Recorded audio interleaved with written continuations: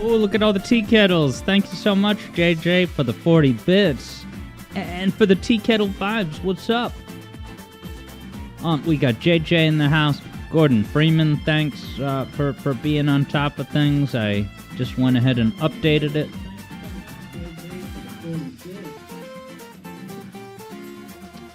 Yeah, so you could get it, Gordon, if you have the funds, of course. And hello, Javid. Welcome back. How's things going? Also want to say hello to a cat that is here. Glad you're here, cat. Dude, I'm going to tell you the topic of the new music theory video today. It's crazy at the end of Sonic 3. And there's going to be on-screen segments during Sonic 3. I just need a couple minutes to get situated, starting slightly after 4, but I'll be ready to go soon. There's not much I got to do.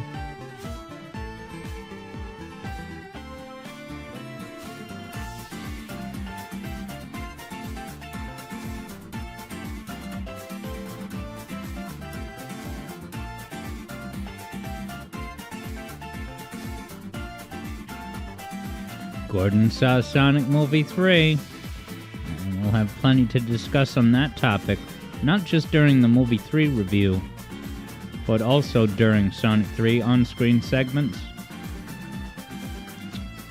And a cat that is here has a great question as to whether the movie discussion review segment is going to have spoilers. I'll say no, although there might be a part at the end where I say, like, alright, everyone who doesn't want spoilers, mute the stream and come back in 5 minutes or something like that.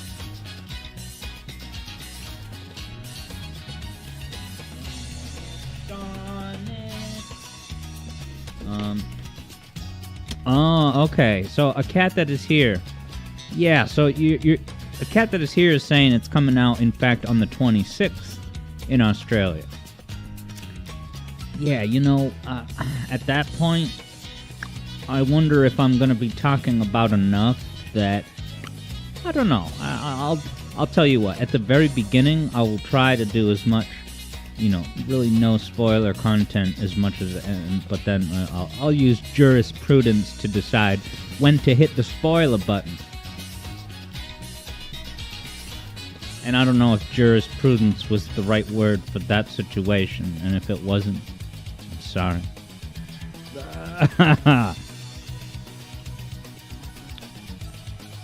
Sonic Heroes, abject failure. Depending on who you ask. If you ask me, that's not my response.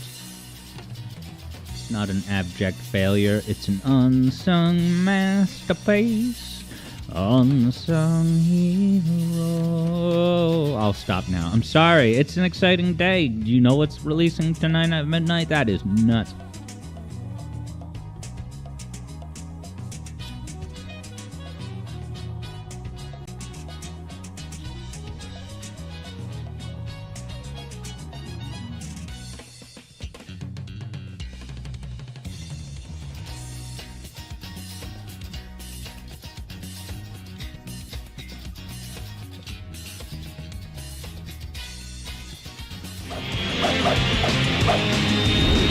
Look who it is. It's that gang. Sorry for the loudness. Oh, I'm so sorry.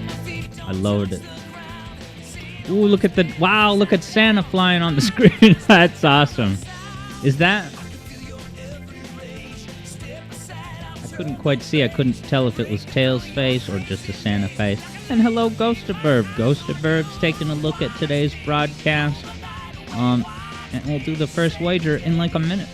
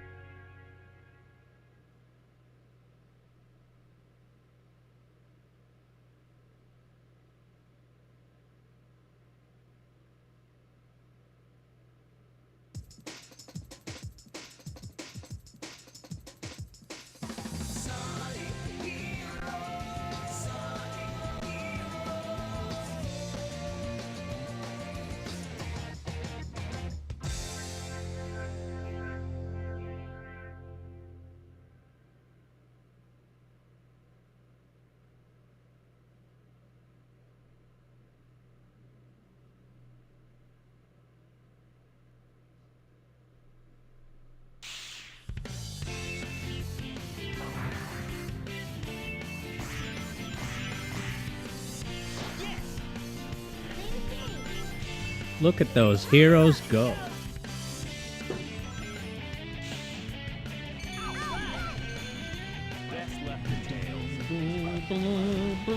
Such a success. All right. Here comes me, man. Here I am. Only 5 minutes late. Ta-da! What's up, guys? Happy pre-Christmas. Happy Christmas Eve. Or if you live in Japan, Merry Christmas Eve. Dude, Gordon Freeman is so ready to use his new microphone soon. I'm assuming that, when I wake up on Christmas morning, there's going to be a 1-hour Hat in Time analysis video by Sirius. I'm just kidding. It's an ongoing joke at this point. Yeah, I'm totally kidding about that. I know you're going to be a Doom 2016 content creator and not Hat in Time. That's a joke too. I'm just kidding. Gordon got the mic, baby. Hell yeah. I got 78 emblem. I always had this moment of which file? This one, baby.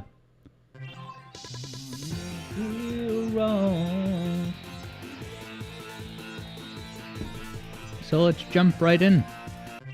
As is tradition, I'm going to start with the Team Sonic mission, the earliest level that I still...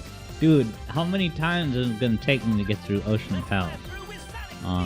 I keep screwing up at the end. Well, screw up at the end. Actually, a screw up throughout the entire level because I missed the goal by like 2 seconds. So, you should all feel encouraged to roast me. If you see me doing anything remotely inefficient, stopping to chase down like one badnik that's not gonna have that big of a points payoff, that's, stuff like that is the main reason why I might fail a wager. But with the amount of times I've run out of time trying to do this...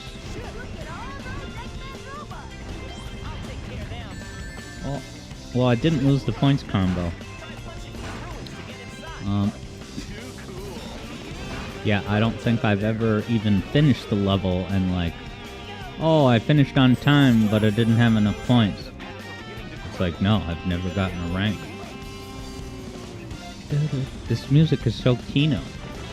If the word Kino was applied to compositions and performances and recordings. Ooh, I kept the combo alive through the door. Is it bogus to go down here? Or is it quicker? I think it's Team Dark when there's enemies up there. Maybe this is the reason why I've lost so many times. Because I don't think there's any badniks on that left route. I'm pretty sure there is, though, for Team Dark. There's a lot of enemies, actually. Now, should I beat Sonic with this? Alright, 2 went through. Never know if that's jank or not. Or, what's the optimal character formation for that? Did I just lose some rings there? Oh, well.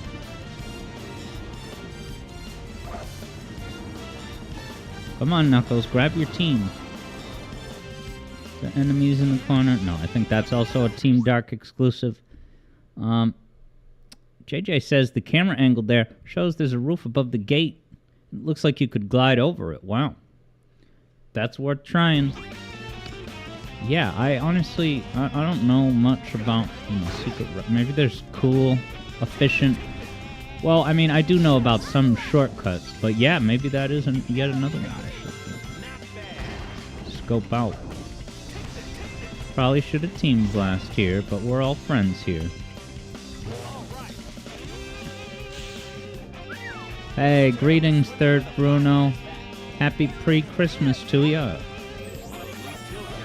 I'm gonna make sure to get into the right cannon, because it can be devastating your case to get in the wrong cannon. I kind of assume that Sonic is the fastest route.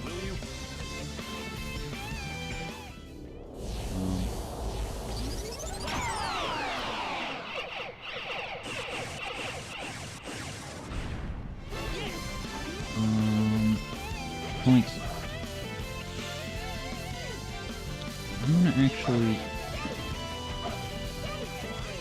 not bother with the shielded guy. So you might ask yourself, should I have even gotten that one badness? And I'm asking myself the same question right now. No, I'm not gonna wait for that guy. I assume he still has his shield. Wee. Someone's a Nintendo fanboy. Good night, everybody. Dude, take out all these dudes before hitting the ground? Shouldn't I be getting an award or something? No badniks up here, man. Just courtesy level up. Punch through with Idris Elba. Losing your rings is not the end of the world in this mode. You know, this is the route I should have been taking all along. I feel like I'm definitely going to get to the end of the level in time. It's just a matter of, do I have the PTS? You know, points, not BTS. It's a totally different thing. I saw a lot of BTS content when I was Christmas shopping. Saw BTS content, Zendaya content, but lots and lots of Sonic content, which is so awesome. I don't know if I exactly said this on the Discord, but it's a phenomenal new era. Yeah, look how much time I have. 50 seconds. I got this in the bag as long as I don't fall off a cliff or something. Well, but then I need enough points. We'll see if everyone's leveled up. That's a good sign. But yeah, this feels like the first, holiday turning point where when I go Christmas shopping and I see lots of different stuff, in the course of Christmas shopping, you're going to see plenty of Mario stuff. Toys, shirts, whatever it is. But this year, I feel like, is the turning point where whenever I came across a Mario item, I would be like, is Sonic here too? And there's Sonic. Also there in the category of watches or shirts, whatever. Moment of truth, I finally beat the level. Had 15 seconds to spare. I think that upper route is going to make a difference. The upper route and taking the right route that goes down instead of the upper route. That's better for Team Dark featuring Keanu Reeves. Perfect. As Knuckles said, perfect. Emblem secured. You can do anything. Believe in yourself. Yeah, JJ says, yeah, man, Sonic merch is at an all-time high. JJ is just glad he doesn't collect it anymore, because that would be a lot of purchase obligations. Alright, well, I just did Ocean Palace, and I kicked ass on Power Plant and Grand Metropolis. Thank you for the well-done commendations, Third Bruno. A cat that is here is, in the meantime... Interesting. Casino Park. This could be fun, because I think they put a lot of badniks on the pinball table. Yeah, let's do a wager. Can always restart the level if I lose even a microsecond. Do-do-do-do-do-do. Cool. Alright, I didn't lose any time. So, the wager is, will Alex get an A rank? And you have 2 minutes to bet, starting right now. If it says S rank, I meant it to be A rank. That's not a twist. Wow, JJ walked past this backpack called Squiggle Store. And they have a whole window section dedicated to Sonic. Hell yeah. I could use a Sonic bag if I was a teenager again. Now, a cat that is here was saying that you personally think that the adventure games are overrated. And you might just be bad. I mean, Sonic Adventure 1 and 2, as much as I love them, I don't know. They're not necessarily the game that I would recommend. What the hell? Where is this?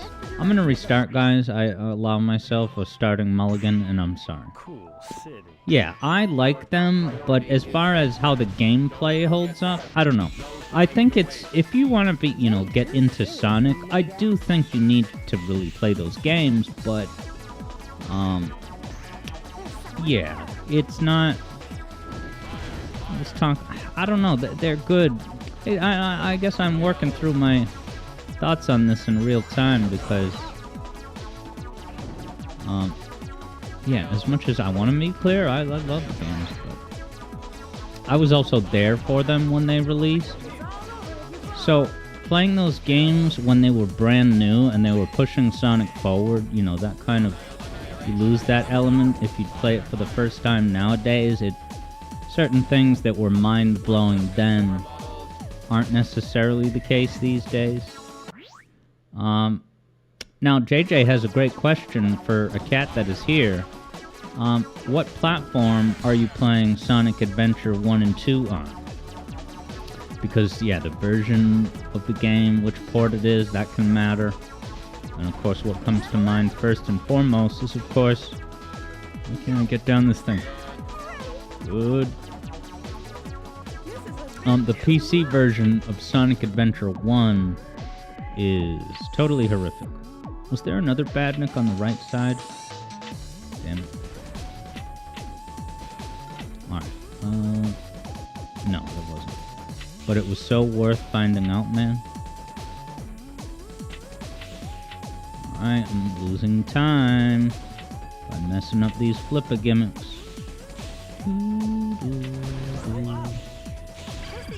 Yeah, okay, that one I was trying to get. I lost rings? Oh, where are we going? Where the hell is this going to? Convenience Land? Oh, this is precious time, Alex Yard. Get good at pinball. Alright, hey, I got another Badnik out of the deal, so it was all a good investment, I'll say. Dude, and I got another Badnik. That's great. Yeah, now JJ's throwing down the gauntlet. When's the SA1 versus SA2 Sonic Debate Society? Let's do it. Sonic Debate Society's coming back. Who could forget JJ's classical monologue about how, you know, as far back as he can remember, he had a Master System with 8-bit Sonic 2? Classic.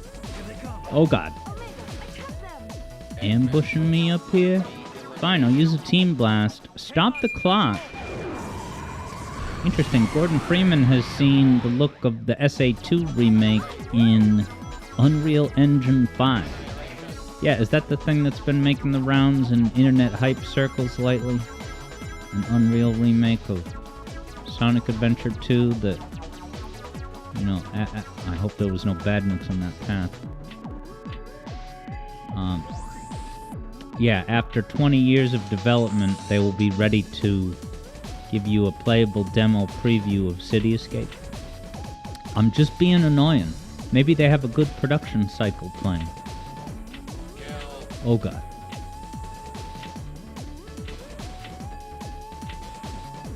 How can a hedgehog... There, that's how a hedgehog... Actually, I was playing as a robot just now.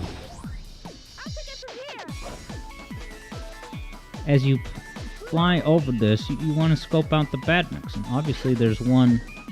What the hell happened? How did I fall? It's against my interests, damn it. I want to get that Badnik up there. Like this. Ooh, I got the triple jackpot. 3 tails. Oh, there's an enemy right there. Ooh, look at me thread the needle like a professional. It's too bad there's no pro circuit for this game. Is Omega back or not?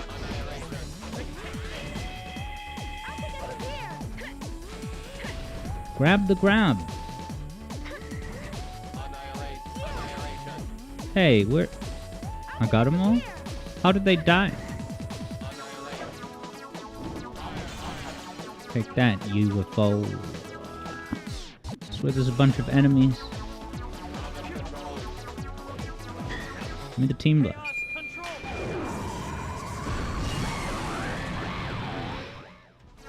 Gordon Freeman's got the plug for a Star Fox 64 port. Or did they port it to GameCube? Took them long enough.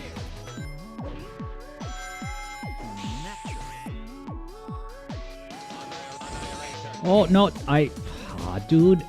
One of my AI buddies flipped that turtle into the air. And I think because of that, I wasn't able to attack it. And I'm pissed. No. I'm going to the little thing. Is it possible to go through these two boosters? I don't think so. But maybe from here. How could a hedgehog... Alright, I think I should... That robot... Well, there's robots down here, so it worked out. UFOs, I should say.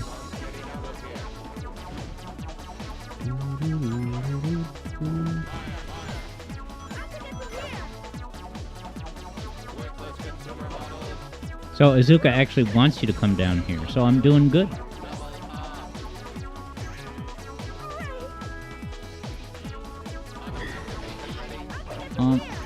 Yeah, Gordon Freeman says that Star Fox port is on the PC, and it's called...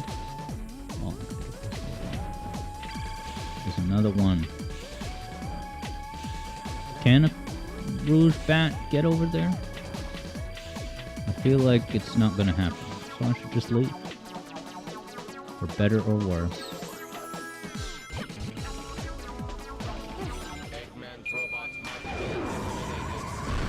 Stopping the clock.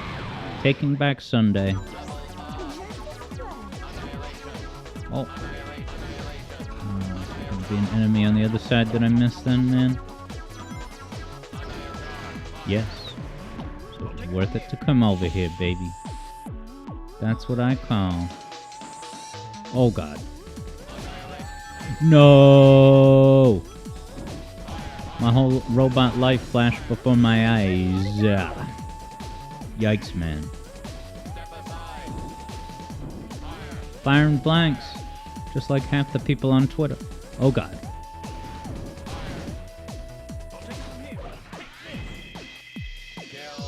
That thing I gotta pull. First try. You see that? Expert efficiency. Flip over the turtle while you're waiting for it to crash down. That's the moment you use that downtime to pull the children's lever. Wow, did one of my AI buddies get that other robot? I should issue them a performance bonus. Is there... Yeah, of course. Now, is there 4 badniks at the top? There sure are. And I got all but one. Now I got them all. Can I get out of here? Yes. This is going micro good. And if I miss that one, I'm not going to beat myself up about it. So let's see. I got 81 in my first lap. Even more, actually. Actually, is there another one that's going to spawn when I take one more step forward? Well, maybe it's now not going to spawn because I froze time. We'll find out together. You know, when we get to heaven and we can look at the tape archive of everything that ever happened. We have no way of checking it today. Is there any robots here?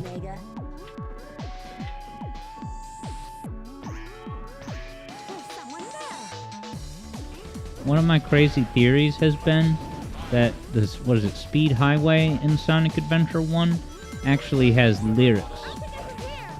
And one of those lyrics is the word seltzer. You know, like the seltzer drink? It's like, dun dun dun dun dun, dun seltzer. I forget exactly which part of the song, but... Long live seltzer. The drill is real, the seltzer is real. Seltzer. Evlo says, the lyrics are up and down and all around. And hello, Evlo. Yes, it's a different part. It's more the lady voice in Speed Highway.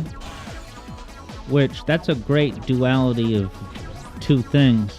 Can I get... Is there a robot on the other side? No. Wow, one of my AI buddies maybe got the 100th one. Hey, JJ's got the celebration. Thank you for the bits. Double back-to-back celebration. Here comes Tails. Don't miss it, folks. And also Knuckles taking damage. Oh, and I got an A rank. Dude, this party keeps on climbing octaves, bro. Thank you so much for all the bits, JJ. That's a lot of bits. Up and down and all around. Oh, and hello, King Samurai, who has the JJ emotes. Very cool. Is that Shadow?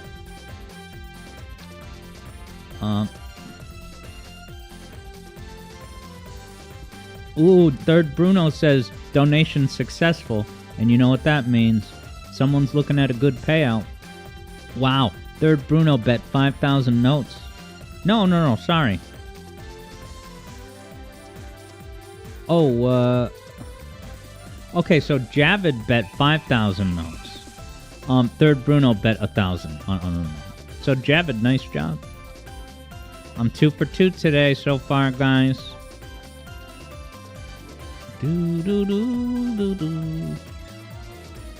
Oh, and Javid, wow, a classic throwback. Javid neglected to mention that Javid Claus, you know, the Javid version of Santa, is here today. Harkening back to that classical time when, yeah, Javid was giving out points like there was no tomorrow.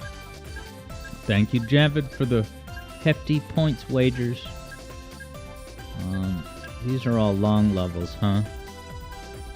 Frog Forest, that's the stealthy one. Yeah, so we don't have much time left for heroes, so why don't I do this one, because the mistake I was making last... So I think it's points-based, isn't it? Right, because actually, let me... Yeah, it is points-based, because see how Frog Forest, it doesn't show you the score, because it's only based on time. Actually... Yeah, that is mission. Not the primary. Okay, so Frog Forest. So it's not just that you have to avoid all detection. You have to get a certain score. And it's getting detected like an amateur. Oh, let me start a new wager, though, too. This music's so good. Going for that A rank. 2 minutes have begun. Place your bets. Ghost of Burb, much like me, is grabbing a sip. Eblo says JJ just left with bits. But King Samurai certifies the triple celebration.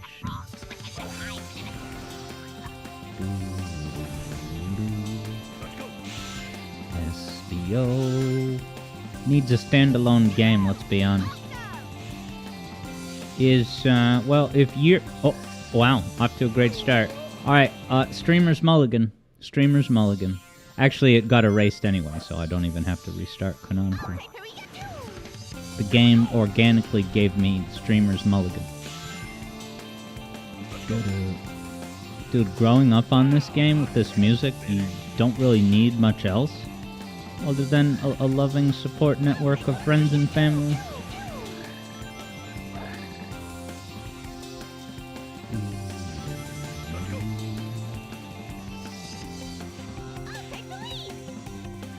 I hope it's worth it to come up here because I basically mastered that shortcut, and I'm proud of me. Why is it glitching around the checkpoint? Did somebody croak? See, the Sonic series doesn't shy away from micro-mature content.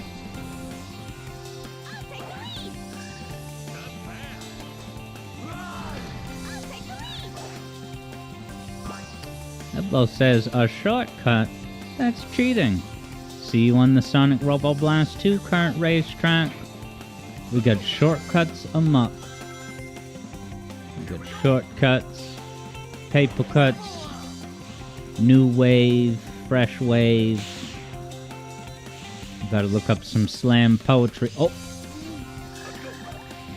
I am stealthy. You can't find me. Misses the rings. Dude, it's a points wager, Alex. You don't have all day.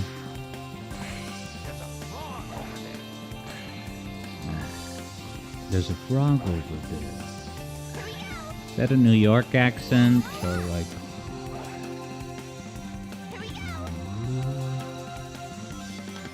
Yeah, I forget what that flower does. Other than prompt Charmy to start violently sing. Now, JJ says, is there a Sonic Robo Blast 2 cart hangout this week? Yes, but it'll have to be the later start time of 8:30. And I figured we should just do it on Friday. Because that seems to be the most popular night for random internet racers to join, because we played on Friday this past weekend, and it was like 8 to 10 people the whole time. It was a ball. Absolute ball. EB took the prize, of course. I haven't beaten that guy in SRB2 kart since he, like, was getting used to the controls up front. Uh-oh. Fly over the frogs. Don't lose the score. Dude, it worked. Might as well team blast these fellas. Eblo confirms that this level is unforgettable. Seriously, you can't let the frogs get you. Is there a frog nearby, man? Not much time left. There's not a time limit. Is that just unprecise flavor dialogue?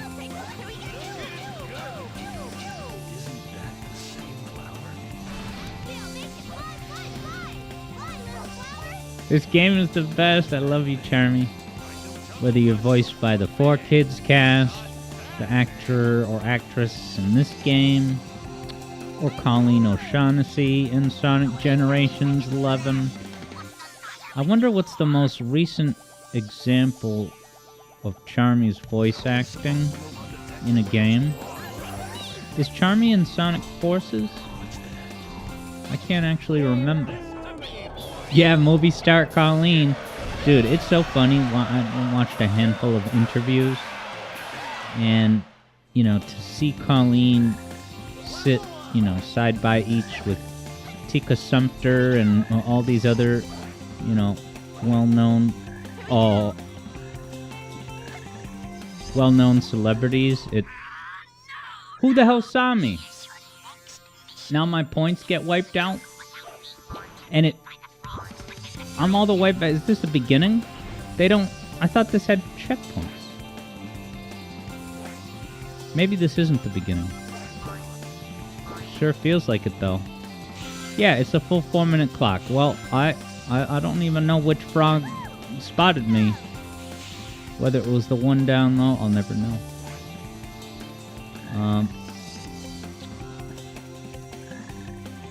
Oh, okay. I wasn't even noticing the time limit at the lower right. Is that why the level ended? Maybe? JJ was asked by somebody going to see Sonic Movie 3, do you know anybody who likes Charmy? JJ said yes, Alex Yard. Charmy support services live. Never forget Charmy. Wow, the third Bruno won that wager, having bet 5K.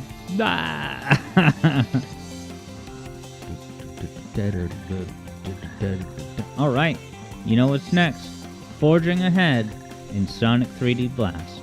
Do you guys want to see what, oh, wow.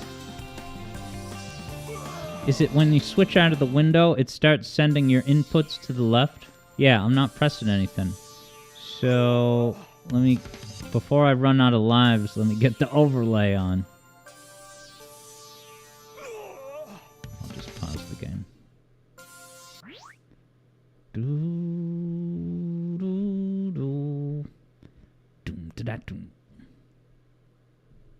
Yep, here's the Sega Genesis version of Sonic Heroes. Available only in the European Union. See?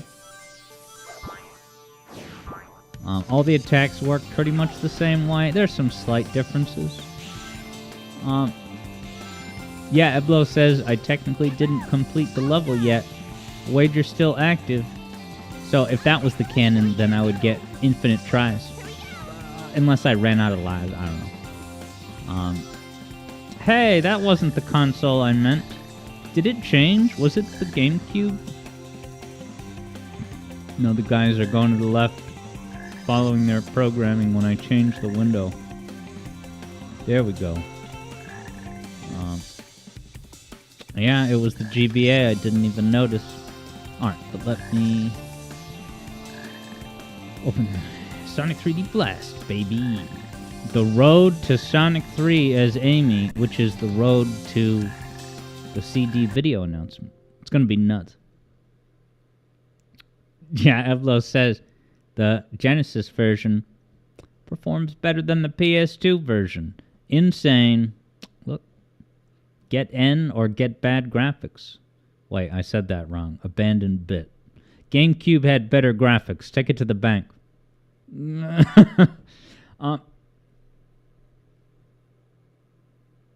JJ has a good idea to give the overlay the Nomad treatment. Did you spot the Nomad in the investigation video? You know, I was trying to keep it light. Put, what's his name? Sakurai appeared on a Nomad among a Japanese mountain range. It was pretty swell. JJ had a Nomad. I don't think I ever did. Oh, but I have a micro mind-blowing reveal later on. Not about a Nomad, but in the same neighborhood. And also, micro mind-blowing is an oxymoron. Wow, JJ said... I didn't know that, maybe. That the Nomad was only released in the U.S.? Where's my Kega window? There it is. Sonic Kega gets the job done. Hey, I just noticed that the name of the stream and the info is now back where it belongs, under the stream screen. Did that update for the rest of you guys?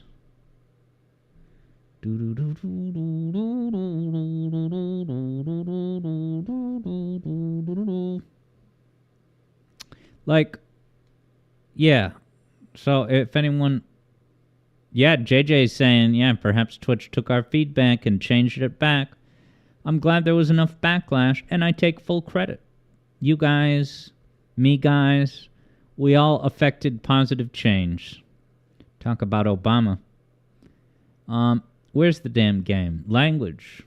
Hey, they say damn in the Sonic Movie 3, I'm pretty sure. And that's rated PG. So, where the hell is the game? Here it is. Almost. Sonic Flicky's Island. As it is known in some outside of America places. What?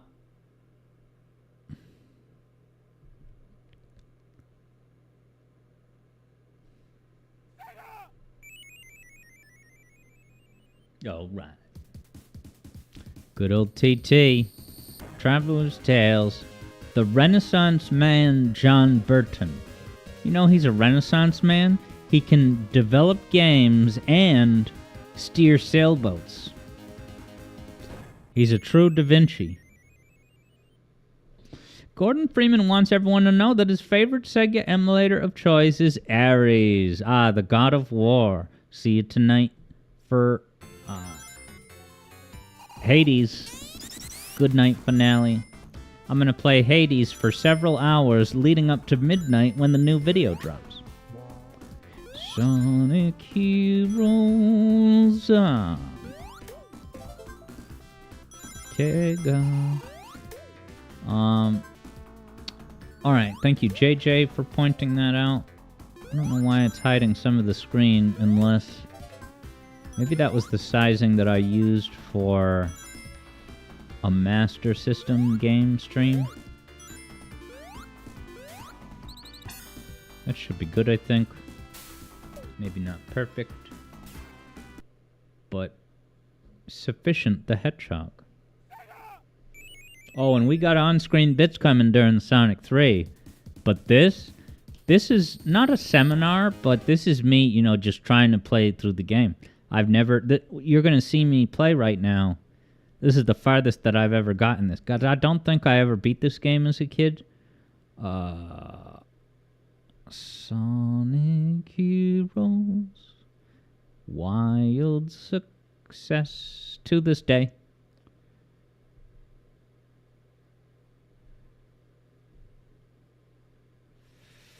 Just a minute here. I know that I save state.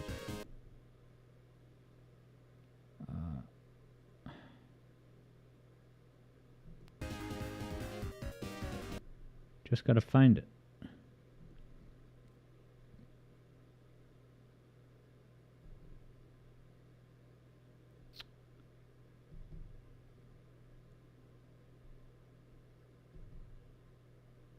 Here we go. I knew I had it, baby. Look at that. Back on the scene, got my shield and everything.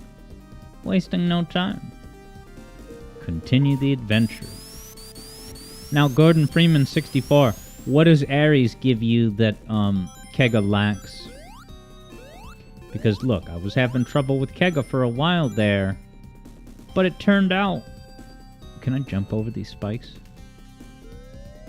Oh, the fans turn on when you step on them? How creepy. Probably use the fans to get up there. But let me look over here. Yeah, the only reason Kega was not working for a little while was because I didn't have any audio set up. Because I guess the word is native. The native speakers, you know, the ones that are built into my streaming PC, at some point stopped working. And I don't know why. Now, that's not really, I hate to see my computer not work for a certain functionality like native speakers. But I actually don't need it, so I haven't taken any action to fix it. Because usually when I'm gaming, it's just connected to my TV. And when I'm streaming, the sound goes through my earpiece. And the built-in speakers are crap anyway. So it's like,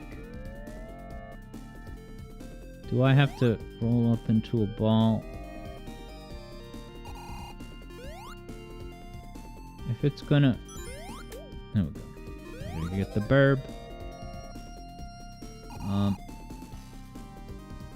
Alright, I'm gonna deposit these here. Sacrifice points for... What's the word? Sanity. So that I don't... Now I can't lose those verbs. Is this a place to go? Dude, I love these wires. See those wires, like, kind of right above Sonic? They're so, like, jarring, but in a cool way. They're, like, not scary, but they're intense. An intense adventure. I say intense. To really feel the intensity, you would have had to play this in 1995, but...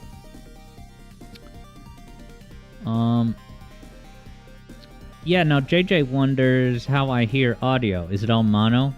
I think I did, change this PC's sound readout to mono.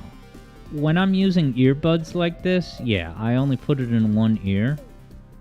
But one thing I actually started doing for, like, Sonic Roboblast 2 Kart Hangouts is that, I mean, it's kind of complicated, but I use my gamer headset to have the game audio, even though I'm still wearing an earplug in my right ear. My right ear is the worst ear.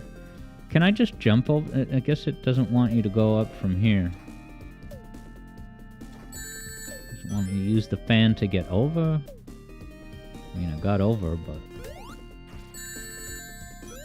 Yeah, so I have the game audio from my gamer headset, Discord audio from a left earbud connected to my phone. But that's Who Gives a Crap Theater, and I'm sorry. This has been Alex Yard with Who Cares Theater. But yeah, streams, I just have the one earpiece in my left ear.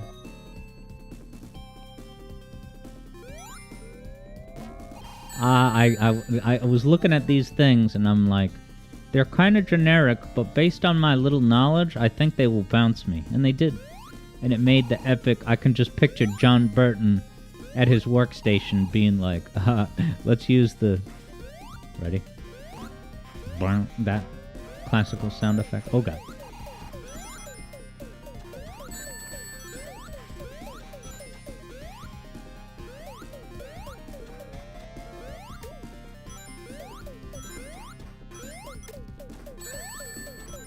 How am I supposed to get my... Oh, yeah. If you just run... The thing is, I keep putting pressure on myself to jump around. But you don't actually have to jump around as long as you keep moving. Like I just didn't successfully do.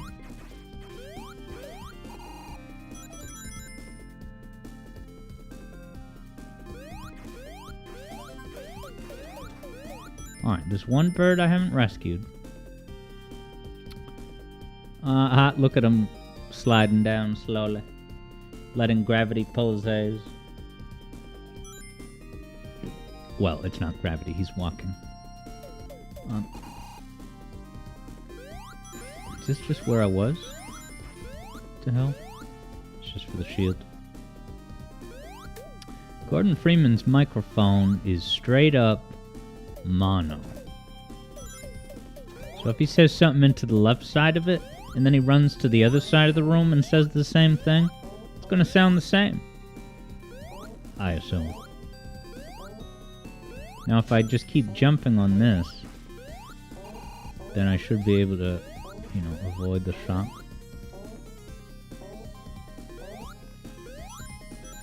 Dude, I could imagine Scott the Wise getting ticked off at this part, but as long as you use the D-pad mindfully, I think if you use a joystick in this game, you're absolutely screwed. You're not going to have enough precision movement, probably. But knowing you can move directly diagonally by holding, like, for example, up and left, 3, 2, 1, now. See that? You move right across the line. And you know where you're going to go. Ghost of Burbs got the certified cool ghost. With the Reggie glasses. Or at least Cool Kids glasses. Wow. Oh, did this conveniently transport me to the end? Guys, we're forging ahead. This is nuts. I never beat this. You're gonna see me face this boss blind. Have I ever even seen this boss, man?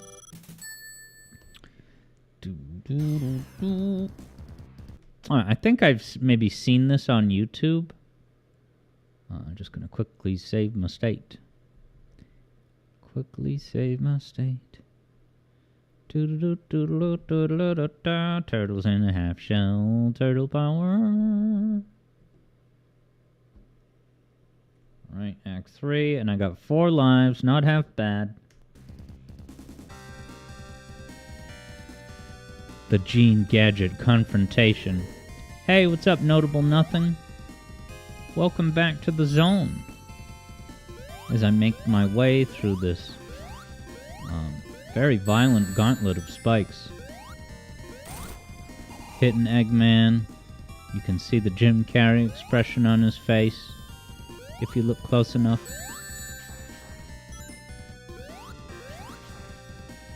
So violent rockets, man.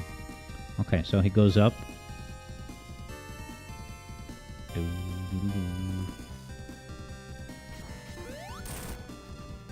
It's not too bad. Did he just take another hit somehow? This isn't that... I feel like the lava boss is way harder. Was this due, you know, the next morning? They didn't do... Oh, God. Come on, I gotta beat this on the first try. To rescue my gaming cred. What, Alex, your gaming cred is damaged? I mean, JJ won like 85% of the Versus wagers that we did this year. Just not Metroid.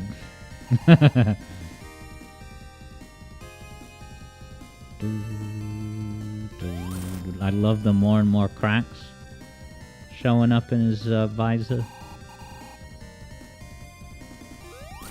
Yeah, I can preempt the missiles by babysitting him in this way. Now, are the spikes getting more frequent? Dude, I can preempt the missiles. First try. How's it go, Notable Nothing? Gonna announce the music theory video topic. Nice. Third Bruno's got just 1 hour of work left, and then you're free for the whole week. Yeah, and then... Yeah, I'm psyched to get revengeance on Talkman. Watch, just like we were saying, I'm gonna, like, beat it on my first or second attempt. I don't think I've ever seen these enemies. Holy crap.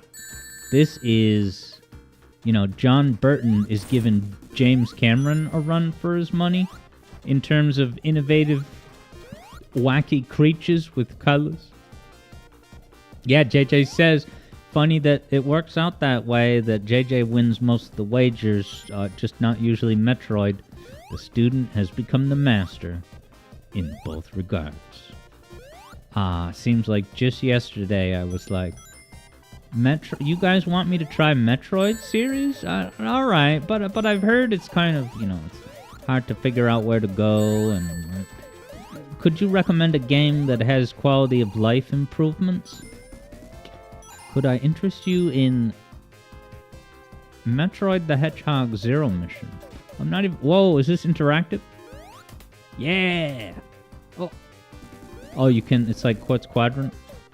Is that changing the conveyor belts? 3D graphics, dude. Oh, rocking to this music. I just noticed what it is.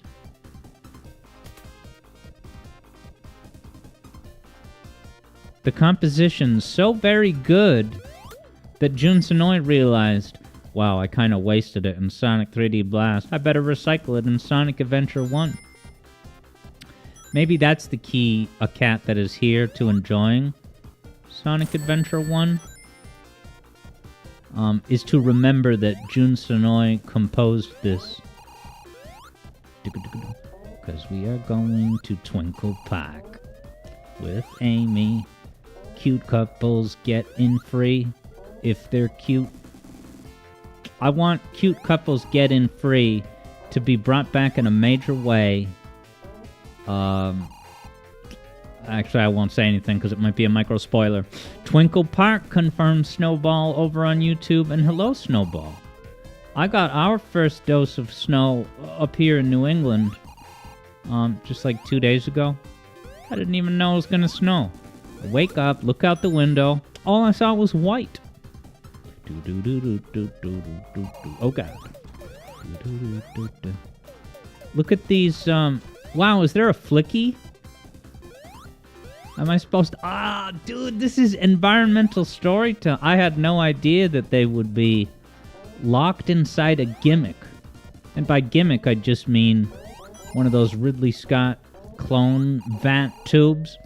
Pretty much the vat, suspended animation tubes that Shadow was in the new major motion picture.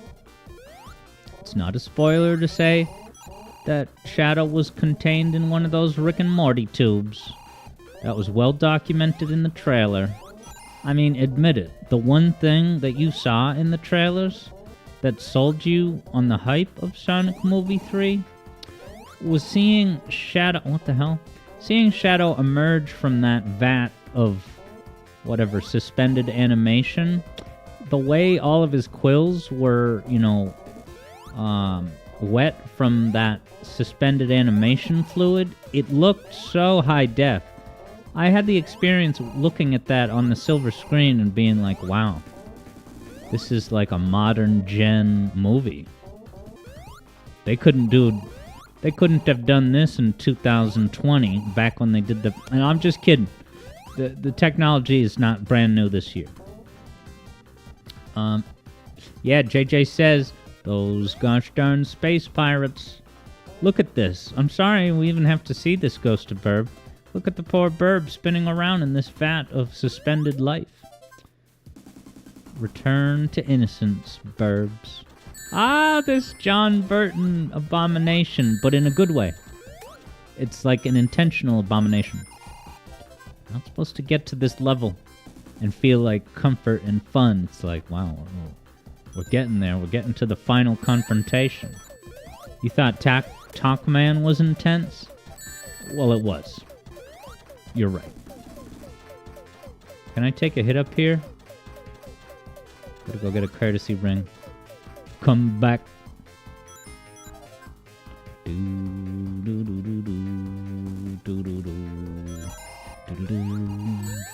John Burton is a visionary. I pressed R to do a spin dash.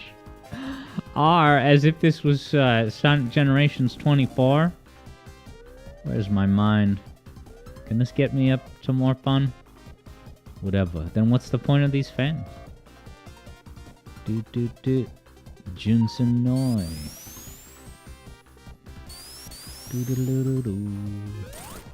Ah. Kia wonders, who is this John Burton that I keep mentioning? Ah, well that would of course be, assuming that's not a tongue-in-cheek question, that would be Traveler's Tales founder, director, CEO, and custodian, John Burton, the visionary... Oh, you know what? I probably missed this bird, so maybe it's not even a bad thing that I got sent back to the beginning. Yeah, John Burton... He was the main creative force behind, I don't know, Pugsy, Sonic 3D Blast, Sonic R.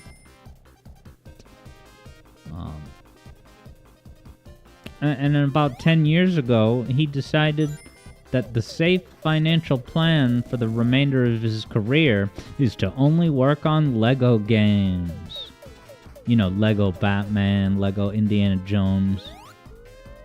Now, I don't think I came down here last time. Is this a dead end with the flicky? Oh, it is a dead end. I'm not getting the shield because the sprite is ugly. And I didn't even mention that in 25% of Sonic 3. But I will mention it in the follow-up video. You have experienced most of Sonic and Knuckles. I'm going to mention the fact that another reason to not use shields is because the shield sprites are so, you know, ugly and in your face and just flickering glow. You can barely see the cool character that you're here to vibe with, Sonic.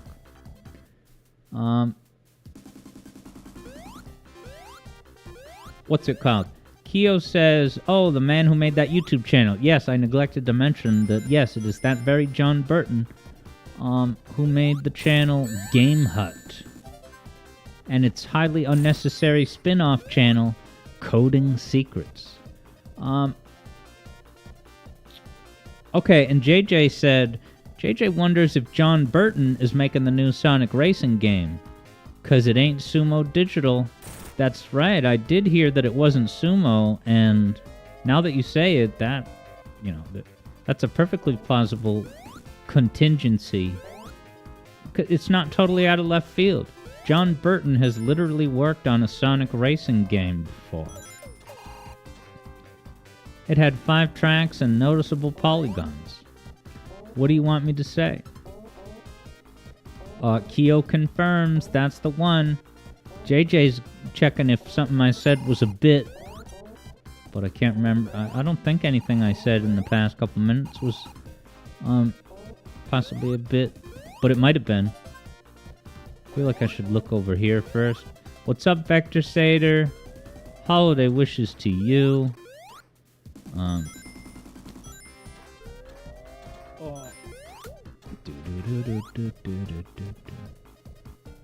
Oh, okay, the follow-up to 25% of Sonic 3.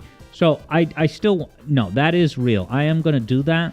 It probably won't be called You Have Experienced Most of Sonic and Knuckles, but that's kind of like the working title, you know, just for brand recognition. Hey, thank you, Ghost of Burb, for the pyramid bit. Oh, now I get it. Was that a bit? Ghost of Burb steps in. Here's a bit. Looks at the camera. Dun dun dun. Well played, Ghost of Burb. And thank you for the bit.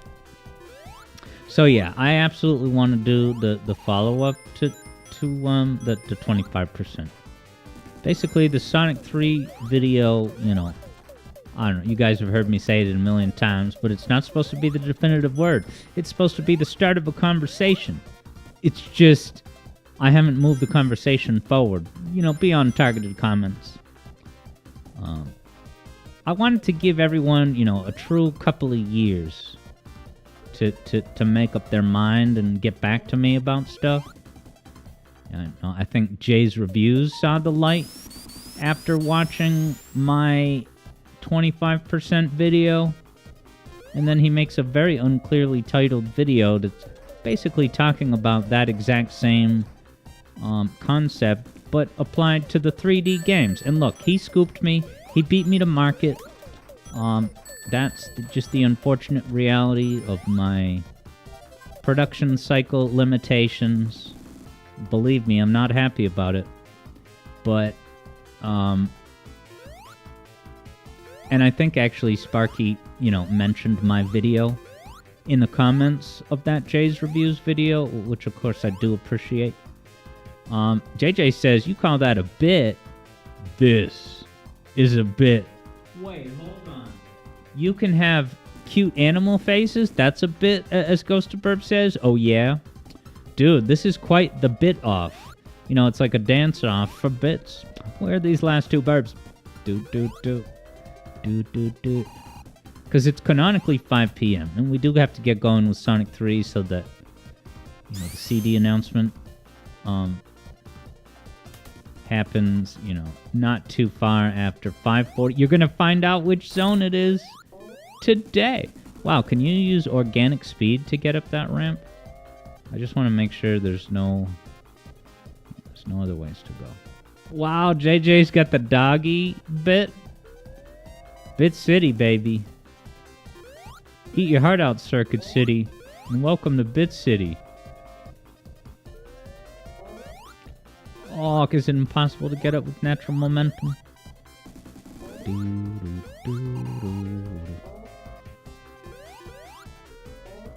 Ghost of Burb's got some kind of unicorn bit. Right, it's a bit about bits. Oh god. I can't get up here. Alright, we gotta get going with Sonic 3. I'm playing as Amy. It'll be a walloping good time. So what I'm gonna do for Sonic 3 wager is I'm gonna try to get, a respectable... for me, a respectable Sonic 3 score is 200k. I've gotten more than that, but 200k is reasonable to ask of Alex Yard, but not a guarantee. JJ's got the jumbo abandoned bit. Did I look over here? Calling all burbs. Yeah, I called the burb. And a burb answered. What was I gonna say? I forgot. Must have walked right past that burb earlier. Ride fans and get zapped and... I think that door will take me to the deposit ring, and then I'll just save state. Is this? Maybe it's not. Is it over here?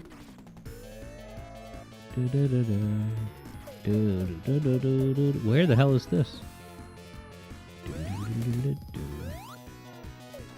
And what did that just change? Is this a dead end? Oh no. Oh, this is automated. I can't move. Is this a cutscene? Is there going to be dialogue with Knuckles in a moment? It won't let me move. This is epic, bro. No, it was just a scripted ride. Wait, how is there another enemy? Where... Am I supposed to be here? This is the end, isn't it? Wait, Hey, I'm not complaining. I beat the level. Perfect. And I'm gonna open up everyone's favorite version of Sonic 3, Sonic Origins.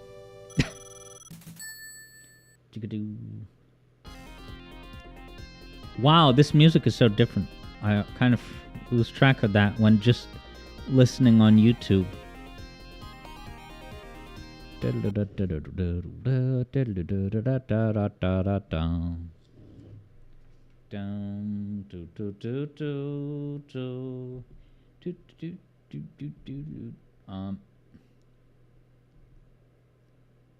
This is what? Panic Puppet Act 2?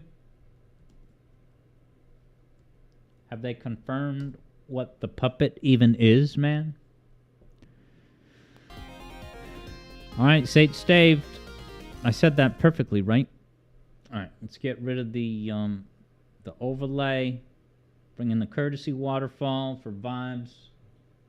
Take a sip of JJ's underrated H2O. Not that this is JJ's H2O, just that JJ supports H2O as an underrated beverage, as do I. And hey, what's up, chill guy? Liking a move it, move it.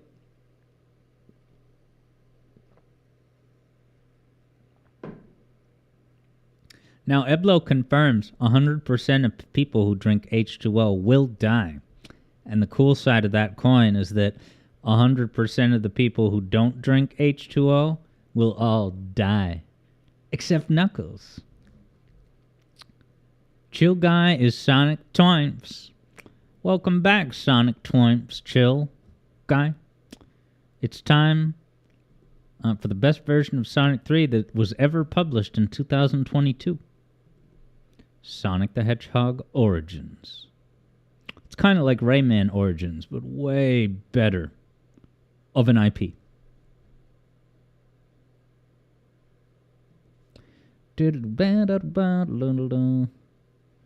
Now, Gordon says Sonic 3 Air, and that's a good mod, I agree. Wow, if you could only see my Steam library, my most recently played games are Pac-Man World Repack, followed by Doom 2016, and I have Gordon Freeman to thank for suggesting that I played it during this week's gaming hangout. It was fun, because I never made it far in that game. So it was fun to just jump right back in, start a new file. Now, Eblo's got the question on every Bruno's mind. Where's Repack 2? That's what I want to know. And dude, when they announced that there was going to be a Pac-Man announcement at the Game Awards pre-show, me, Bruno, and like 2 other people got wicked hyped. But what they announced was, is it a gamified version of the Pac-Man episode of Secret Level? Which I won't even go into that now. But it's worth your recon, and or it's worth your discussion after the stream or whatever. Alright, I don't have to set up any button mapping, but let me at least get the oh, what the... Why isn't my controller participating in the action? Uh-oh. Third Bruno fears that recent Namco problems have destroyed the chances of it. We shall see. Did I miss a headline? Is Namco... I know that Ubisoft is maybe courting potential buyouts, but is Namco... Yeah, refresh my memory. We gotta get the intro on, though. There it is, Sonic Origins for the Sega Genesis. The best version, in my opinion. Gonna take a 1-minute step away, and pretty soon we'll be at Angel Island. The first level you will ever play if you buy Sonic 3 standalone on cartridge and don't have the level select codes.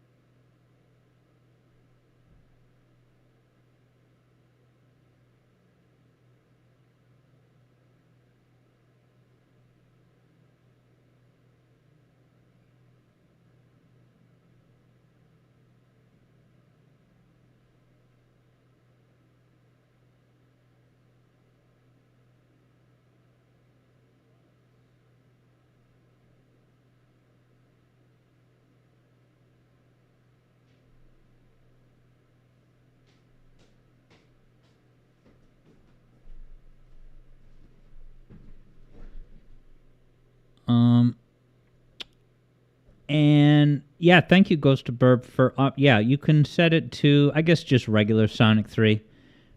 I would imagine that has more followers. But yeah, have a great... oh, I thought you were also saying good night.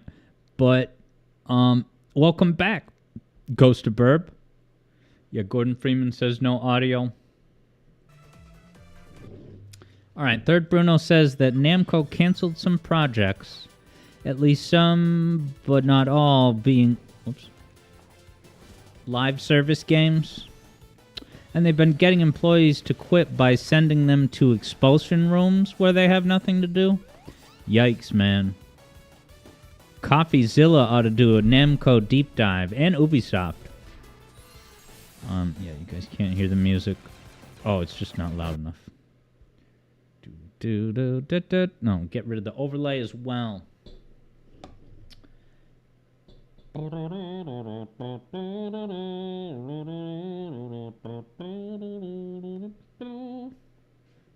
right. So, the question on everyone's mind is how many points am I trying to get? Well, like I was saying, what I'm aiming for is a base score of 200K, but also a cool bonus average of 7K. So, being that standalone Sonic 3, of course, has 6 zones, which is 12 acts. 12 times 7 is obviously, of course, 84. So what that means, my children, is that today's target score for the wager is 284. But I am playing as Amy. She's got her excellent drop dash, hammer move, plow ahead, accessibility mode. I don't even know if you could call it accessibility mode, but you can definitely call it 11 out of 10 cuteness rating mode. Wait till you see Amy go like this with her hammer. You probably haven't seen her do it in a few weeks. It's going to brighten up your afternoon. Where's the wager score?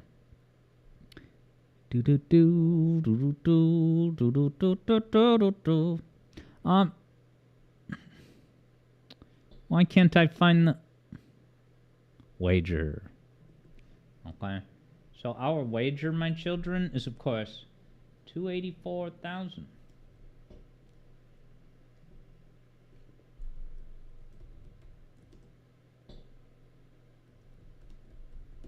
Okay. So I'm going to start with that stat on screen. Okay, the wager is 284. But then I just added the informational bit that my cool bonus would need to average out to 7K per level. And yes, Eblo, this wager is going from Angel Island to good old Launch Base. Sorry, it must be depressing to see all this great animation, but no audio. So guys, all I gotta do is execute the wager, and it's gonna be just 30 minutes. I say just 30 minutes. It only really takes 45 minutes to play this game, so you're gonna get to see a heck of a lot of the run. Will Alex get the target wager score of 284? Yes or no? Bet perfectly, bet confidently, bet now. Between now and the next 30 minutes. All right, take it to the bank. There we go. Yeah, Bruno had said... Can I plug this controller, plug it back in? Oh, do I have button mapping active? Yes. Kega. Duh. How could I have forgotten? Ah, guys, Tails. He did that. Does Tails do that in any other games? That, like, salute. Nice. Ghost of Burb played this route the other day. Is that the front half of Sonic 3? Dude, we got on-screen segments today. That's going to be fire and flames of the certified kind. Anniversary mode, baby. Yeah, start, so we get the title screen.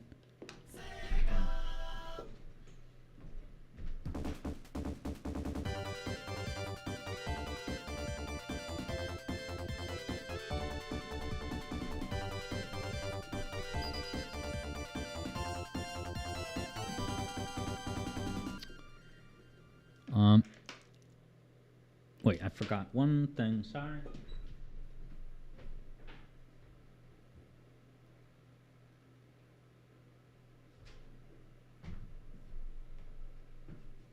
Confirmed. Eblo is looking forward to seeing Amy brandish her hammer in Sonic the Hedgehog 3 this time of year. It's a good time for hammer brandishing. Sponsored by Brandish, now available on Sega Genesis, I'm told. One player, baby. Start the party. Wager is active. Graphics card is ready to render graphics. What do I gotta do? Erase a file, man?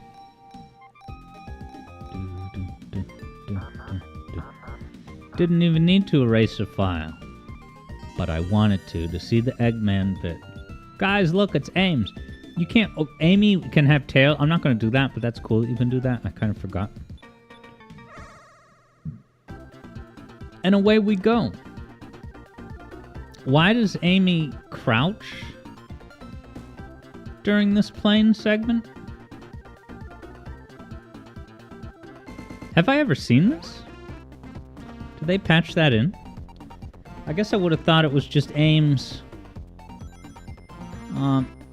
just standing there boringly. Yeah, Eblo says she's scared of dying. Now, this hammer attack, does it ever run out in midair, or does it last, until you hit the ground? It probably lasts. I have no points. I gotta step up my game. Hey, I didn't mean to get that. It's too much power. It's dangerous. Now I'm risking my almighty time bonus.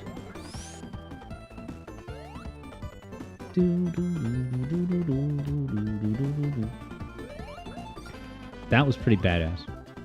I'm giving myself credit. Alright, how about when we get to the firebomb, that's when I'll bring up the first on-screen segment.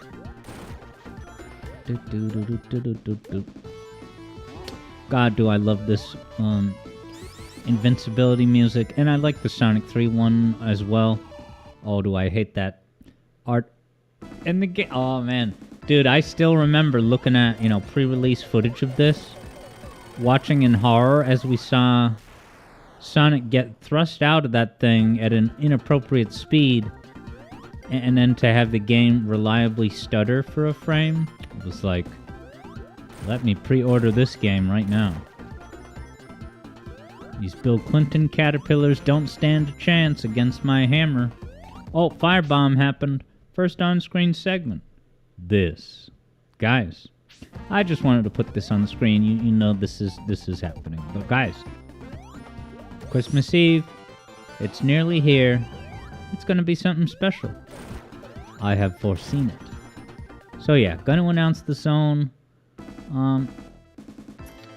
Once I finish this wager, and I am gonna open Sonic CD.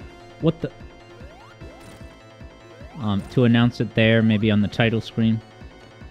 But I can't wait. But right after I defeat this boss, we'll go to the first real segment. Shoot fire.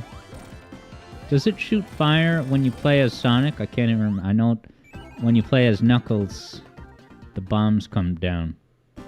JJ thinks it's metallic madness. Now, of course, I'm not going to confirm or deny anything in that category, but I always love hearing your guys' guesses or reasonings why you think it's going to be something specific. So, here's our first actual segment. Oh, Amy got to stop and look at Sega Forever. So, Eblo thinks it's going to be Wacky Workbench again.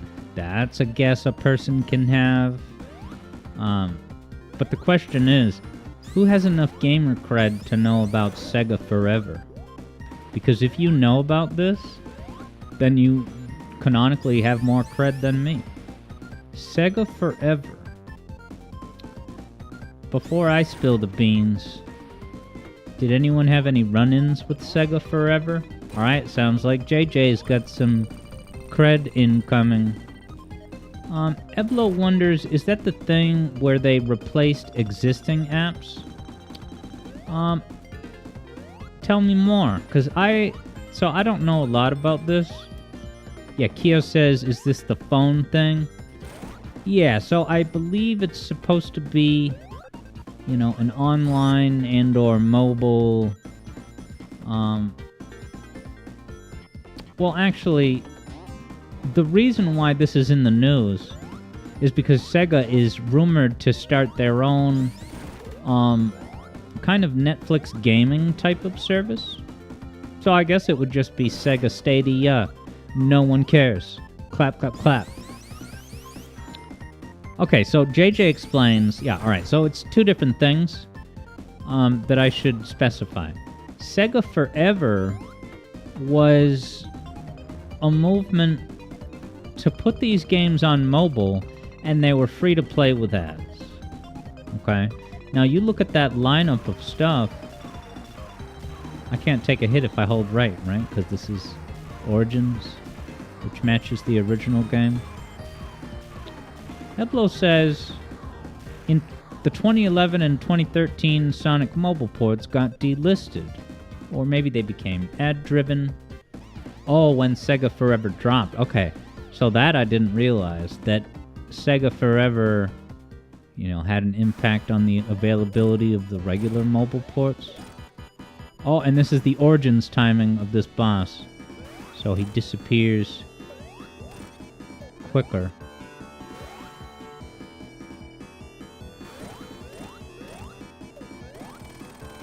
Behind the waterfall. To a crisp. Okay, so this Sega Forever, yeah, if we're just kind of, because I don't know exactly what Sega Forever was, but I do know that it was called Sega Forever, but that name did not age well because it pretty much became Sega for 6 years. Good night, everybody. I found that on Google. I didn't make it. Ah, look at the way Amy falls. That's great. Now, that reminds me of... Well... No, I've already said that bit on stream once a long time, so I'll abandon that thing I was about to mention. What I will instead say is that if Sega ages... No, not Sega ages. Sega Forever only lasted 6 years before it was poop-canned for some reason. Well, that doesn't account for the Sega channel. Now, admittedly, I made this hodgepodge logo mashup screen. Uh-oh, Miss McHugh.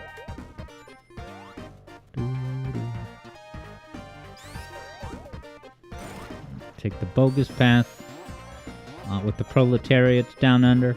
Yeah, so the Sega channel was... I think technically Sega channel proper was only on Genesis. But it may amuse you to know that the Sega Genesis actually did have game downloading capacities, which is, you know, with the dial-up internet. Come on, I'm just trying to get a bubble of air. Just like in the second movie. These fans always on. They Is that supposed to happen? Because I lost all my rings. But yeah, there were certain games that were exclusive to Sega. You couldn't even buy them. Or maybe it's... Because wasn't that game Alien Soldier a Sega Channel exclusive, maybe in the US? I think it had a retail release in Japan. But yeah, of course, Dreamcast had its online functionality. Who could forget? And the Switch 2 is rumored to have online play. I can hit him safely. Wonder if I could hit him...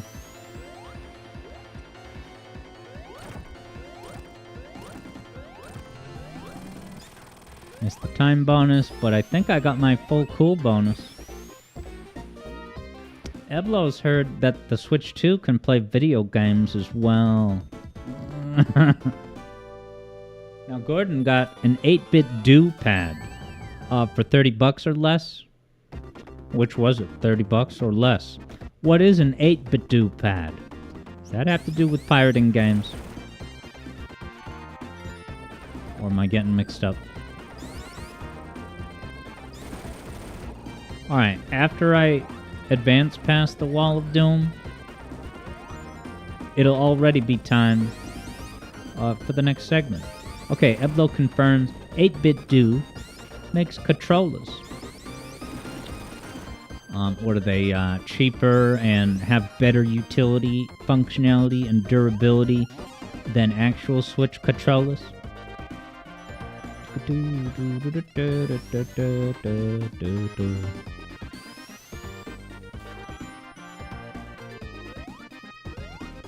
You, Sonic Momentum, Amy, and the Water.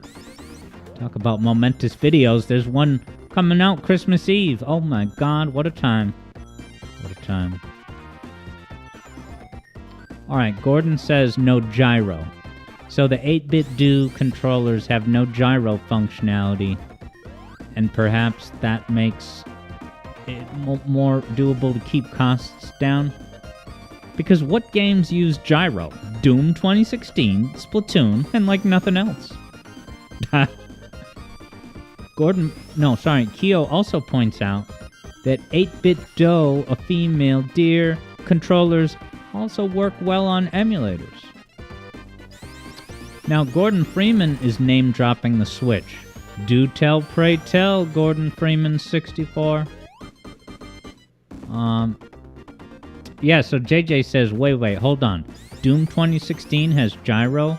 It really does, and it honestly, like, I don't know how common that is in first-person shooters that come out, like, in the past, because I guess I haven't bought that many new first-person shooter games that have come out in the past 10 years.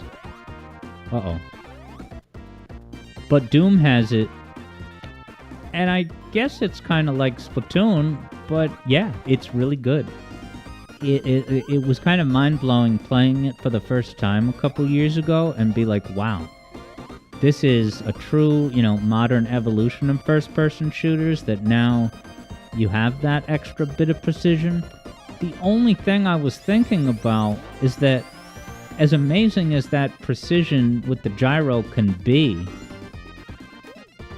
and yes, JJ, getting that precision gyro is, on a Switch controller on PC. Which is kind of the reason I brought that up. It's like, I've heard people say that Switch Pro controllers can have issues with emulation, and I totally believe it. It just so happens that that's never been an issue on my particular PC.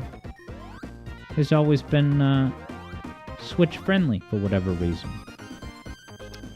But yeah, JJ says that the only ones he's played that have that are Portal 1 and 2, is it?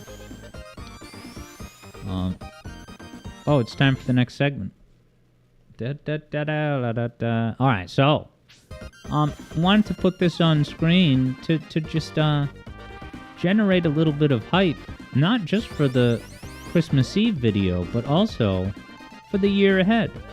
Now, I've mentioned here and there that, unlike the past, for the upcoming, several months in 2025, I actually do want to give patrons a big kind of preview list of things to expect, right? I usually don't announce projects until they're within a month or two of coming out, but I know a lot of the things that I want to do in 2025. And I want to, the part of the reason why I want to tell patrons in advance, other than to generate hype, but also because, this video that I'm putting out Christmas Eve, it's my first video in a while, and I appreciate everyone's patience, and I also just feel a little bit motivated to throw you another bone. You've waited a long time for today's CD video, and I'd like to sweeten the deal.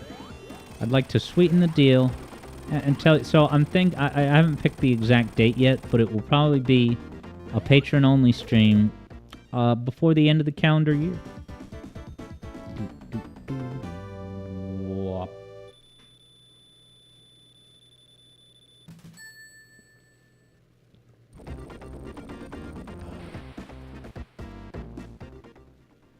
So yeah, I have Sonic music theory videos and non-Sonic music theory videos. And I want to announce a bunch of them all at the same time. Now, I won't be announcing the order that they'll be appearing in or anything. But I will tell you, in no order of production or importance, lots of video, like maybe 5 or more. So it might not necessarily represent the entire year of videos ahead, but it will include a heck of a lot. So get hyped, I know I is. But yeah, JJ is looking forward to getting to Half-Life 2, because when he beats Half-Life 1, he'll get to advance to the 2000... No, Half-Life 2, motion controls. Give me that gyro, baby. And also, I'll just tell you that I picked the Sonic movie characters for that. I'm not doing a music theory video about the Sonic movies. I just picked that in the overflowing, bursting hype that's been going on for Sonic lately, as emblemified through the movies. I just love seeing those 3 characters in movie form doing their cool action poses. It's kind of all I need in this life.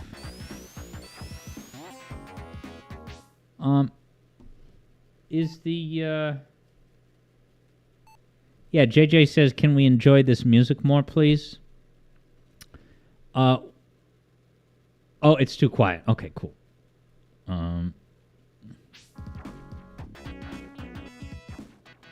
Alright, it's almost at 25, so I'll put it up a notch. Yeah, it's going past 25 now. Does that sound enjoyable? I could even go a little bit higher.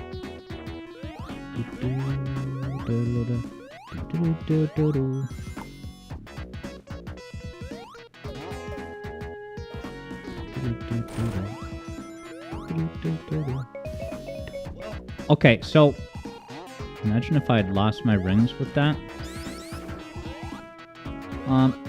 So the first thing that happened was that I looked at the top, and I was very surprised by, because it's been a while since I've played this Origins version, the horrible 2 frames of animation, a downgrade from the way it looks on the Genesis. And are these tops physics a little bit different? Very awkward. Yeah, JJ says this year was pretty good for Sonic 2. So you wonder what next year will bring beyond the racing game. Yeah, you know, as I was thinking about Sonic Rumble today, I was like, did they announce it as Winter 2024? And does that mean they're going to release it at some point? You know, in the very near future, before New Year's Day? Because yeah, we got Sonic Cross Worlds. I think I maybe saw an interview snippet from some business manager saying that basically it was a... See, that's the second time I've landed on the top and it doesn't catch. What the...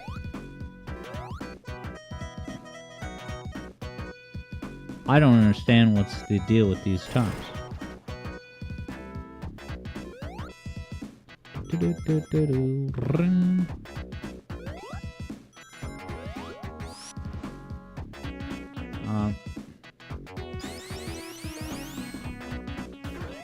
Yeah, JJ says these tops are simply not accurate. They don't work. I guess I thought they were maybe gonna at least patch some. I know they patched some things, but something like the fan not working on a basic level, that seems like a no. Is this gonna be harder and easier because it's Origins? Damn. Yeah, these stupid rocks.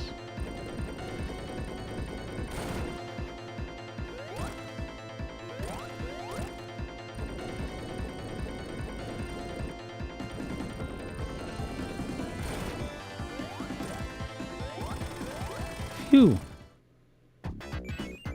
I would think I got my entire cool bonus on that act, baby, which is enough to commemorate the next on-screen bit. Sonic 4 confirmed. Taking back Sonic 4. Now, when, late-night hosts mention Sonic 4, it's not going to be as the butt of a joke. It's going to be the great movie that it was, though not as good as Sonic Movie 3. Because I think Movie 3 set a, who knows if Jim Carrey's gonna come back. I feel like maybe I heard that he could, that it's not like any kind of guarantee that he's gonna retire. Yes, and as Gordon confirms, Sonic Movie 4 is speeding into theaters this spring, 2027. And yeah, JJ wonders whether this is an official logo, and no, I'm pretty sure it's not. Yeah, I'm 99.9, but it looks pretty legit. I feel like this logo was floating around even before Sonic Movie 4 was greenlit. Now, I don't know if Jeff Fowler is coming back. I don't know if... Wow, Amy can spin these with her hammer? Discovery discovered. I don't know if the Laundry Basket screenwriters are gonna come back. Yeah, Third Bruno liked that cop-out. This spring of 2027. Hey, the top worked. We're in business. So alright, since there's not much to say about Sonic 4, how about the next bit? This. Sonic 3. Goodbye, Mufasa. I was telling Mufasa to just give up preemptively. Right? I mean, if even Avatar backs down of competing with the blue hedgehog, then the depressing, realistic CGI lion should have as well. Grabs pulley.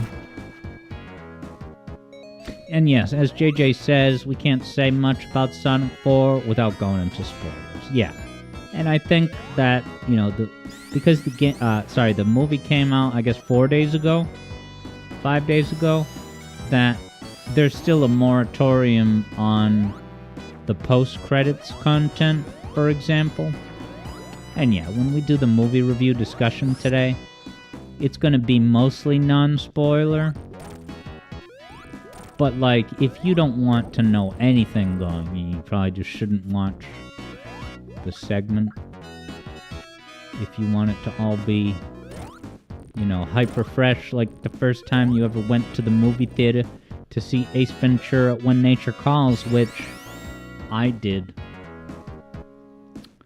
Now, the cool thing about Disney getting humiliated by Sega is that if you recall... Just got an extra life. If you recall, the box office projections for both was about $50 million each. Okay? The box office projections had them neck and neck. So the fact that Sonic went, a fair bit over 50, and then the Lion King dipped below that 50, that means that, the prediction of market share total size was accurate. It's just Sonic took a bigger chunk of the pie. Which, dude, fully deserved it. Eggman, Keanu, good graphics on Shadow's quills. Lots of quill. I mean, I could sit here for hours pointing at everything that the movie did right. Ghost of Burb's certainly gonna mute the stream when we get to the spoiler zone, as it were. Now, someone reports that Mufasa is projected to take in 220 million worldwide. And that, that includes other markets. Uh-oh. I'm not gonna lose anything, am I? I'm gonna get these... No. How much do I lose? 50? I can... 100?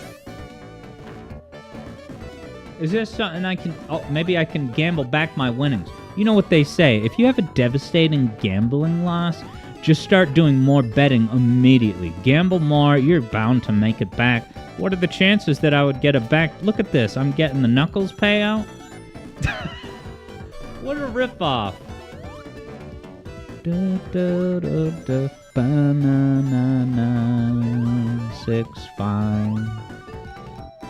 Come on, no whammies, no whammies. Cute characters, no rings. This is bullcrap. Javid has the heads up that there's 3 minutes left in the betting. Dude, you get all 3 of the same character. It's really not that many rings.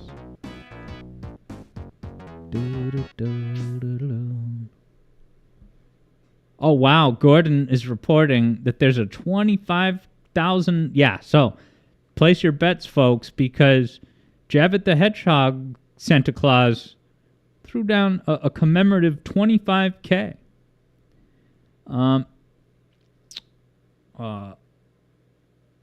As Kyo says, it's like taking candy from a baby, which is fine by Shadow. What, brutally beating Mufasa at the box office? I feel like the only people who went to see Mufasa were the people who worked on the OG Lion King movie. Ho ho ho, says Javid Claus. Known as Scott Calvin in certain circles. Oh, what? That... I wonder if... Probably not. I wonder if losing your rings in the bonus stage hurts your cool bonus. I assume it doesn't. But... Wow, third Bruno matched the bet. Wow. Dude, this is crazy. Third Bruno matched the bet on the same set. So third Bruno put his 25K. Not that that's the rest of his points. But he put yet another 25 for a total of 50. I better win this wager. I mean, I really messed up in this act. But I should still have at least 8,000 of a cool bonus, man. So, I'm not giving up hope. I am not going to pre-register these hits. I don't do that. I will put on the next segment. Okay, so this is another little movie tidbit. Maybe you guys saw reported in the mainstream media that... Wait, why didn't Eggman change directions? Usually you hit him and he just disappears. It's like all but impossible to get a second hit. But yeah, so news, you know, someone, Jeff Fowler or someone mentioned in an interview, because people were talking about, like, how could, wow, did Tails get a hit in just now? How could Gerald Robotnik be alive if he was presumed dead all that time? And so it turns out that, and by the way, me saying this is not a spoiler, because Gerald being in the movie... you see, he dropped Ames. Gerald being in the movie, I think, is well known in commercials and stuff, so... Gerald's in the movie, that's not really a spoiler, but people were saying, well, how is Gerald alive? And so the movie make is... Well, let me just pause here and say that if the target score is 284... then right now I'm on pace for 288. So I'm basically right on track.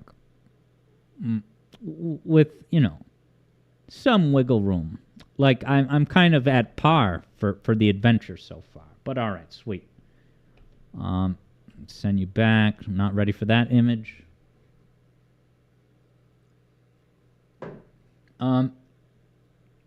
Yeah, so it turns out there's a deleted scene that actually gave some background info on how Gerald... Oh, we got the new music now, too? Turn that up on my end. Deleted scene would have revealed that Gerald stayed alive, and this is a direct quote, by taking hits of Shadow's quill. So, I mean, how many times in the movies have you seen Eggman hold one of Sonic's quills in his hand and, like, touch his tongue to it? No! And so his tongue kind of gets zapped? Well, apparently, not only was Gerald doing that with Shadow's quills, but that's what allowed him to have near immortal lifespan. But they cut it because, they say they cut it because for a perfectly valid, screenwriting reason, it was just a bit too much and they had to keep the action going. Well, I wish somebody had talked to whoever wrote the crappy long claw scenes, whoever wrote the crappy scenes in the house in Sonic Movie 2, and even a little bit in 3. Gordon bet all of his points on a yes outcome. Isn't that something? Points to be won. Holiday cheer. Dude, there's only 6 more acts until I tell you guys the topic of the Sonic CD video.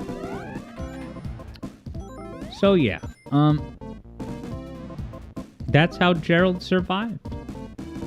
Taking hits off of Shadow's quills. So that basically is, canonical to the movies. And I'm sure that deleted scene will be included in, like, the DVD and Blu-ray. Which is kind of funny that Sonic Movie 2 also had a deleted scene that, much like that Gerald taking hits of the quill bit, is like an explicit innuendo to drugs, because Sonic Movie 2 had the horrific cut content where when Eggman was on the Mushroom Planet at the start of the movie... Is there a special stage here? He was brewing his own coffee using the native mushrooms as the base, and drinking that mushroom-based coffee made him hallucinate. So you bring it full circle to the first movie, which, if you remember, Carnival Night Act 1. I'm taking too many hits. And not good hits of Shadow's quills. Sonic Movie 1 was supposed to start out with that depressing subject matter hip-hop song, Gangster's Paradise. Been living most our lives living in a gangster's paradise.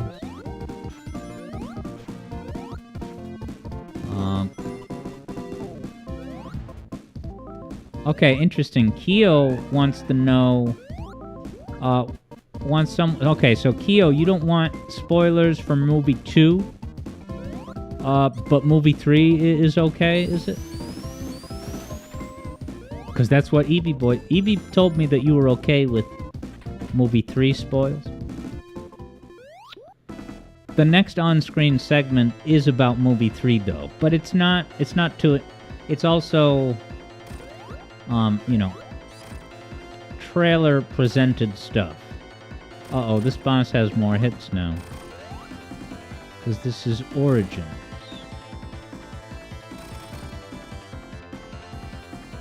Which for some people is the definitive way to play the game.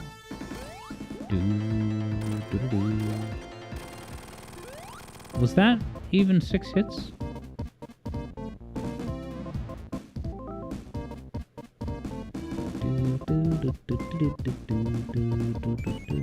Gordon might get Sonic Cross Shadow Generations. Do you know if it's on sale, Gordon? For the holidays or something? Alright, assuming Keo is okay to hear movie 3... It's not going to be a spoiler.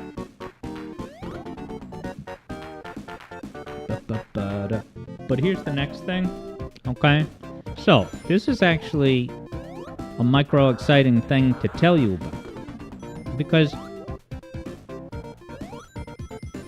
it's not just that Shadow was seen in a gun... With a gun, sorry. Everyone's already seen that in the trailers, okay?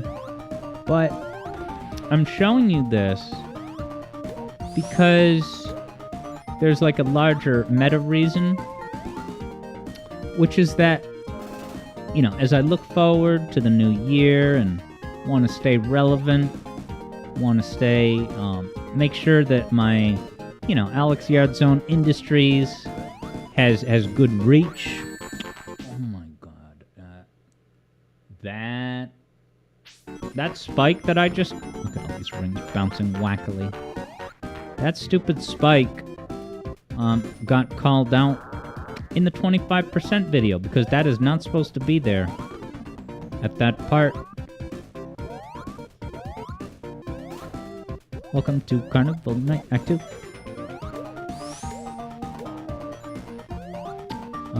Okay, Gordon says that it's on sale currently for $37. Alright, but anyway, I want to make sure, the zone is staying afloat. Making sure that my audience reach is, not any more limited than it needs to be. JJ says turn the music down again. What do you mean? It's the reason I'm all here. Dude, there's at least one part of this that's so bad. It's so dissonant. I'll try to identify it. I think it's the very start of section B.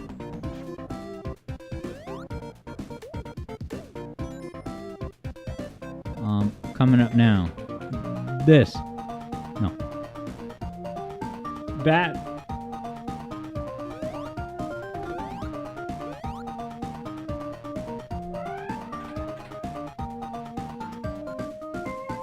That part. Okay, so, talk about this live on the air. It's not like a concrete plan, but, this is us. We're just talking, I'm really thinking about giving the more impromptu discussion video format a new try. Now, in the past, I marketed this as Discuss, right? The plan was to do a Discuss segment where we have, a long-form discussion as the plus segment of a Wednesday stream. And then, do a little bit of editing, but really not much editing at all. It's really the strength of the commentary itself is the selling point of the video, and then just upload it to YouTube. Okay? So, I was thinking to myself, if I was going to start doing that, right, I can tell you that the biggest reason why I never posted the couple of ones that I did about a year ago, right, because I've tried to do this before. Do a discussion segment here on stream with the intent all along to edit it down into a YouTube video on Alex Yard Adventure. The reason why I never posted the ones that we did was because they were a bit too disorganized and scattered, and that's totally on me. That had nothing to do with, audience participation. It was just the way that I went about it was a little bit all over the place. And while that might be perfectly fine for a live stream discussion, it's a little bit unpolished of a feel to make as a permanent content slice on YouTube. Okay? So, I was thinking that the first video that I did in this format could be, and this is a little bit tongue-in-cheek, get ready for what I'm about to say. Make sure you're sitting down, because you might fall over. I'm like hyping it up, but it's really nothing that, okay? The name of this, and I'll tell you even before I say the title, that the name of the video and also that prospective thumbnail that you can see on screen is very, intentionally attention-grabbing. Okay, so the prospective video title that I have for this is just going to be this. Sonic Movie 3's Controversies Explained. And maybe even the word explained will be in all caps, because, right, I'm pulling out all the stops. Doing all the typical, right, not misleading clickbait or anything like that, but nonetheless, attention-getting, intriguing, sensationalized. Okay? So this video would be Sonic Movie 3's controversies explained. But very early on in the video, I would preface it all. What the hell? How did I get up here?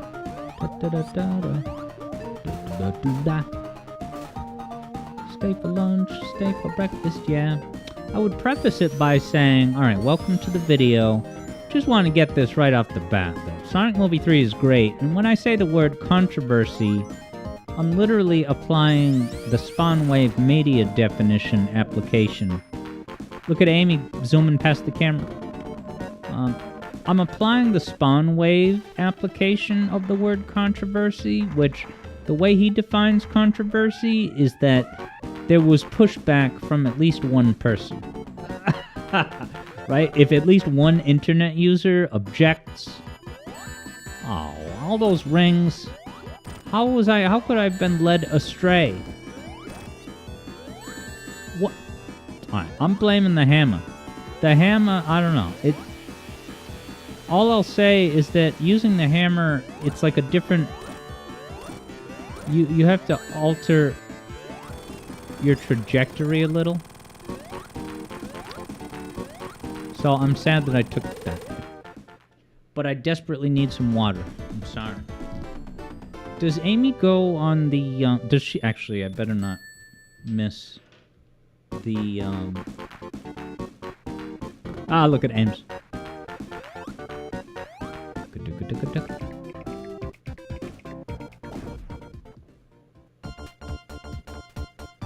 Oh, she does.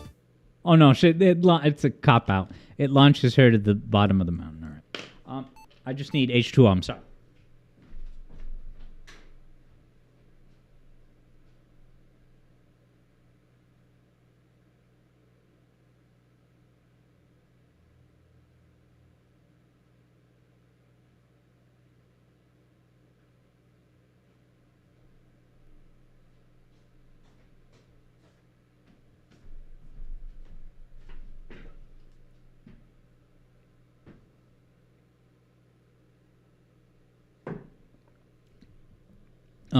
We are way behind for the Sonic CD announcement. But hey, Sonic 3 is a short game, isn't it? Certainly Ice Cap is a quick zone. So yeah, if you're just joining us, I'm really sorry that things are a little bit behind. But don't you worry. Because it's coming as soon as I beat the launch base boss. So yeah, I think doing those discussions, would be great for switching things up on stream. I've been looking at the streaming numbers for viewership, and I don't know if I'm getting inside my own head because it's the holidays and people are busy. So there's been a little bit less. I don't know. So it's hard to... It can be hard to gauge whether you're having a streaming slump or not. Because sometimes it can go for a little bit, it's a little slow, a little quiet. But then other times there's boom, right back to 20 viewers. So, believe me, I've been asking myself questions about how to possibly pivot. Not a dramatic change in stream programming, but some kind of acknowledgement that possibly... and I'd be interested to hear any of your thoughts on this. I don't want to say that I'm worried, but I've considered the fact that streaming a limited set of Sonic games for as long, and when I say limited set, I'll stream lots of Sonic games, but I just mean that, I'm limited to, 85% Sonic in my streams. And I'm thinking to myself, as much as I still enjoy it, is it...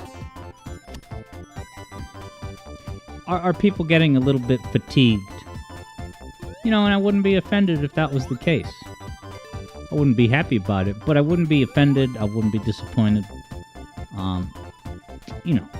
As much as I try to spice things up with on-screen segments, which I do, I don't know. I'm kind of just thinking out loud, you guys, but I guess I just don't want to resign myself to any kind of plateau. And I guess that goes without saying, but maybe not. I figured I've mentioned it. So yeah, I mentioned this all simply because, as I think about the new year, I'm thinking like, all right, should I use a greater Should I use a greater percentage of stream airtime to do segments, discussions that I can then put on YouTube? Now, of course, the financial side of it is a factor. It absolutely is. And yeah, if I hate to put it in monetary terms, but if I can then, turn a live stream discussion into not just a fleeting one-day improv, but it's a piece of content that other people can find without, the requirement of being there present when it happens. Now, JJ's got some thoughts. Read those in a second. No, you can't stand on the right. I think I made that same mistake. And hey, what's up, Cream and friends? Over on YouTube, welcome to the soiree.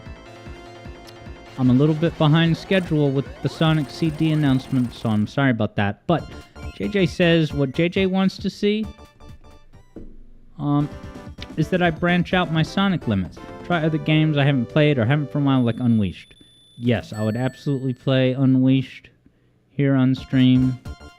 And then the Rush games too. Yeah, if I can find a way to make it happen, I totally would. I just don't own those games. I don't know. We can talk about that paradigm. But yeah, no, that's a great suggestion, and absolutely yes. I'm pretty much willing to try any Sonic game on stream. It's just I don't want to pirate anything. And the budget is far from unlimited these days. So yeah, if it can help a little bit with, a little bit more income, I won't lie that's one of the motivations for YouTubifying a discussion that we have here on Twitch. On live stream.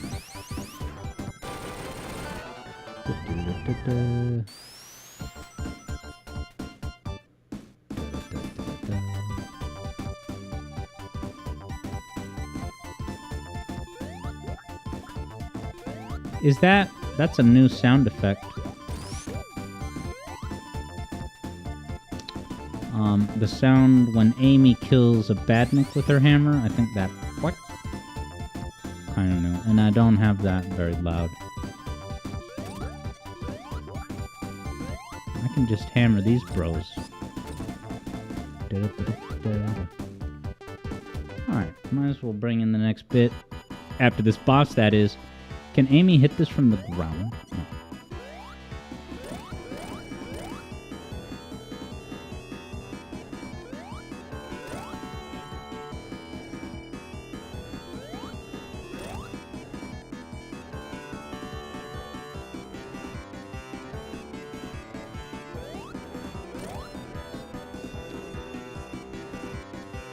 Missed the 2 minute, but that's okay.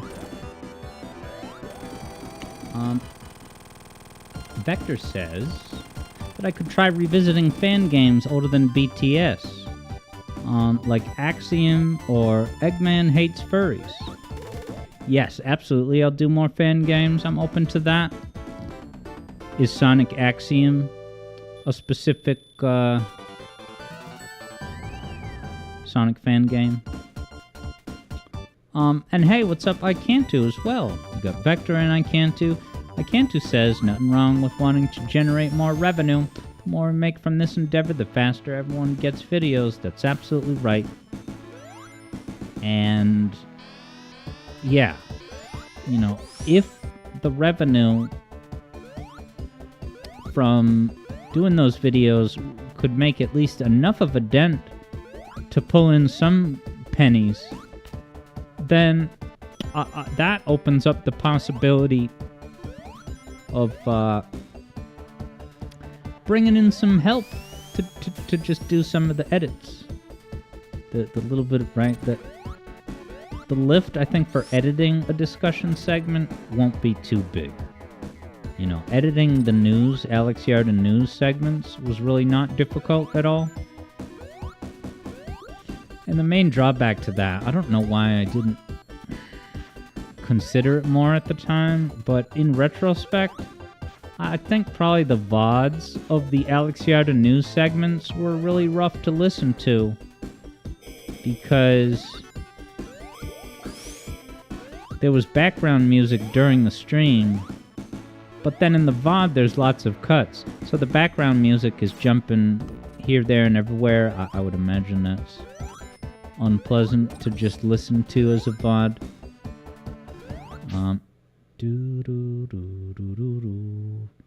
Yeah, Vector says that Sonic Axiom is a finished fan game. And Vector doesn't think it's like really good or anything, but it indeed can be played from beginning to end. JJ doesn't know what to suggest. JJ even has a streamer friend who asks how JJ has more average viewers than that person does. And JJ says it's because Sonic. Yeah, and Sonic, you know, is always prioritized as a big draw. Not going to become a variety streamer.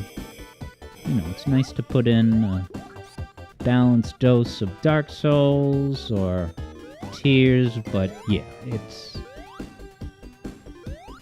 Even if the number of game hours I stream per week went down, I don't think the Sonic ratio would change, possibly.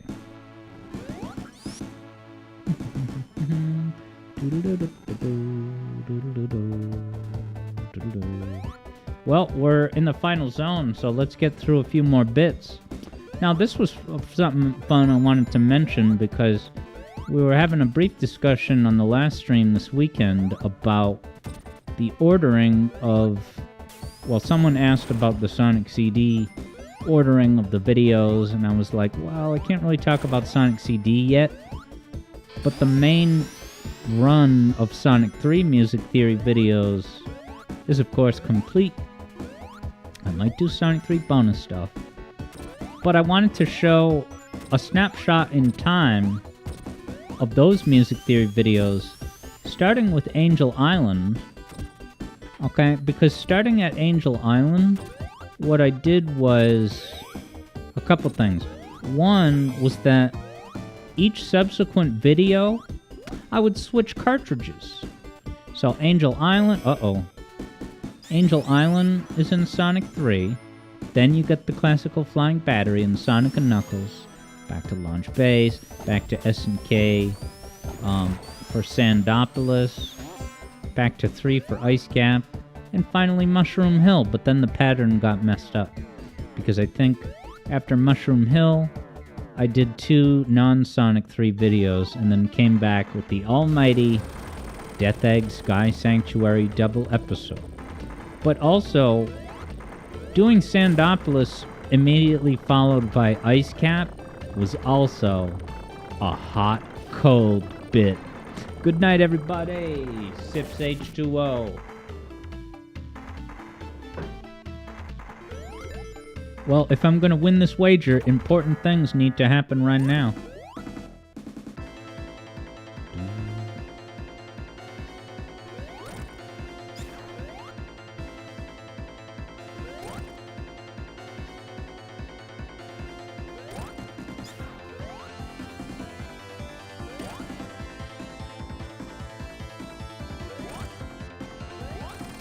That was impatient what I just did. I'm glad it worked out. I Can't Do Wonders, was that deliberate? You never noticed the pattern. Yes, it was deliberate, but it was not a master plan that I had all along. It was like, okay, I do Angel Island, now what's next? Flying Battery? Alright. It would be nice to get back to Sonic, and then I kind of noticed, like, it's kind of funny to say it, because they are basically 2 halves of the same game.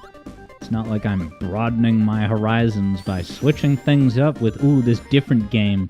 Sonic and Knuckles. Wow, I'm so versatile. But still, given that they're 2 standalone releases... Hey, what's up, Shadow Ops? Did they remove a Badnik from Amy's playthrough there? Da-da-da. Now, was there something else music theory video related? No, that's more movie stuff. There's a lot of movie stuff today, I'm sorry, but movie just came out. No spoilers, though. Well, I have 237, so I would need a robust 40k. So I just need 300 rings, and a perfect cool bonus, and get a lot of Badniks along the way. Running backwards like MJ. Amy doesn't have to go into this tunnel. Ooh, but she can if she wants. Look at that. Thank you, accessibility gods. Now, Amy's bit is not an insta-shield. I don't think. Now, would it be best for me... Oh my god, these are my bearings. Is the longer route? Or maybe the more points route? Back here? Doodle-doo. Shadow Ops wonders if I'm playing this here in the Sonic and Knuckles collection. But no, even better. This is Sonic Origins. Yeah, JJ says longer routes, yeah, tend to have more points. So now I'm... Oh, was there a 10-ring monitor up there that I now can't go back to? No, I can't. I think that's a 10. Uh-oh. No, it's just a bubble shield. I don't do shields.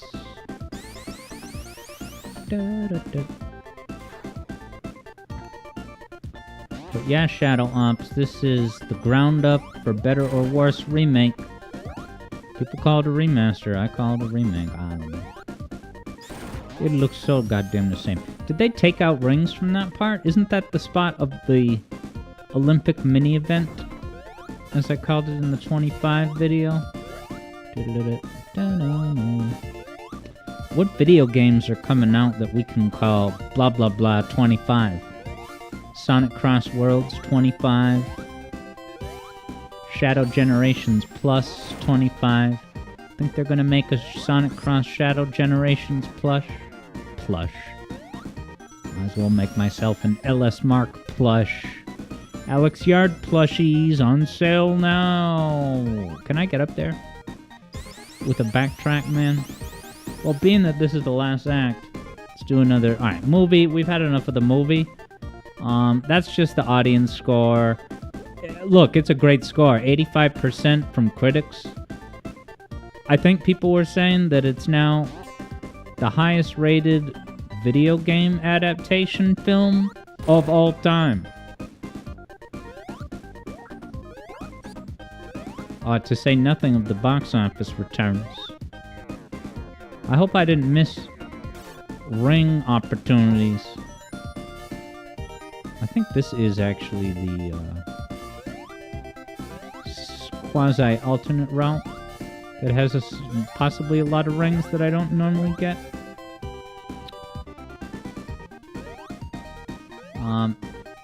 Yeah, JJ says that post, now that JJ's seen the movie, that poster, yeah, and I won't give away yet that character's involvement in the movie. Vector can't even tell you who that is in the poster. The question is, did you see Sonic Movie 2? Because if you haven't seen Sonic Movie 2, that would explain why you don't know who that is. Oh god.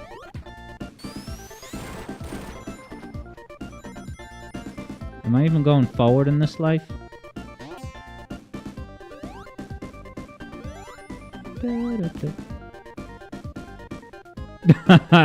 JJ says it's the wedding lady.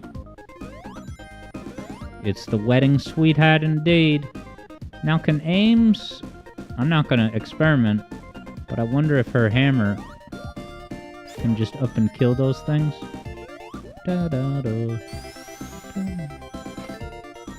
Oh, Oh, can I get that if I backtrack? Look at Ames. Little Amy that could. Yeah, I bet you I could if I spun dashed up it. I can't do wonders, why is Sega so good at making movies about their best IP, but so hit and miss with games? Well, the surprise twist is that Sega didn't make any movie. Paramount made it. And of course it had Sega input, but I honestly do believe that the main engine, it's pretty much just Paramount buys a license to make a movie under the Sonic banner. And I'm sure that Sega has veto power, and I would also not be surprised if Paramount, takes... Oh, I just threw away the wager. I don't think I was going to win anyway. I mean, even if I had 300 rings, which I don't. What an anticlimax. I'm very sorry, everyone. Right, 300 rings would take me to 470, so, well, cool bonus 480. I don't know. I'm not sure.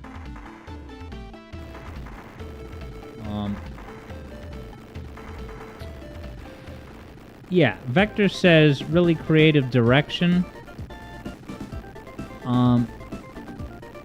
JJ says no JJ song request for a while. Why did you bet yes in hopes you would get a slice of the 50K pie? All right, final boss segment. Ooh, what a perfect segue to our next announcement. JJ said his points just died, and so did Gordon's. And so now the rich get richer and the poor getting poorer. And then, sorry I missed Shadow Ops here saying that was either a bubble shield or a fire shield, was it? Da-da-da-da. Okay, but look at this on the left side of the screen. Couple comments in the hype train cycle for the new CD video. When I floated the question, which zone do you think it's going to be? It's almost here. There was one person who said, please re-upload the Palm Tree Panic video. And I'm like, oh, okay. So this person is under the impression that there was a Palm Tree Panic video, but it was taken down and ought to be re-uploaded. I'm gonna die now.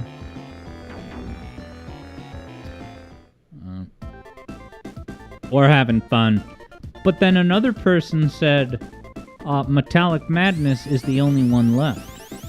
So it's almost as if, if you look at the internal canon of these two comments, it's almost like it adds up. Because within the canon of these two people's understanding, the Palm Tree Panic video was made, taken down, and for that reason, only Metallic Madness is left.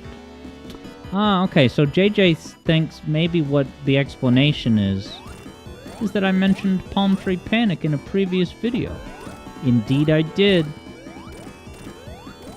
Indeed I did. And, yeah, I did explain that at least once in a live stream, but of course, not everyone would be privy to that. Yeah, so JJ says, because of that, people are, Mandela affecting my channel. It's pretty, and keeping the air of mystery is half the fun, so it's very fun to see what people have said. And also, sorry, I missed Vector was saying about the success of the movie, really creative direction, and also budget. Yeah, but Sega is now finally pulling out the budgets. They spent like almost $100 on Sonic Cross Shadow Generations. That's a buttload of money. You see how good and detailed all the creativity is in that game? Okay. So not only do I have these two micro snippets comments to show you, I also have this. Okay? Now this was sort of an informal poll. I didn't do a straight-up poll on YouTube because I didn't want to spell out the options. And one of the side effects with that was kind of exactly what I hoped for without knowing exactly what would happen, is that there were some people who guessed something else other than maybe the two options that are the first that would come into your head. Oh, I'm taking it. Hit. So yeah, this pie graph you see on screen, it wasn't a regular poll, but it was just me counting all the comments. Okay, this many people guessed Palm Tree Panic, this many people Metallic Madness, okay. And there was more than one Dubious Depths, which is pretty epic and hilarious. Now I have 2 minutes, that's gotta be enough to beat this boss. It's getting dark.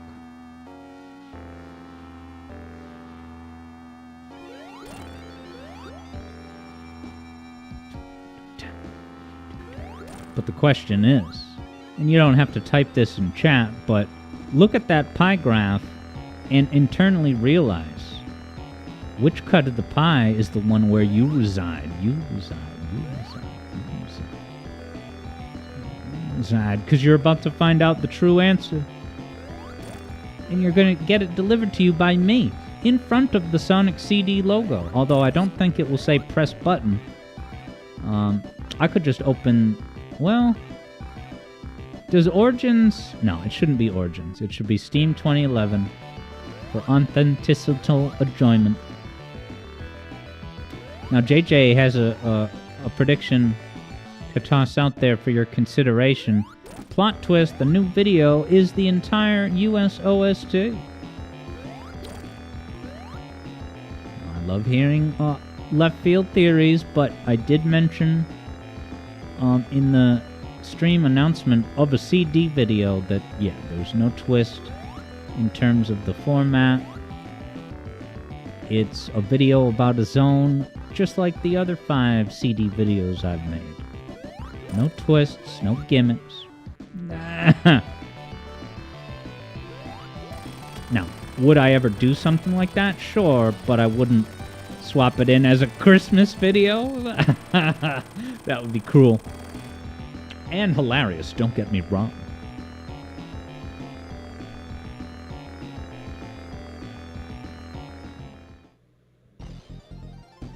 Now, Ames, wow, you get this jingle, but also a score tally? Only in Sonic Origins.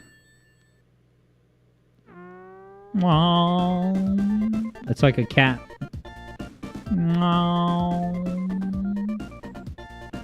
Those older wake up from a nap grumpy cats. Ah, you get this cutscene? How adorable. Should have been like this in vanilla SNK 3K plug-in lock-on. Alright. It's time for Santa Claus Bruno and Santa Claus Javid to get even richer. They were willing to step up and gift Sega points. And so I guess they both guessed, you know, the thing that was less likely. But I went ahead and lost because I'm bad at games these days.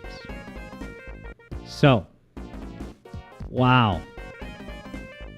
So, what's interesting about this is that this is the power of deep pockets. When you place a massive bet, just like in poker, well, sure, that's risky, but it's offset by the fact that more people are going to throw down because they're going to try to get a piece of it.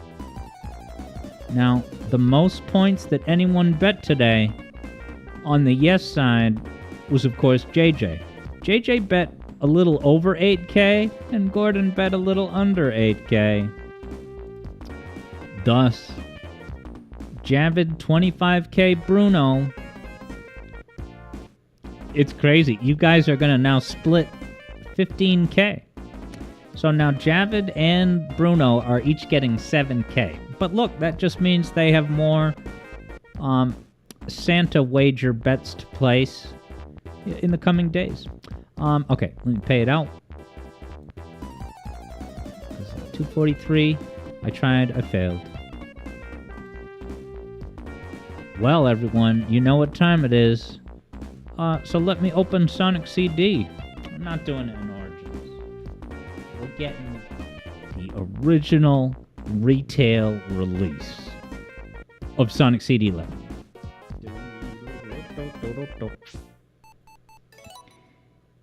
Main menu. So yeah, that pie chart was a rough sampling of YouTube comments, predictions. And then, not looking at that. We'll look at that another time. All right. I forgot about this cool aerial view. I always forget about micro features, and then they delight me when I remember. All right. The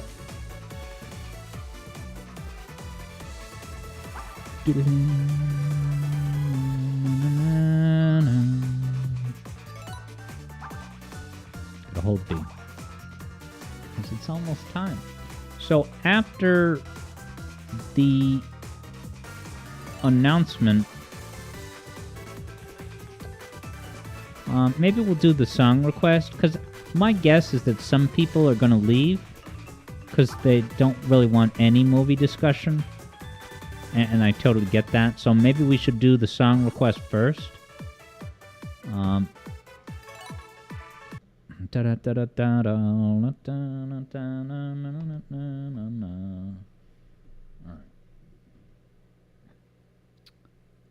Yeah, Kyo's gonna mute when we open the movie discussion.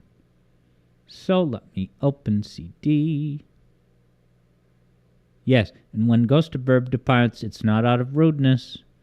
It's in the interest of spoiler no. JJ's ready to discuss the movie. Hell yeah.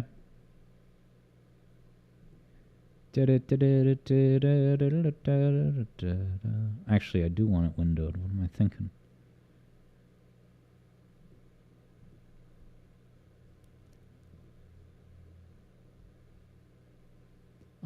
Yeah, Javid's gonna step away from the movie talk. Javid says maybe any wagers should have a third, highly unlikely option. That way, it's like a guaranteed gifted points bit. It's not a bad idea.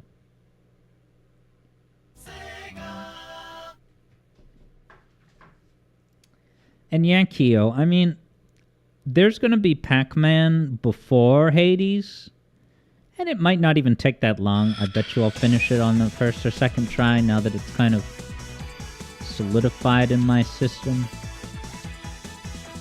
Muscle memory, sort of. Alright, where's CD?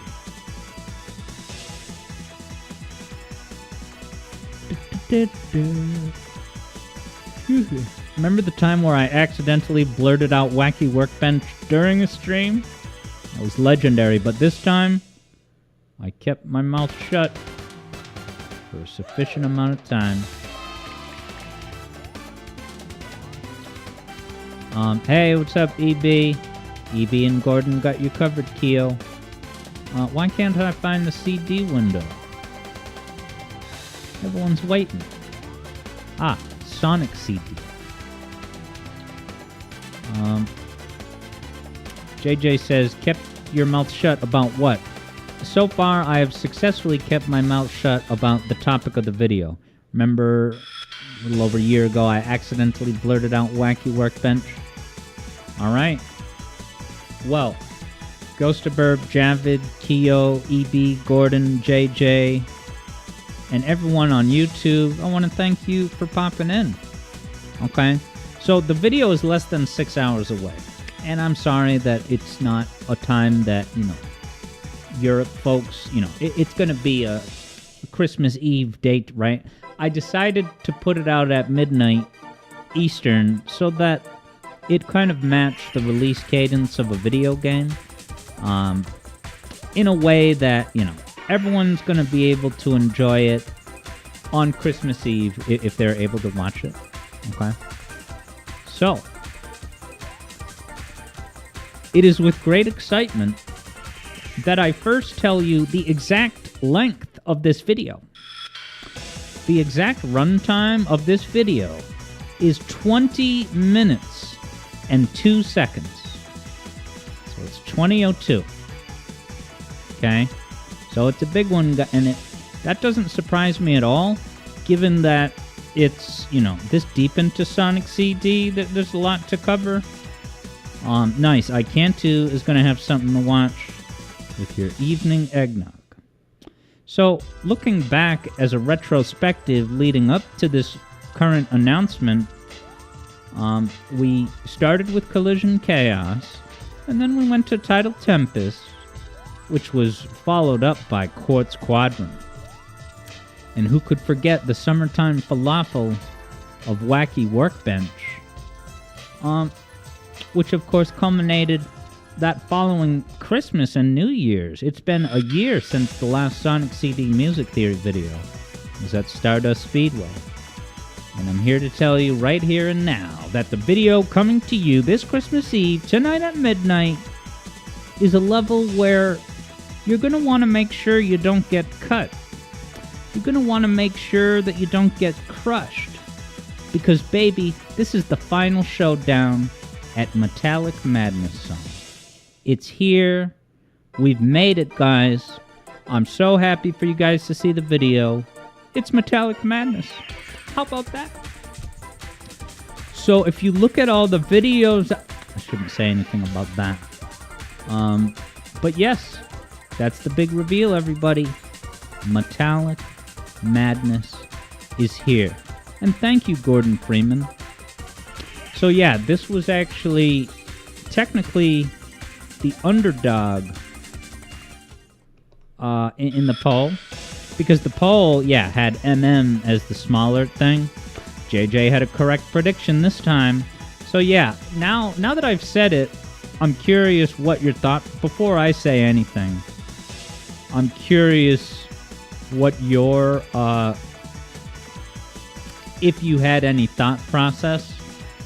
Because, Barrett over on YouTube is saying, knew it, and then he's got Certified Flames emoji. And look where we are. Eggman's hardened fortress, in the wise words of Shadow Ops. So now that I've revealed that it's Metallic Madness, here we are at MM. Isn't this a gorgeous background? Don't I know it? Having edited the video, I'm gonna say, maybe it's obvious, but the video is a visual treat.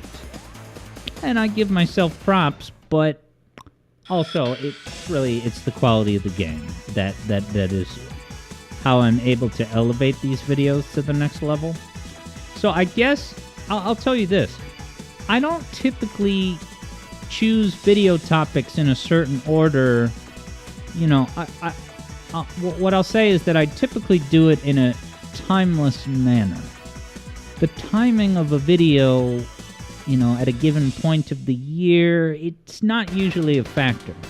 But as we look at this demo reel of Palm Tree Panic, it would have...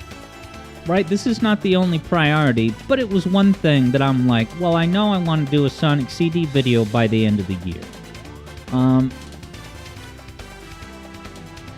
Because it's the middle of Christmas, the middle of winter, it would have been a little bit strange to put out, a hot tropical video. I absolutely could have done it.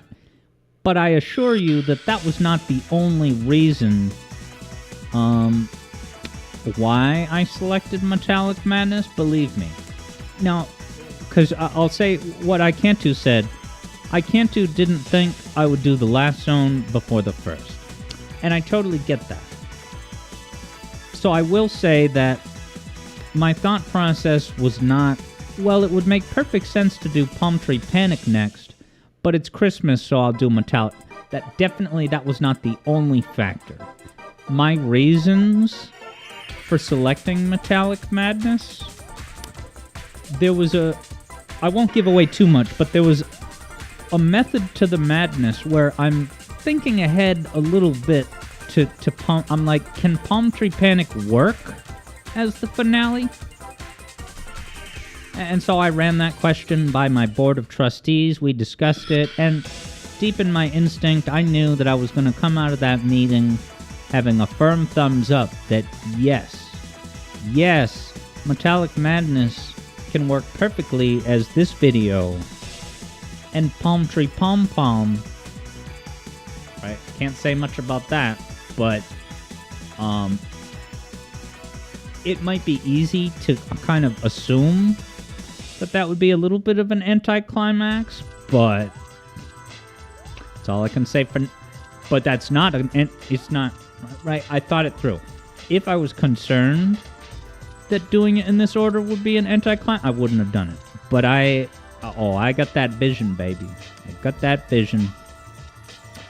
Now JJ says there's a pattern with CD, and seeing my save files is a good way to know which CD stage you're working on. So I could even open the file right now, just to show you. Yes, because there have been previous times where JJ has spotted some, pivotal clues in here. I think maybe JJ saw Wacky Workbench. And that was maybe how JJ guessed the Wacky Workbench before I blurted it out. Yeah, and JJ says that the good and bad future music go hard for a reason. Perhaps you're talking about Palm Tree Palmland. Yeah, Eblo has the alternate universe press release. So Metallic Madness can work perfectly, but the video's dubious depths. There was, a hilarious number of dubious depths guesses. JJ had the epic left field guess that the new video was going to be a dedicated video entirely dedicated to all the USA soundtracks. I had a special stage guess. But yeah, guys, the video is less than 6 hours away from its debut, and it's going to be available all day. You know that. So yeah. I never really want to hype up the video and set a certain bar of expectations, but my God, guys. I could not think of a more fitting way to talk about this zone at this point in time than the absolute tour de force of amazing music and stunning visuals. I hope to impress you, I hope to delight you, I hope to make you laugh, and I hope to give you a world of cool observations for you to notice the next times that you play in the future. So yeah.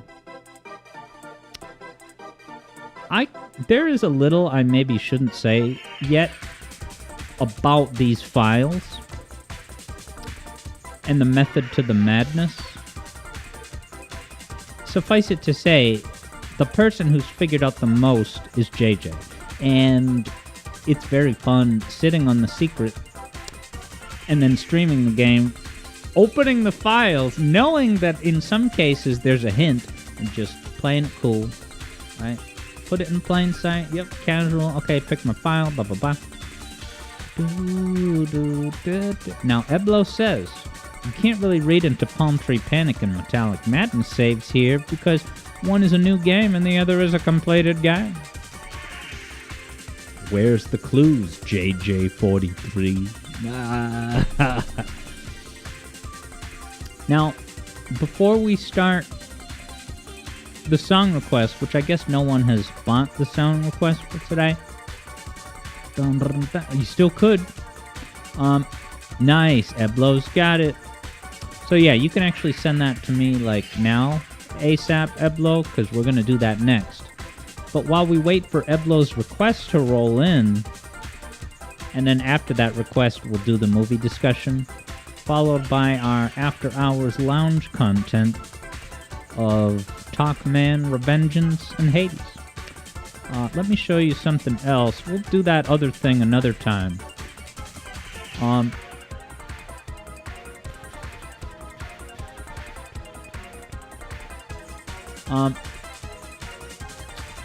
While we wait for Eblo's request to come in, I just thought that I would share that snapshot. I can temporarily make it bigger so you can see it. Not that. This.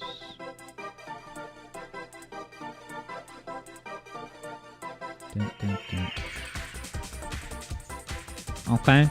So what this is the 48-hour report. At any time, you can, check your 48-hour report. YouTube will give you analytics for which videos have gotten how many views in the last 48 hours. And so, for reasons that are yet undetermined, the Bob-omb Battlefield Castle video from Mario 64 got some spikes somehow. I don't know if someone tweeted something or what, but now Icantu says, well, is it time to pivot to more Mario 64 videos? I wouldn't say pivot, and then as to whether I would even do another one, I mean, I've done most of the sound. The issue is, not the issue, but the funny fact with Mario 64 is that there's not a lot of compositions in it. I'm not going to open up a side tangent about what that is a comorbidity with.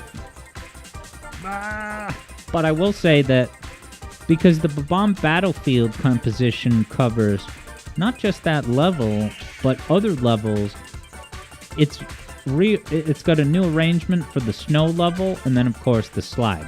That's a lot of the levels, and I already did the water level, so it feels like the only level music left would be the lava world / sand world, and then also, look, the maze one is pretty awesome. It's kind of a dramatic reinvention inspired by the original Underground.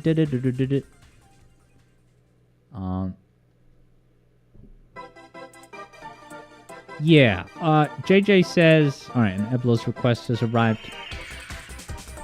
JJ says, that's the one where I panicked about the thumbnail, and I was reluctant to do the clickbait arrow. Yeah. Those of you who were there when the video first premiered may remember that when I first posted that video, the Mario 64 Bob-omb Battlefield, it had a horrendously cluttered thumbnail. And after not even a day or two, I changed it. And I've done more clickbaity thumbnails since then. But I might as well mention that the Sonic CD video dropping on Christmas Eve, it doesn't have any wacky clickbait. It's the same format and feel of all other Sonic CD videos, so rest assured, it's not going to be a big glaring arrow being like, oh, Sonic's fastest chords. Look at these, please. Alright, what do I need to do? The song request. Let's hop over to the zone where the magic happens. Dun, dun, dun, dun.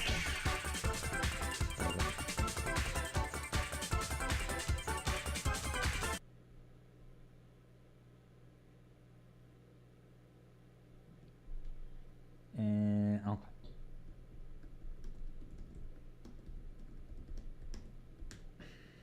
And Eblo has smartly requested the 1 hour version.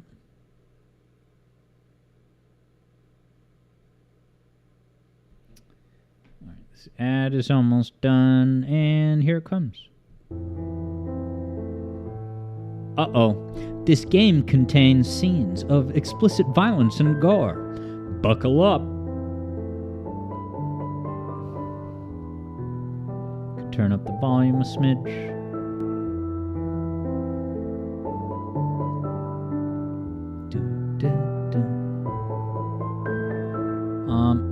Gordon is thinking it's a Resident Evil game, but Eblo says no. Barrett over on YouTube says pretty much everyone loves Mario 64. Meanwhile, Sonic is a more hidden gem. That's Barrett's theory. What Barrett just said is part of the reason why the success of the movies is so surreal. Because by this point, with the third movie, and all the crazy press it's gotten. And I was saying before that this year doing Christmas shopping was the first year that every time I saw some Mario toy or merchandise, there was Sonic nearby. I see him at the supermarket where I work some day-hour shifts. We got guesses of I Am Setsune, Parasite Eve. JJ says Sonic popular again and cool with the kids, and EB Boy says it's always been. I guess the only thing would have just been the fact that game releases were so infrequent in the 2010s. I have to wonder how much more we would have seen Sonic stuff on par with Mario if they didn't have such a low rate of output in the 2010s. But yeah, as JJ says, and thus back on their parents' radar to bait for nostalgia. It's really great. And the Sega has explicitly acknowledged that in the Sonic Unstoppable video that starts out with the kid dying needlessly at Emerald Hill, but somehow his dad shows up and instills him with the power of friendship. And the point is they're bonding over the 30-year-old game. EB Boy guesses Sea of Stars. Did you see Carl Jobs' kind of update video about Gerard? I guess he's canonically under audit by the IRS and he disappeared. Dude, JJ's gonna get a kick out of this.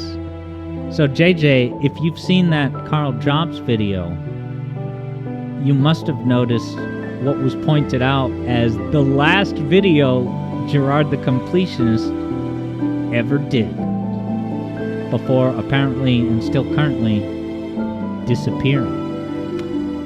Eblo says this game is inspired by Resident Evil and Silent Hill, if that helps. So yes, as JJ correctly points out, the last Gerard Completionist video is Alien Isolation, which is micro funny because, JJ introduced me to that game and stream it here, but also just because it's like, now Gerard is isolated.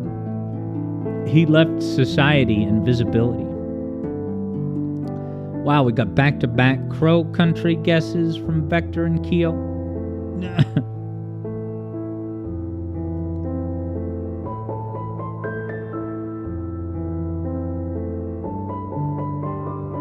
And then JJ said his last video wasn't DKC2.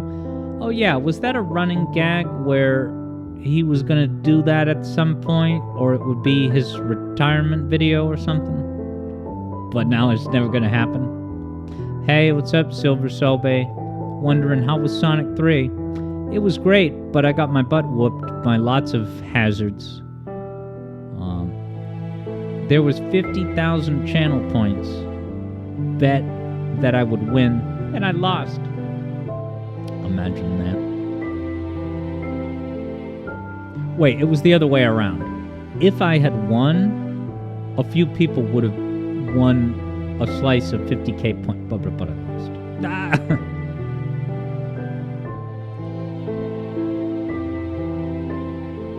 Callista Protocol, Callista Flockhart, Rule of Rose, Risk of Rain, Fatal Frame, Metal Slug. Silver Sobe was, of course, talking about the movie. Well, I absolutely loved it. My one-sentence verdict is that I loved it. It's not perfect, but I loved it. There was so much that was great about it that it was certainly the most enjoyment I had out of the three movies. And we are going to talk some more about the movie after this song request.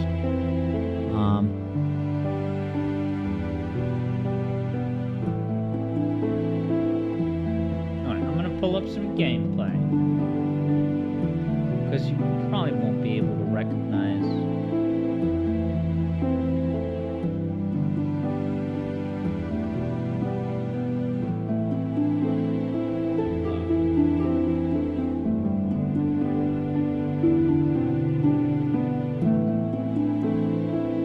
I I gotta say, this is, as you're gonna see, a perfectly suitable holiday game.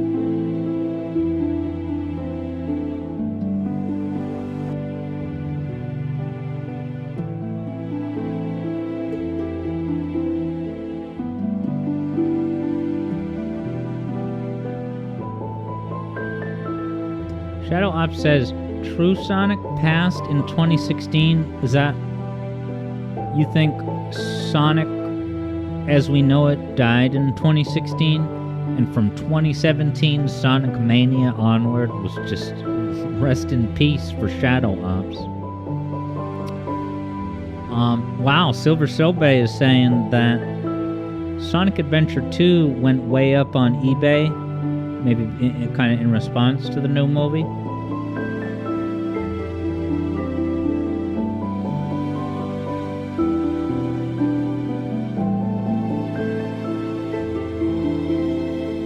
Here comes the window of justice.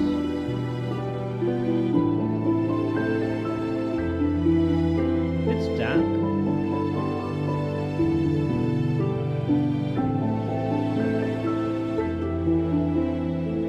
Look at this Five Nights at Freddy's. Little Junior.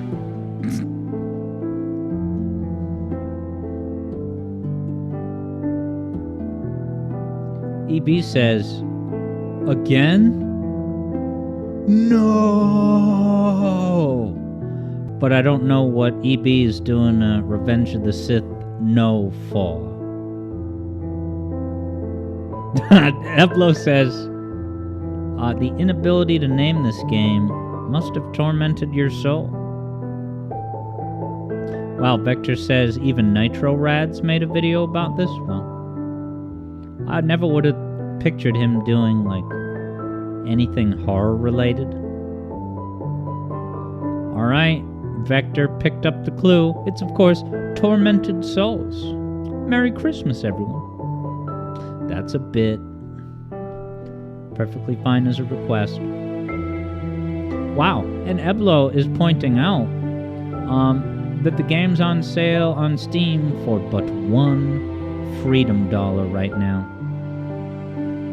Wow, Vector Sater says, in fact, indeed, Nitro Rads are pretty big into survival horror, actually, as it happens. Yeah, Keo says, the fact that it's an RE-like, that hint didn't really help things narrow things down all that much. Barrett wonders, what's my favorite Sonic CD level atmosphere-wise? I'm inclined to say Collision Chaos. I think it's the perfect Sonic CD level. It's got the wacky lights. It's got, so many cool, the U-ramps that King K has no idea how to use and is a cause for strained frustration. Meanwhile, the rest of us are enjoying Collision Chaos for the infinitely dynamic skate park that it is. So yeah, when you think about the music, Collision Chaos Past music, that's in the running for my favorite music track in the whole game. Collision Chaos Past is pretty incredible. Eblo says, it never occurred to Ebbs to pick a wintry track for today's request. I'm pretty sure JJ has, right? Didn't you pick maybe you picked Phendrana Drifts from Metroid Prime in, wintry month?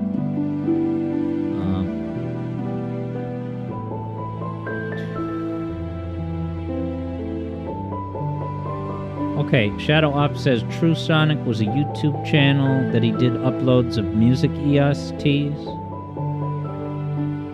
I mean, just ask Vector Sater. He can tell you that Collision Chaos Past is pretty good. Eblo says Collision Chaos Past is equally great in the US and JP soundtracks. And that's similar to what I said about Quartz Quadrant. After finishing up the section on the OG soundtrack, I said that the US Past track is equally majestic. But the US present takes a hard rock approach. Get it? And I noticed something recently when you beat a boss in Hades, there's that thing at the top that says either Fury's vanquished, Lerny vanquished, okay? But on the two sides of that banner that says that, there's an image of Zagreus, and he's doing this incredible pose. It almost looks like he's an NBA player that just, like, made an amazing shot. I can't wait to see it tonight. I'm just saying. I'm gonna go into chill stream mode for Hades. But I don't think I will need to end the stream and start a new one. I just need a few minutes to reconfigure my setup. EB just saw a game metal remix of Phendrana Drifts. It was right before he got on here. JJ, take note. JJ likes his Phendranas. Keo says that the camera shake when you fire the pistol is absurd, as AVGN would pronounce it. Good graphics. You get the scary writing on the wall, you shouldn't have come here. Someone's played Alien Isolation. Because yes, Alien Isolation has a trademark patent writing creepy messages on the walls. EB says Phendrana Drifts may very just be the best area in that game. And remind me, EB, but did you say that you replayed all of Prime 1 recently? And if so, enjoyed it?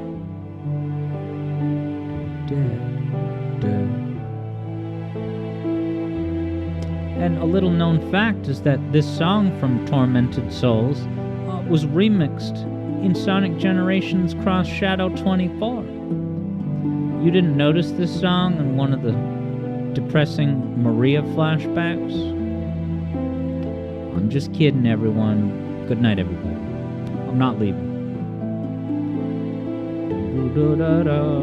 Eblo's pitch is Sonic Cross Shadow, Cross Tormented Souls, Cross Worlds Generations.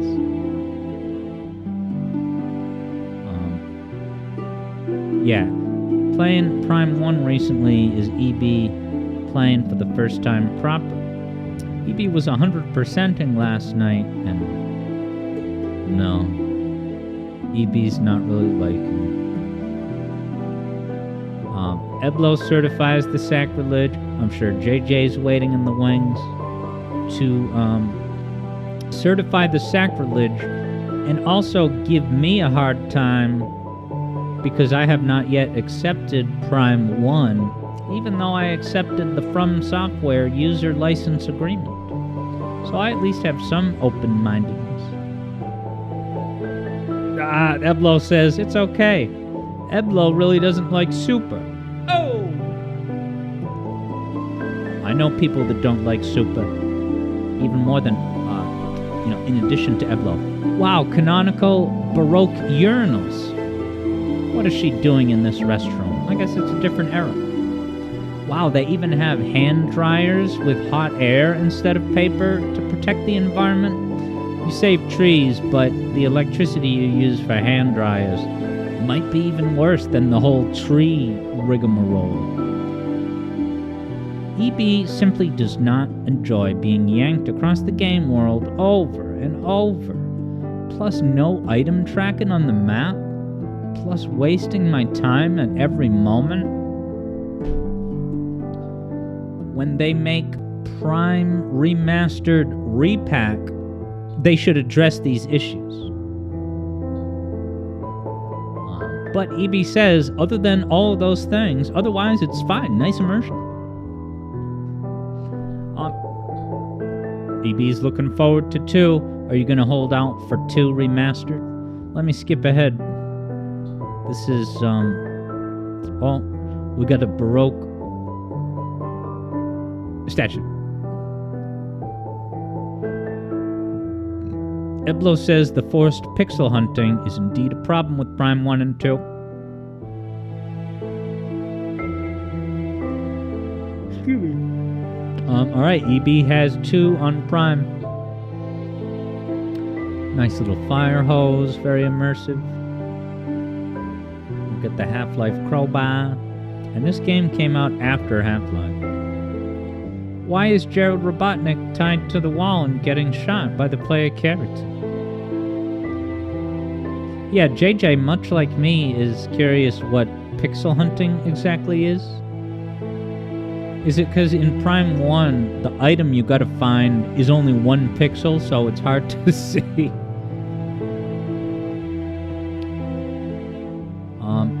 EB is missing like 1 or 2 items.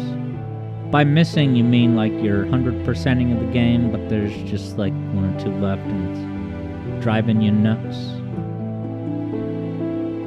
EB thinks that Eblo perhaps means the artifact. Is the artifact the relic?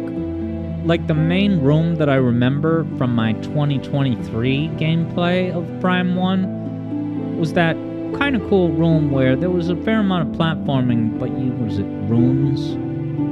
on the wall? You have to find and activate the 4 rooms, so it's like environmental platforming plus observation. It's kind of cool.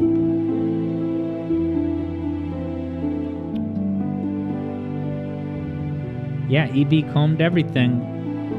Doesn't know what to make of it. EB thinks a missile didn't spawn. Wow, so EB thinks, well, I had to have found it by now, so if the fact that I still haven't found it means the game is malfunctioning. Yeah. Floating Chozo symbols. Yes, those indeed. Ooh, JJ thinks he knows where it is. EB says, it's neat. If it wasn't forced backtracking for the 3rd or 4th time. Oh! EB is accepting pro tips. Wow, JJ says, you can hear where there's an item in the room? Why, does it have a little Pokemon voice like, collect me? I'm over here. Like the Jinjos. Help!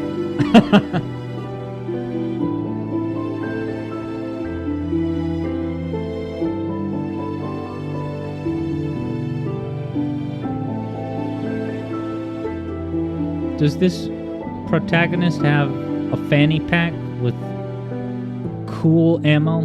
Wow, awful torture machines. Merry Christmas. They don't appear to have been used in a long time. Wow, that is some kind of, what is it? Five Nights at Falafel's mask.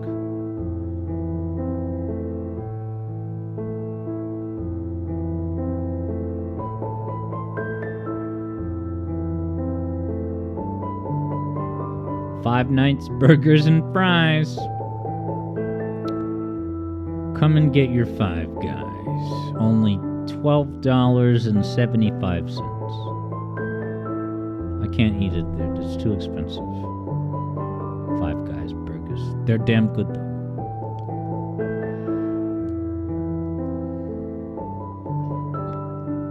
Oh, is this... What is this? Shining? The ones that will awaken the devil... Be ready to be created. EB Boy treats himself to a Five Guys treat every blue moon. Yeah, I had to say goodbye to Five Guys, say goodbye to Qdoba, and what's the other one? Chipotle.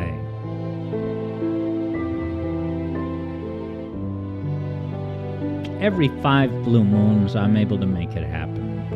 Not every blue moon. EB says, what's up with Qdoba? No, it's good, but it's, you know, to buy a burrito that's like $11, $12, I don't know. JJ had recent Five Guys. Yeah, Five Guys is pretty awesome. And that's cool that they're in the UK.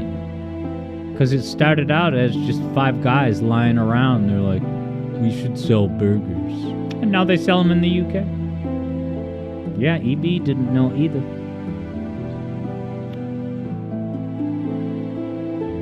Interesting. Barrett points out that it's strange that the tile sets from Sonic 1, 2, and 3K are easy to use in custom levels. But the Sonic CD tile sets are all made for specific parts of the levels. Now, I don't have a ton of knowledge about that, Barrett, but I will say that I think I mentioned this on stream before, but actually, this Sonic CD video that's coming out in like 5 hours, it has a good amount of sprites taken directly from the Spriters resource. So, sorry if this is a dumb question, Barrett, but have you looked at the tile sets on Spriters? You probably have, and if so, because the reason I say that is that I feel like I've come across two different versions of Sonic CD tiles. Sometimes they're fully assembled, but other times they're just all little tiny segments, and it's up to you to make sense of them and put them together.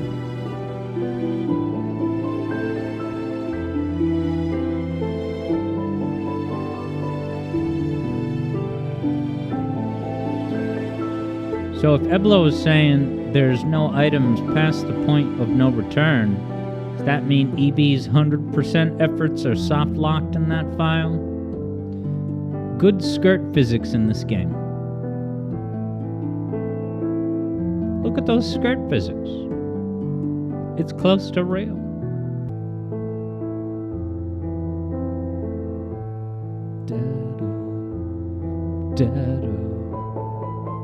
Nice lighting. What is this on PC?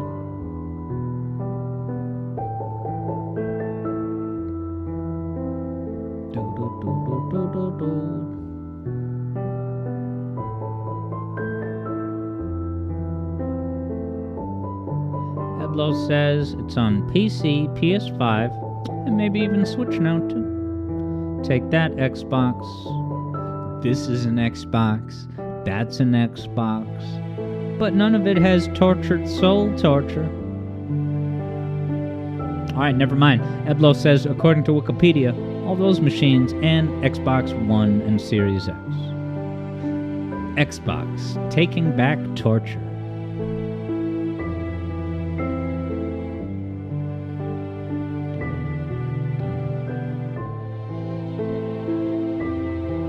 Alright, Barrett indeed uses that very Spriters resource. And since the tiles are much bigger, they also have 32 by 32 and 16 by 16.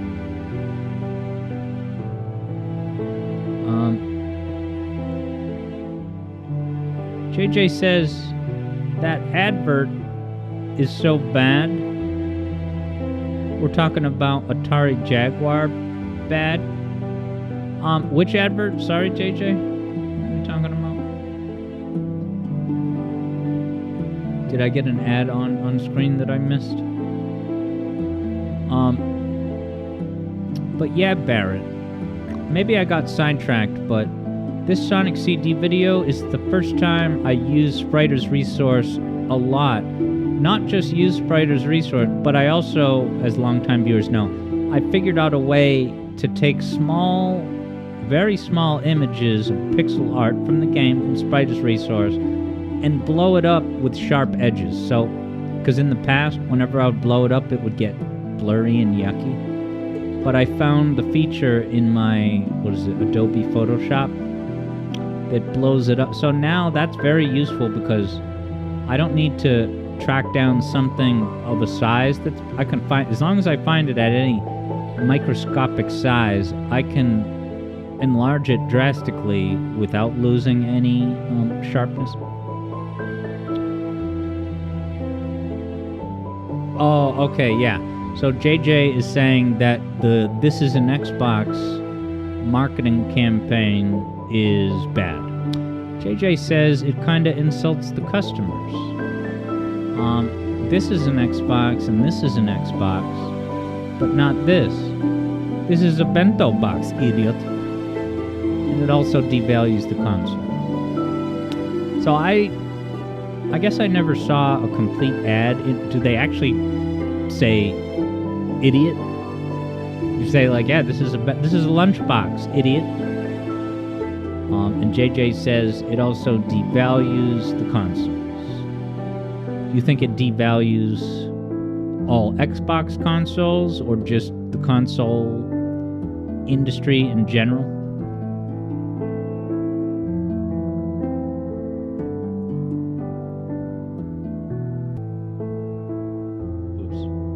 Well, we've been listening to this for 25 minutes, so I think we're ready to segue into some movie talk.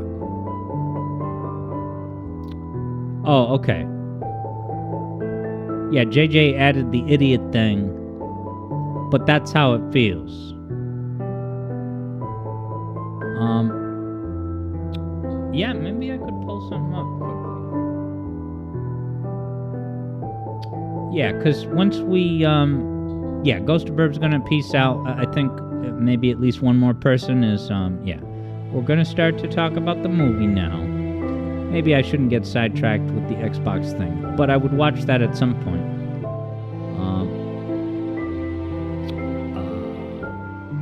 But yeah, if there's anyone who doesn't return, and if Ghost of Burb falls asleep afterwards and doesn't return today, have a great week and holiday to Ghost of Burb, and I wish that to everyone here too.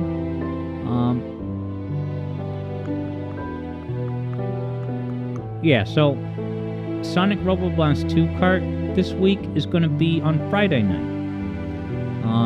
And it'll be at the later start time of 8:30 instead of 8. Say 8. 8 is usually when we reset the scores.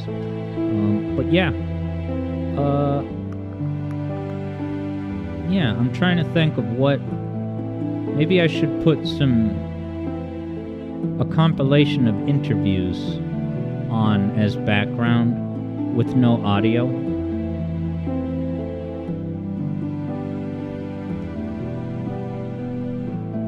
And this isn't going to be an in-depth long review or anything, but I just wanted to document my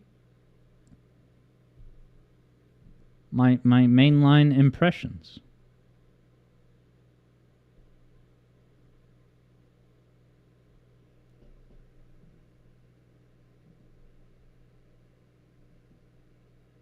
Look who it is.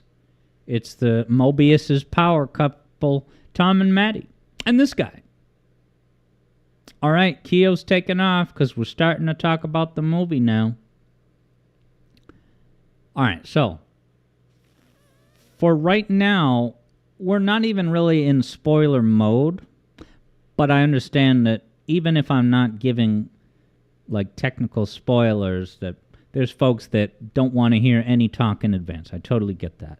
But I just point that out, that even what we're about to talk about right now is not a big spoiler.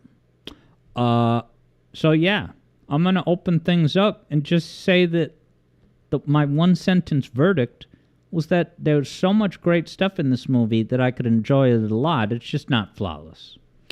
And honestly, the biggest issues with the movie are the biggest things in the second movie, but much less of them. And what did we have that was great in it? Well, so much. One, Shadow. Now, I thought Keanu Reeves was an absolutely incredible choice for our big guy. It's just, looking back, I admit I was not worried, but when I saw the trailer, the quick glimpses of Shadow's voice and demeanor in the trailer, it didn't give the full impression about what was in store. Once I was watching the movie and I was seeing him do some of these longer monologues and stuff, I was like, this is 10 out of 10. Out of this world amazing. Interesting. So JJ is underwhelmed by Keanu Shadow. And then talking about the movie overall, Evie Boy thought it was solid overall. You didn't love it. That's interesting. This is so funny, and not funny in a bad way or anything. Just funny as in, you guys know how much of a detractor I am for movie 2. I guess, well, how about this? what was I going to say? Yeah, Classic Sonic certifies the meow change from Ugly Sonic to proper Sonic. They got to put Ugly Shadow in the next movie, or at least in Sonic Rumble.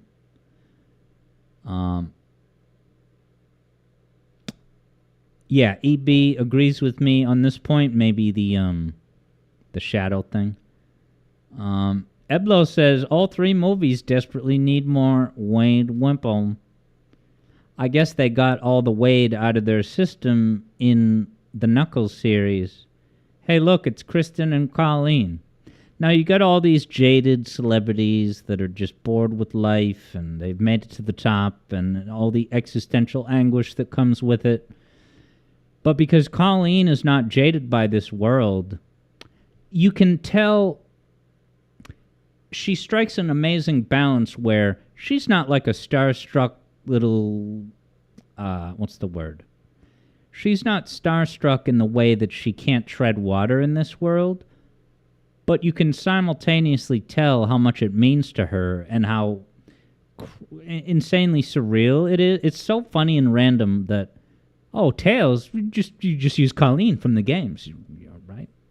They could have easily, right, and I'm glad that it's Colleen, but they could have just as easily used that slot in the cast for more star power. So I don't know if anyone here has any thoughts on why they went with Colleen for the movies. Again, I'm glad that they did. It's almost like so good of a thing, I take it for granted. Now,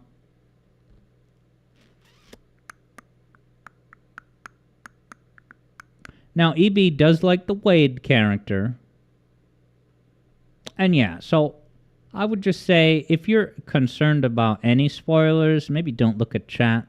What Silver Sobe just said is something about the post-credits that I won't say aloud until we get to the spoiler depot. But, yeah, so EB does like Wade, and you thought he was done well in 3. Yes. The approach to Wade, and I guess you could say Rachel and Randall, was great. And it's, in a way, I feel, Colleen, can I just interrupt myself and say Colleen is the best? Everything I said is true, but also, she's just so much more genuine and lives in the present. All these other celebrities are just, while you're talking to them, you can see their eyes scanning the room for someone more interesting to go talk to. Not Colleen. Colleen is present. She's engaged. She's genuine.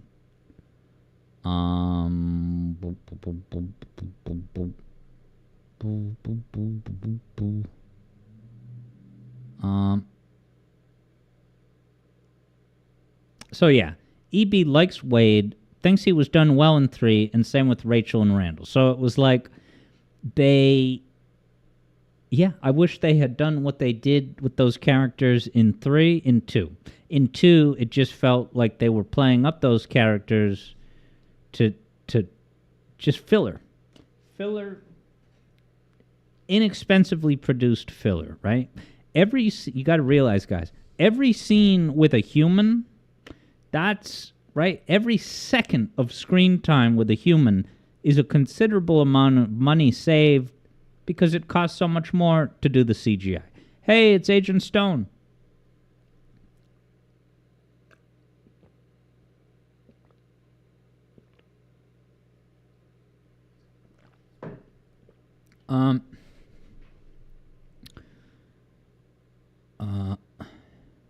JJ says Colleen puts Keanu's voice acting to shame. Yeah, that's a stance a person can have. It's not mine.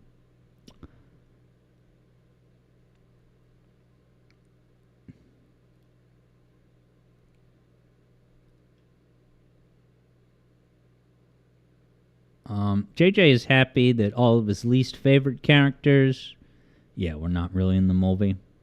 And it was, very surprising and kind of a happy surprise that they were in it so little because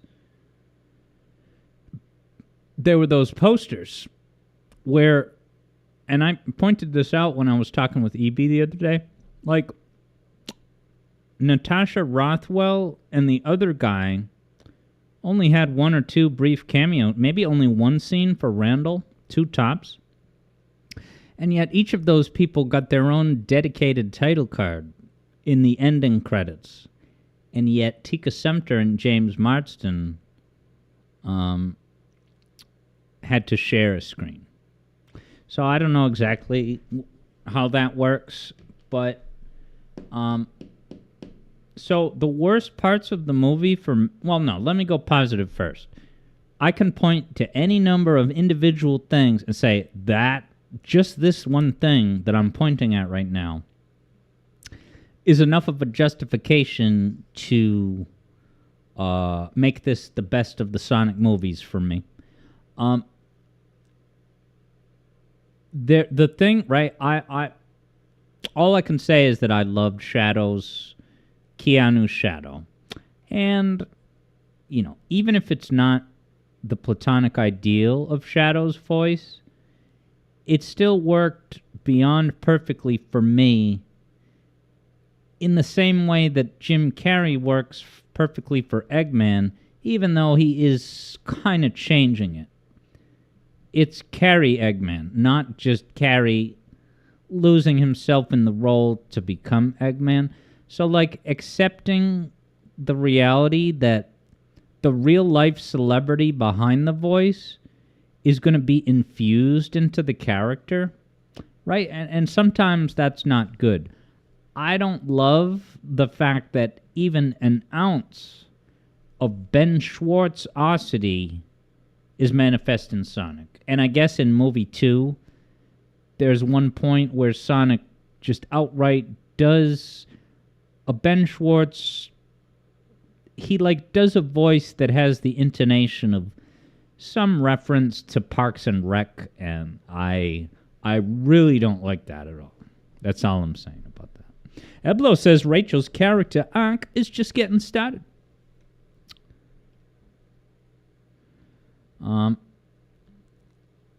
Make sure I didn't miss any canonical chats. It's not that I can read all of them, but I want to make sure I scoop up the gold. Eblo's theory is that the first movie had low expectations, so they just grabbed the game voice actor for Tails.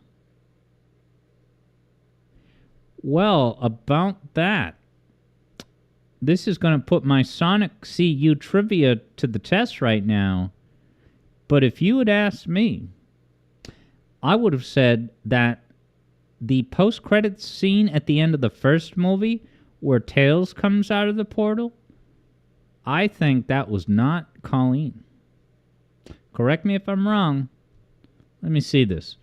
Sonic Movie 1, Tails cameo voice actress.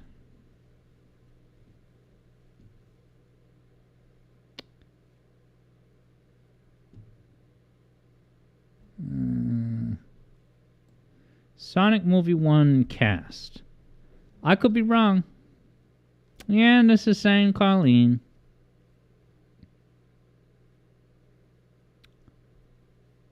Let me find it on IMDb.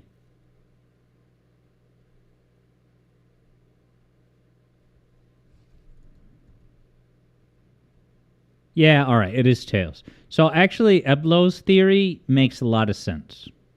Eblo's theory was that, yeah, it was just the first movie. They didn't want to go all out with celebrity power. So because it was just a quick cameo, they grabbed Tails. Which is so funny when you think about it. It's like the whole point of a teaser is to set up the next movie. So if you're fully intending to deliver a second movie, how could you have those low expectations? All right, just get Colleen. Look, it worked out, so I'm not complaining. Vector Sater says it was probably for the best they weren't in the movie. Maybe Randall and them. Eblo hopes the next spin-off series magnifies Rachel, Randall, and JoJo. JoJo. Oh, yeah, was JoJo... Did JoJo have a brief cameo in movie 2 or just not at all? That's true. I don't think there was any JoJo in movie 3, probably. That's funny. And then...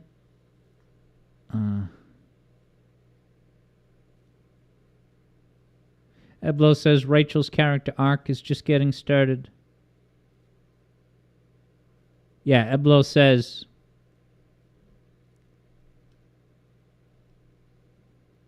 Rachel just married into a profession that deals with these alien creatures she hates so much. Story's just beginning. Yeah, and she didn't know she was getting into that, right? Before Randall was revealed as a gun agent, I wonder what Rachel thought his career was. Wow, Keanu made you laugh out loud unintentionally in the cinema with some deliveries. Yeah, man, it's funny. In my theater, there was a handful of funny moments, and there was really only like 5 people watching. I went in the daytime, so it was almost empty. But there were lots of moments where I cracked up, and I was the only person making any laughter sounds. Vector thought Keanu's delivery was passable.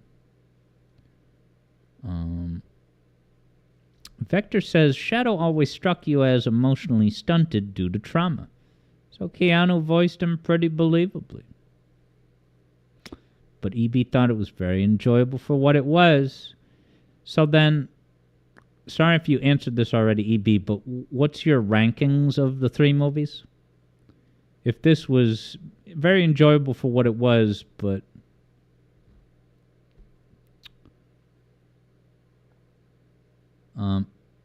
Vector thinks the movie is fun, but only slightly less dumb in 2. All right, so I'll quickly say the things that I loved. Eggman and Gerald. I mean, totally, right? Just the idea that Gerald, right? The idea that anyone on Earth would talk about Gerald in an official capacity in the 2020s, that is, just ask Cybershell how wild that is. He understands. But it's Jim Carrey.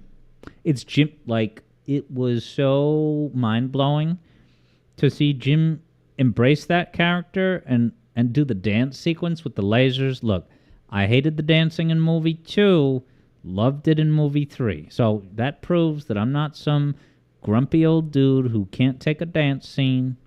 Get rid of this ad.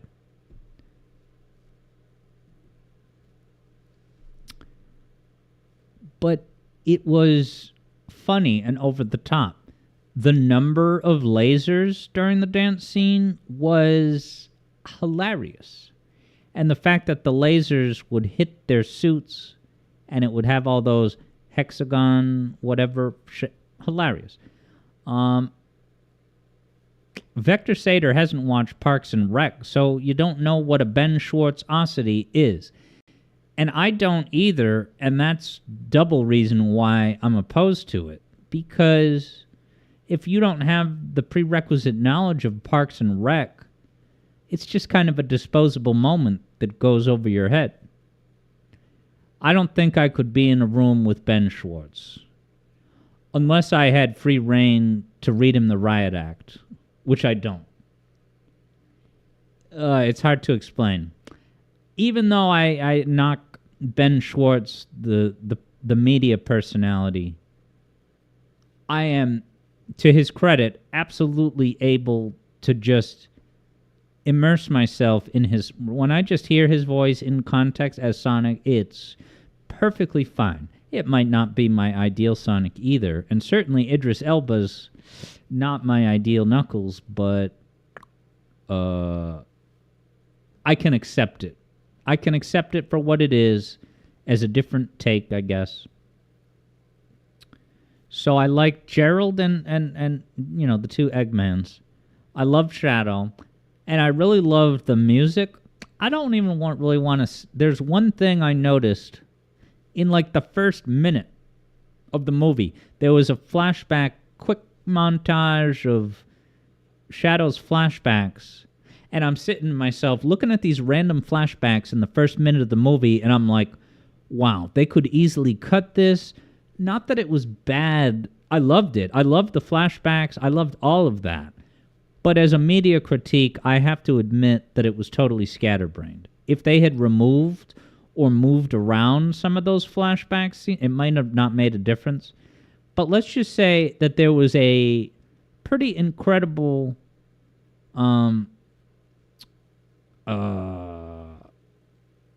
music reference in like the first few minutes, first minute maybe of the movie. All right, I'm going to say it. So if you really don't want to know, just cover your ears for 30 seconds, okay? 3, 2, this. First minute of the movie. Acoustic guitar. Live and Learn playing the riff. Right? I'm sitting there in the first minute of the movie, and I'm like, you sold me. I'm in. You did good this time. It's like, yeah, I'll watch the next 2 hours of the movie, but you had me at right? And as amazing as that is, then you watch the movie, and halfway through, you find out it was Maria playing the guitar, right? I mean, it's peak. It's peak. We will have and hold this movie forever.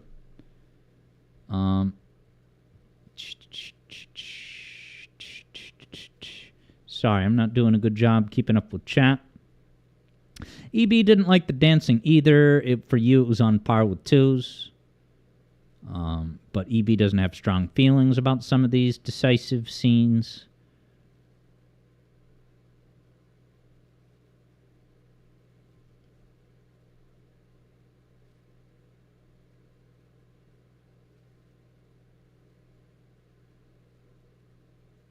Okay, Evlo says JoJo was the ring bearer in 2. Good catch. But no JoJo in 3. JJ points out, Shadow was passionate about revenge in SA2, but this Shadow felt like a fetch puppy. Yeah, and JJ says, dude, Jim's acting when both characters are on screen. So, all right, if I'm going to point at the things I didn't like, so I liked the Eggman, the music, I liked all Shadow scenes, all the dialogue, all the action. I cannot tell a lie. I flippin' loved it. And I didn't care. I was willing to forgive the fact that the movie is not cohesive. Anyone who's watched movie 2 knows what a jumbled, duct-taped mess that it is. So the fact that movie 3 was at least somewhat of an improvement on that, though still pretty scatterbrained, I was like, I'm coming in with the right expectations. I can put, okay, so what did I not like? Well, I could see it from a mile away that the movie would be replete with just disposable quips, jokes, throwaway lines. It's really bad, but I am able to just shake those. I don't know what focus groups demand some more of those just quick, just stupid quips. And look, whether it's a quip or a reference, possibly the worst, an emblematically bad example of Sonic Movie 2's quality is when Jim Carrey is asked to read the line, Knuckles, you're more useless to me than Limp Bizkit backstage passes. Like that. There's so many things wrong with that. First of all, this is a Sonic movie, but you're making a non sequitur joke that has nothing to do with anything and say, you're being useless. That reminds me of that time. No, we're in a Family Guy episode. Secondly, the problem with that is that you have Jim Carrey on staff, one of the most unique, powerhouse, creative comedic voices of a generation and more. And you're not using him, you're just telling him, stand here and read these lines. That, right? Just sit there and eat popcorn while Sonic and Knuckles fight. But all right, enough about movie 2. Movie 3 was an improvement in some regards, but there was a lot of disposable quips that just made me want to quit going to the movies. But I was able, to power through.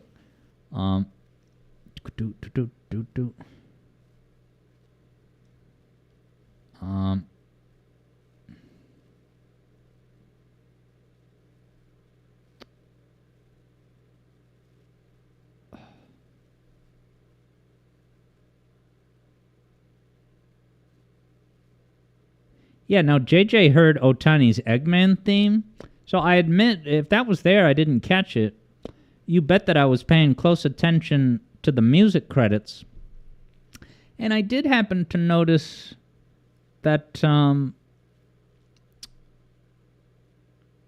couple of the songs were credited to Jun Sonoy, but not the Act Clear jingle. So I don't want to go on a big tangent about music crediting because I'm sure there'll be more news about that eventually. But I saw that Live and Learn composed by, Jun and Johnny, and then there was at least one more Jun Sonoy. I was very happy to see so much Jun representation. But then Act Clear, it just said courtesy of Sega. And even Live and Learn, although it did credited the two that also said courtesy of Sega. So that just at least caught my eye. At first, I was mad that it didn't say Jun Sonoy, but there's part of me that feels, in a way that I can't fully articulate right now, that... Again, we're just talking. I'm thinking out loud. Don't come at me. But to have Jun Sonoy's name there so many times, I can at least, even if I definitely don't agree with it or do agree with it, I'm not really sure. But there's at least, I don't know. I don't want to set back the Look, probably if it was up to me, I would just want everyone credited. Yeah, so Eblo had asked, did Jun Sonoy compose that? Yes, and I think that one confirmation of that is maybe the Sonic Generations soundtrack, which has that jingle and credits Jun. So I'm pretty sure that Sega has already confirmed that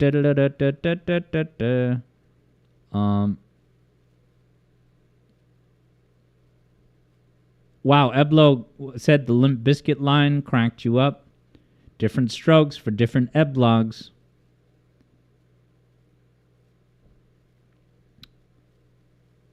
Yeah, EB says, EB feels like Maria was a bit of a check mark in terms of her death.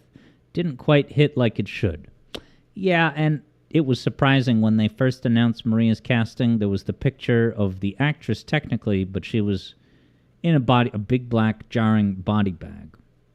So yeah, what did they do? Someone shot one of those Flicky's Island flicky vats, and somehow Maria died. Wow, EB feels like the second movie was more cohesive. Yeah, Green Lantern 2011. They did mention that, didn't they? And no, I don't think it's very good to just explicitly call out Green Lantern, but I admit that it's not automatically bad. I remember hearing that and being like, it's not so bad, but it's not ideal. References are a crutch when done poorly.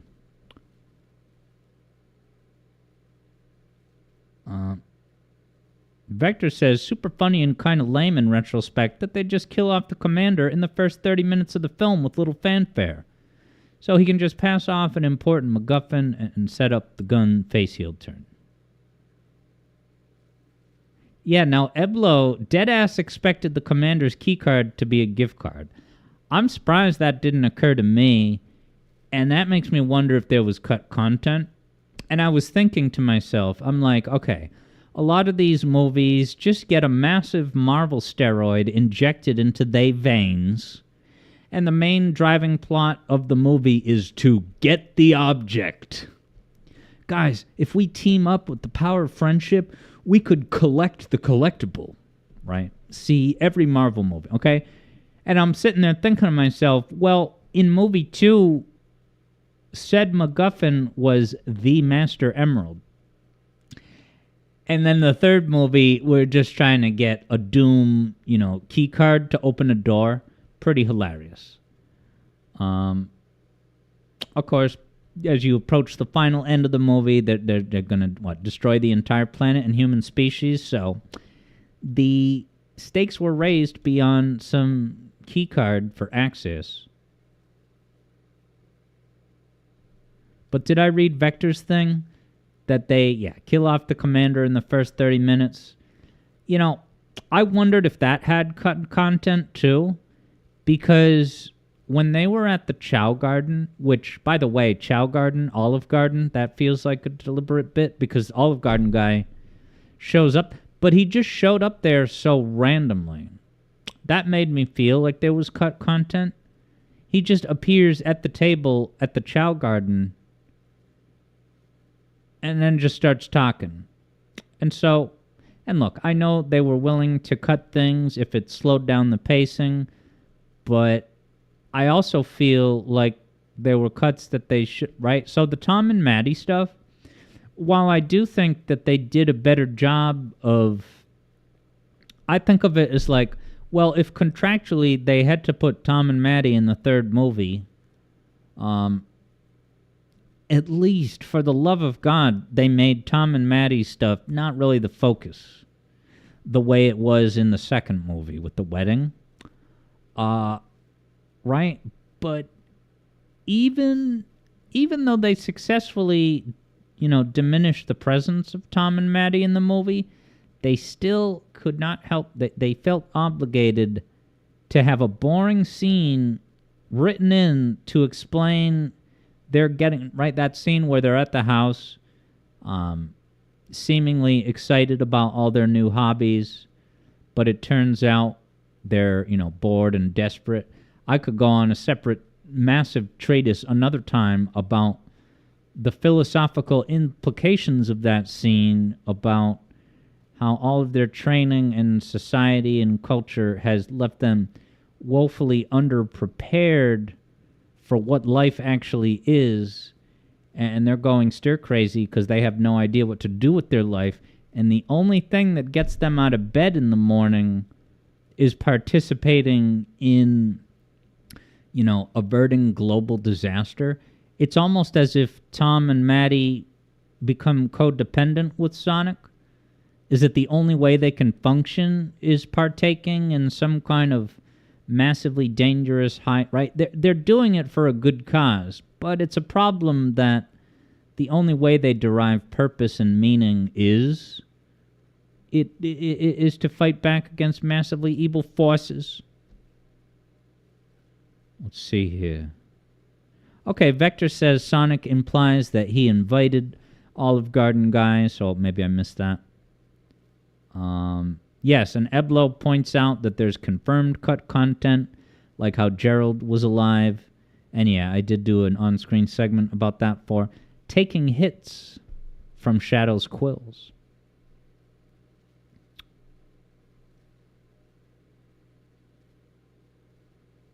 Yeah, JJ says, what was the narrative purpose of that puppet? I took it to be that making puppets was one of the hobbies that they had taken up, right? Making puppets and doing ventriloquism. Which is funny because I knew someone who valued her independence and, wanting to do her own thing. And one of the things she did was make puppets and then make skits with those puppets. But then she found that she was spending all her time just bored on her phone. So she decided, well, I guess I'll have kids after all, because I end up just sitting here on my phone and not making puppets. Evlo says, the one scene that made your theater erupt into maniacal laughter was Gerald's death. I think I cracked up at that. Yeah, because I'm just like, wow, he's out in space, everything's exploding. This is badass. But it's the movies. They could easily bring him back if they really wanted to. I don't think they would. Vector says Vector's theater wasn't as nearly animated for this, but maybe it was the time of day and lack of audience. Yeah, I was in the daytime. There was like 5 other people there.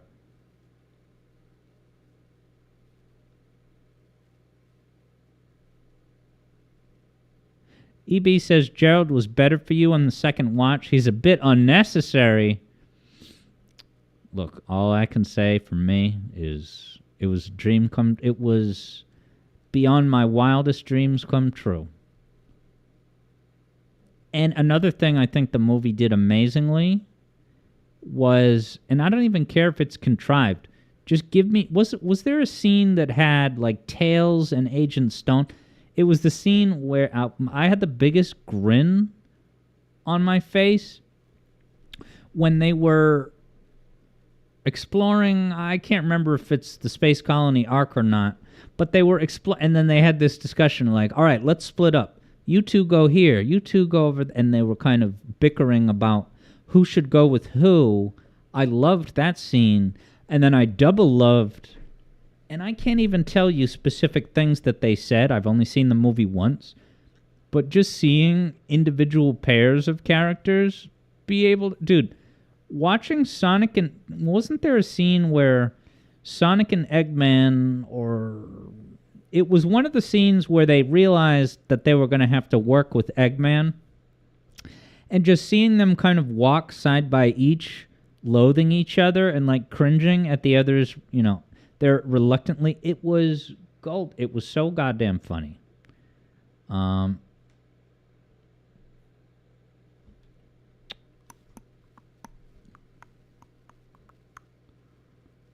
JJ says, Gerald makes Eggman's sacrifice amazing. He is redeemed.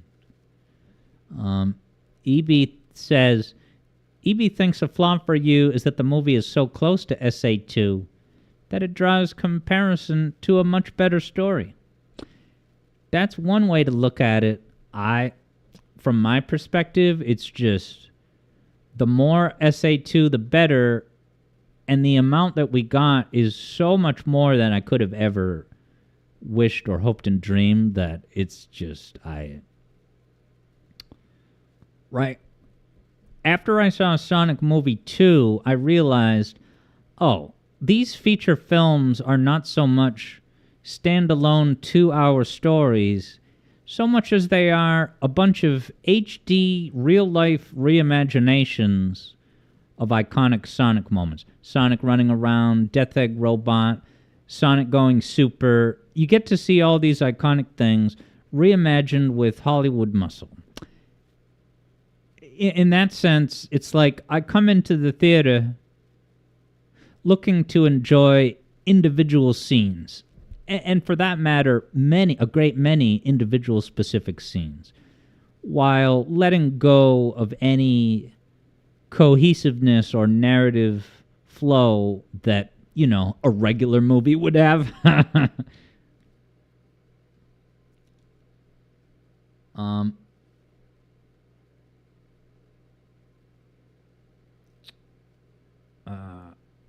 Vector thinks out of context it's probably a little amusing, but in the exact moment that you were watching, seeing probably Gerald die off so anticlimactically after an already really drawn-out ridiculous fight scene felt particularly forced and unsatisfying. Like, Vector knows it's supposed to be a comedy film, but you would think they'd take Gerald's omnicidal tantrum a bit more seriously. Rated PG.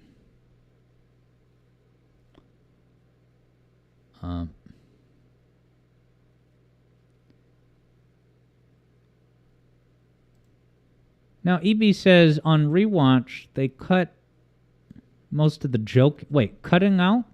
Did they patch your movie? Now,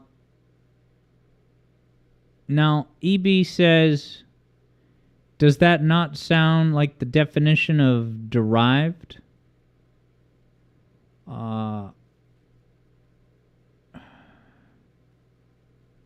Sorry, what was that about derived? Sorry. Yeah, Eblo said the spanking scene was unnecessary, and I only vaguely remember that. But look, there was a few moments, and I was talking to EB Boy about this, a few moments in the movie where I'm like, well, it's kind of epic that they put this slightly controversial content, but is it really needed, and is it counterproductive?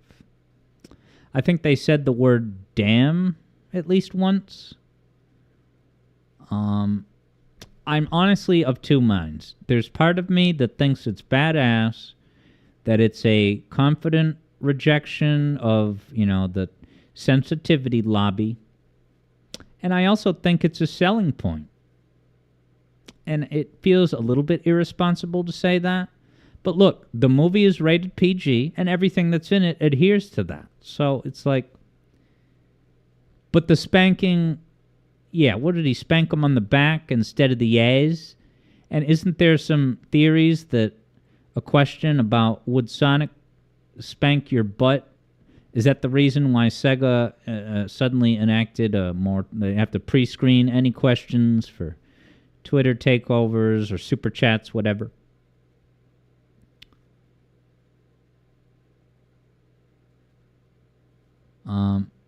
Yeah, EB says all the movies have had a curse word or two. JJ wanted a more nuanced version of Gerald, especially considering how much JJ read into his game depictions as a kind man. But man, we need somebody more nastier than Eggman.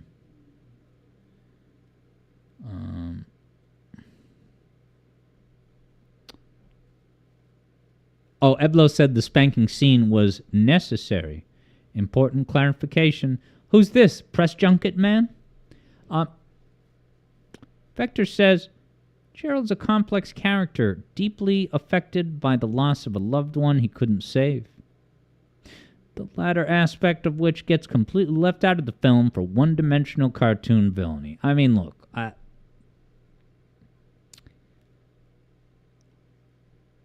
as much as I would love to see that authentic layer of Gerald, I don't know how you put that in a kid's movie and not have movie reviewers point it out as a negative that might chase some audiences away from the movie.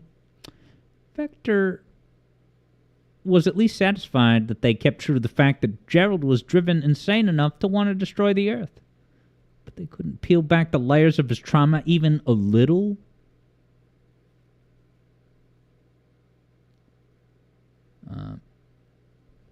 JJ points out we did get a small glimpse of, Gerald's kindness in the Maria flashback? Or was it Shadow? Yeah, Eblo feels like they did lean into how broken Gerald is when he told Eggman, "You're no Maria."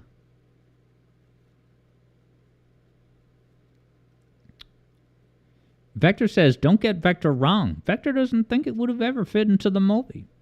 It would have needed to have been a different movie.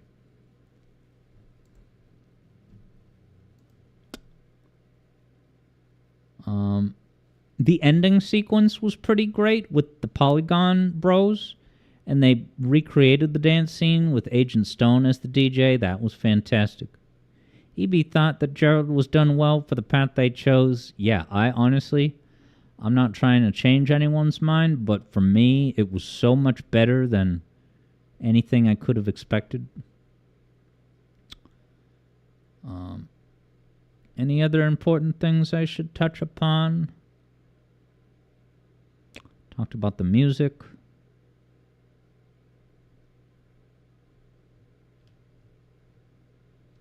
Yeah, I wish they didn't have that scene of Maddie and Tom bored at home. But it was targeted. Like, there's got to be more streamlined ways of...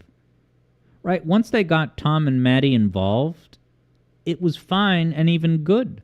Right? It was the opportunity to use that polyjuice potion hologram where they can change into anyone. Now, Kristen Ritter, people have pointed out, and I agree, that her character was sort of pointless.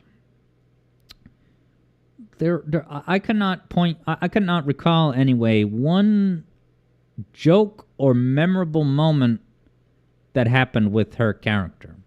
The only one I can remember is just a joke about how hot she is.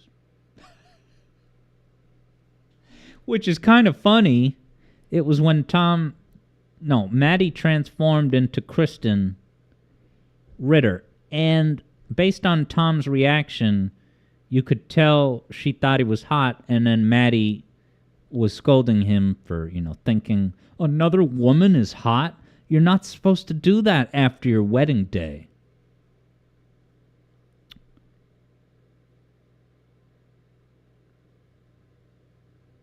Okay, Eblo says there's the women in the military joke. Okay, I guess I'm only vaguely remembering that. I can't remember if I liked it, but I also can't remember what it was. But I remember that was a thing. Yeah, EB, like the post credits. Yeah, so I guess pretty soon we'll go into like pure spoiler post credits mode. Yeah, JJ says it was pretty dumb not to notice the hologram antics going on. Yeah, they pretty much duped her, right? Into, was it giving her the key card? EB says, Gun Lady? She's supposed to be the part of Gun that doesn't trust Sonic. I don't know if that's in response to what JJ said. Hey, it's Keanu. And one of my favorite comedic improvisational voice. And he does amazing interview. Oh, that Ben Schwartz. He is a wild one. Oh, ho, ho, ho, look out for him.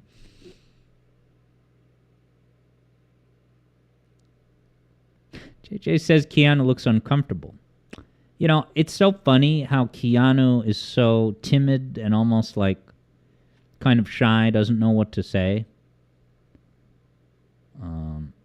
Eblo's pull quote, it's me, the dead guy. Disregard all official word on my death.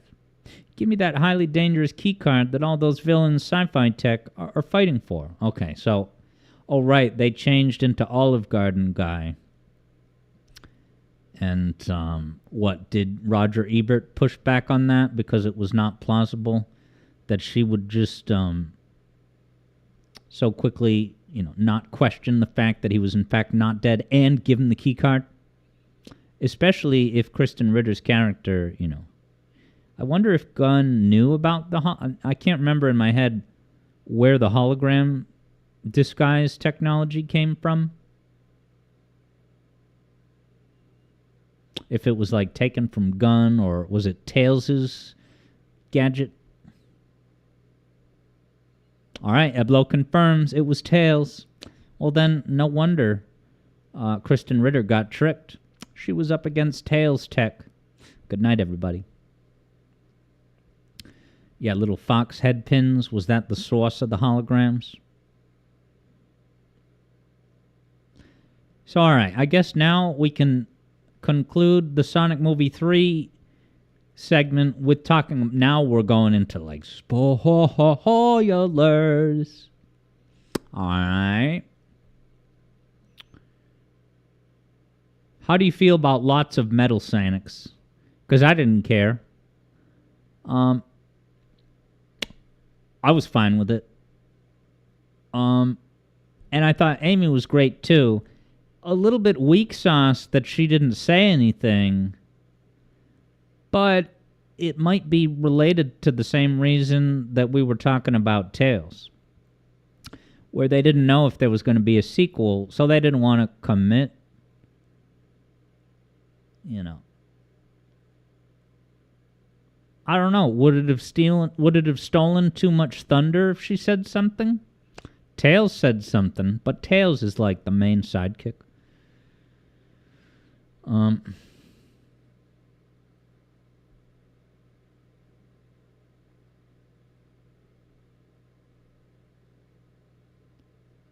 What's it called? Yeah, EB says that's what you mean by cut content, but she did good to show her uncertainty.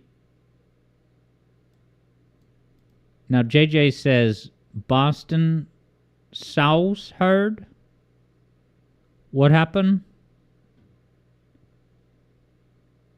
And what did EB say no thanks to? EB is worried she's going to be a pure girl boss. But you think there's good movie Sonic chemistry to be had with this. Vector has heard people mention Sonic Heroes. But could it be potentially the Metallic storyline? I mean, while we're at it,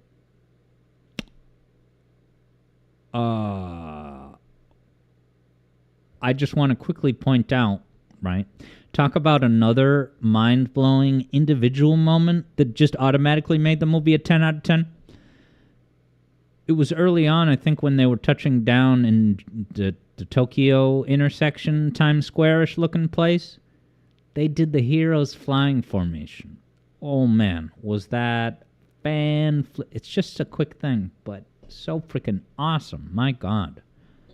And yeah, between that and then the Rail Canyon and Shadow Generations, Sonic Heroes re-rainbowed coming in 2 years. Okay, it was the way I said sauce. Yeah, I did the sauce. Now, speaking of Boston. Ooh. Boston was one of the first words spoken in the entire movie. And I'm trying to remember. Was it Agent Stone? Was there a quick glimpse of Eggman at the very beginning of the movie? The first dialogue in the whole movie, I'm pretty sure, they were talking about donuts. And then someone name-dropped Boston Cream Donuts. And I'm just like, I feel so seen. They understand what Boston is. And it's donuts.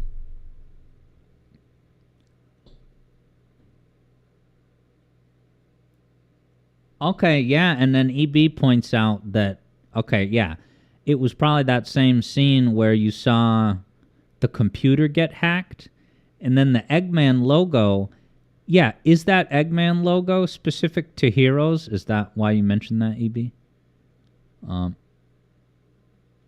EB says, no, JJ says they also had a bit where the characters were all yelling, "He's not going to make it," that made me crack.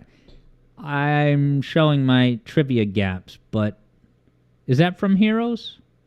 He's not going to make it. I can't quite remember. Nice. EB says that desk with the Eggman logo during the hack also had an SA2 robot on the desk. Oh, okay. So that just had to do with Weather Eggman. Oh, yeah. Okay, so were those like generic gun soldiers? Which, that's a little bit dumb. I really don't understand. I just feel like some of these scenes, they just have a one-off character. You seriously couldn't have put any major character to serve that same general role? I don't know.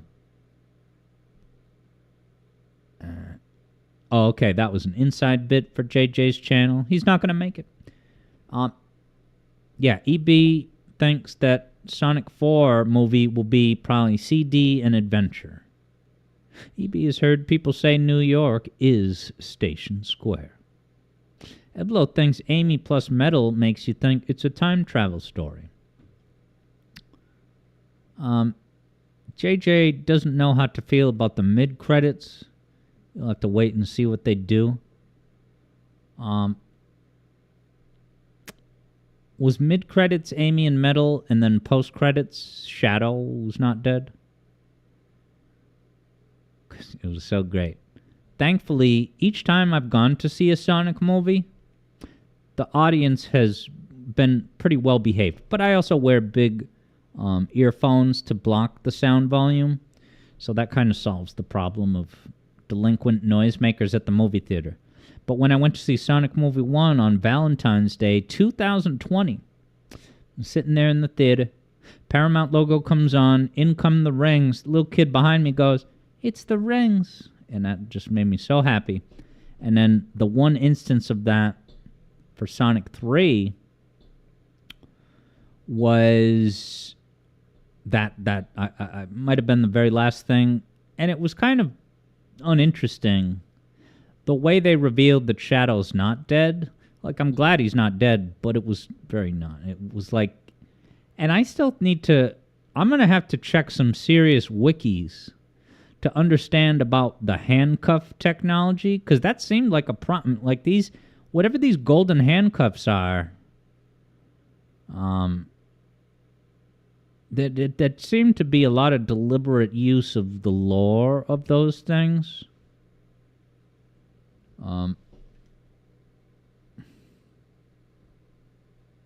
Yeah, JJ said his theater had kids sliding and jumping about in celebration, and a huge roar for Amy. All right, Eblo confirms those cuffs are from Sonic X, implied to be power inhibitors. Vector Sater says the mid-credits wasn't as hype as the last two films. Vector's hoping it's not a bad sign. Oh, cool. JJ says, well, Eblo said Sonic 06 introduced the cuffs to the games, and then Shadow takes them off at the end of his 06 story. No kidding. Well, I know what's next on my docket for Sonic studies. The cuffs.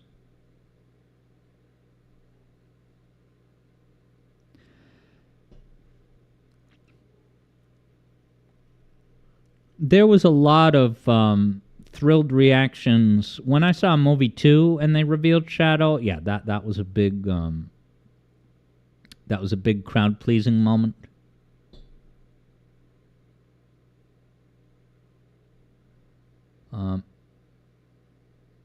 Eblo says, to be clear, the cuffs were always an SA2. But it was Sonic X that had Shadow take them off for more power. All right, this is a gap in my Sonic resume. SA2 cuffs. Yeah, EB says, just another thing they put in that could have been touched upon. You do think the movie is too jumbled for non-Sonic fans. Yeah, and I'm not, recommending this movie to friends and family that aren't insider baseball Sonic fanatics. Although, if they were a kid, it would be fine. But if we're talking about all ages appeal, not really for adults.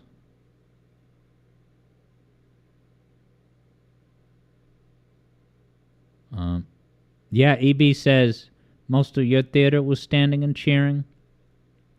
And there was a bit of fanfare for Amy and Metal. All right, good. EB said you took non-Sonic fans yesterday. They all enjoyed it. That's cool. And I actually did see it with some pals. I saw Sonic 1 a second time when it was in theaters. I watched it again with folks my age. And they did like the first movie. All right, EB's mention of standing and cheering was Sonic 2.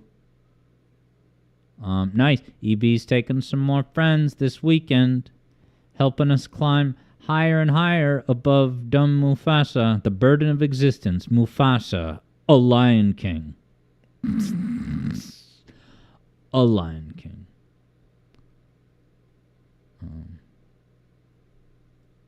But yeah, guys, any parting thoughts? I think I touched upon everything.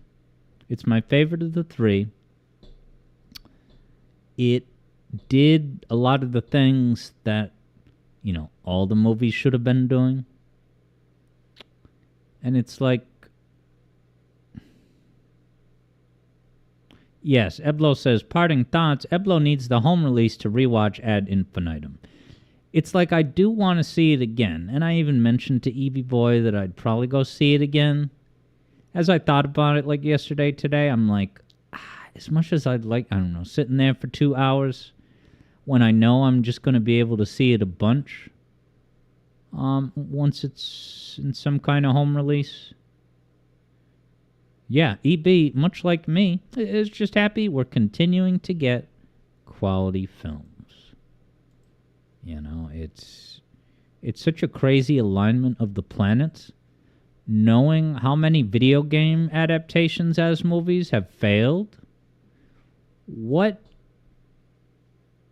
I'm thrilled that it's happened with Sonic, and I'm just fascinated to know what were the producers' decisions, the executives. What prompted them to do this right in a way that so many other big-name video games, massive franchises, just have these. I guess the Borderlands movie is terrible.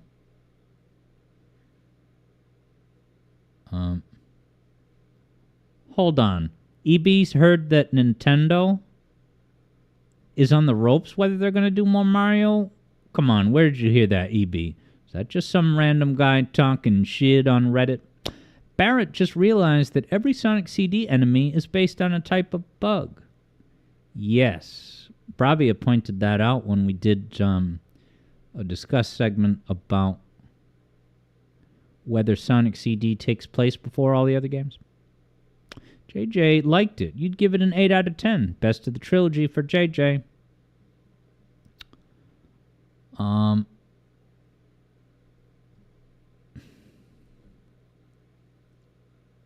But yeah, JJ will see it again to give them some money, and I should really at least, maybe, at the very least, buy another ticket.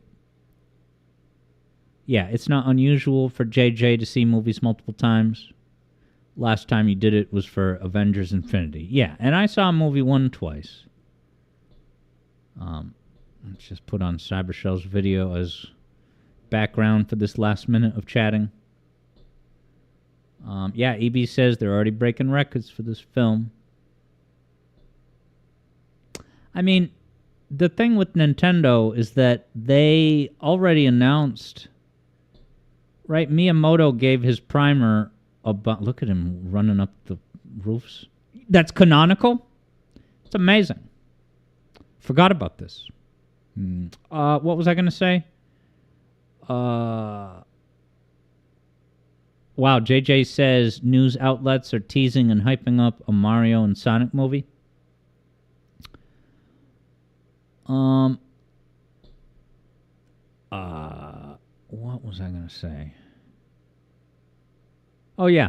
They already teased the next Mario movie, and Miyamoto specifically said that, yeah, so it's not going to be a typical sequel/continuation, but it's going to expand the world of Super Mario and the Mushroom Kingdom. So at that point, you're just looking at Nintendo and being like, is it going to be a Yoshi or DK movie?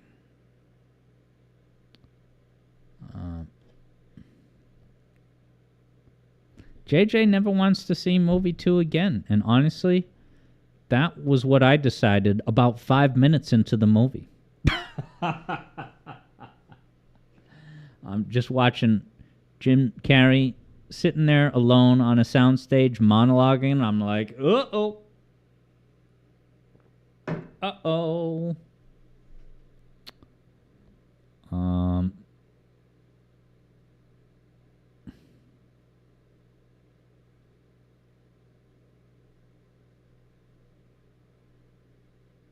Oh, okay. EB says that some people cite that hidden 1-up as evidence that, you know, everything that you can do with the broken spin dash is developer intended. That's fascinating. That's interesting that that's there, but it's the only one. But at the same time, if it feels fully intended, then that means that the devs were, you know, fully aware of your ability to do that. And if so, right, isn't it a natural extension to assume that they regard that to be the optimal style of play? Wow, EB says movie 2 is still the king for you. But EB would put movie 3 a little above 1. Interesting. And JJ was going to mention that you got the 4DX Cinema World experience. And it was pretty jarring. Remind us, JJ, what 4DX? Is that where the seats kind of move around and they even smells? You get to smell Knuckles. I don't want that. What does Knuckles smell like? So that I don't have to fly to London for 4DX to find out. All right, let me start to open Pack. Oh, JJ says they spray water and scents and blow in your ear. My God. And they got more money out of you for this? Oops.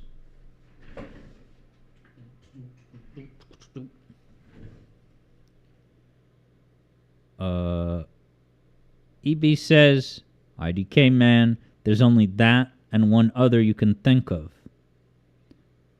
What were those things? You don't think it makes the game a perfect... Oh, right. The spin dash bit.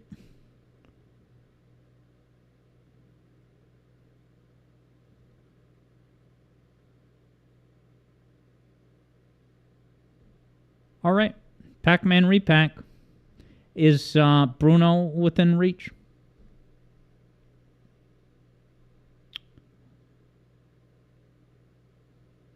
JJ says, characters will put something on the desk and the chair will violently rock. Wow. Was that the Force? Oh, and yes, EB, you can ping Keo. Although I can't remember if Keo wanted to ping only for Hades, or was it just as soon as Movie Talk is done? But yeah, the important point being that Sonic 3 spoiler talk is over. So yeah, all told, it's my favorite of the movies. Followed by 1, and then 2 is way down there in the sewer system below Casinopolis. There, I said it. Aw, hell yeah. In the meantime, Third Bruno has been eating dinner. Plus, of course, doing a grindy Dark Souls 2 side quest. So you still have motivation to do Dark Souls 2 side quests even though you beat the campaign? Pac-Man, Pac-Man, Pac-Man, Pac-Man.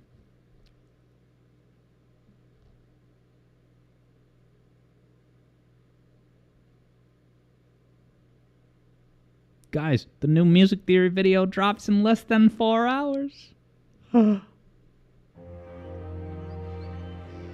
I just need a quick H2O refill.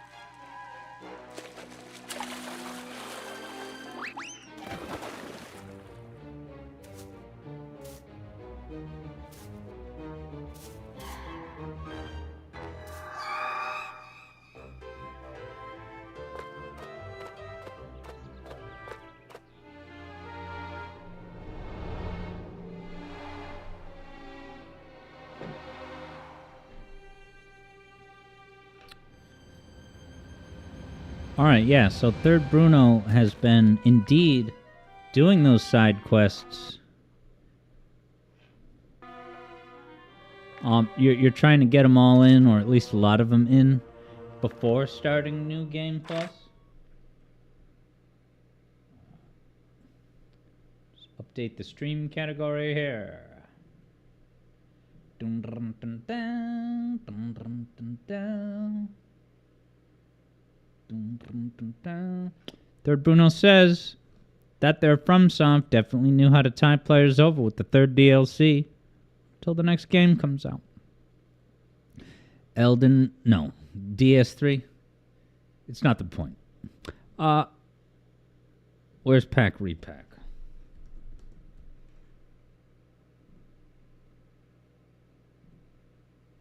final boss, Revengeance. Now we know where Penny's Big Breakaway got the idea for their opening cutscene. Right here. Now, why is the screen slightly bigger than... I guess it's not a problem. Well, maybe you can see up. Let's go. Alright, third Bruno confirms. It was in fact Bloodborne that was next. How you doing, Yoshi? You're just in time for the beginning of the after show where I'm gonna try to beat this final boss and then play some Hades the Hedgehog. How you doing, Yoshi? Did you hear the announcement about the new Music Theory video dropping in 4 hours? I revealed what the topic is.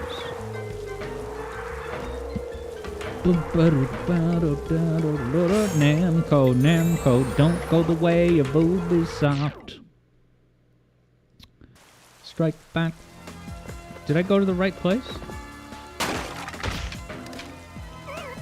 Oh, is the final boss up the stairs? This is just 11.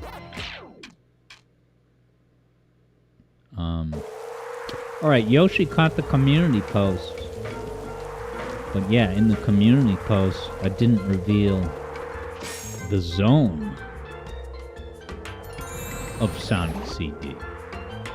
And I'm happy to confirm here at 8:22 p.m. Eastern that the new video about Sonic CD is about metallic madness, baby.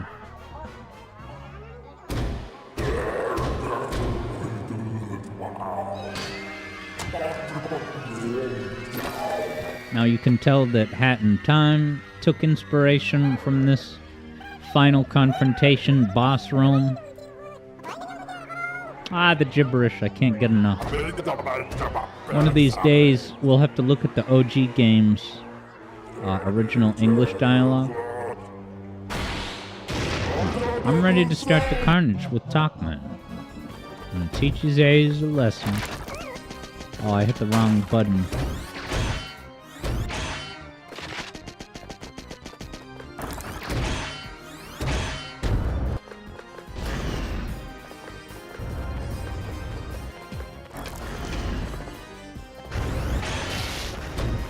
Was it worth it?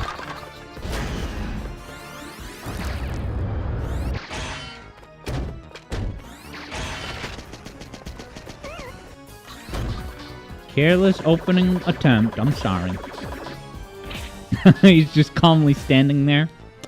And I put the little guy in the schedule. I love that dance.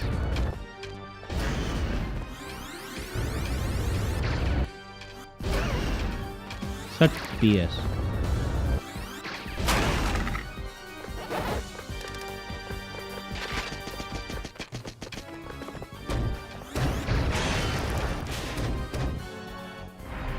This is just a warm-up attempt. I'm not gonna beat him, but I might. It's still valuable recon.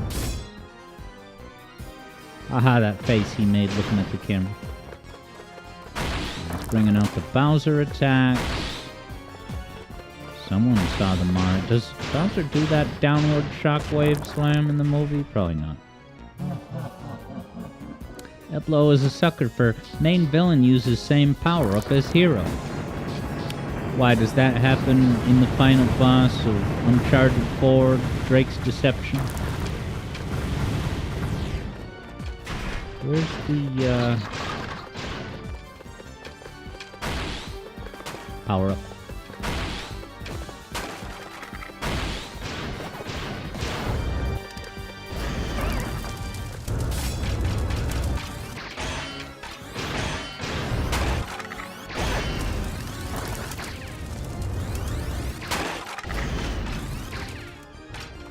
Only 3 hits, huh?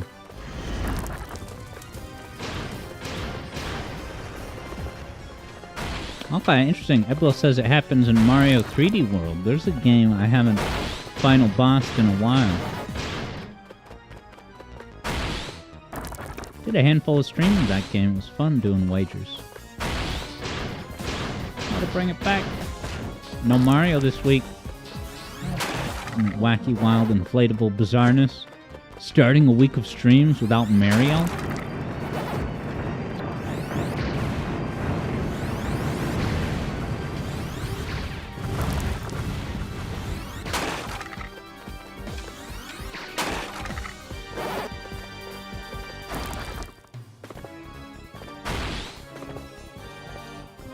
Ganondorf music.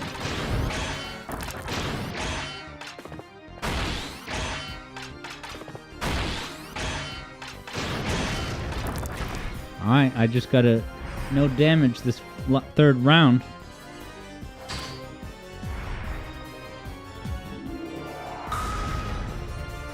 Yeah, JJ says Sonic Movie 2. That was the best part of that movie for you. Does Robotnik eat the Master Emerald? No, but he uses it, right, to fulfill all his desires. Instantly dies in Phase 2. Eblo says he shoves it into his abs or something.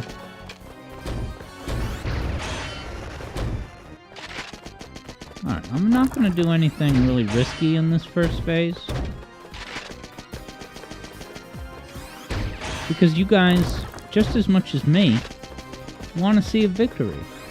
And I can increase my chances of survival if I don't do anything impatient.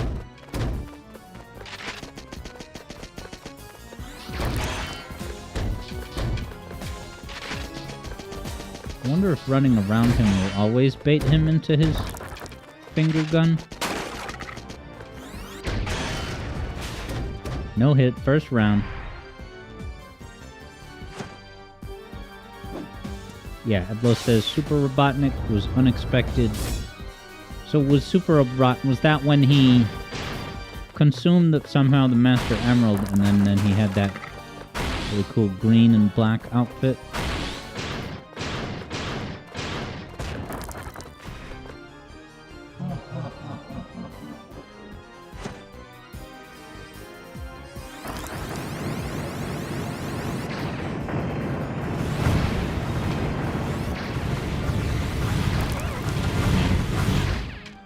Hate to take a hit from the dumb bomb.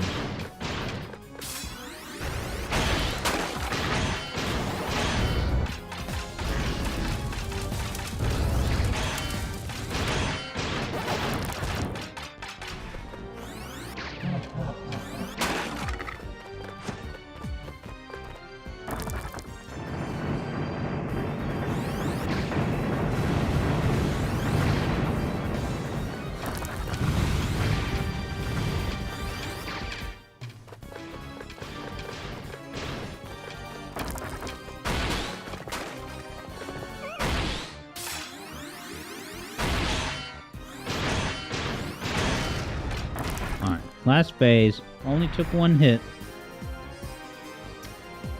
Yeah, JJ says he absorbed it and vanished like a death fake out. I guess I gotta see movie 2 again, jeez.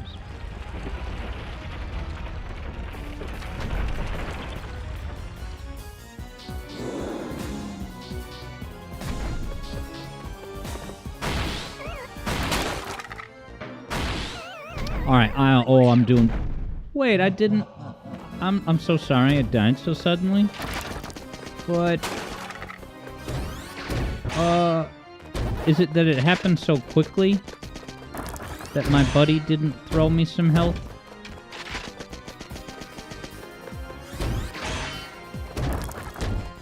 Yeah, JJ's reaction was... Did Eggy just die?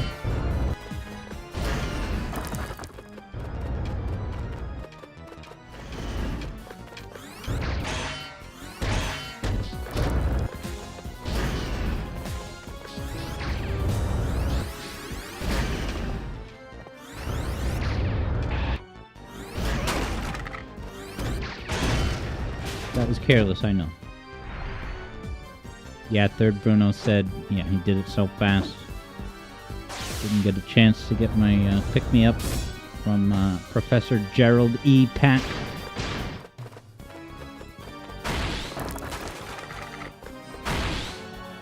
And one thing I gotta do in Phase 3 is not end up in between his steps. That's just flat out dangerous.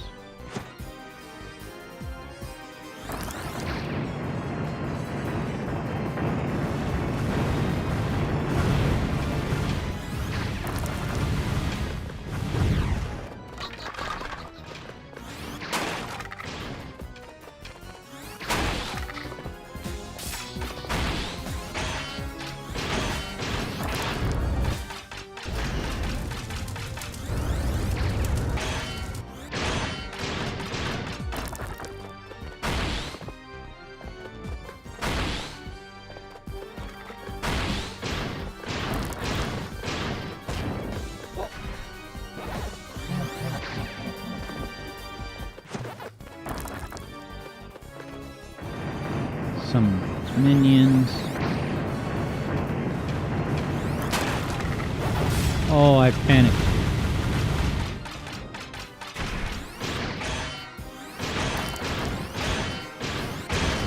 It worked out. Alright. I gotta not go in between his steps, but on the outside. So I can flank him from the side instead of from the Ministry of the Interior.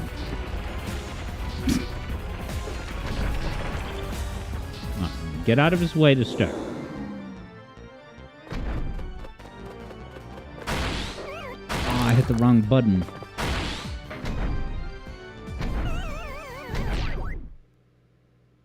Well, hitting the wrong button is gonna...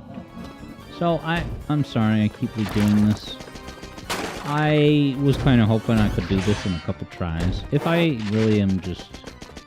I'm gonna keep at it, but if I hit a wall, I'll just go Hades. Just ask Third Bruno. Ouch.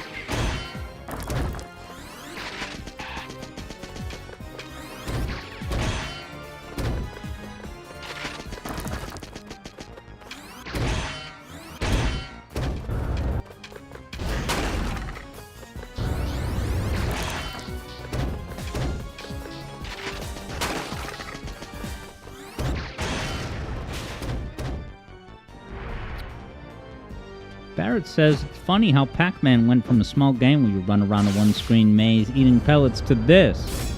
Yes, it is a wild and over-the-top evolution. And if you think this is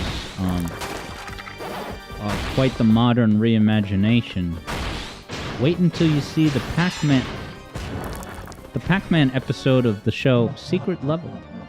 It's like a 10-minute short film that's like a very gritty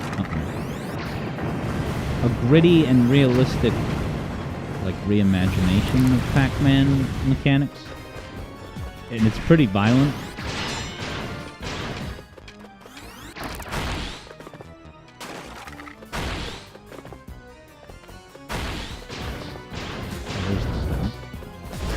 Ah, he's good at getting me with that.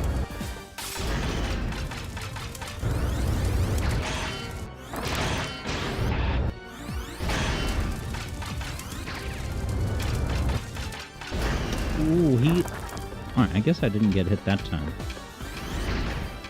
Yeah. Peel out's the way to go.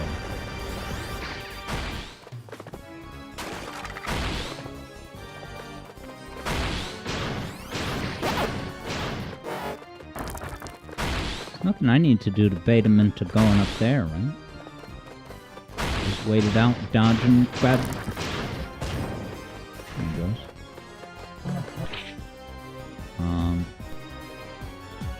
Yeah, Third Bruno says that if today doesn't work out, yeah, perhaps I should rescue the guy at the Pirate Zone, because then he'll give me more help.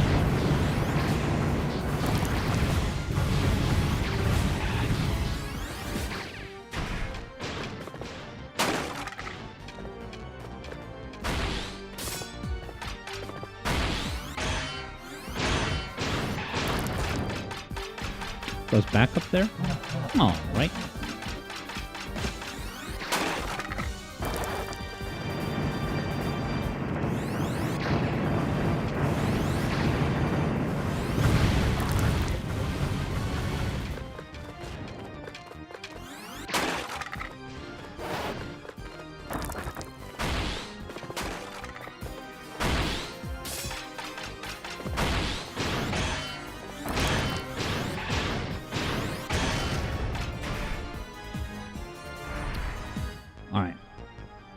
I'm gonna go to the middle so I don't fall off the dumb edge.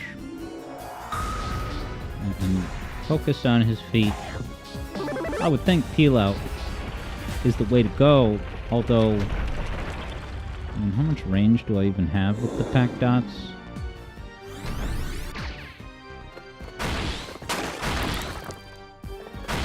Shockwaves come really fast.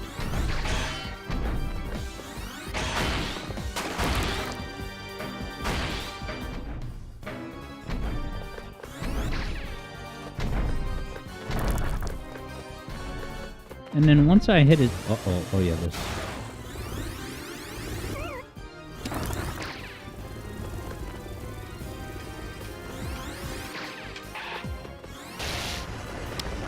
Unforced errors, you guys.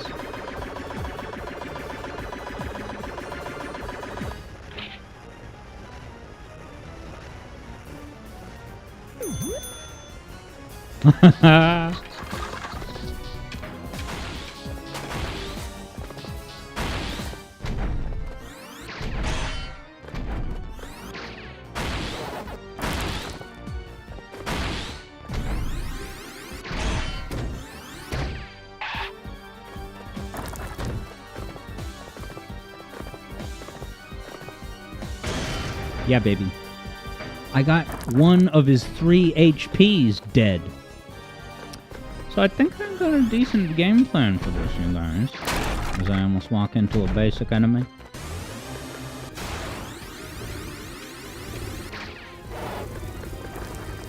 I don't think I'm in any danger after he's just gonna do his thing.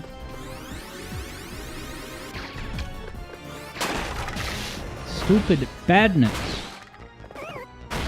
Shockwave falafels.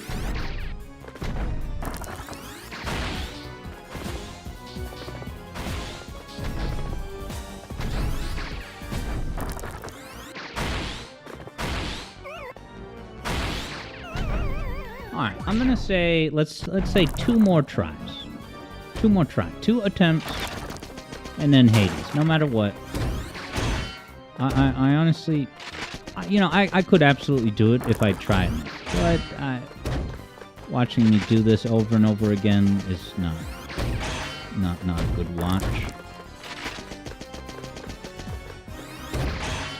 So let's say 2 more tries and make it count, Yard. It's either a Christmas miracle or nothing.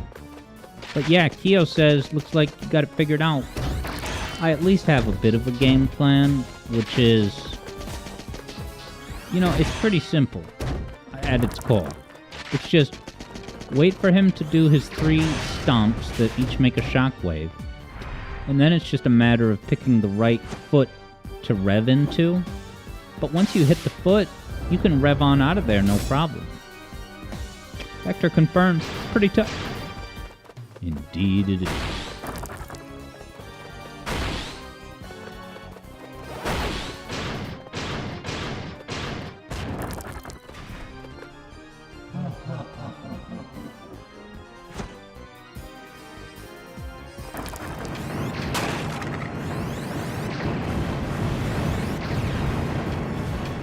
Question is, what weapon should I use in Hades? I'm sorry, I just took a stupid hit on this. Where's my, metal pellet? There it is.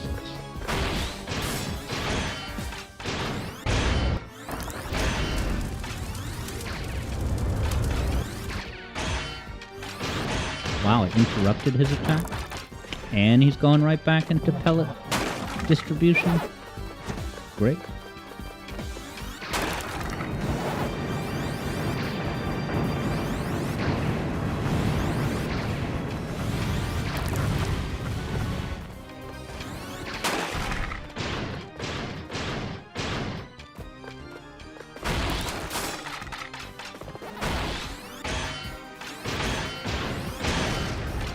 So I can interrupt his 3 shockwaves.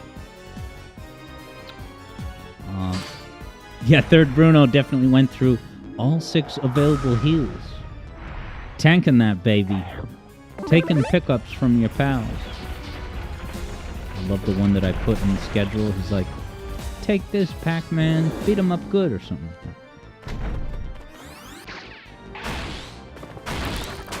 for the edges.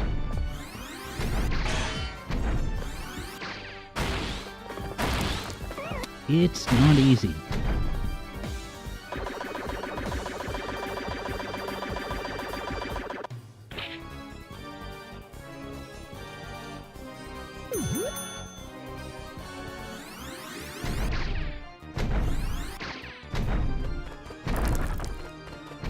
Do his spin dash now.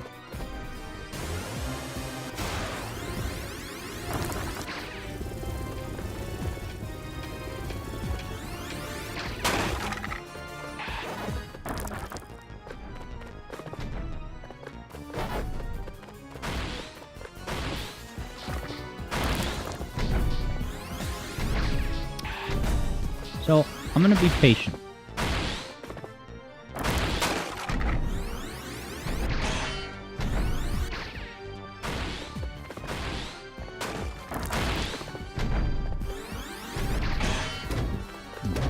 One fall. I wonder how much his attacks will change. You know, with each subsequent hit, does he have different phases?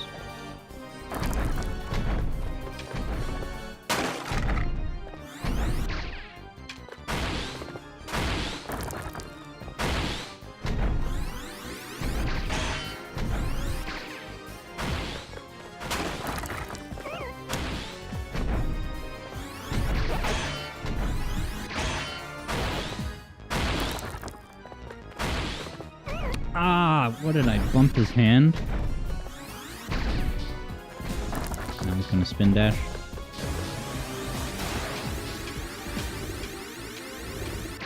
Oh, stupid.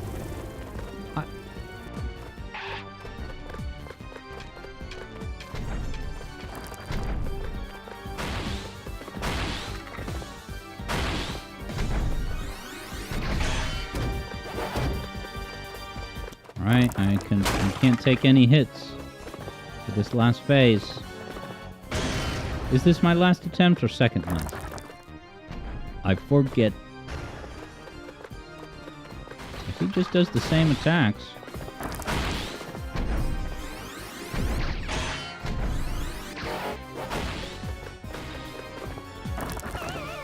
Come on, Alright, that was second to last. I can totally do it on this Hyper Final. Talkman World, my A's. This is Pack Repack World, baby.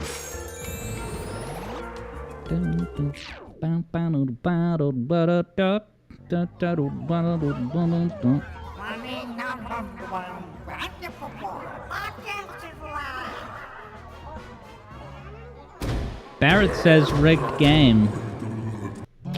It stinks to get caught up in dirt. Little environmental hazards. Stop Pac-Man's movement on a dime, you know?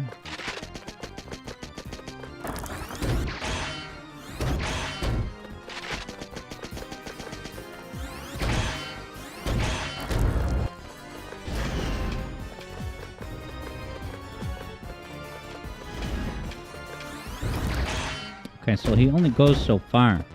He doesn't necessarily cross the entire arena.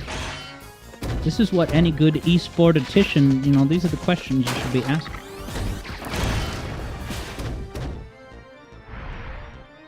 Third Bruno says, Talkman's new design has grown on Bruno.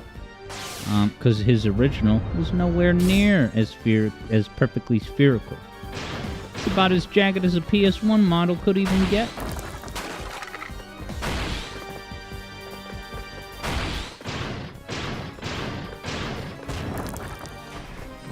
Gotta be mindful of where the bombs is. You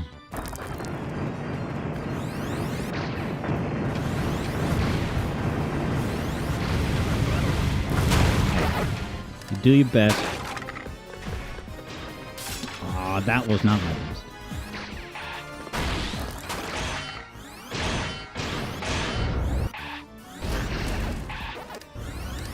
That was not my best.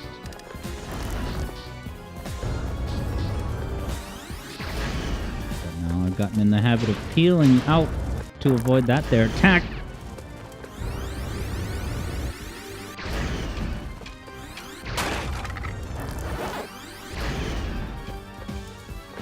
sweetheart. Do your next phase.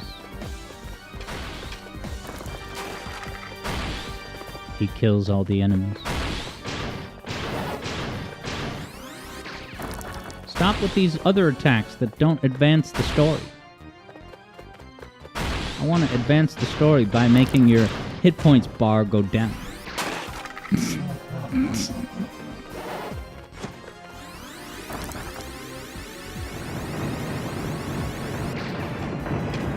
No, I didn't want to collect that at that time.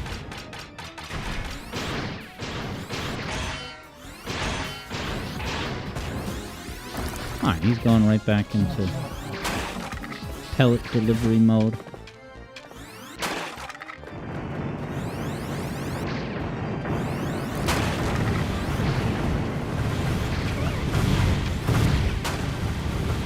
You hate to get got by the bombs.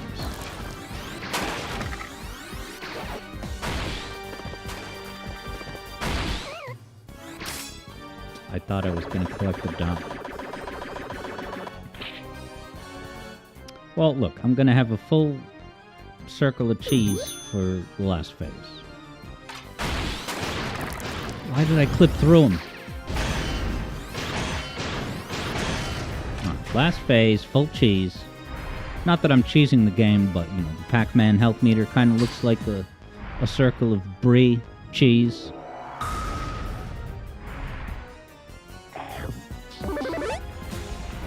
Last attempt, guys. I believe in myself, stick to the game plan, and not be intimidated by his teeth. Yeah, so he opens with shockwaves.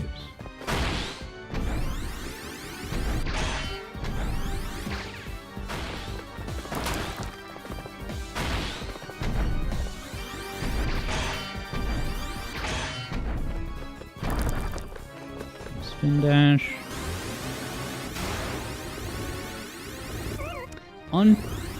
Alright, where do I gotta stand? Right behind the carpet? I really hate to lose a hit point on that stupid spin attack, man.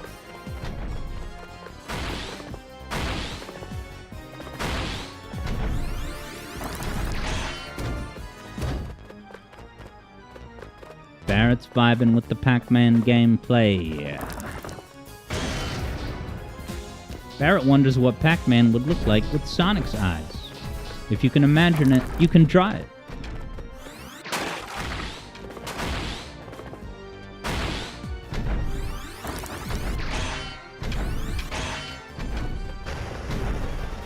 Alright, spin dash. Get behind the carpet. 3 passes, and then go. 2, 3, now. Still, that felt like I was dangerously close.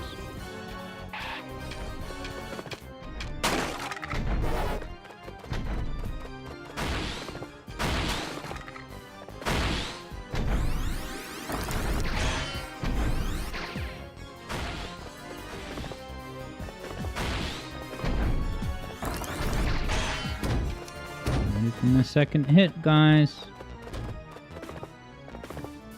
I kind of feel bad for the guy now. Guys, 1 hit point, and this is my last attempt. Enemies. Dude, I got preoccupied by the enemies.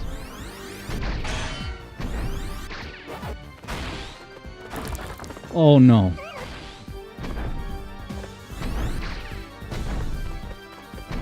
Spin dash.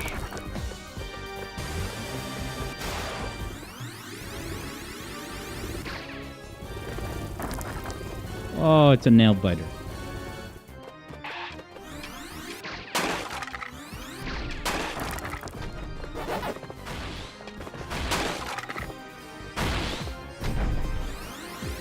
Seems like he's not doing any new attacks.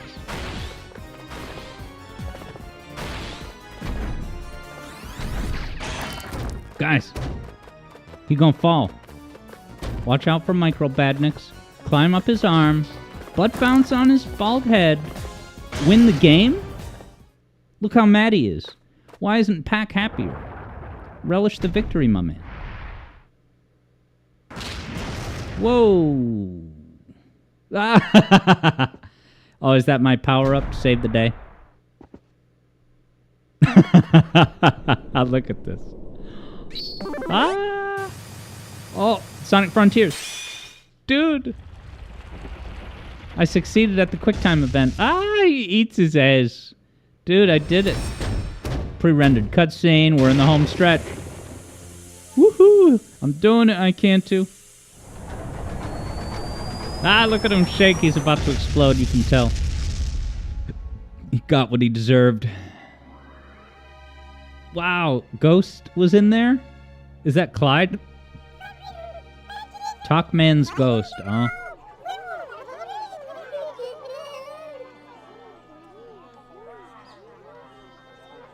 Thank you, Third Bruno. Third Bruno confirms that this ghost's name is in fact Orson. Wow. He's gonna eat him? That's incredible. Here I thought they were gonna like become like pals, put aside their differences and forge a path forward, but no. Eat him up. Now, is this dependent on whether I rescued certain characters? Is it just gonna release everyone I didn't rescue?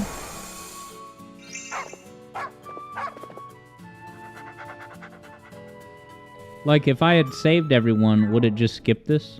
Because the only guy... look at Baby Pack. The only one I saved was the prop. Okay, cool. Third Bruno says you get a different ending if you free everyone in the remake. Is that Pack Boy? They're all so cute.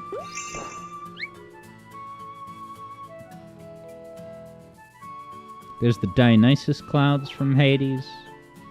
I never got Miss Pack, whatever she's called. Pack Mom.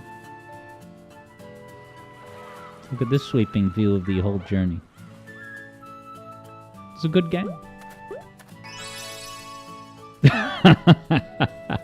Because he was already freed. So there's like... Is there like... What is it? 5 to the 5th power or 6 to the 6th power endings? All the combinations of unsaved characters versus saved. Third Bruno confirms it's Pac-Mom. We got the Sonic Generations cake. We're ready to wave goodbye to the camera. Goodbye. Credits? Ah! Whoa! Aw, I thought I was... Oh, you are? Oh, okay, so it's... I am controlling him. But it's like maze mode. This is great. I was about to say, you really can't control it? This is perfect to... You can control Heat. T, is it gonna spell Talkman? And yeah. Oh, it's got lyrics? Oh, what the... Is the goal to just get the letter? I love the stylized letter.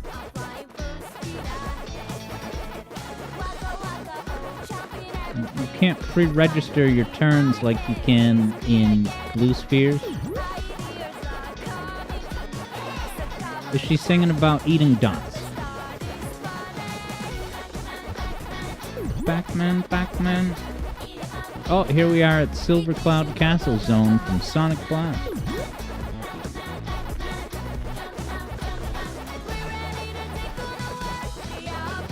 And Third Bruno thinks that the number of possible combos of saved and unsaved is 2 to the 6th.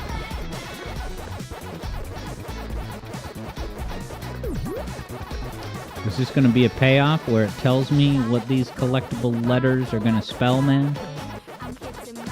Here we are at Spring Stadium Zone. We got the cliche Balatro clowns. Did you guys hear that Balatro was rated by the PEGI board as 18 plus? I don't know if it was ever rated by the ESRB.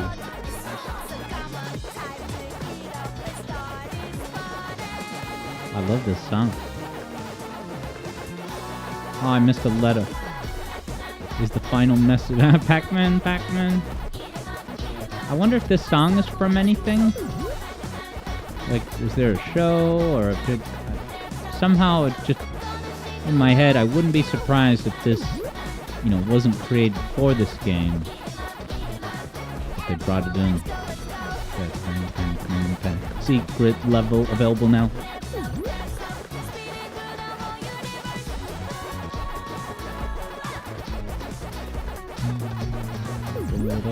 Korean localization senior specials. Bandai Namco, global marketing, digital business, partner relations. So many paychecks, you guys. So many paychecks. I gotta hear the song again at some point. Okay, that was the hyper message. Thank you for playing. It was a cool twist.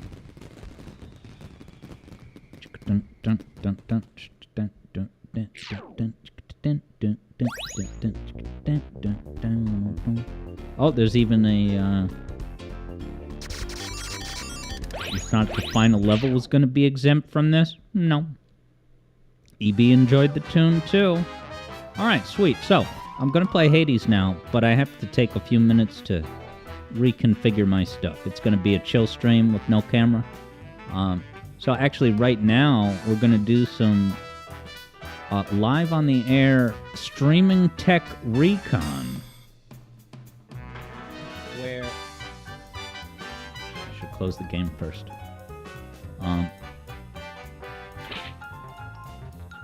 Yoshi heard the Mario Bros jingle? Can we get Bruno for confirmation? It's the...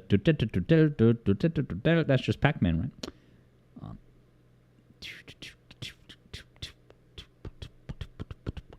Yeah, Third Bruno had said that Orson is a secondary protagonist in Pac-Man World 3. And Vector said it was, cold-blooded of him to eat Orson Ghost. Third Bruno never noticed. Oh, okay, Third Bruno thinks it's like the Mario Bros. 3 item collection jingle. Barrett says, imagine if the letters at the end spelled Alex Yard. Now that would have been an epic Metal Gear twist. Vector Sater says he does the same thing in the original, just gobble up awesome. Alright, so what I'm going to do now, live tech streaming recon. Right now, you guys are going to find out in real time with me if I can unplug the HDMI cable to my TV monitor and just have the stream keep going. When I do this, the very fabric of reality may warp, so just expect anything. I'm going to do it now. 3, 2... Tell everyone the times were great. Goodbye, possibly unplugs. So far, still on the air, baby. Make a wish quickly, says Eblo. All right, sweet. So, I just need, a couple minutes. This is like a micro intermission.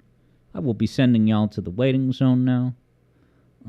But can you believe the new video's coming out in 3 hours? It's a Christmas celebration.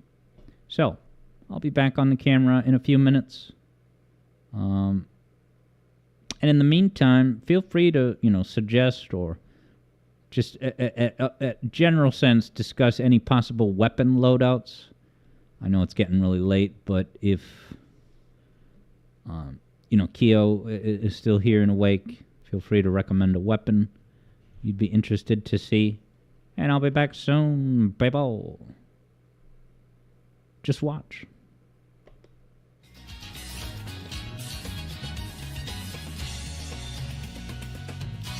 EB said it never showed your sub.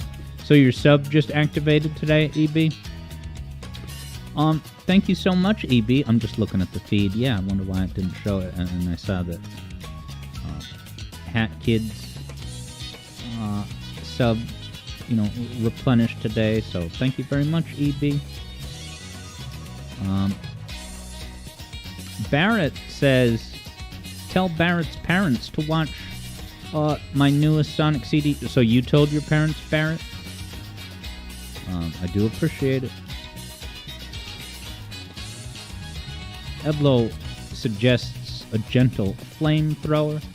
Oh, I see, Hades. And yes, Evlo, today's stream is super long and with multiple, it's plus Pac-Man Final Boss and Hades in chill stream mode. So I gotta, but yeah, before I set up for Hades, Wackadude's in the house saying, what do I think about the new profile picture? I think it's very small. Sorry, I can't see it all that big. It seems like it's probably shadow, but it's hard to see. But it's hard to see anyone's profile pic on YouTube. All right, be back soon. Grab a drink, grab a pretzel.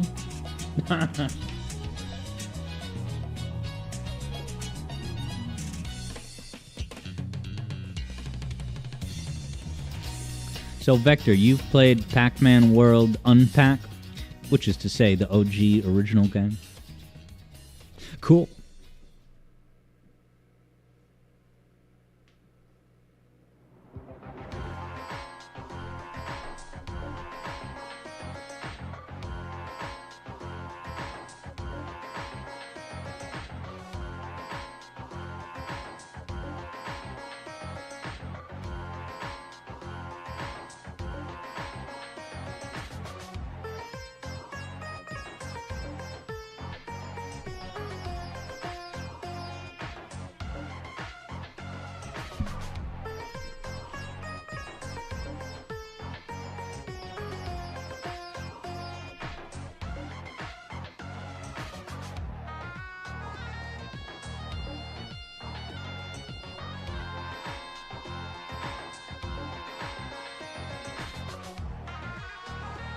Barrett likes the background tile set on this waiting zone. Yes, and this is from the most excellent Sonic fan game called Sonic Neo Genesis. It's got so many great level themes in it. And it's totally free. I super recommend it to Sonic fans one and all.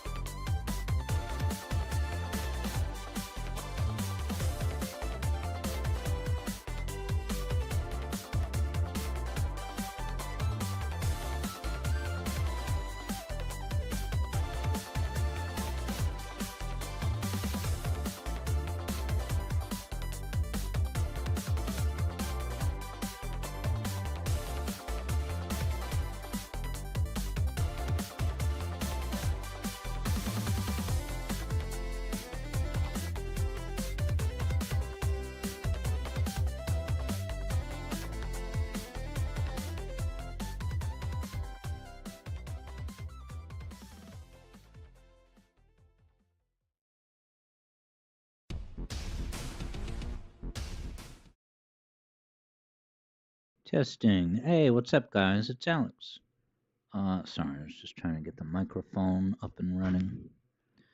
Head back to the waiting zone for. Although, let me just make sure. I could actually probably turn on the game. I don't know if it has any demo like a Sonic game does. Isn't the infinite black void scary? I got all the wires plugged in. Aha. My switch is dislodged from its dock. I hate when that happens. Dun, dun, dun, dun, dun.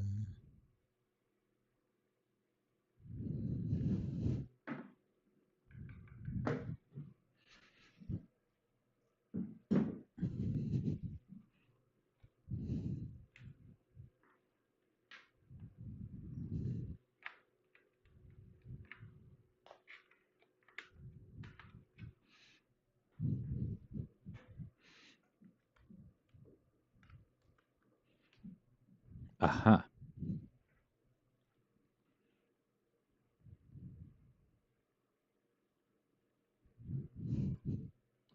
There we are. Gotta get on the screen now.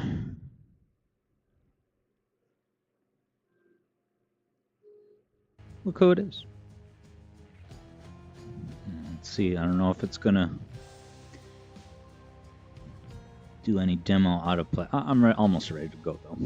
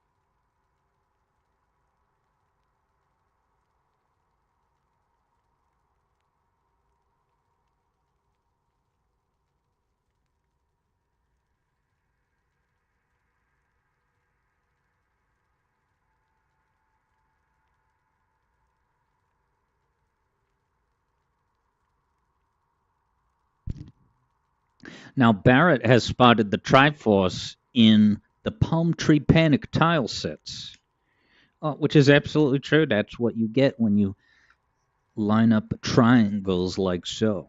You get Triforces within Triforces within.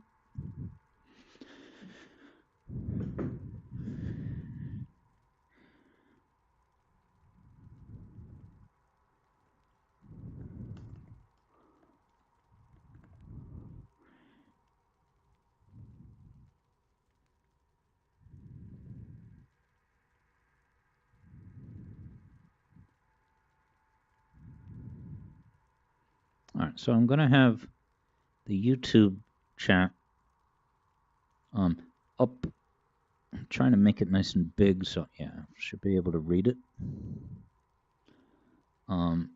From where I'm sitting, and then I'll look at Twitch chat on my phone as I typically do for chill streams. But yeah, guys, so it's been such a fun day. I'm really excited for you guys to see the Metallic Madness Sonic CD Music Theory video, which has been announced. And it's headed to you in just like 3 hours, not even. Which is nuts. It's all uploaded, ready to publish. I just got to let it do its thing. All right, I'm opening up the Twitch side. And I'm going to update the stream category, of course.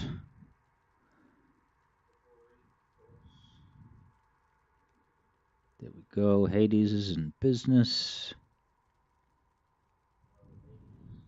But yeah, Barrett had also said, oh, Alex, have you heard of Classic Sonic Simulator on Roblox, Sonic Level Creator? And you're saying Roblox is a 3D engine, but it's in 2D. Yes, I have heard of it. I've never played it. It's almost a running joke on my streams that, like, the fact that there exists a Sonic level editor that you can just get and play, you would think that that'd be a more bigger deal. I've seen some custom-made levels on YouTube and stuff, and it's really cool. Remember we looked at that one YouTube channel? This was, long before Barrett, but we looked at a channel of some kid who had made, a handful of, what's it called? Sorry, I'm just getting situated here. But I think, if everything sounds all right, audio-wise, I think we're ready to go. I got the Twitch chat right here on my phone. Got me again, damn it. Sorry, team. I'm just going to need another minute.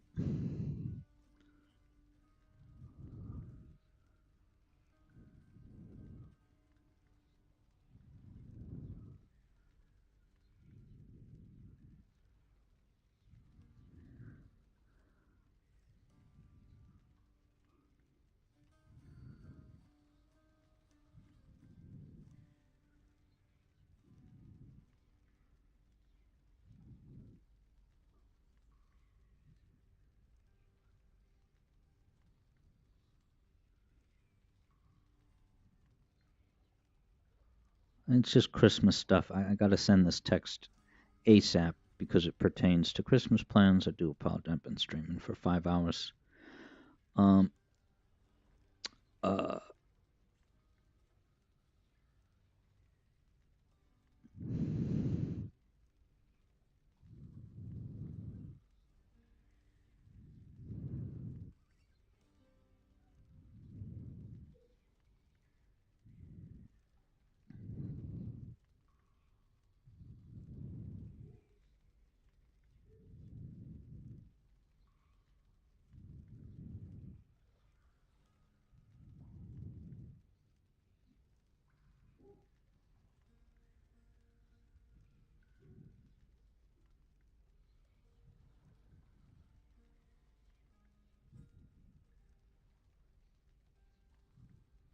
All right.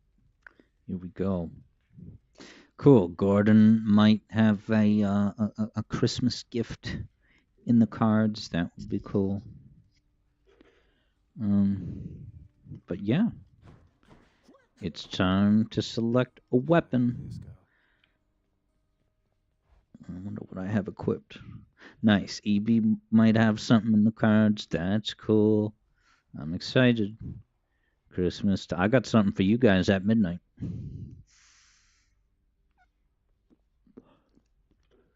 A brand new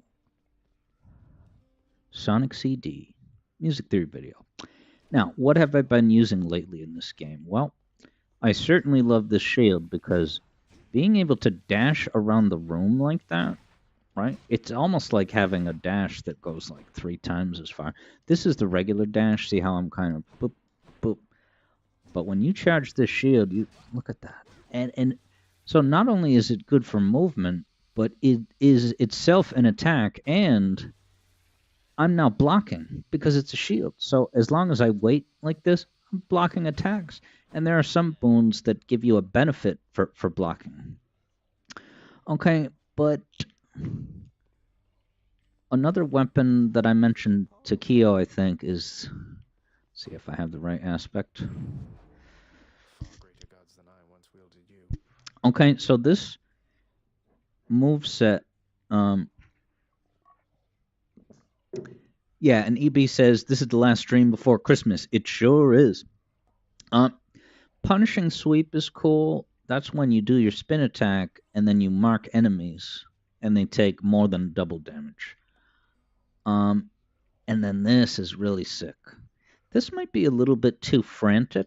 I'll show you what it does. So usually, right, with this spear, you can throw it, and then I can summon it back.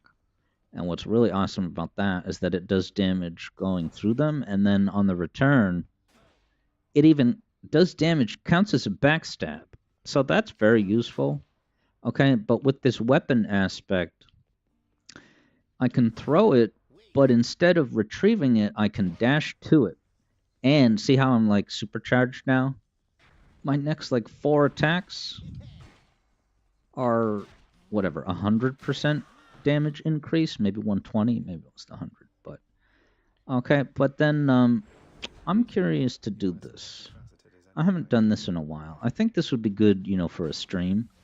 So now when I do my spin attack, I'll see that I've marked him.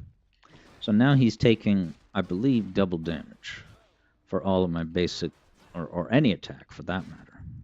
Because see how I'm doing, oh, it's 25. Yeah, 25 is, I guess, the base damage. But let's see exactly how much it goes up. And it's so cool. See how the way the spear is spinning around while it's charged and ready to go. Okay, so that's going up to 55. So I don't... oh, wait, because was it 120 damage? Oh, Punishing Sweep is 120, so that explains that. So that's more than doubling your damage for those marked enemies. And I am actually going to aspire to do, yeah, no damage rooms. Because every room that I beat without taking damage, I get a 2% damage increase. So for heat, what I've been doing is the first boss has new techniques, and enemies have more hit points, and finally, mini-bosses have extra foes. So I won't over-explain that, but yeah, I am playing at heat level 4. I'm trying not to get too ambitious with heat, because it's very difficult. And sometimes I don't beat the game. And I think that opens, you know, an awesome new chapter of the game where for a while it was like... And yes, Gordon, there's no cam because we're kind of in like chill stream mode. So as much as I would love to have Athena for attack or special, I am going to just take the rare powered cast. This is a pretty good cast. It's not overpowered, but it's very solid for what it does, and certainly deflecting attacks is extremely valuable. Okay, so being that I have this cast right out the gate, I mean, I don't even need to use my normal attack, or certainly not Punishing Sweep.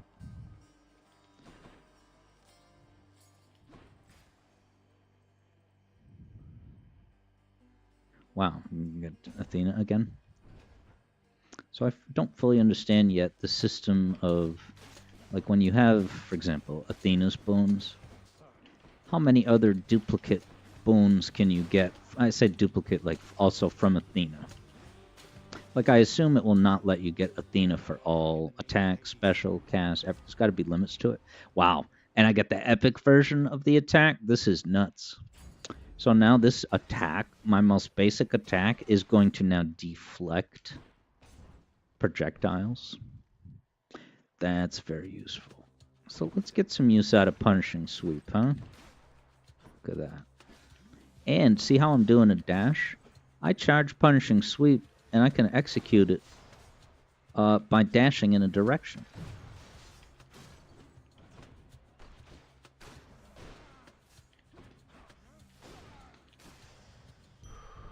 So yeah, they're going to go down quickly. So with yup, Javid knows, Deflect is very powerful as a defensive, yes. And, you know, there are certain situations where if you don't have Deflect, you have your work cut out for you. There's those areas in the lava world, the second area, that when it's the group of like 5 or 7 witches and they're all sending their purple projectiles, if you don't have a way to deflect, that's pretty tricky. Maybe the hardest thing about this game, in my opinion, is in the third area. When you fight the mini-boss, that's a big, giant, pink butterfly hive, fighting that thing, when it's moving around, and when all of those soldiers are going to spawn if you don't babysit them, right?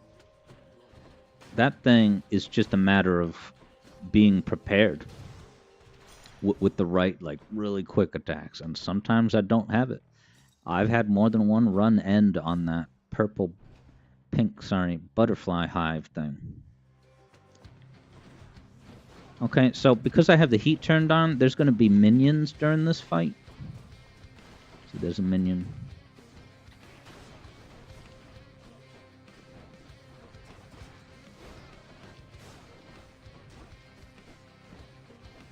Oh, already got him.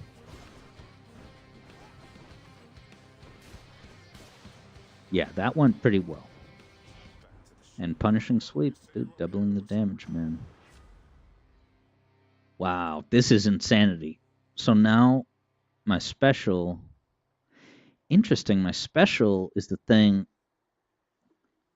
Wait, did I pick Punishing Sweep or not? Yeah, I did. So my special, as strong as this would be, I don't know if it's useful or not. Because I'm going to be attacking most of the time. The special, it's a homing attack, but it doesn't do all that much damage. Will this tell me what it... Will it tell me the base damage? Maybe not. I don't know. It's epic, so I feel like I should take it. Screw it, I'm taking it.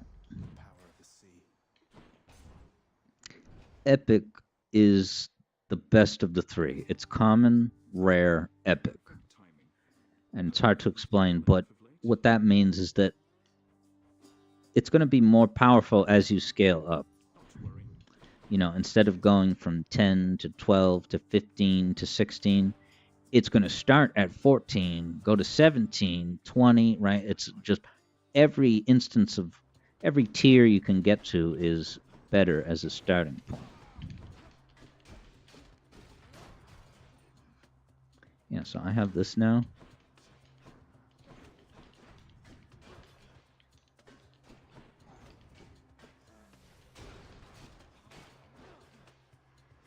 Yeah, I'm used to being able to dash.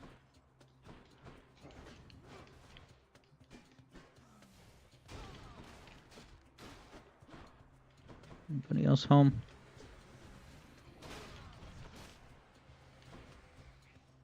So, of course, I'm trying to no damage this room. Much like I am most rooms.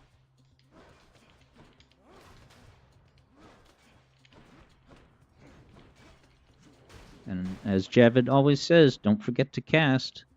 It's a shame when I remember to cast for rooms at a time. Oh, sorry, when I forget to cast. I'll definitely take the attack power. Yeah, playing recently, I used when you pick your little charm at the beginning of the game. Right now, I have the butterfly for the no damage bonus, but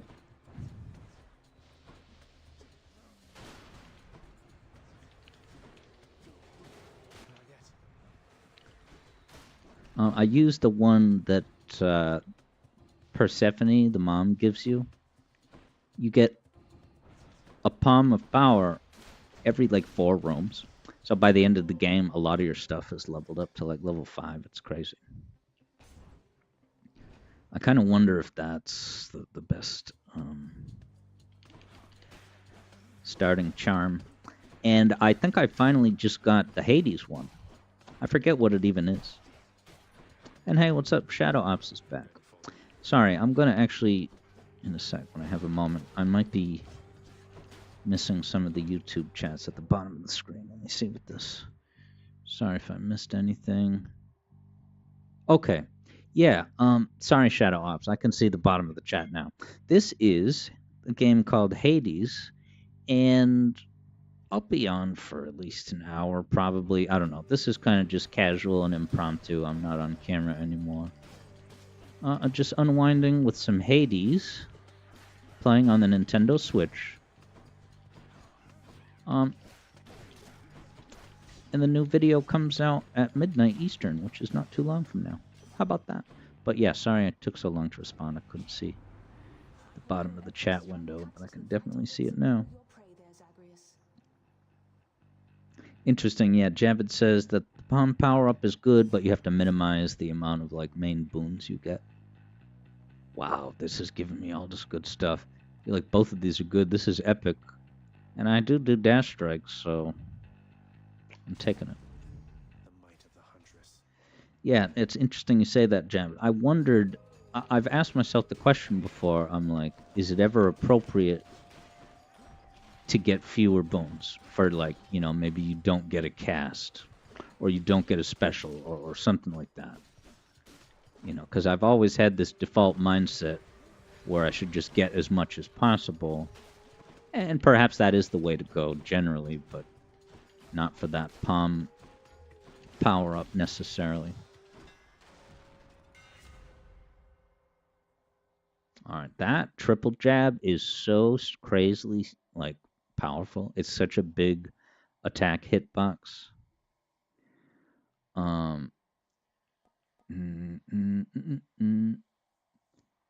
Wow. Special hits up to 7 foes. 7 I have to do this. Dude, and it has the Poseidon knockback effect. It's going to knock back 7 foes? Oh my god. Of course, we go right to the boss. Now I got the special level 2. Alright, so sometimes I struggle with this. I think Alecto is the big problem. This is the murder girl, right? Yeah, this, I think she's not too bad. But Alecto, my god. Have I struggled with... it's Alecto with this heat.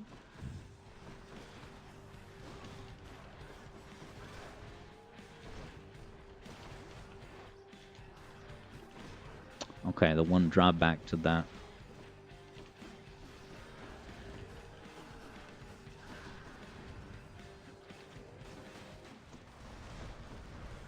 Yeah, this one's not too bad.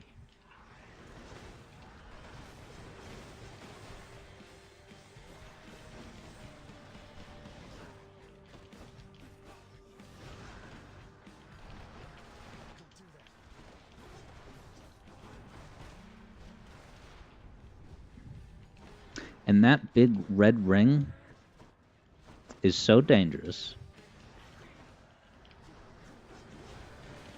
Yeah, because it's so quick.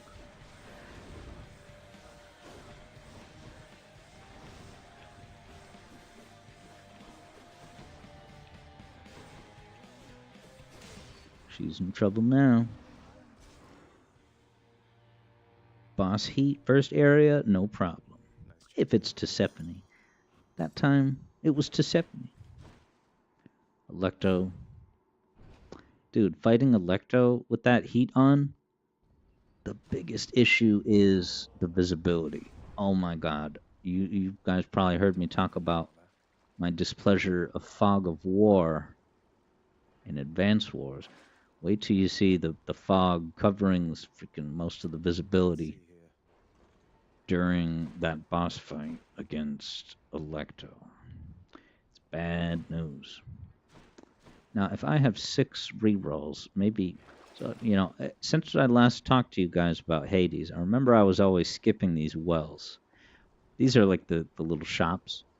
But I've started to check them because a very valuable one is Chaos Gate. And I didn't get one. But it's just one reroll. I feel like it's worth it. It's worth it. Oh, and yeah, Javid, I was just saying about, how last time I wasn't really using the wells, the little shops where there's 3 things you can buy. I've changed my outlook on those. I always check them, if nothing else, to get the one where you can pay like 70 coins to ensure a Chaos Gate will spawn. Those Chaos power-ups are so valuable that I feel like, 70 gold is a steal. So I always get the Chaos Gates from the well if I have the option. And even just now, I re-rolled once. I feel like it was worth the risk to re-roll.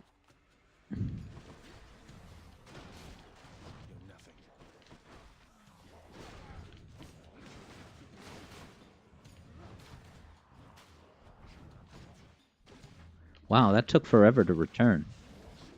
When I throw my spear... Oh, maybe I just didn't pull it back. I took damage. Okay, yeah, and Javid checks the wells for emergency heals. Yes, I will do that too if I end up at a shop with very low health. Yep, Chaos Gate.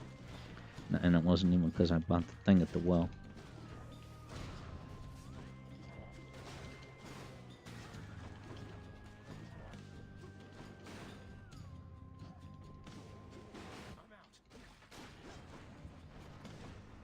It's nice to be able to deflect the bombs. Damn it.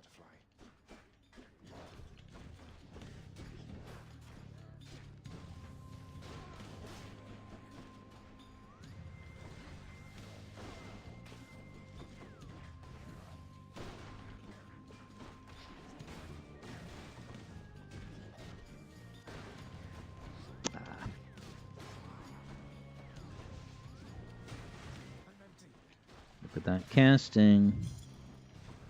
And I think my punishing sweep, does that also affect casts?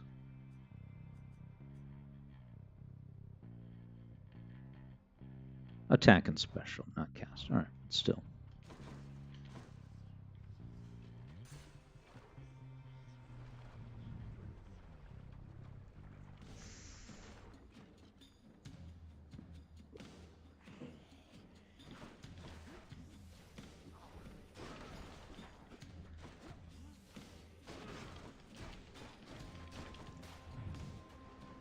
Nice to let the trap finish him off.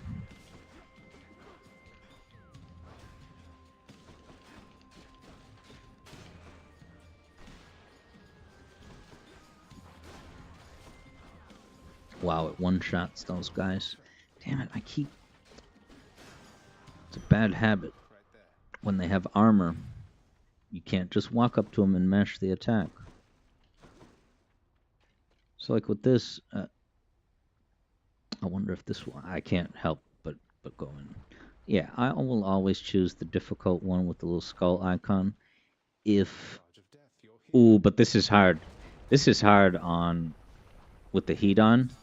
There's going to be a big blue crystal that makes everyone invincible.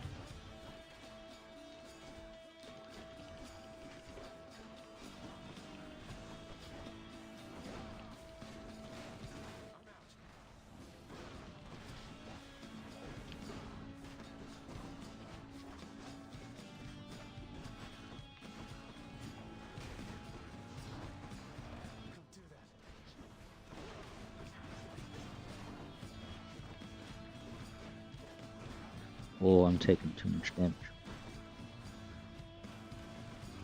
Alright, but I got the blue crystal out of the mix.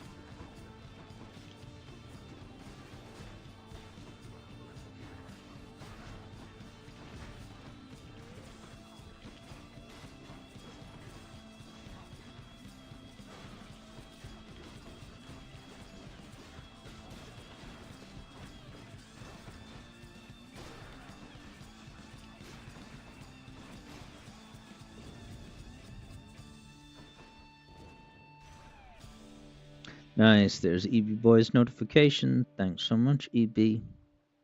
10 months, hell yeah. Nice round number. Okay, so right now I have, what, the Hunter Dash? What does that do? Oh, that's I get the Dash Strike. And then that will give me Chill. So that will be passive. Well, if I'm doing a Dash Strike, I don't know. I'm going to take it.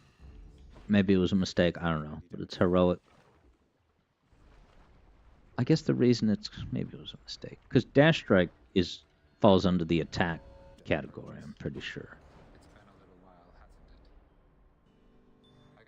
So, I don't know. I never know what to make of those dash, auto damage things. Do they pay for themselves with all the passive damage? You just go right past someone. You're going to do damage to them just because you dashed at them.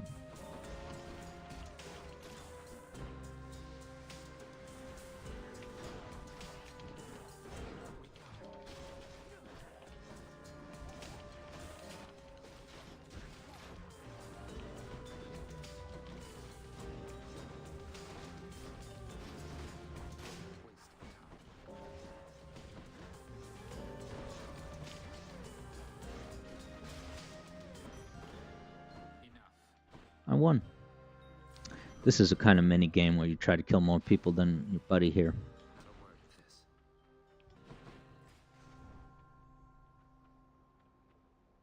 Did I miss a Chaos Gate? I think I saw one before, never went to it, damn it. Of course, it might have been a Hades Gate. How about a different set of choices? There it is, 55. Damn right I'm taking it. Actually, was there anything else good? No. Yeah, I never do the, stat increases that are temporary, but that's partly because generally when I play a run of this game, I'm trying to buy the expensive thing at the shop at the end. Either the red blood thing that upgrades weapons. I mean, I have 3 lives, 67 health. Oh, they're both skulls, okay. I wonder who this will be.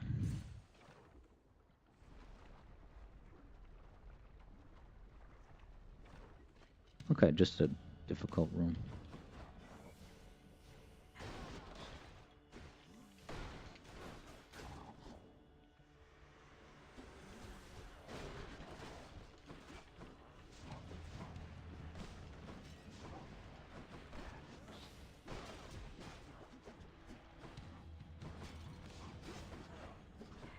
Keeps running away. He's marked.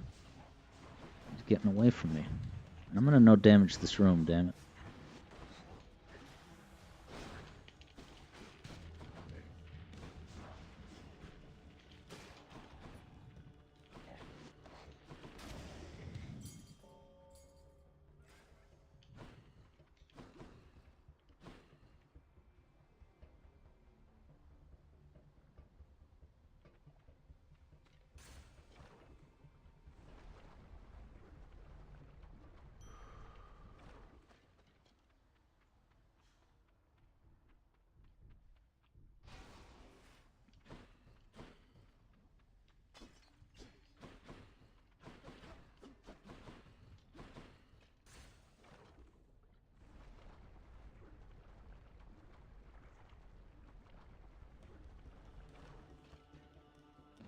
You really didn't have to reconstitute yourself just for my sake.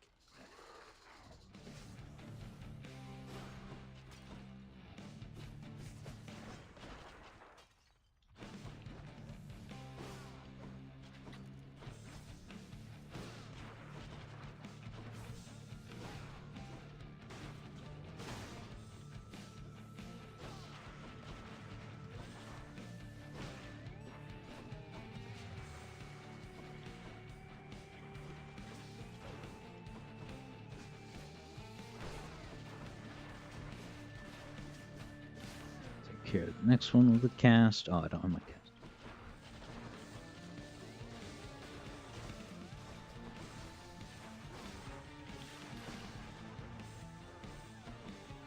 Open with the cast. That's what they say in med school. Then go to your punishing suite.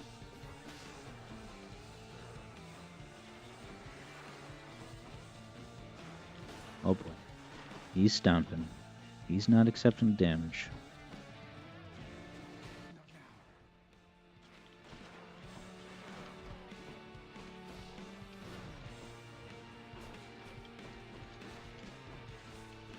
Does this count as a backstab?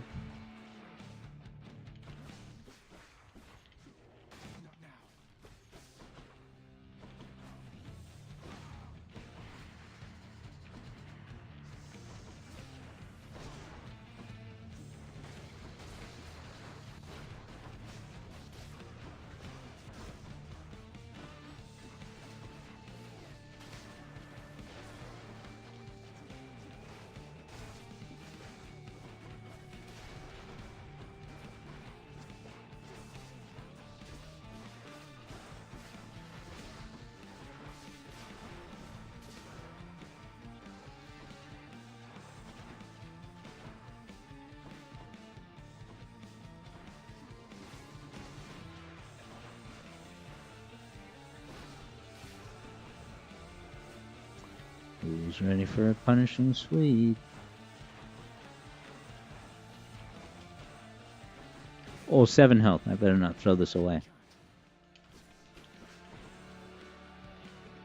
I gotta protect the one. Well, I have still all 3 lives, but it would be a shame to lose any. It has such a crazy range. This spear is so. I mean, it's. I think it was the spears the first time I beat this game. Merry Christmas, EB. Oh, wow. I'm sorry I missed it. Wow. What's it called? Sorry I missed it. Let's see if I can I rewind the chat? Oh, wow. Look at all this. Guys, I didn't even see this. Wow. Oh, my God. All these gifted subs. Wow. Wow, so EB gave 5 subs. Look at that. Valorant also stepping in to give one, and then it shows who it went. Wow, nice. And Prism got one. Very cool. Wow, thank you so much, EB, and also Valorant. What a nice surprise to get as the prize to claim after defeating Lerny, the multi-headed bone snake monster. I defeated him, and in return, a whole bunch of people got subs. Thank you so very much, EB. I appreciate the Christmas tidings. And Javid says, EB says you're welcome. I do appreciate it. Javid said the Hydrolite is pretty useful. What is that? Can't remember exactly what that has. Yeah, I think I screwed up with the Chaos Gates. I'm at least twice. Well, the thing is, when you see a little cover on the ground, that might be a Hades gate or a Chaos gate. Sometimes I forget to go back and look at it if I get sidetracked elsewhere in the room. I've got 5 rerolls.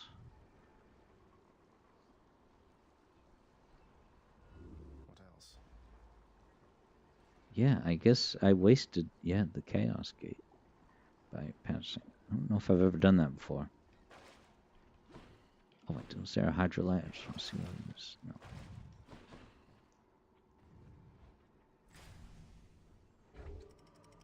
Okay, it restores hit points for a certain amount of rooms. Okay. You know, I honestly tend not to get health pickups unless it's like really like an emergency, like you were saying before, kind of.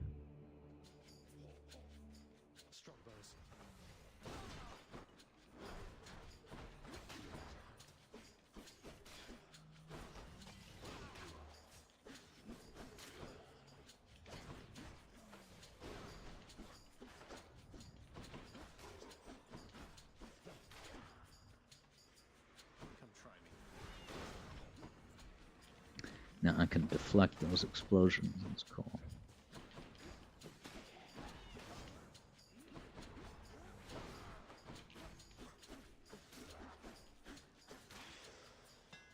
Nice. No damage to the Elysium, no problem. Wow, another dash strike thing. If I only still had that. Yeah, and then skew. I never understood really. Triple jab. I guess I got to take it. Look at this. Oh, this is crazy powerful. And look, if you look at that, like the jab in the middle is always in the same spot. But the two on the outside, with each thing, they move a little bit out. I mean, it's such a wide attack radius. Yeah, jab, it doesn't exactly recall what the floor get. Yeah, I'll know it when I see it. I just gotta, remember to go back and open it. I should focus my combat in the area of the gate so that it doesn't slip my mind.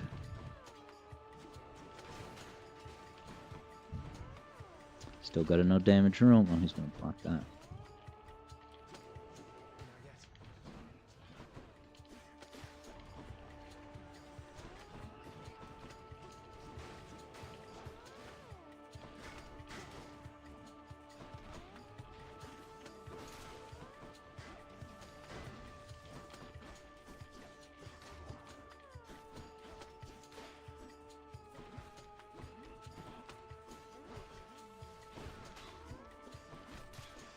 No damage roam. The power of the gods. Triple skewer. Level up my cast finally. What's that? Health? 100 health? Yeah. Well, there might be a well. Screw it. Let's do it.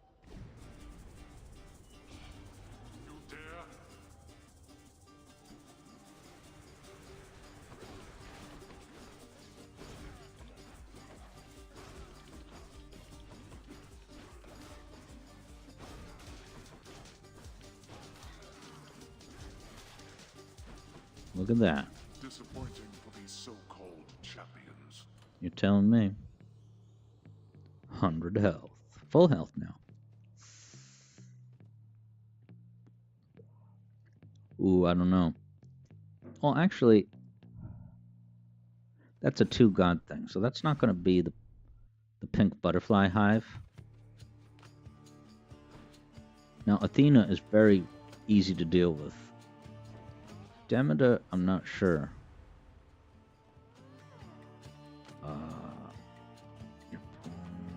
Okay, well, all my boons have good stats from what I remember, so I'm gonna do, could get the bogus level call. Something else. That's interesting, because there's plenty of times where I don't have a cast. Yeah, I'm gonna take that. We Olympians, we are a prideful family, cousin. Shadow Ops will see seasons 1 through 3. Oh no, Sonic 1 movie 1, 2, 3. When they're available for home enjoyment.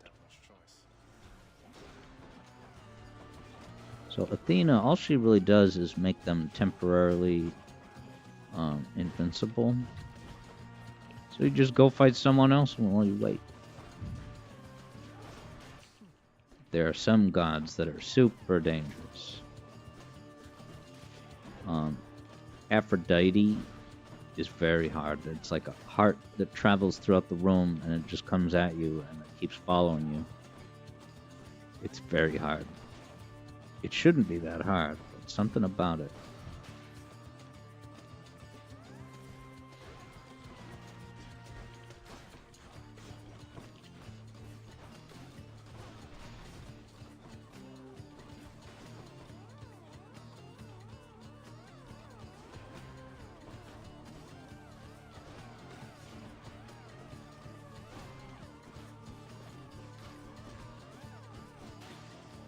Hey, what's up, Jack Griffith over on YouTube? It's going great. New music theory videos coming out in just a few hours.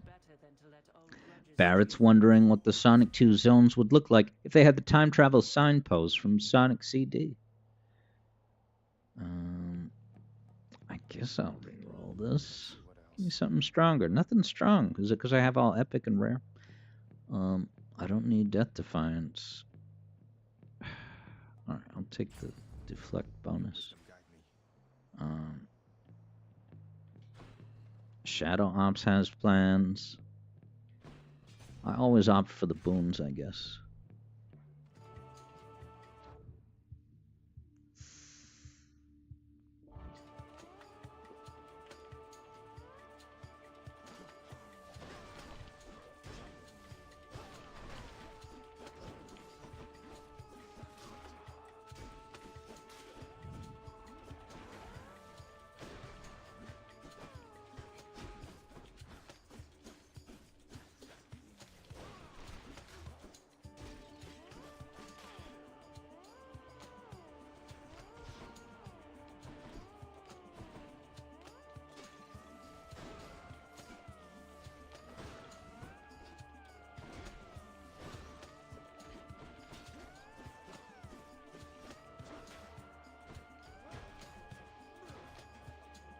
That special takes too many hits.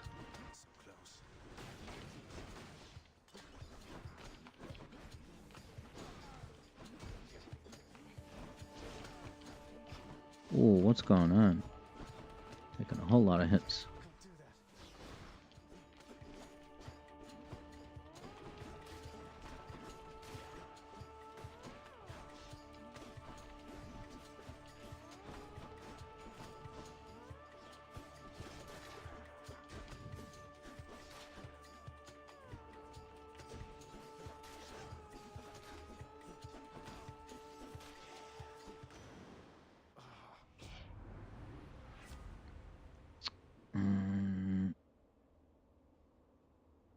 Wow, Breaking Wave. I never get this. This is so bogus to me. 10 seconds worth of attack and it's gone. I guess it's great in a speed run. Let's do the Watery Blast.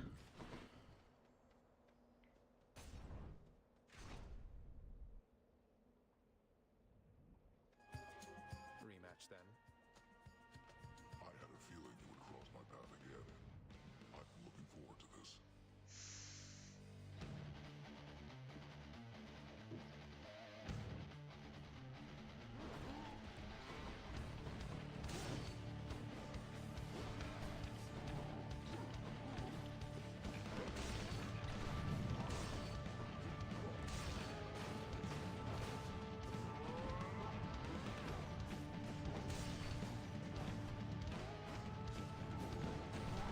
Wow, I dashed into his attack like an idiot.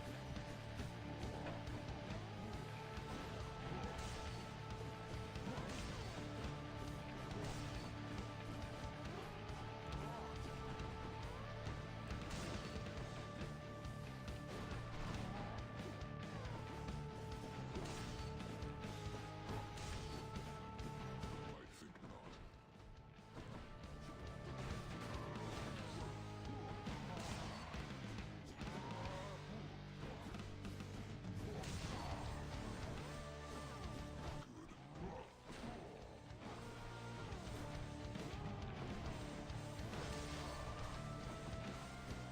Good. 13 health.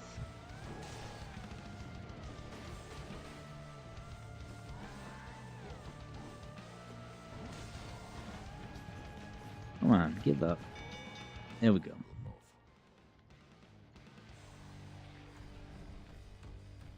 Tell Theseus I said Get a health out of the deal. in the name of Dangerously Theseus. low.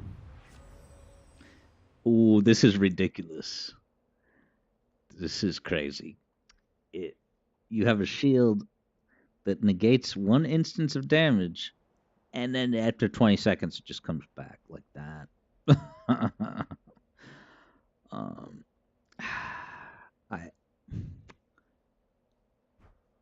It's an eyesore too. It's kind of like having a shield, but I'm almost at the end of the game. I mean, I'll tell you what.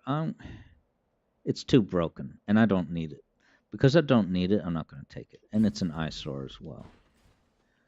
I'll just take the exposed bonus. Javid says take the barrier. Honestly, I almost always take it. It's just that it's an eyesore for a live stream. It's a little bit broken. It would make the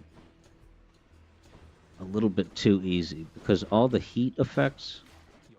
Well, actually, I don't know if I'm gonna go to the pink butterfly hive or not. Wow, I have 1 health.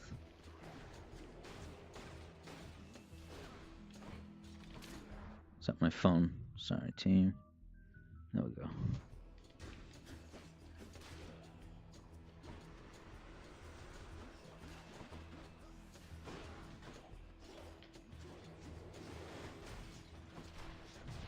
There it goes. Archer's got me. Javid says boo. I know. Honestly, like, it's very... These days, because I die so much and not finish the run, I've just come to the mind where I will take anything the gods want to hand me.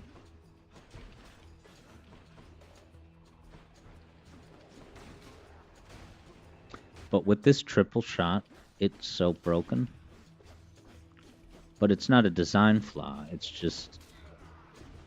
It just so happens that this run that I'm on, I don't need something so... Because, I mean, I'm pretty good at avoiding hits, so... It's just like... You just only have to wait 20 seconds. Now, I could go... I might as well get Death Defiance. Well, Alex, if you're replenishing your Death Defiance, shouldn't you have taken the barrier? But the eyesore...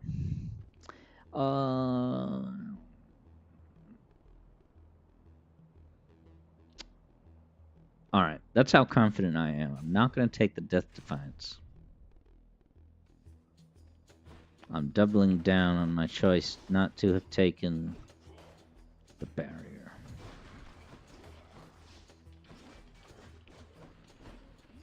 Lure a couple of them in there.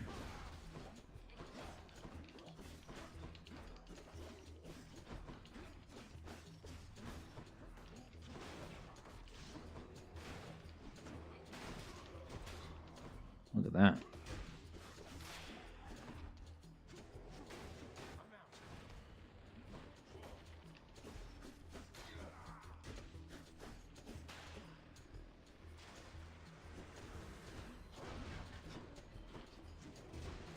Not yet.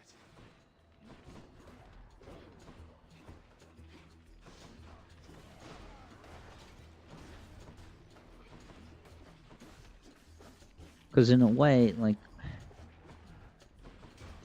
Sometimes when I play these runs, I start to think about it, and it's like, alright, is my main goal to definitely beat the boss? Or am I making sure that I can buy the expensive thing at the shop? But in this run, I absolutely intend to do both. It's just...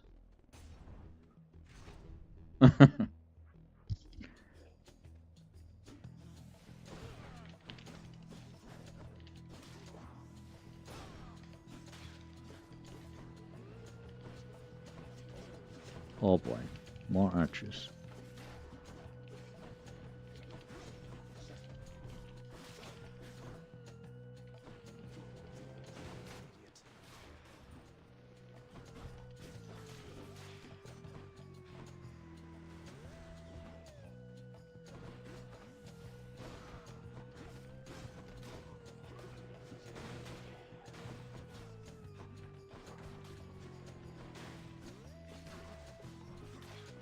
He's trying to respawn.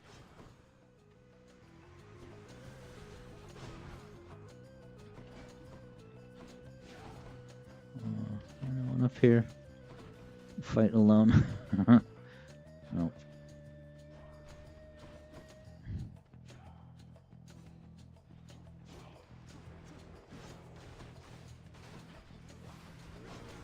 Another one. Why? I didn't kill anybody.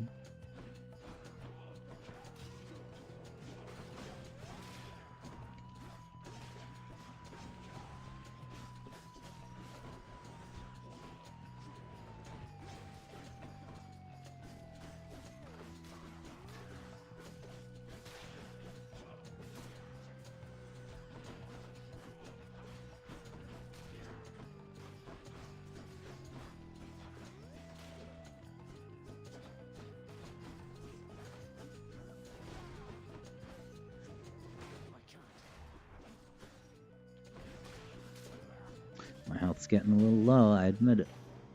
Ah. For the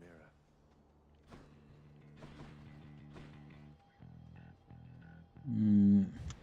Just what I need. Stop him, Richards, now!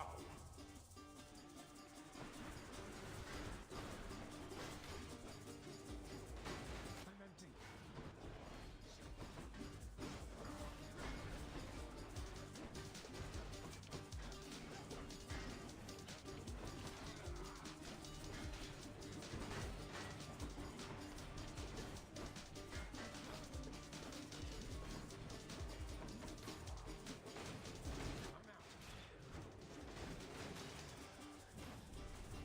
Damnable fools!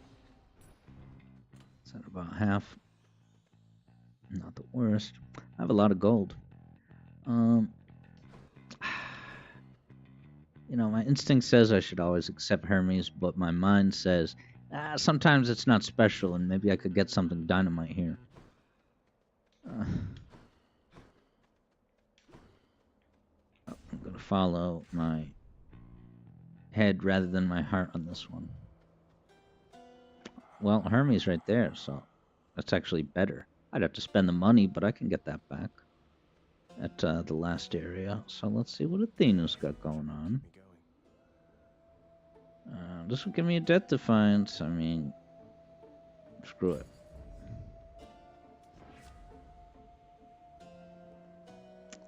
This is not very good.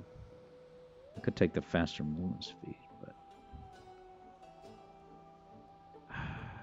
screw it. Risk it. Like none of these. Rerolls are for using. Attack is faster. Yeah, I guess that's really good. Ooh. But this is very good. I'm gonna take this. 2.5 seconds. The special, what's it called? Gentlemen, I'm back. Sorry, not the special. The cast. It feels like it takes forever to get out normally. 2.5 seconds sounds like nothing. Takes hit right off the bat. Shockwave.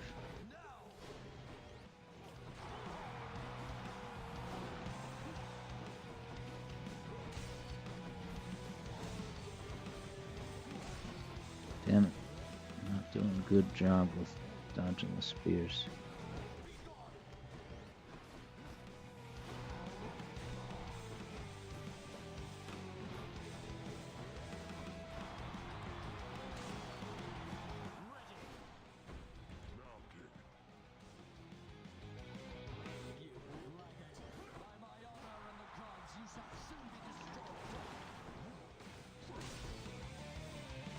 Yeah, they come right out. I should just see.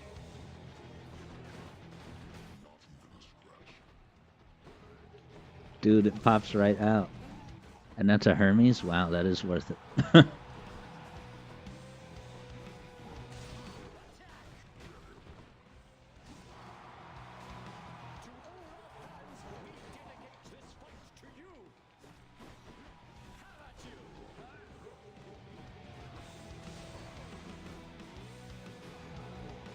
Uh-oh.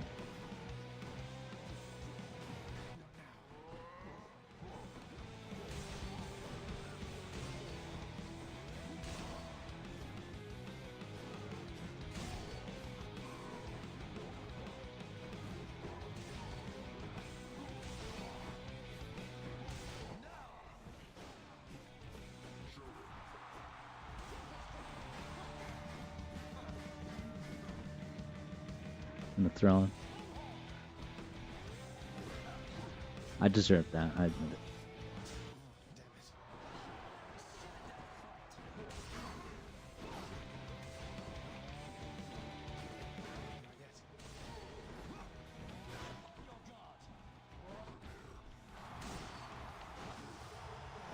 There goes. Just me and Theseus now. Now I find that I kind of bait him into doing that a lot.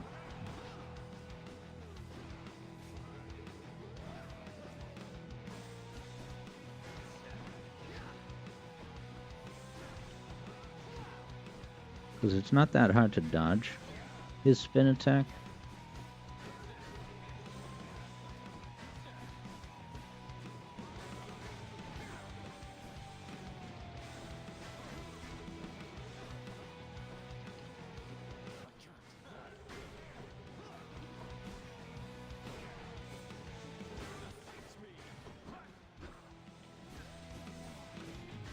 This is not very fast.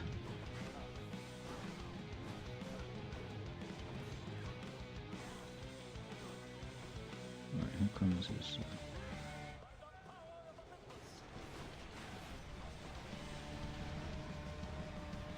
Seems like it's tracking me.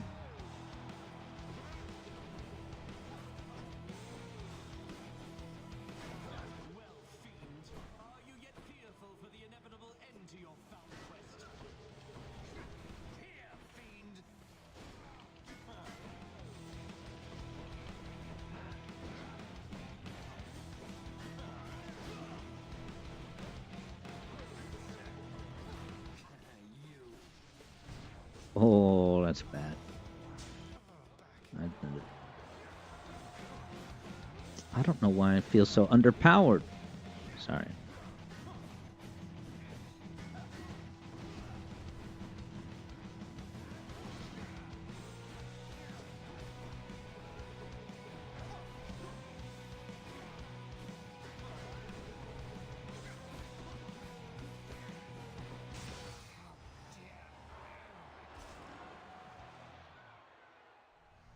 That'll do.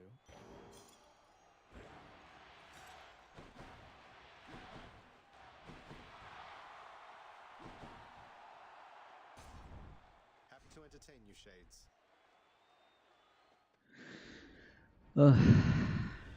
Hey, maybe there'll be Death Defiance in here. I could afford it, I think. Look what I found. Should be useful. I'm almost out of here. That's right.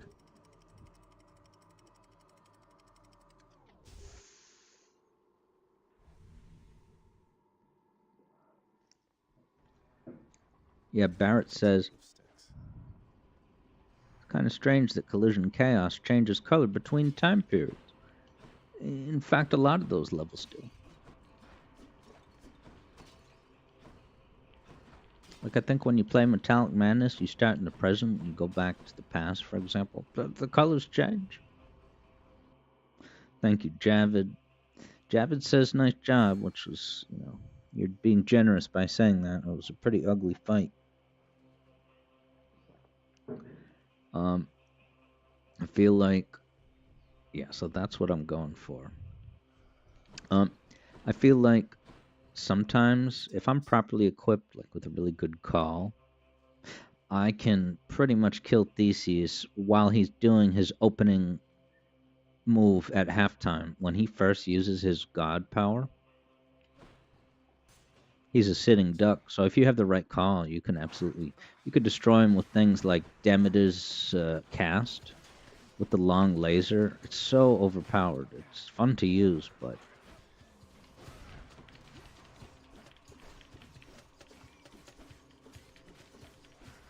guess that's what heat is for. Now, this area, there's a lot of coins you can pick up on the ground.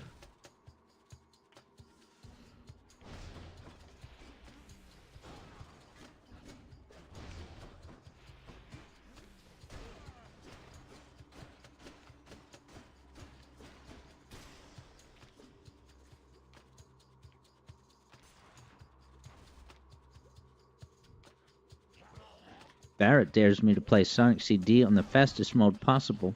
And what speed would that be? More than 60 hertz? And play Sonic at 240 hertz?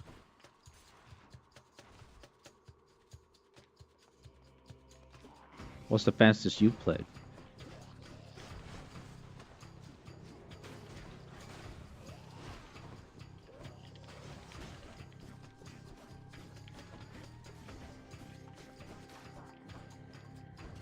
Here they come.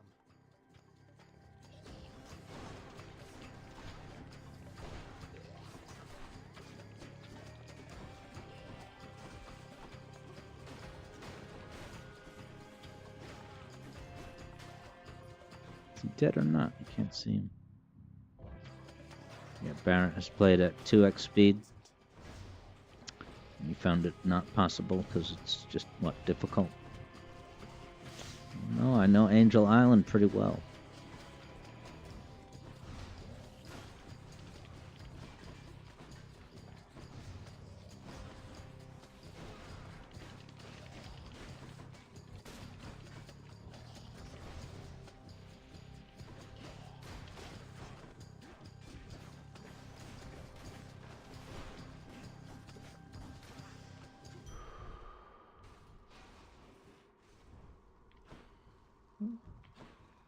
I don't think it's anything worth purging.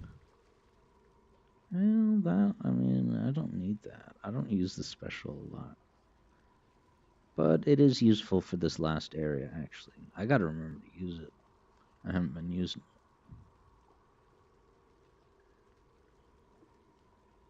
it. Yeah, Javid was saying that fight is almost usually a slog. Honestly, that's how it was for a while, but, like, I mean, dude. So I'm probably gonna do another run after this, and I'm probably gonna use Blitz Disc. It is so ridiculous and fun to use. I won't even describe it for those who haven't seen it yet. You'll just see me use it. It's so goddamn cool. You just throw out this disc and it just keeps rotating. And if someone is in range of the rotating disc, it's like a frisbee. They continually take damage. But the thing is, you throw it out, it'll move forward slowly, but then it'll slow down, it'll come to a stop, it'll stay right there. So if you know a boss is going to be standing still like Theseus does, you can fire your Blitz Disc so that you know where it will land up, and it'll just keep boom, boom, and right. Now you add in Hangover to that, where every hit is adding another stacked instance of Hangover. That's where the magic happens. Look at me playing this so boringly with attack, attack. I gotta do the punishing sweep. And certainly, you know, I might as well keep using the special to knock them back. Yeah, look at that. Dude, it's the watery blast, dude. Oh my god, that's awesome. What's on offer? I'm glad I didn't purge that. Hey, you're safe. Anticlimax. I don't have enough coins. I'm probably going to go into another room to get the coins. Traps. I wonder if those things during Hades fight counts as a trap. I don't know. That's just a 5 damage defense. I guess I'll take this. Do damage. 5%. I'll take the 5%. I don't know. That's something. Javid knows what's up about stacking statuses with that there disc. It's gonna be nuts. And maybe I'll flip and I'll pick the charm that guarantees a certain Olympian, so I can kind of customize what I will get for that Blitz Disc special.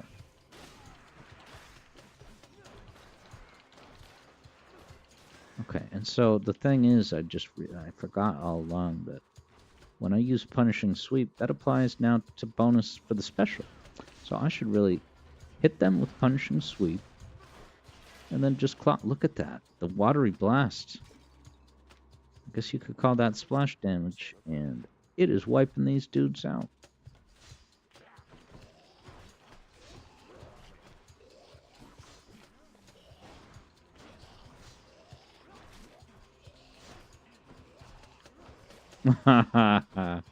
You just stand there mashing the button. You know, it's so funny how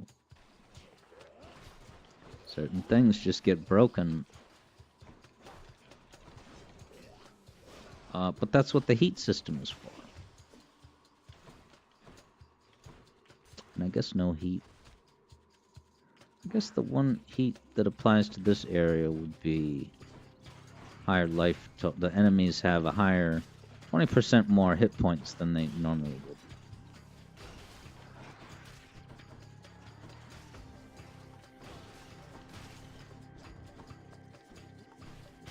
What else?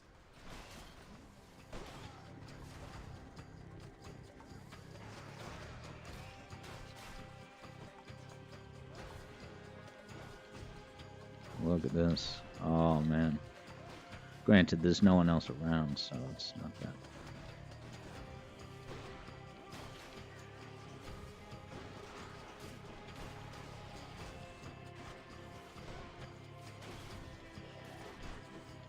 Oh yeah, I forgot. This is attacking 7 enemies. Dude, there's so much powerful stuff I kind of forgot I had. Whoa. Not poisoned at the moment, thanks. Ooh, and I got just enough coins. Perfect. Faster attack. Ooh, rapid cast. That's very valuable. I'm gonna take that actually, Godspeed. because now I can just go. Only 2. One of them is elsewhere. Alright, grab that. It all in one place, mate. Each violent countenance of Cerberus agrees the Satyr Sack must be You want to play as Sonic in this game, Shadow Ops? I owe you one, boy. Alright, so I got 2 lives. I'm poised for success. I got rapid cast. I guess the cast is not that strong, but the cast that I have. But I do have that quick dislodge thing. I love the way he slowly walks in. I'm going to get you back for last time, you know. I wonder, boy, who's going to kill whom this time around.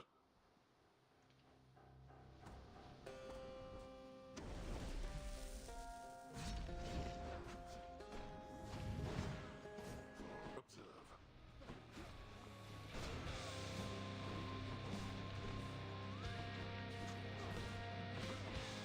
Darkness.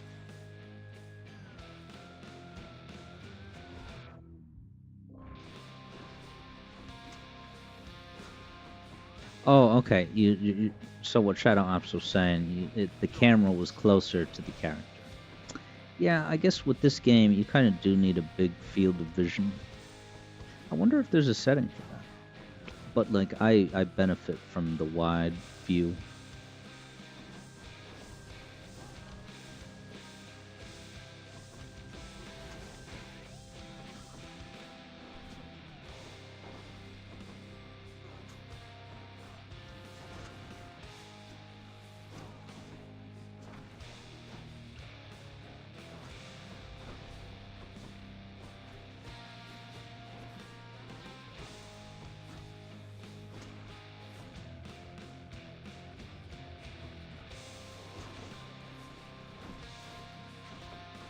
Your eyes deceive you, boy.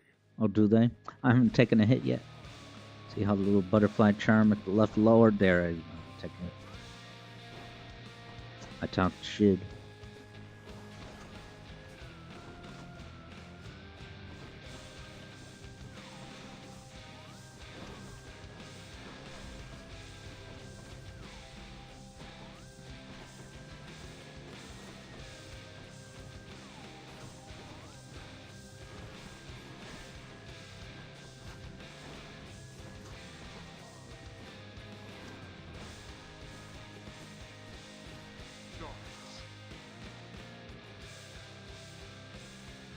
Yeah, Shadow Ops is more into the Dynasty Warrior stuff with that type of camera view. Pressures of the underworld Alright, so now rise from I've got multiple enemies. Is it just going to be a couple of these guys? Because it's not too bad. Only one? I'm not complaining, but sometimes it's like 6, 7 enemies. Witches shooting their projectiles, you know?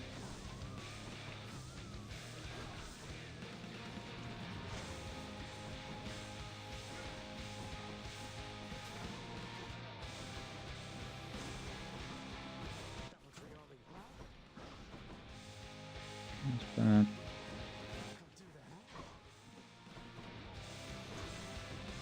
Ah, that was careless. That spin attack of his is 40 damage. Very dangerous. Oh. Oh, but I'm taking a little bit less because of that Athena bone. Wow. Oh. taken some frustrating hits. But at least I beat the Pac-Man repack final boss today, huh? Look, I still intend to beat him. I'm just saying. I've had a good day even as it is. It was the last attempt and I beat the Talkman final boss.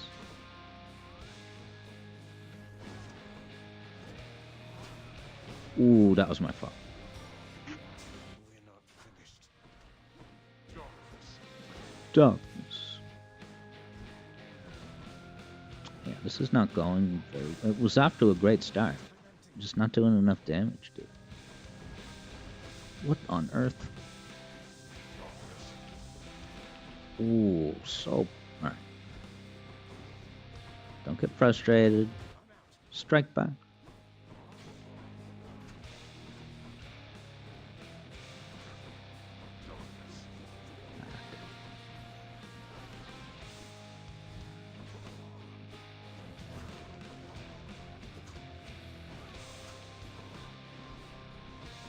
It's really bad. I'm sorry. Alright, I gotta play like conservatively. Not gonna rush it.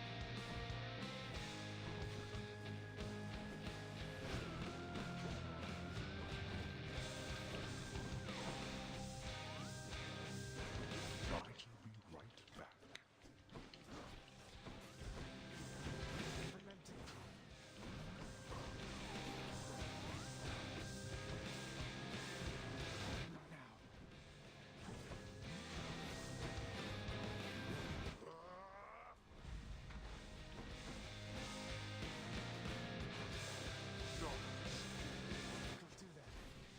Nice.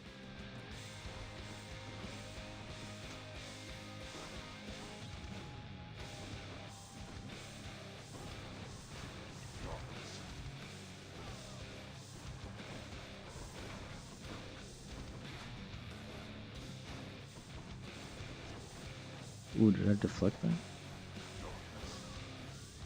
Darkness. We went over there. That was really dumb. It's my last chance.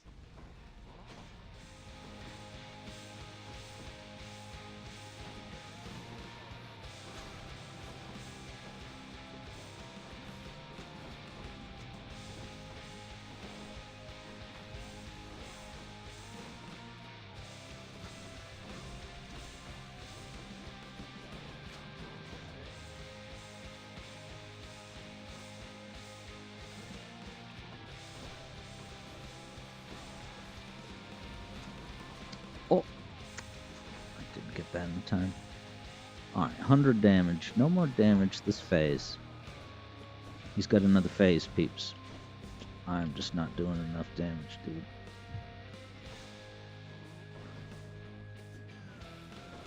Really?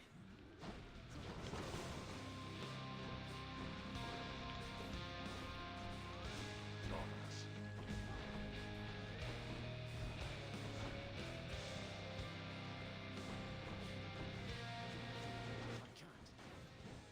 Whole lot of bombs.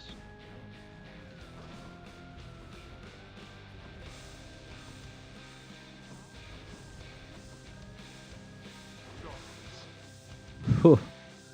That was a whole lot of dodging.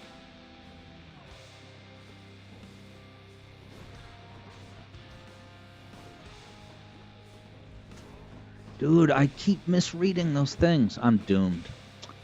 Oof. But I'm gonna win with Blitz Disc, damn it. I don't know, I could beat this with 50 damage. I gotta be very conservative. Only take little hits here and there. You know, not trying to get too many hits at once.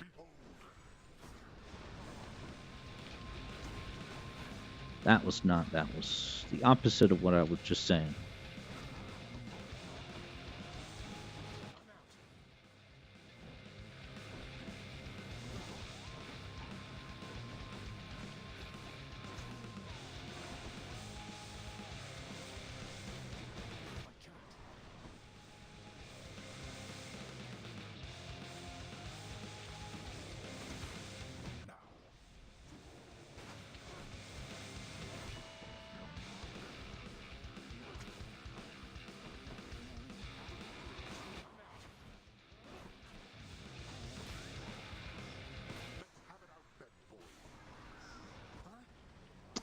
So that is a very bad habit that I have of being like, oh, those green things are there. Let me go around and clear out these green things. No, sugar, you can't do that.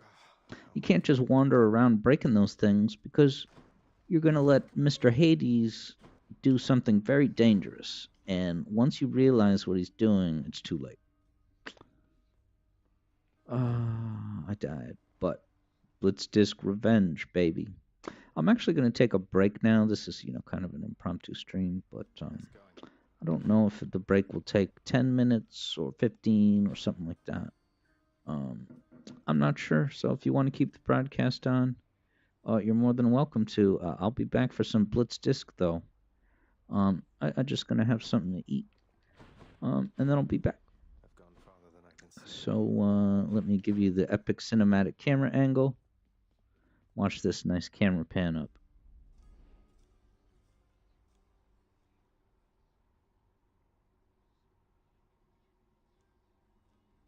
Yeah, baby. There it is. The underworld. I'll be back in a bit, peeps.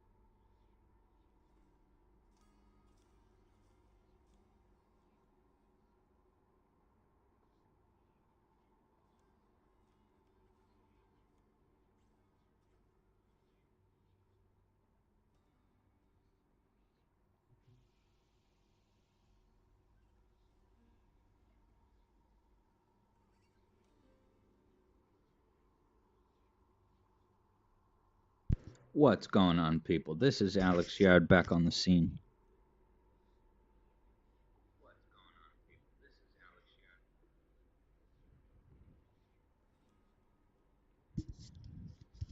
I think the volume level should be good.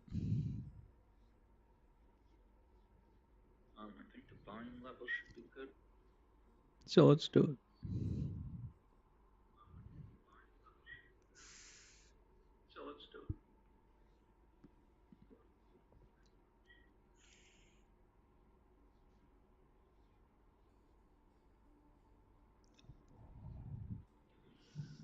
Guess who's back?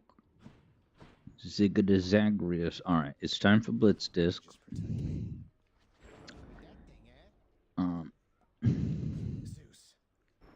have it maxed, so let's see. Is there what? If I could choose, so certainly Poseidon would knock them away, so that's no good. I guess Athena could work. I generally don't pick Aphrodite. I don't know if I'm missing out on solid potential there, but Ares, Doom, no, because it keeps hitting. I'm thinking either Artemis for critical damage or Dionysus.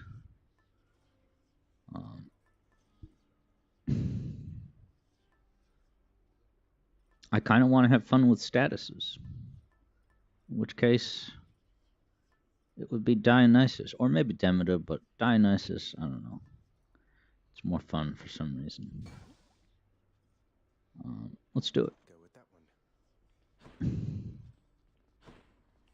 So, the way it works is I throw it, it moves forward, but watch, it's going to come to a stop. Now, if I leave it there, it will continue just spinning. But also, I can, at any time... Oh, I didn't press the button. I thought it would stay there for good. Now, I can recall it like that, but I didn't think it would come back on its own. Maybe it does. That's surprising. I'd mark that for recon. Ready as I'll ever be.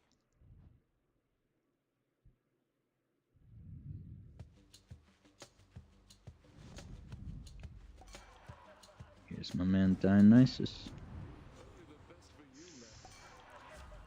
The goods. See, I want attack. Oh, wait, no.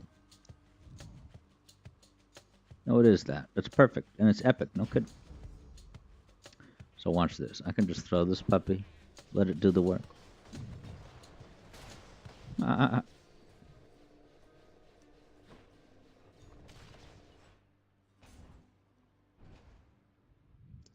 These enemies are in trouble now. Surprise.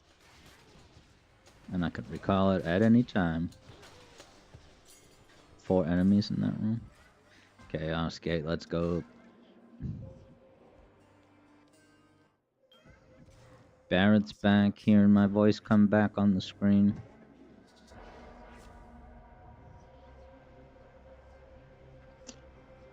So, yeah, I guess I'll take the Boons one.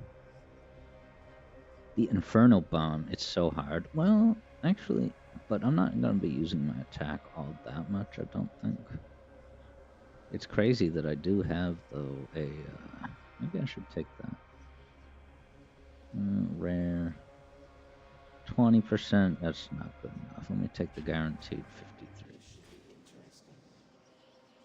And what is it? It's the Inferno Bomb. Yeah, I can do that for this first area. And even maybe the second, but what the hell? What hit me? Oh, the Inferno Bomb, I forgot.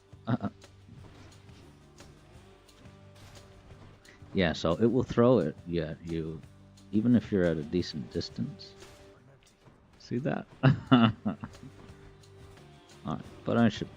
Blitz Disc.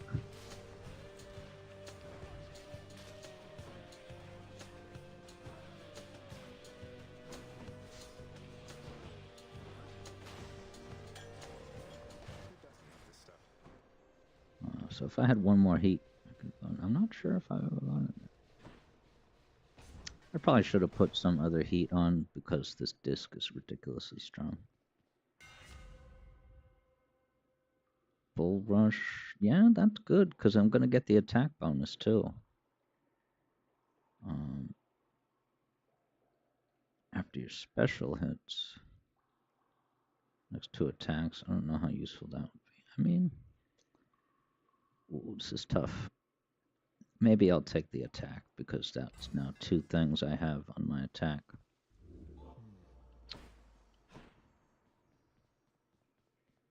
And I guess that would apply to Bull Rush. Because Bull Rush, you have to swipe. That's your first attack. And then...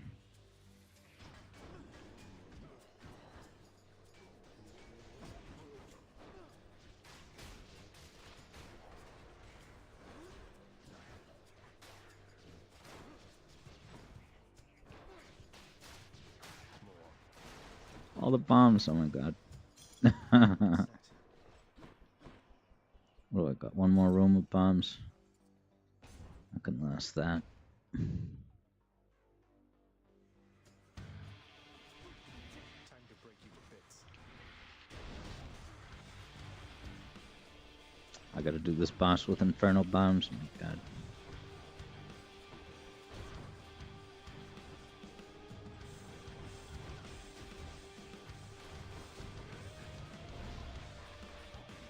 Wow, dude, Blitz Disc, man, is crazy.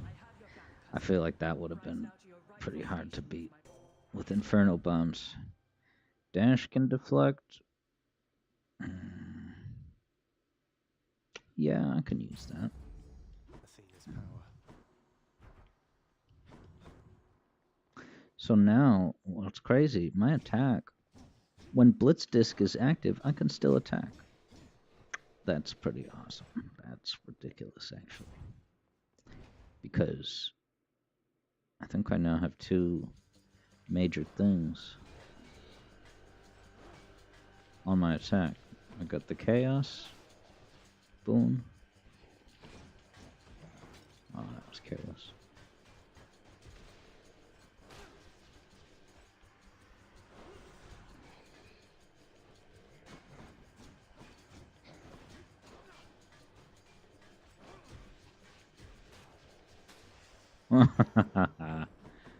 He goes down.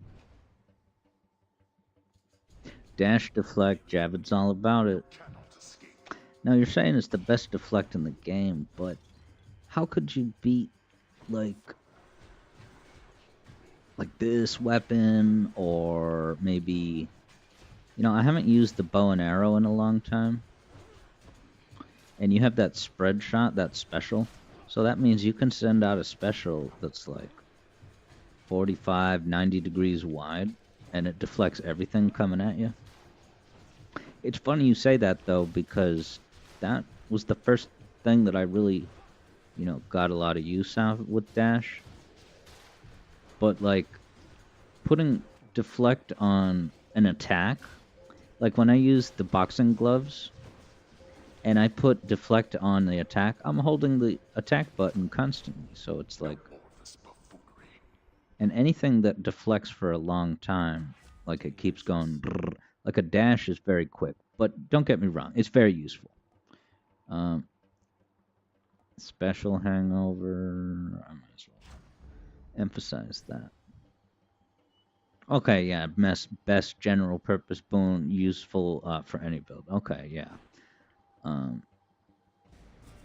Yeah, my friend from my old job who recommended... Oh, I shouldn't have done this chest, but that's alright.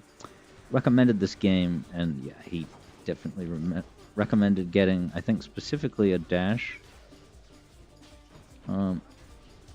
Deflect for dealing with Theseus and deflecting back his infamous spear. Well, that's better.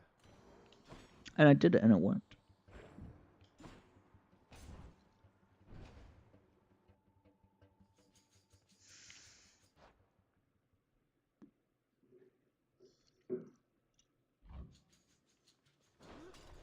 More wretches.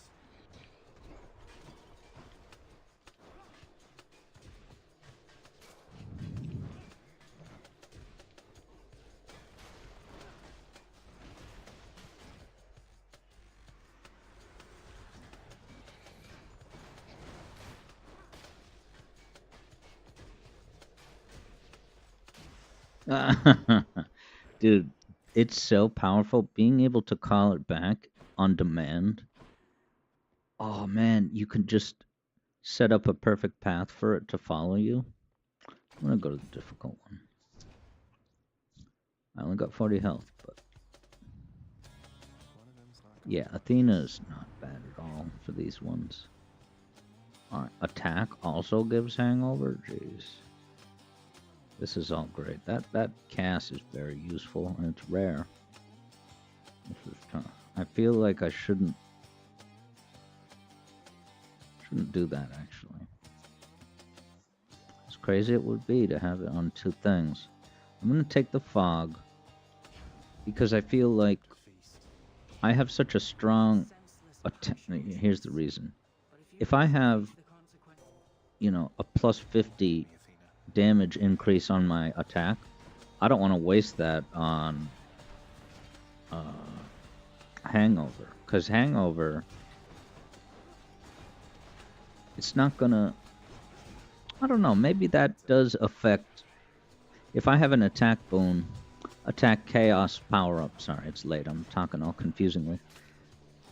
If I have plus 50 on my attack, I wonder if that would apply to it or not. To the actual amounts of hangover damage.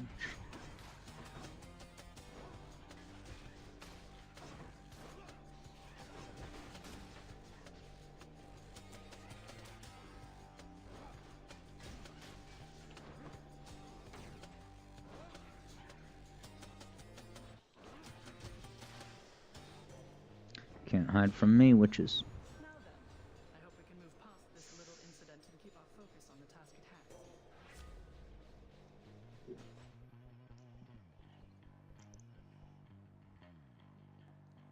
So I've never thought about this all that much, but I need to start doing it, because look how much damage that is. And it's epic, screw it.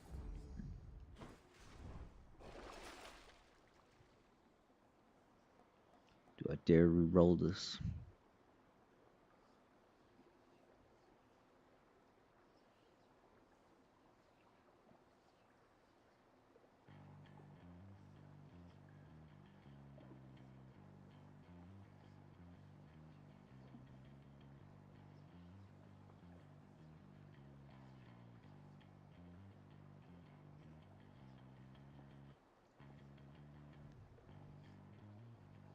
Yeah, Javid says health. Good idea. This would be a case take this one. where it's useful. What am I re-rolling for? A Chaos Gate? Screw it. Hey, got anything else? I have no regrets. You know, and that's tempting. But, yeah, upgrade for attack. Let's gamble a little bit. Screw it. Let's hope to hell. I don't even know which god I'm hoping for, but why don't we give that a nice little rarity upgrade?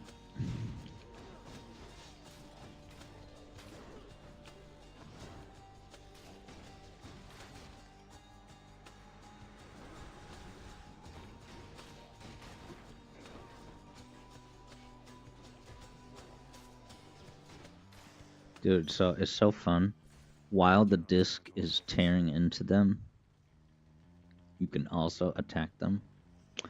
Okay, so if I get that, though, that... If my attack inflicts doom, would I even get that? It might not even give it to me. I'm just gonna do it for the hell of it. So it wouldn't stack, but who cares? Yeah, let's do it. You know, this one is kind of cool, but I just really want to do this. And it is epic.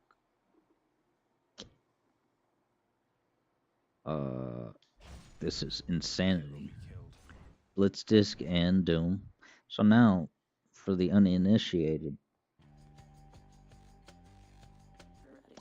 if I hit this boss with my attack, then there's going to be a red knife over its head that will wait 2 seconds, and then it will crash down on them. Doing an entire another additional, see that? Wow, it's 115? Okay, so it is affected, possibly. Look at this.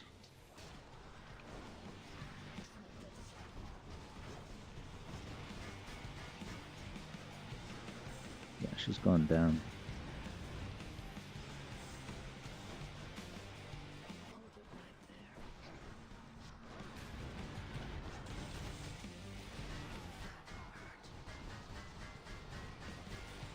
See that? And she's gonna stand right there. Oh, oh, the other Fury got me. That was careless. I was so just get lost in the moment of doing the Blitz disc. But she was invulnerable for all that time. And yes, Javid, I do know that Doom only stacks once. There is a duo that will make it stack, but yeah, it's not anything I would depend on. And yeah, I guess I was okay with doing it because I knew it would be supercharged. Because, let's see, where's my Chaos Boon? Your attack deals 53 damage, so that might not actually affect Doom.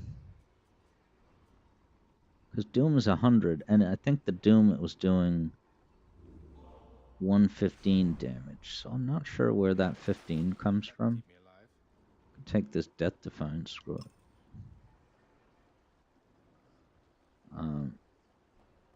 Yeah, I won't get Cyclops because really I am trying to get the expensive item at the shop at the end. That's kind of the, you know, any given run, the goal is to get that expensive item and beat Hades. Sometimes you gotta settle for the item. And other times you know you can't get the item, so you just play very conservatively.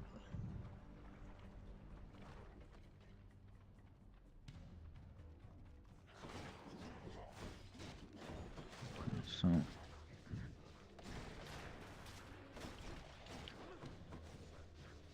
Ready, Aegis?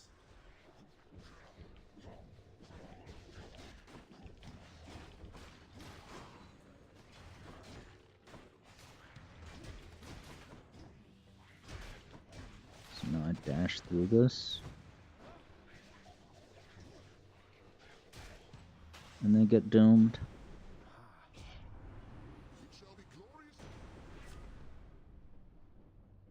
That's a decent call. I'll probably take that. Yeah, hell yeah. I'm glad I have a call. I got stuck at Theseus with no call. And I feel like having a call is, Get me out of here. you know, a way to wrap up that Theseus phase 2 real ass quick.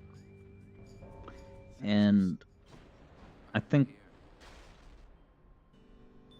that having Zeus will help. It won't wipe out Theseus the way some other calls will. If I stay short and sounds good. Wow, I didn't even let him go up to the sky.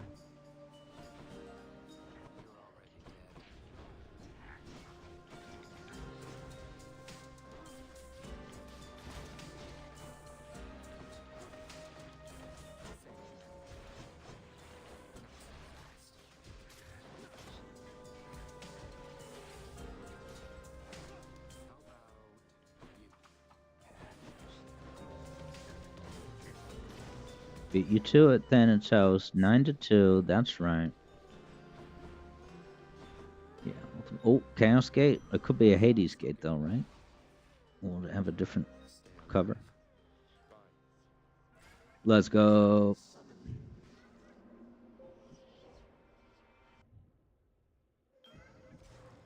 In the name of Hades. Another Inferno Bomb. Special deals that much more. Special Blitz disc. That's almost worth the risk. What the hell do I care about a cast? What is my cast? I don't even know. Let's do that, man. Triple down on Blitz disc. Yeah, let me go to Ares. Because he might give... There's... So, Doom only stacks once. There's some kind of duo... Oh, okay. This is this room.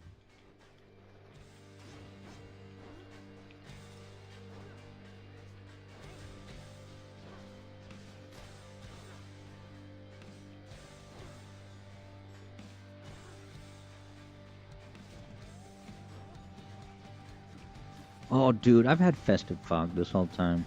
What an idiot I am. I need to turn up the heat if I use this moveset, my god. Lovely time. Hear me. Maybe that's what I should do. Yeah, play with the Blitz Disc, but put the heat up to like a little bit more. Yeah, so that takes longer. Wow. 70% Doom increase. This is fuck. Oh, I almost said it. Doom effects. Okay, so yeah, there's the thing. Stacking Doom. It's only what 12 more per stack, um but 70. I feel like I got to take the 70, and it's epic. I'm taking the automation on this one, guys. You know, rather than it requiring me to keep what's it called? So there's that. There's also a really cool boon where once you have Doom, how can I say this? You activate Doom not by waiting 2 seconds, but by hitting the enemy. It will activate as soon as you hit the enemy. Then you could just Doom them again. Alright, gotta watch out for the Infernal Bombs.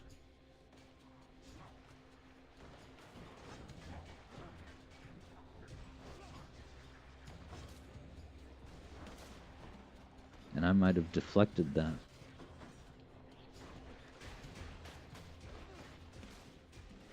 Infernal Bomb, I think, maybe. So what's nice about Doom is that I can now just kind of give these guys the runaround. Give them one quick hit and then get the hell out of there. And just let the Doom chip away at them and show up to them again later. That's what I gotta do more. The eternal question, do I go to... I feel like I'm gonna keep going to Hermes until I get burned enough times.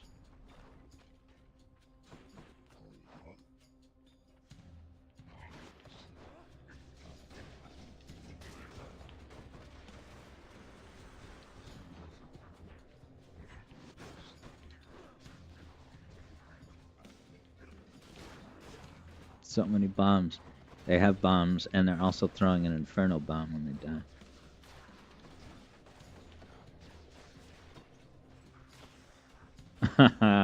It's so funny when they're, you know, doomed to die. They get away, but then they die after running away because the doom kicks in. Dash to get health back.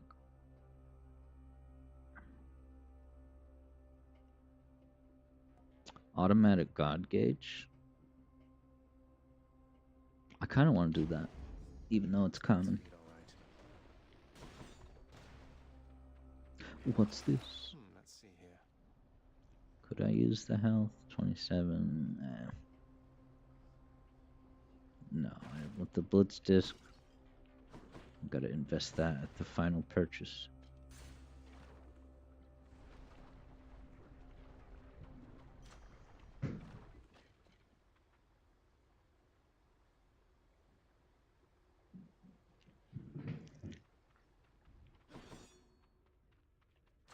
Gods grant me strength. Festive Fog. I've had Festive. Festive Fog is very strong. So let's use it on Lerny to great effect right now. Why, Lerny, you are looking positively fabulous, I have to say.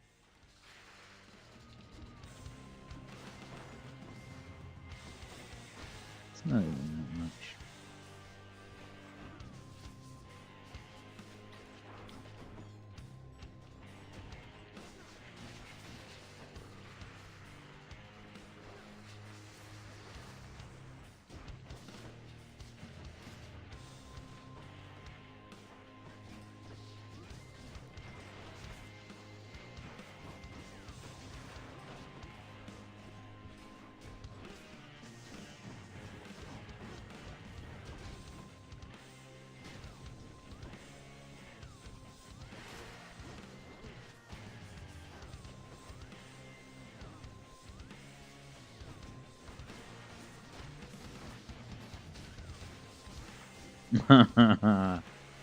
I got a greater call because I got my God gauge charging at all times. Certainly helped.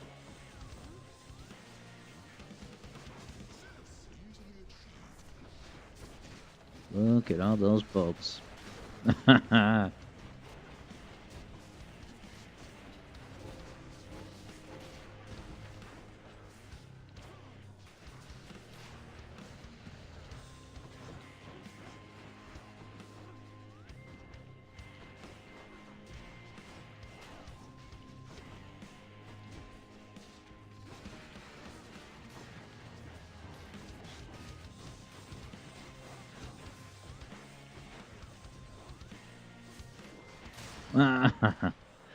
Never stood a chance.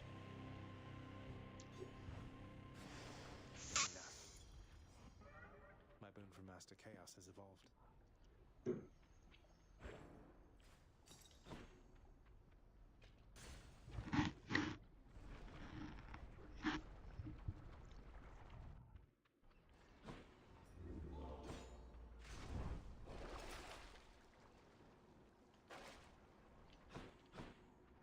Nothing for me there.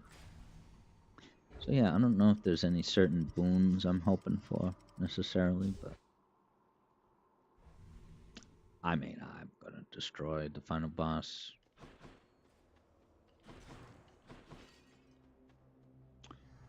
Getting the final boss. Let's see, let's get some synergy with Hangover. Final boss, when he charges and then he shoots his laser for a while, that's the great time to use Blitz Disc. Make it stop in place where you know he will be standing. And he is a sitting duck.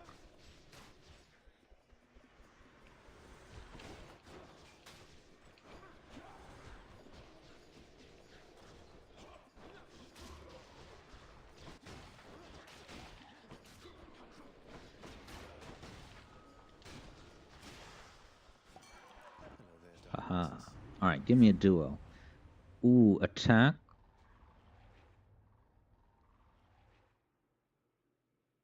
Huh. So my attack and special would have Hangover.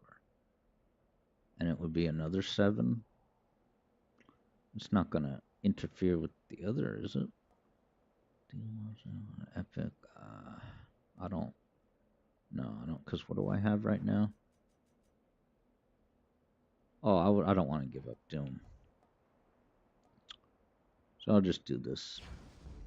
Let's liven things 3 up. Hangover opponents. I do more damage, man.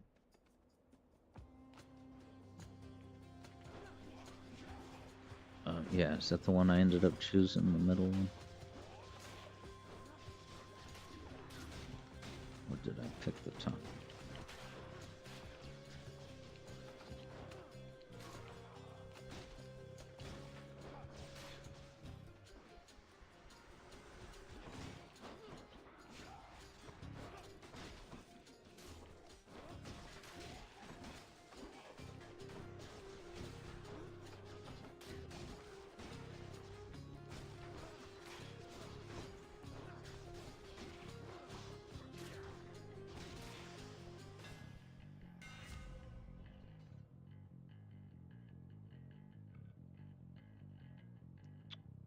What do we have here? Okay, attack, so that would double the attack damage essentially. And you know, does not. I think that's. Sometimes it feels like that's a good thing. I'm gonna do that. It's crazy that you still have Bull Rush. As if all these moves weren't enough.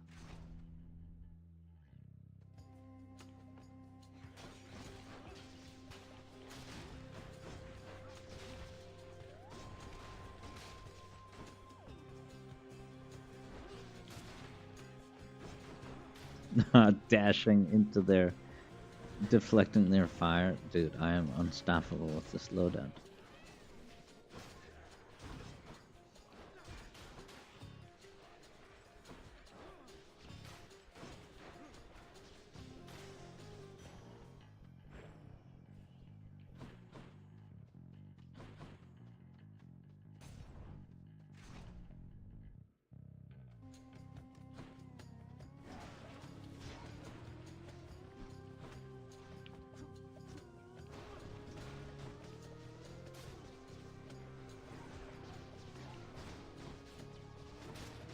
They're just stopped in their tracks, dude.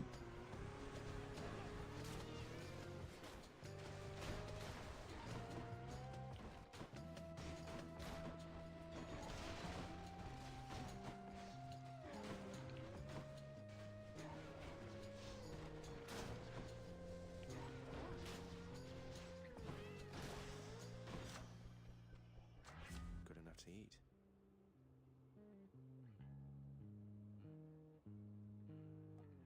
That's that thing. I'll just upgrade the Doom.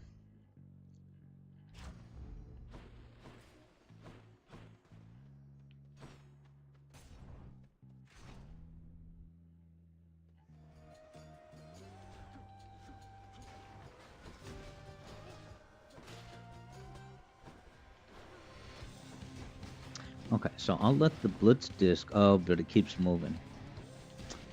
It keeps moving. So Blitz disc is not, the overpowered thing with this thing.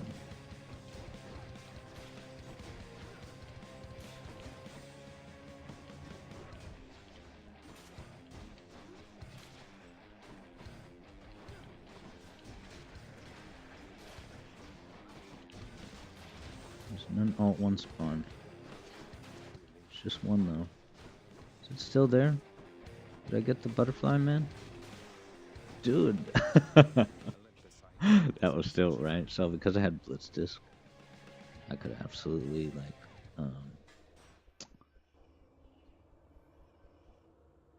babysit that thing, even though it was warping around the room. Deflects, takes damage. Yeah, I like getting attack rather than defense. I guess I'll go, because I don't need the palm, I'll go for the coin for my end game investment. More bright swords?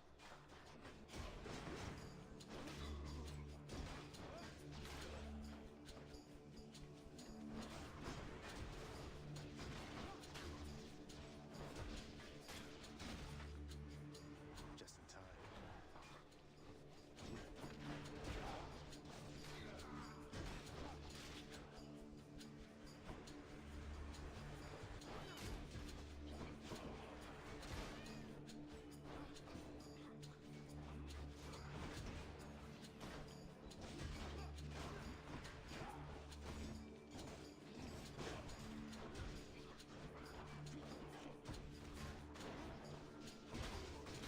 Don't forget about Festive Fog. I feel like I need to have it like a mental checklist in my mind. Like at any time, if I'm struggling, well, which attack should I be? First cast. Once your cast is, not available for the moment, well, then I would go to Blitz Disc, obviously.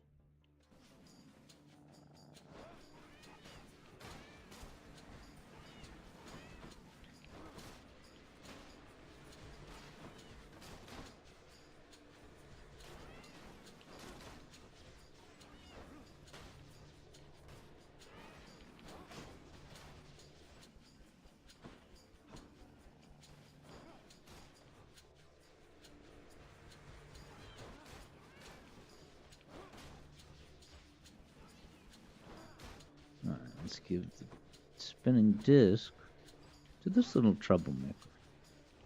Now, if I throw it from the right spot, it'll stay there for a good while. There. All set.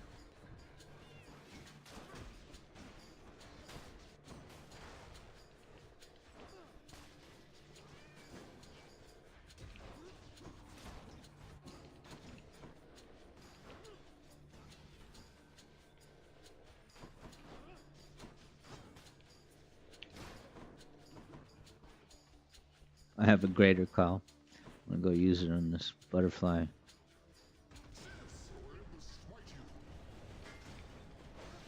I lost a bit too much health though. Use a pickup. Should help keep me going.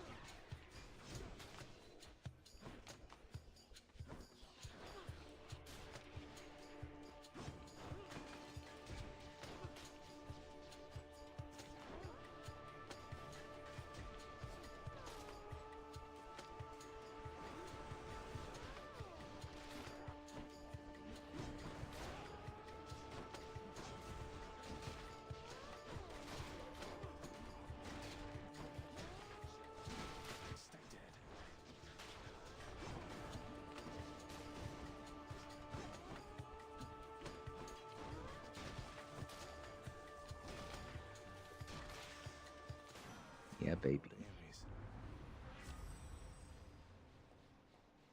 Ooh.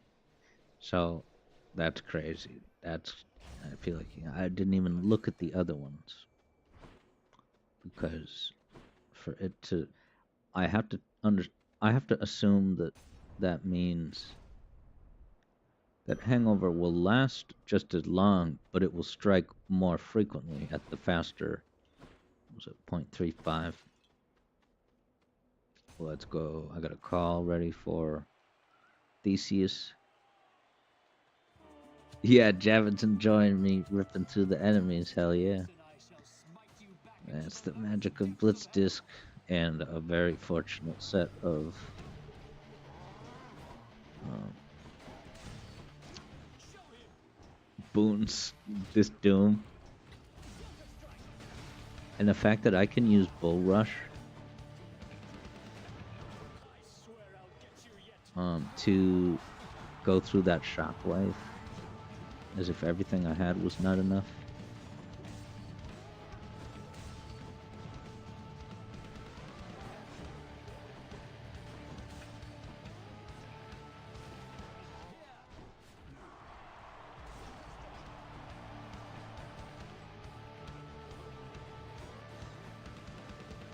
Take that, fellas. Look at that.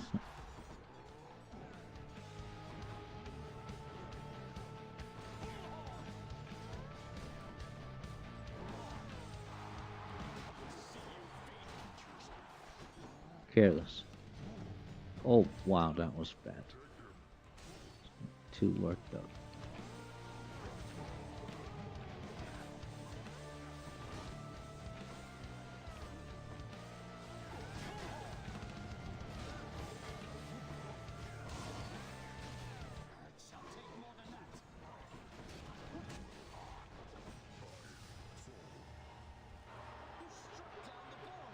Oh, I was zoning out because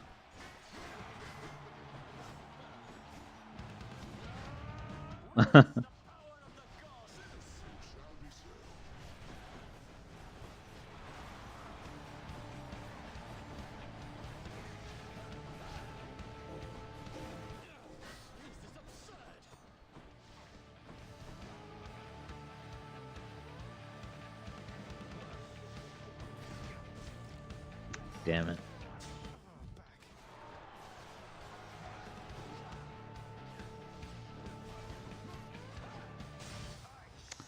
Oh, and I should have do Whose chest that. veiled in darkness. Hey.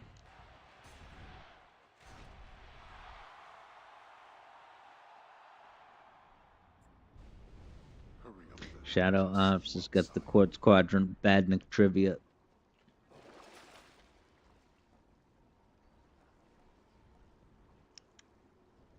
No, thank you. Well of Gano. Well, I have 900 gold, so that's. One last stop. Alright, Shadow Ops is taken off. Have a Merry Christmas too, Shadow Ops, and thank you. See you next time, man.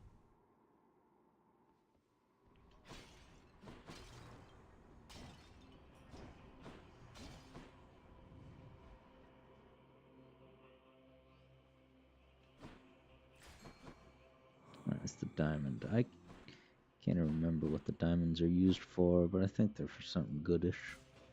Let's see what's in here.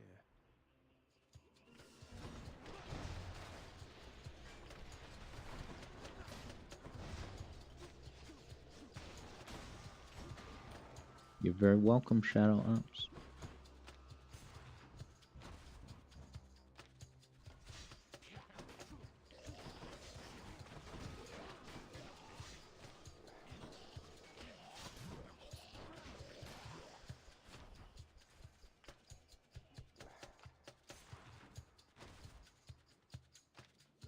Barrett's counting down the 20 minutes until the new music theory. Isn't that something? It's almost here. Barrett's ready. I am too.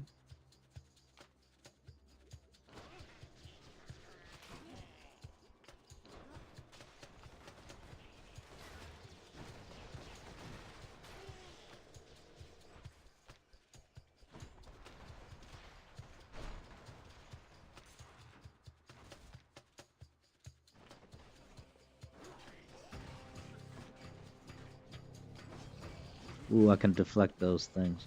Where's the thing?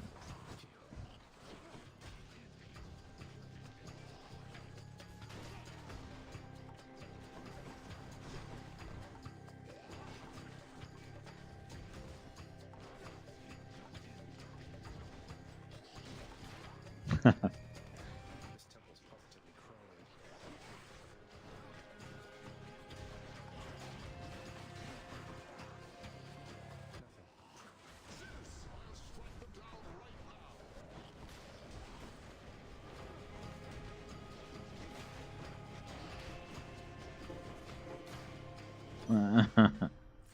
Coin for Charon.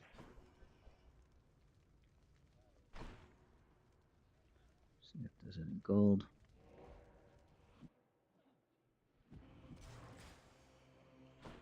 Oh, I can secure my diamond.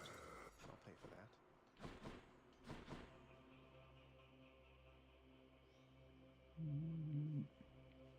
Farm, health.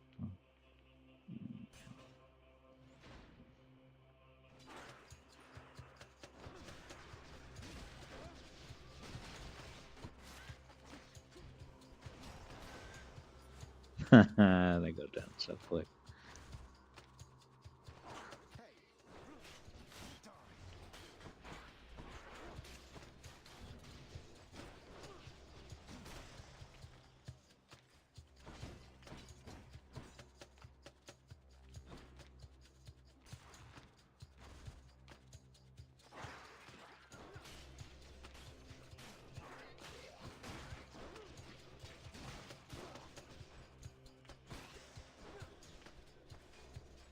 Doesn't taste like anything.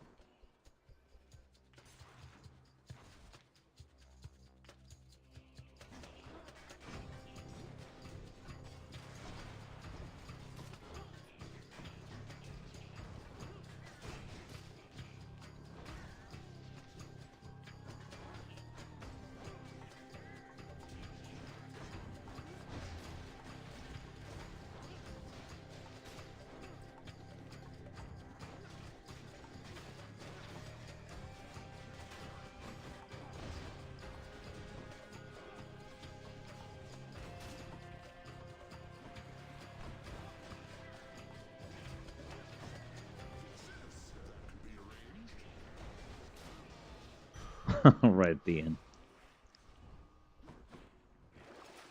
Exactly what I need. I might as well take this.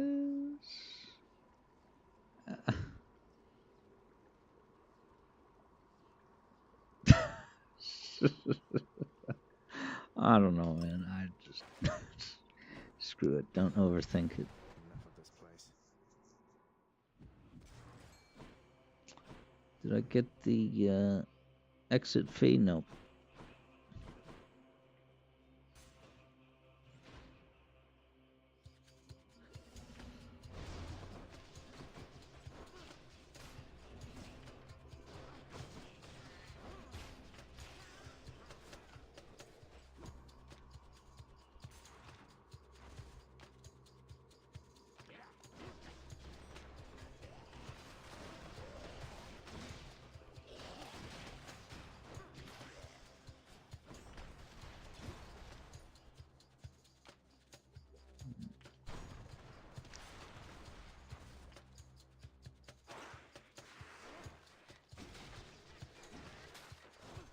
Send this, tap him with doom, and then finish him with a big old fog.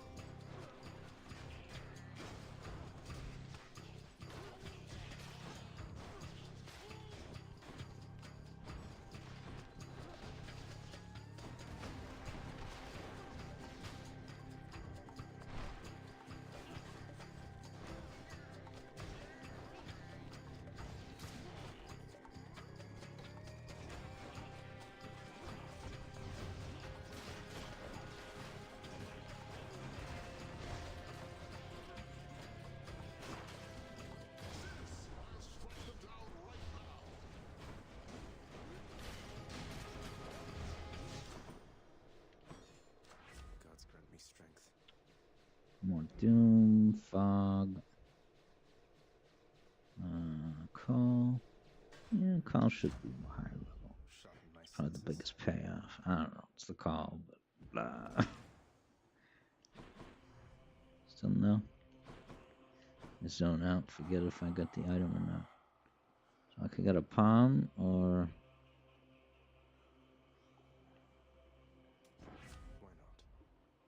Why not? 13. What the hell? Why not? Delicious. Dash. Bigger Doom. Screw it. Invest in Doom. Now, it was interesting. I think the one thing maybe I was gonna say when we were talking about Doom today on stream, and we were talking about how Doom 2016 has the gyro element. So your very precise motions on the controller affect how you aim, in addition to the regular moveset. And what I forgot to say was that I wonder what it's like to watch a stream of Doom 2016. I wonder if it's, because the movement is so precise and specific that I wonder if someone else was watching me play Doom, would it be a little bit weird visually because of the camera just moving in such specific, hand-eye coordination movements, but you guys only see the visuals. I guess I won't find anything here.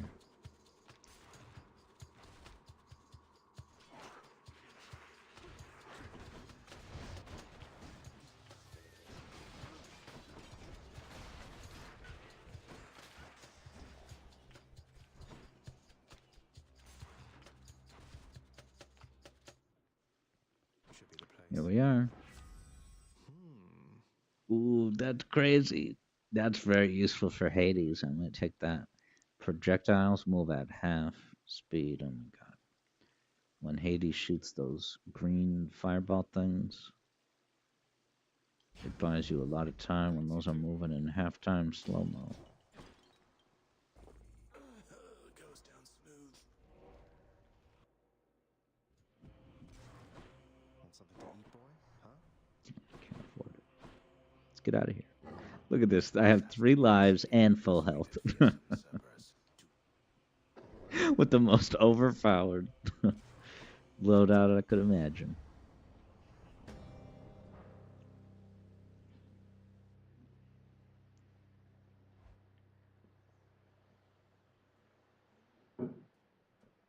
Javid's ready to see how fast Hades bites the dirt and the snow. So this is very fun to make the Blitz disc keep chasing me. Ready? Oh, I'm gonna make it so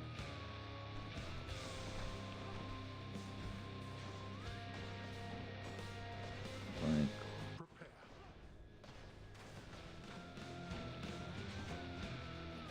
he keeps he's getting hit all this time.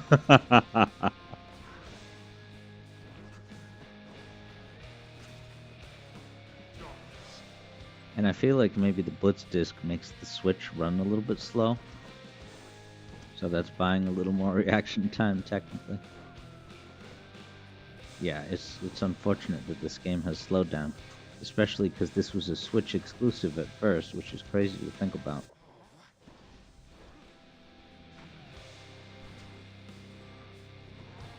Haha. Hades goes down. Well, phase 1.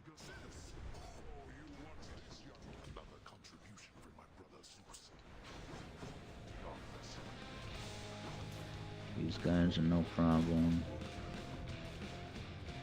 Hopefully.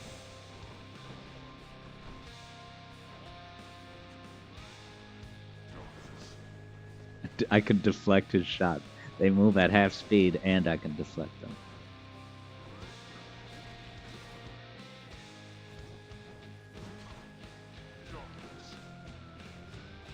Alright, and I know how to use fog.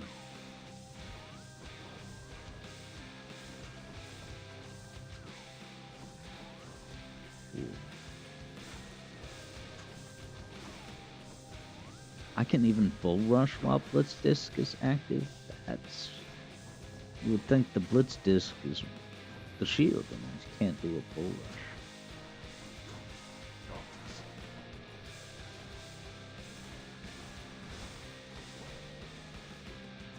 Ah. Tell your loyal subjects to stay out of this.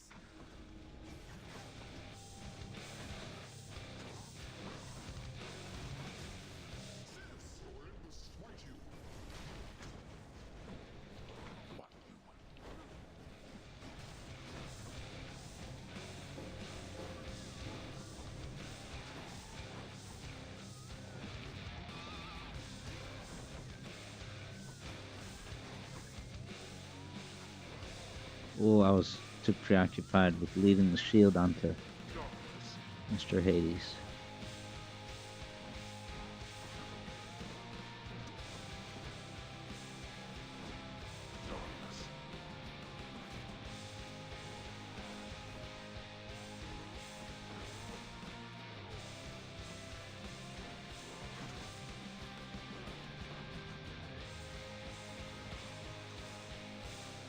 We're not finished.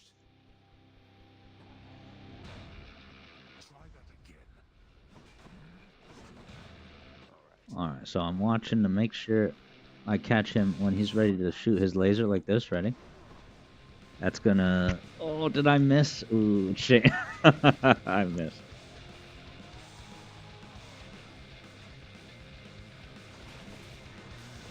Alright, so I'm only gonna break these things as needed.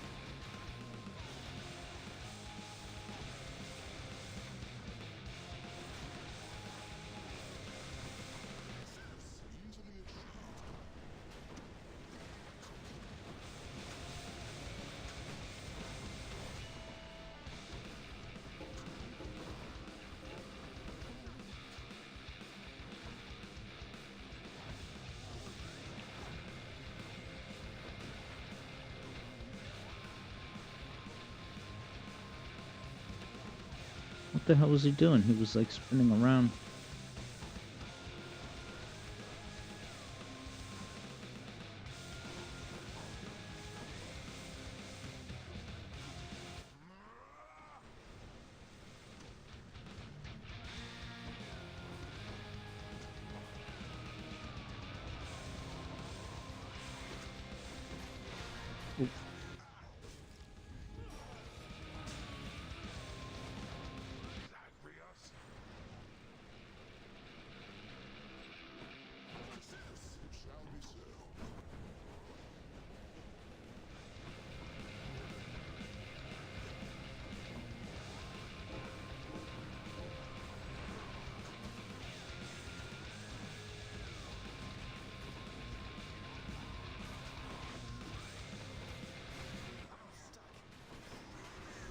Dude, why can't I dash? I'm stuck in the ground.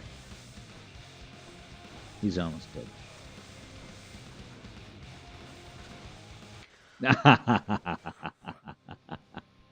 See you later, buddy. Speak none of this. There he goes. Speak none of this. Yeah, Barrett was saying I gotta beat the boss before. Did I? What time is it? Did I beat it before midnight? Yeah, 5 minutes to go. Hell yeah. I did it, guys. Look at that loadout. Hot damn. So the highest heat I ever beat it with was heat 6. Wonder what other ones I used to do. Thank you, Barrett, for the celebratory poppers.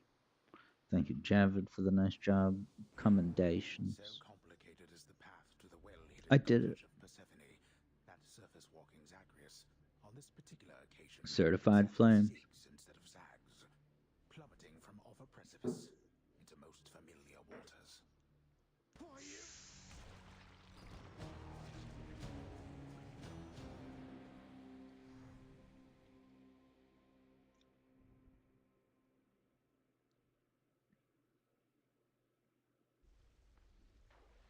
I'm back. Yeah, what do you use the diamonds on? You don't have to get up and type a response. I'm just kind of thinking out loud. I can't remember. what the diamonds are used for. Sisyphus is Meg's cool. We'll give her one of these You're off things. duty, aren't you? Look, I was just hoping you might want to split this. You sound a little tongue-tied, Zagreus. Just like you always used to around me. You're not exactly easy to approach, you know. So, Open it up and we can go from there. They did a hangout. Time passes. Dating mechanics. It's not dating, but it's like relationship. You act a lot more confidently now. Though, Ah, she had a different expression It's then. harbinger of retribution that you want for everyone to think you are. But that sounds an awful lot like blood, Zagreus. You'd stoop to that. no, I was just. That's not what I meant at all. Barrett ponders the uniqueality of locations like Green Hill. Guess I'll be seeing Yeah, I think the checkerboard pattern for Green Hill. Thanks. Something I heard about that it was like a practical, like it was easy to render, so it was appealing to them. But I tell you, man, when I saw that checkerboard pattern, as a young kid, I must have been like 5, 6 years old. Seeing that checkerboard pattern on the Sonic 1 box art was like, whoa, like I loved it so much. It's hard to describe what that was like, and look at this checkerboard No sign here of at the this cafeteria. Now this guy, chef. oh, you bring him fish that you can't. I haven't done fishing in a while, and I don't care.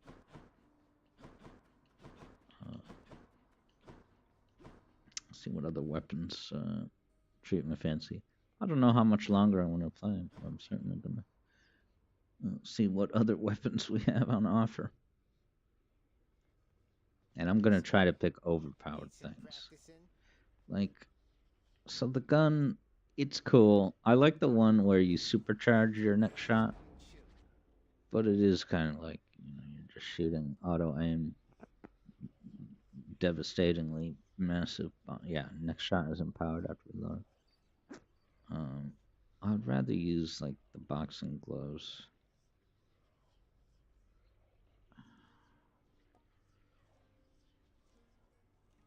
Yeah, and that has the special. It's kind of cool. It's like a lobbing special, like Festive Fog, but I don't know. It's like a different flow. I'll maybe do this. Let's see. We'll see what versions I have. So that one's pretty cool, but I did that recently. You load your cast into a shot. I don't know if I've ever tried this one.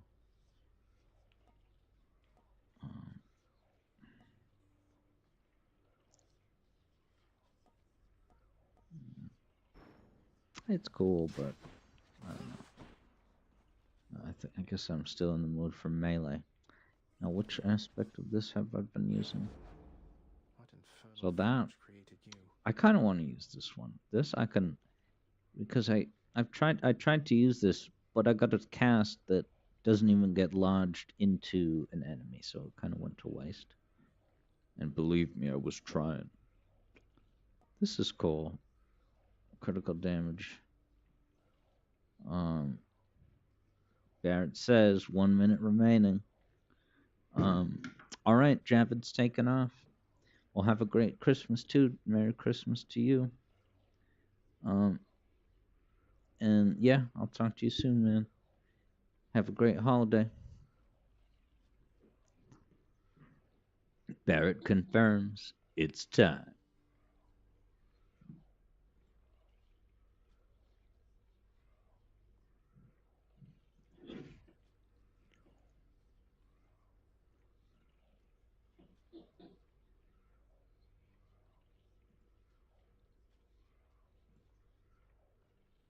Sonic the Hedgehog 3 confirms wins the box office battle of the weekend.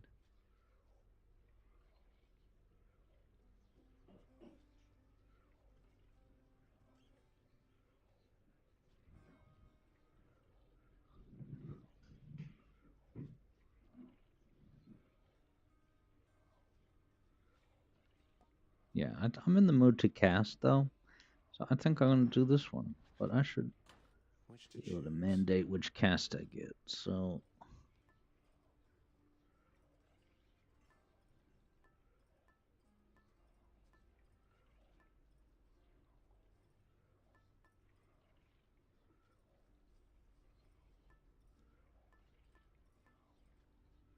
like that, I love that cast. It's the laser. It just stays put and shoots, but that's not for dislodging. So Artemis would lodge, and it would be critical. That's always fun. Critical damage. Doom, no. Doom is a blade rift. Barrett says every time you refresh, there's like 3 new comments. Nice. It's that moment, the grand debut.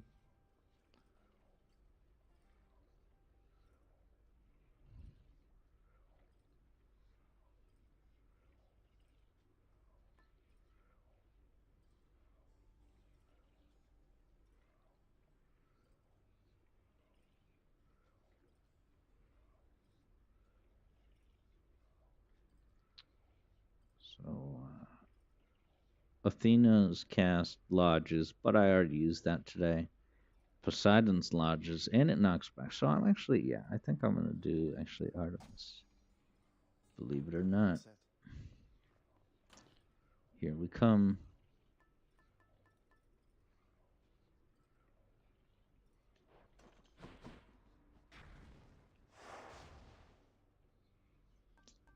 If I was going to do any, well, no, I don't think I'm going to actually do heat.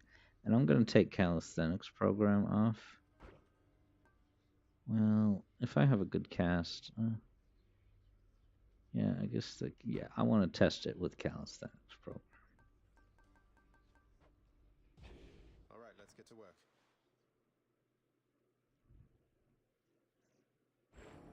Now fling the blasted thing again, I said. And put your anger into it this time, like so. Or if you've not anger enough for it yet, you'll learn, I promise you.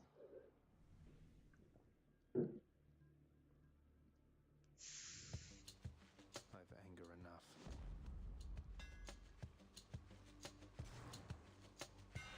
Time to tune up this sword.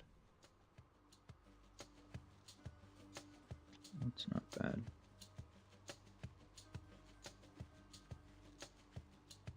That's the one. I got a bigger radius from the special. So, my core combat flow will be to cast, Not yet.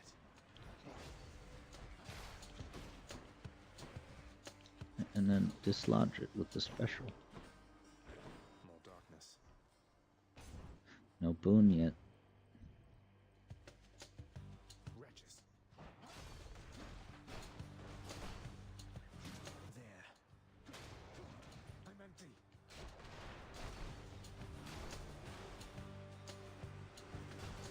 You know, the other one, I'll just say this out loud. The other one I might have considered getting with this weapon is the goddess of love. What's her name? The one with the hearts. Her cast is a short range blast. So it has a really short radius, but it's possibly the most powerful. Not counting Artemis's critical hits like I'm going to be getting soon. If I get the cast that I wanted. And I intend to do that. Can't do that.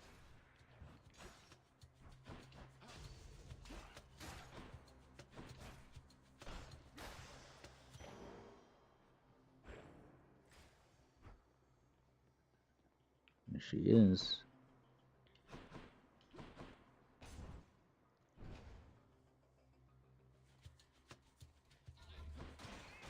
Yeah, I really hope the cast is there.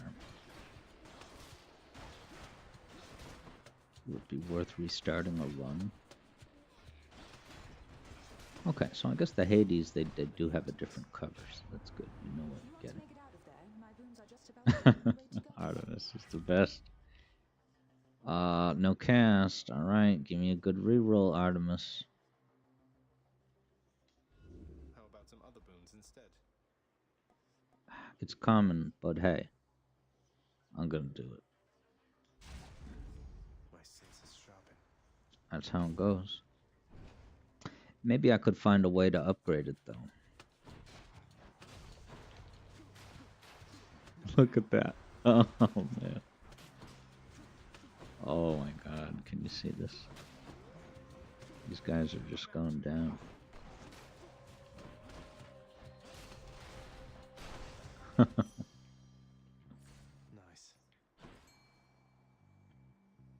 Yeah, that's the other cast, but I chose Artemis for this. Let's go, lads.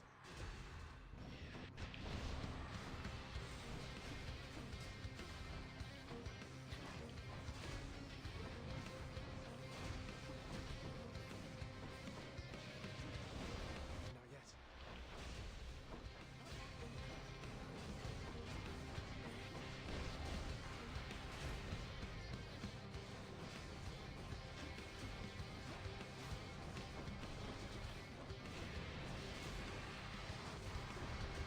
Can't do that. Ooh, I got him with the gun. Ooh, I can trigger the traps on purpose to get him. Wow. Oh, it's great. Alright, so attack, that's a lot of damage, isn't it? 70%, I feel like. Now that's epic, that's the special. Yeah, maybe that's the way to go. Yeah, because weak doesn't stack, so let me go with that, see how life goes. Break some hearts. I could get coins. Yeah, let's get coins.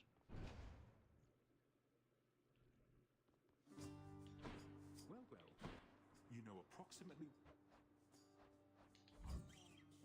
Easy does it. A pleasure. Until next time, all right? Oh no. Death is inescapable.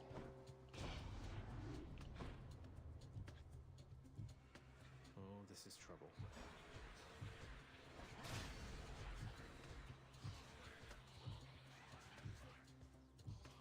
With these ones, it's just you have to survive, is what they call it. But it's really, you don't actually have to kill anyone. I don't know if you get better reward if you do kill some.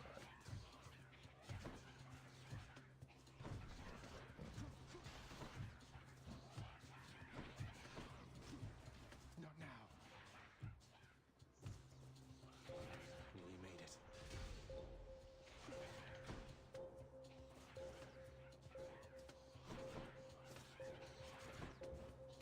And don't come back. Ah, that's enough. Not yet. Bah.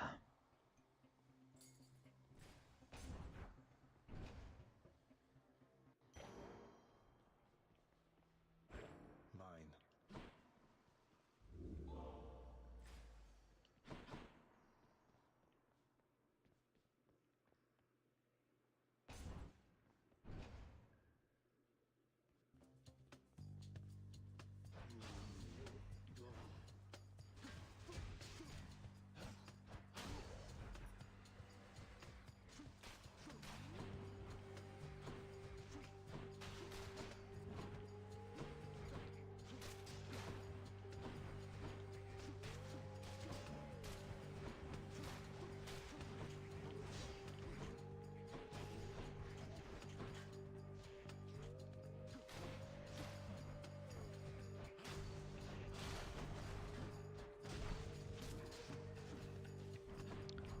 Critical hits.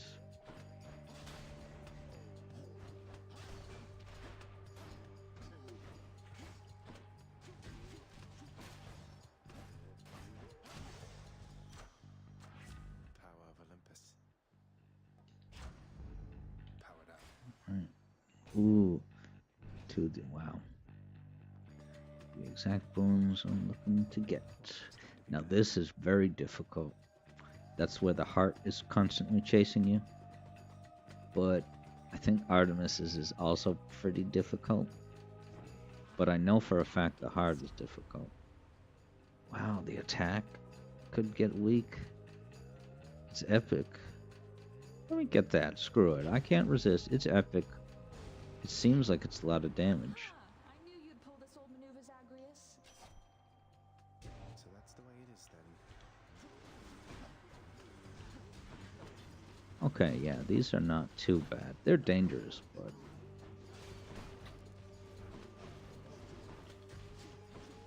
I'm empty. nothing I can't work with. I can't.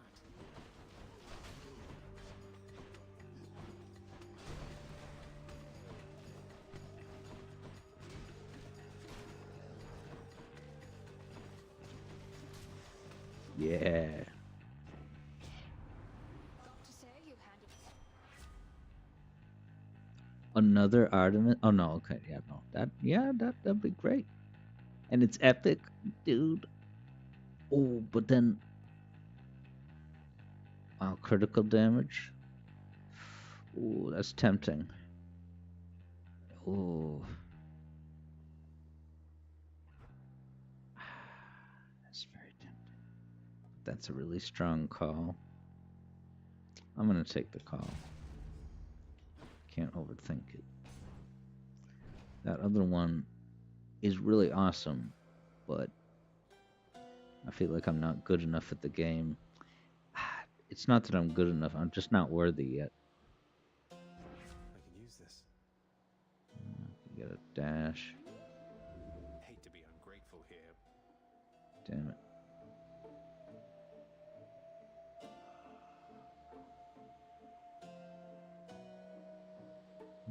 Damage and chill. Why not? That's not bad. Good enough to eat. Special, yeah. Oh, attack. Yeah, these specials are important. Because that's part of the main mechanic. Do cast and then I'm back, ladies. dislodge with a special. There's nothing. Not yet. You have no lip.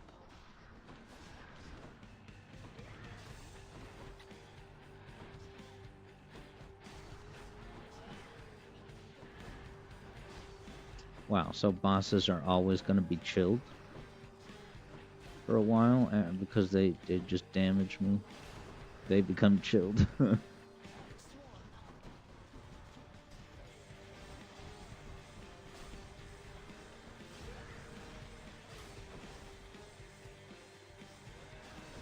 turn.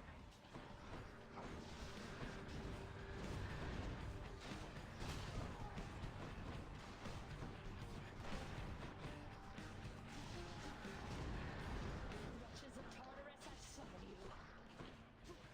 I'm out.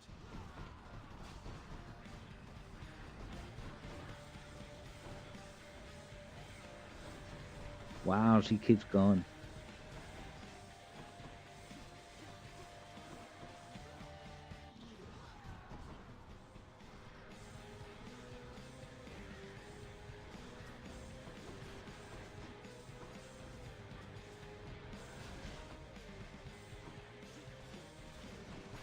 Let's end this.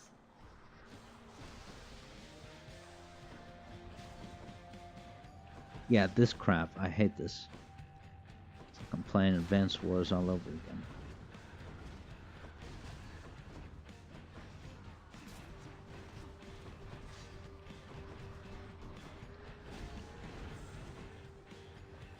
Yes. Not half bad. The other sisters left.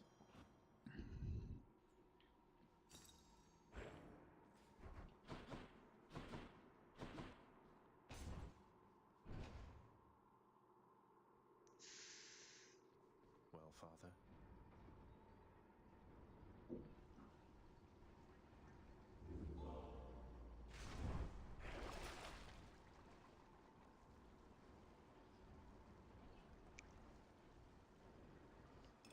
I'll take this one.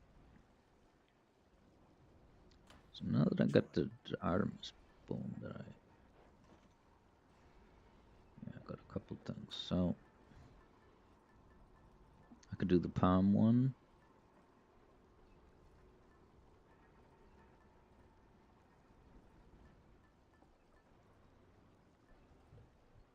I mean, what else would I ever use? Versus health. Distant foes. No, it's, well, with the cast. Let's assume that applies to cast and use it. Might help. Hell yeah. I'll just go on out.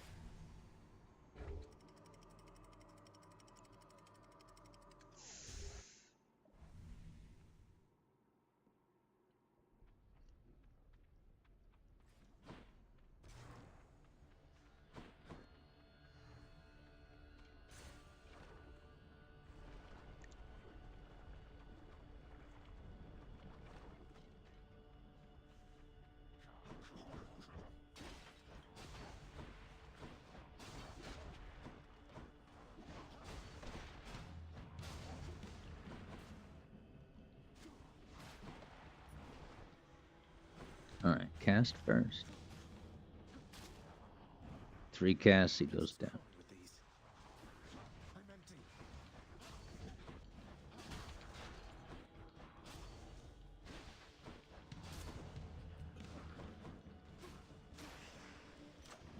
Just what I wanted. The power of the gods. Knowing that I'm gonna be doing a special, I'm gonna try. Not gonna keep doing special power-ups, but for now I shall.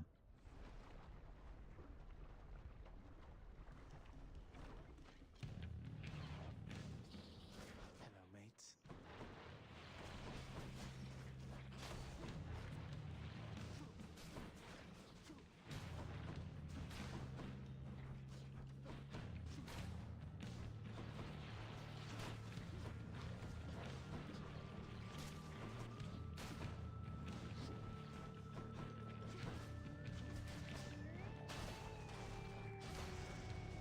I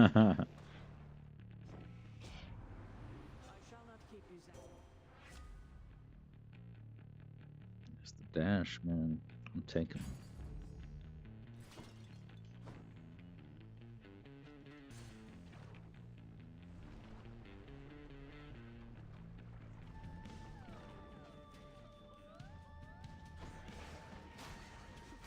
Give it up.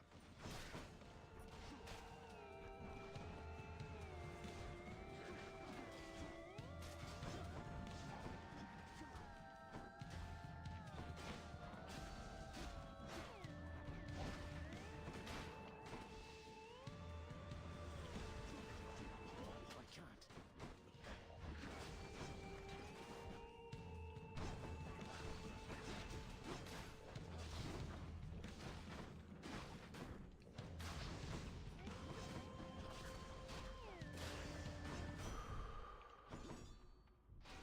Feeling tough.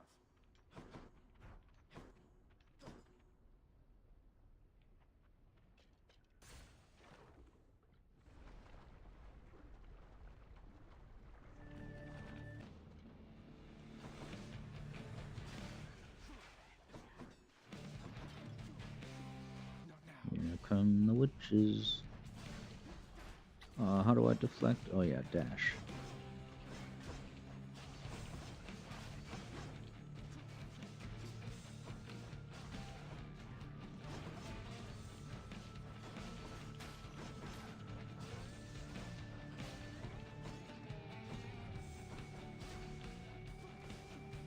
Can't do that. Nice. Your enemies shall have no shelter.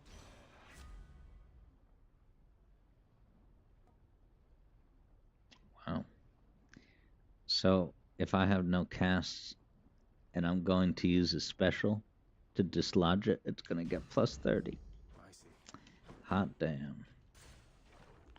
This is a powerhouse engine, people.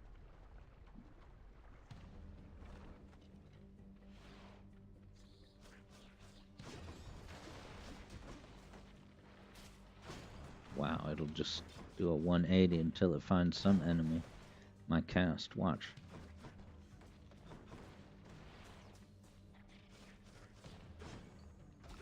Give me the run around.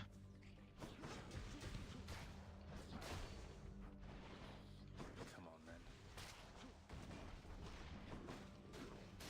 Not yet.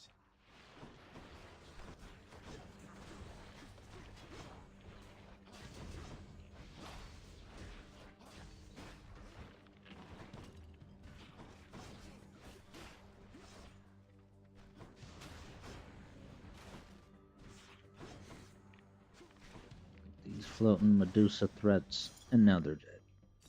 Good. Something I need.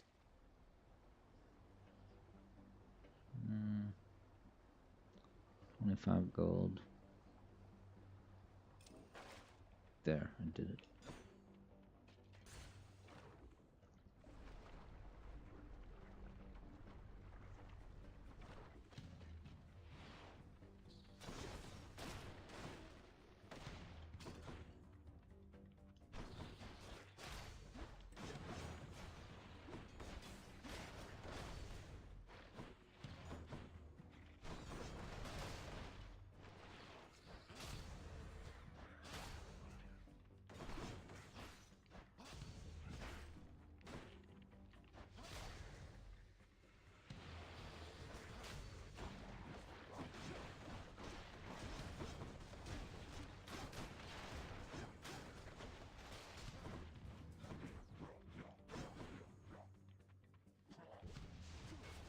I can't.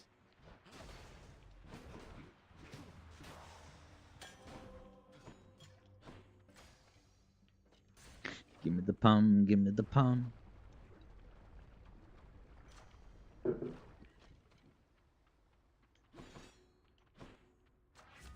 grant me strength. Wow, both of these are getting up there. Take the cast. Juicy.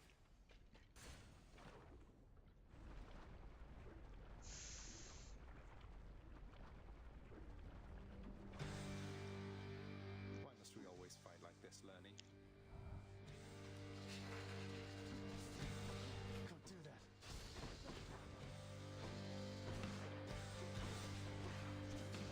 that. Wow, you see how fast that went down there? I'm empty.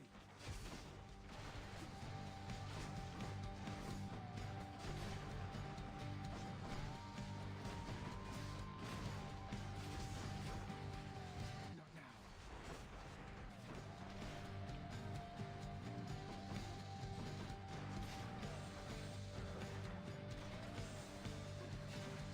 Not yet.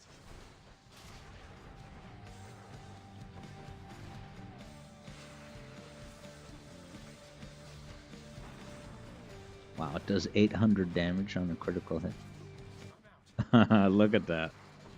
Lerny is in trouble. He absorbed my casts. And I can't get him back. Wow. Wonder if they'll pop out after enough time, even though he's under his shield. I lose 2 casts for this. Oh no, okay, he dropped it. Sweet. I'm out.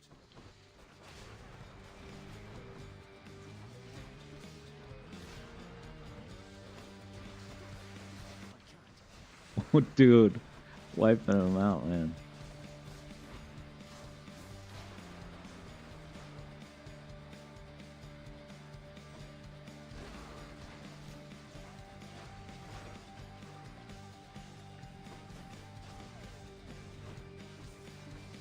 Not yet. Oh, there he goes. Barrett just finished watching the new Music Theory video, says, it's the best one, in your opinion. Well, thank you so much, Barrett. Isn't it something? By my birthright. It's a very special video, isn't it? Yeah. At this late hour of night, I probably shouldn't say too much about it, but I really appreciate that you said that, Barrett, We'll have you back because here soon enough, that I think. Um, yeah, it was a blast to make this video. It all felt so, you know, I shouldn't say too much because it's the day that the video came out. So I won't say too much, maybe. But yes, I really appreciate that, Barrett. Hey, I think it's a big testament that Metallic Madness music is amazing. Just like Sonic CD's whole soundtrack is just totally tremendous. So that helps to make a really interesting video that, the music that we're looking at, and certainly, the artwork and the level design and all that, it comes together, man.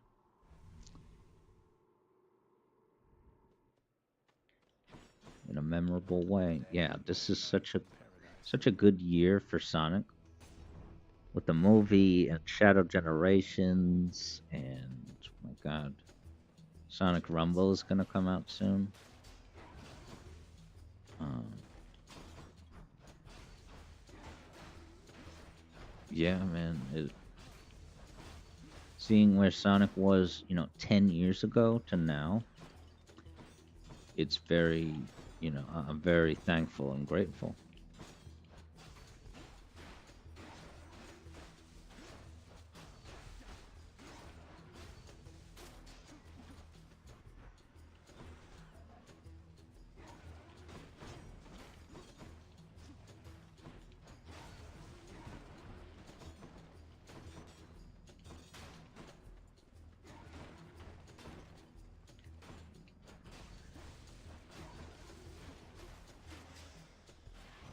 Lord Hermes.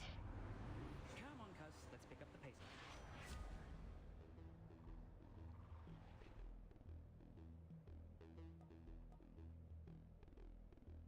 So move speed, that's, very powerful and all, but maybe I should get it because this is a, close quarters combat type of weapon that I'm using right now.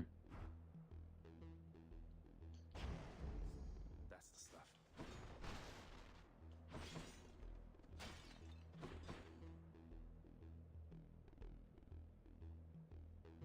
Yeah, let's go to Demida.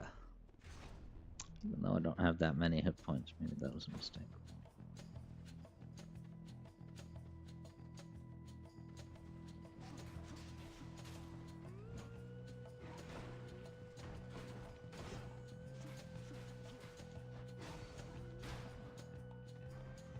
Good, come on in.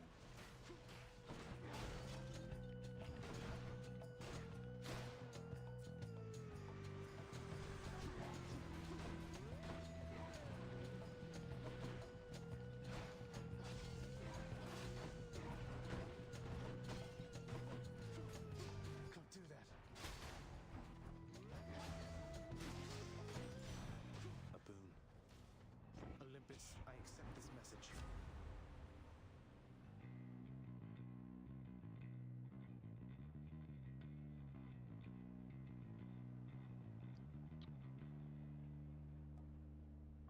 I feel like, do I have anything that's common? Just the cast, but the cast is doing fine. That's epic. That's epic. I feel like I should leave it alone. I'm gonna leave it. Never saw. You cast damage foes around. That's kind of cool. Screw it. I'm trying to stay near other enemies. Foes.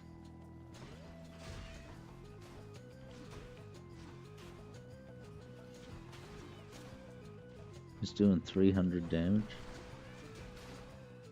That's a baseline amount. Oh no, this 300 is the critical.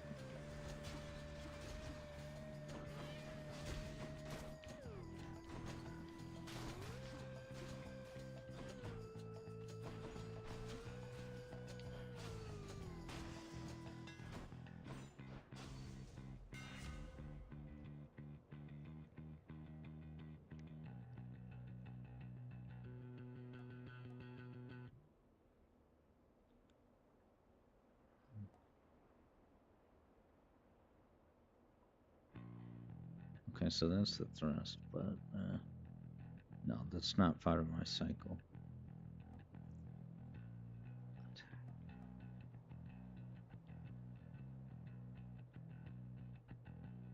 Yeah, let me just take the quick dash strike. So come in with a dash strike and then do the special. This is health. My troops alone. This is good. No time to lose.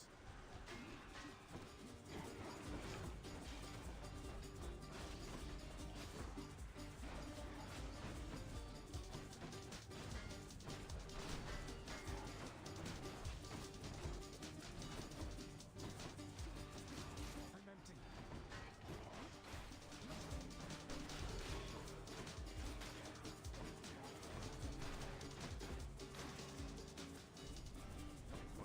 Why do I bother? About half, not bad at all. That's right, Alex Yardstone, good future. Here we are. I'm glad you enjoyed the video, Barrett. Dude, that Metallic Madness Good Future is so stunning. And you know, it's not often you get to really see it, because who really goes to the Good Future all that much? Other than Act 3. Usually when I play Sonic CD, I will get to the Good Future on Act 3, you know, the final act before the final boss. Okay, but to see the entire level, it's so beautiful. That Act 2, I think it is, maybe Act 1, it's got all the, like, different tubes and containers in the background. It's so beautiful. All the different, like, plants inside, like, kind of little compartments, and all the pipes. Dude, all the pipes, can you believe the pipes? The pipes look so great. When I showed the chords on screen in the Roman numerals and it was on the pipes, the artwork for those pipes in the 4 eras is so fantastic.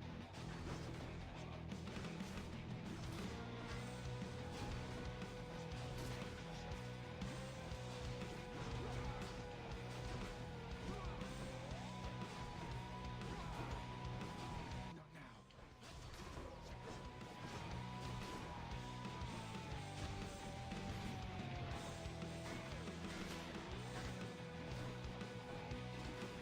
I'm empty.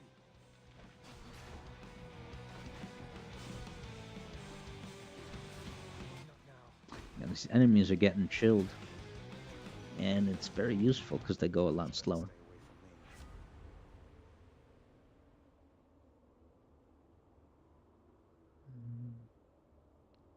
Weak, I'm not even paying attention to weak status effects. But, longer duration. Nearby foes, yes, we got. That's useful. So, I could go get. No, I'll have 3 lives, so that's no reason to go to him. Yeah, Barrett enjoys the Metallic Madness while recognizing that they really all are amazing. It's crazy.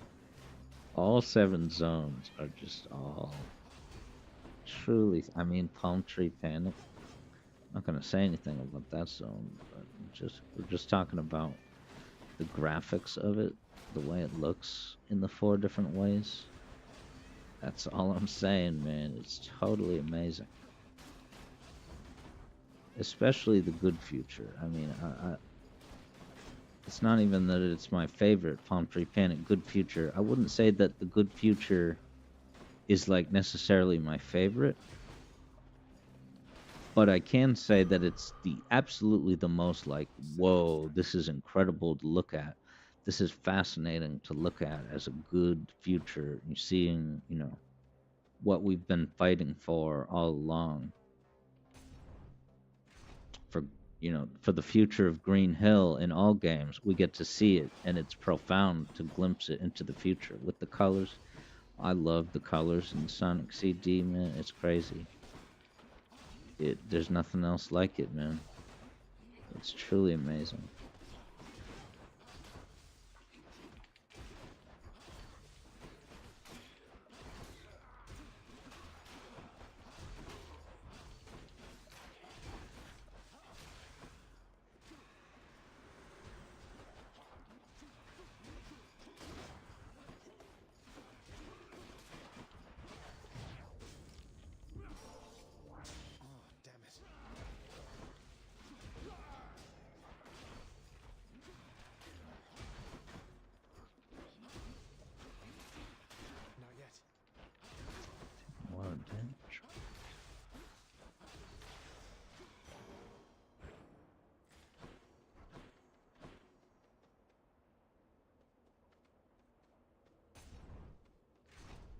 double boom.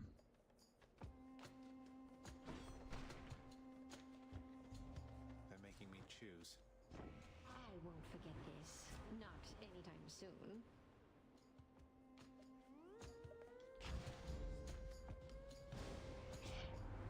If you had given She won't like this.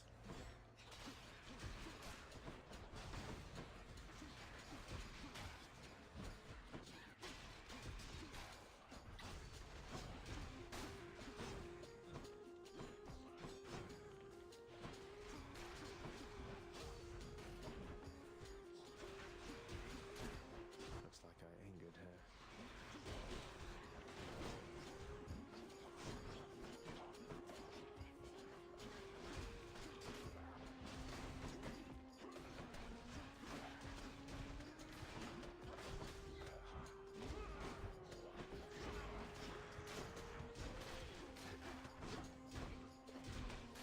I can't.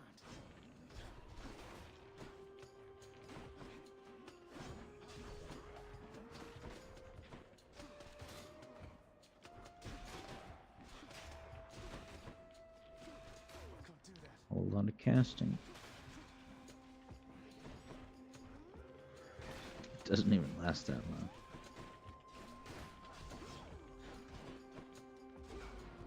Oh, he's invincible.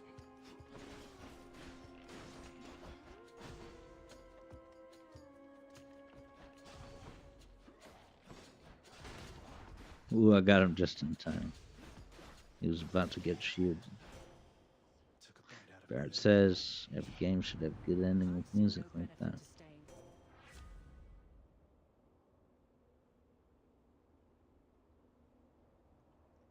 staying. Guard gauge. I'll get a Death Defiance. I'll take that. Appreciate the backup. I'm just gonna quickly grab a water refill. I'll be right back.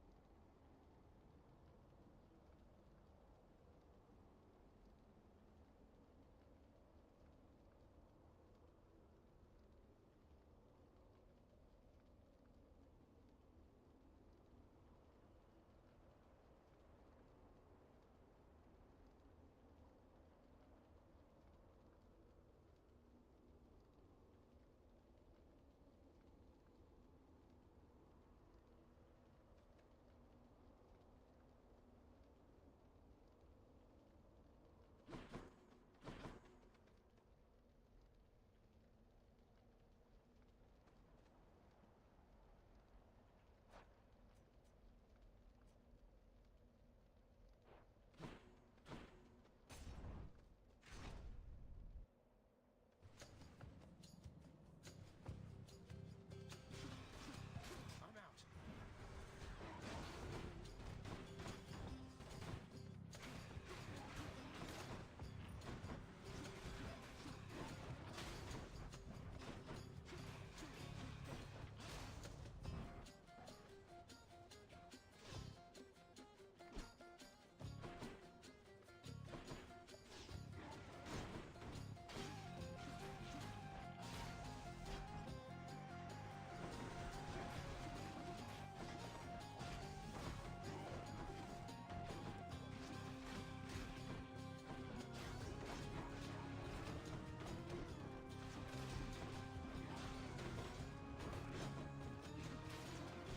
I'm out.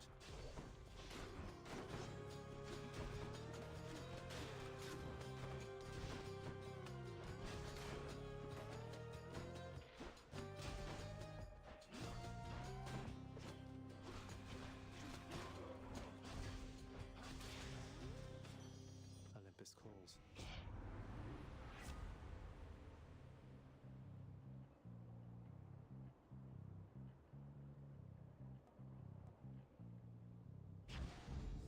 No love without pain.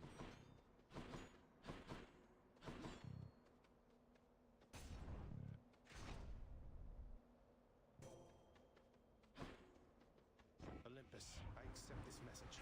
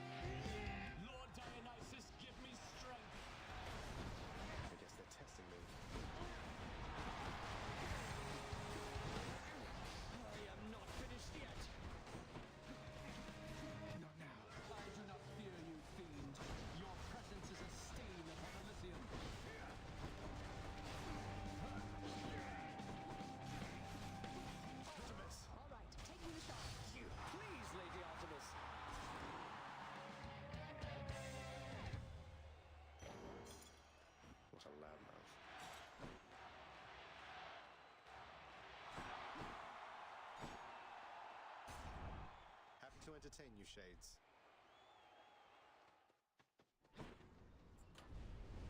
Already made it that far, have you, boy?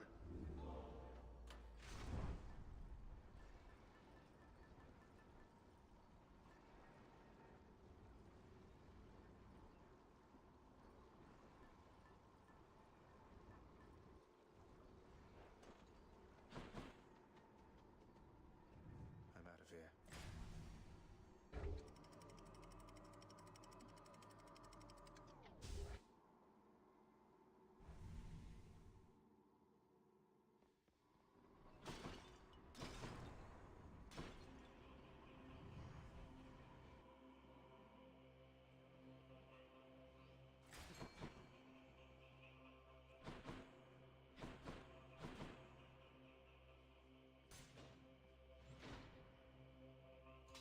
You.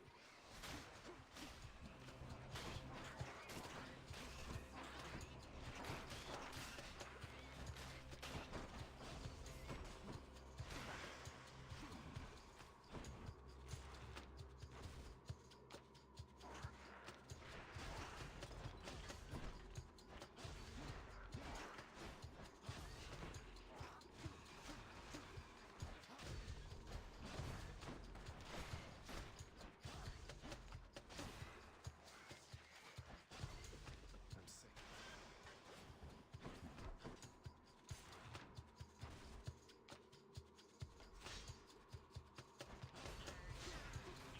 Don't do that.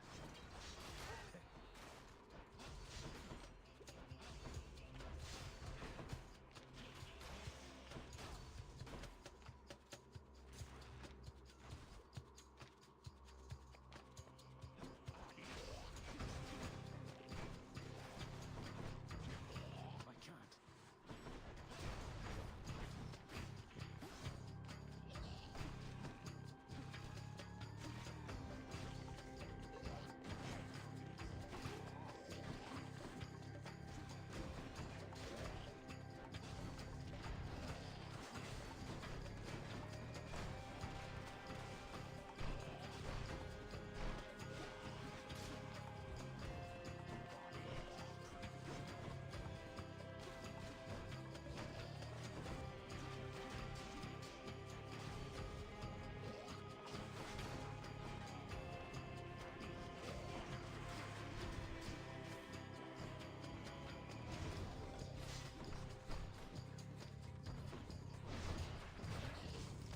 No.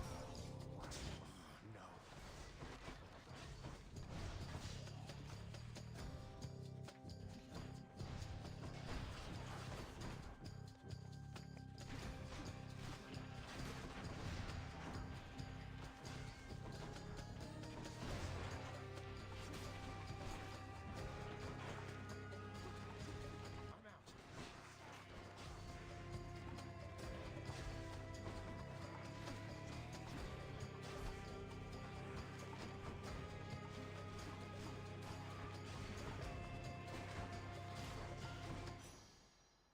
Excellent.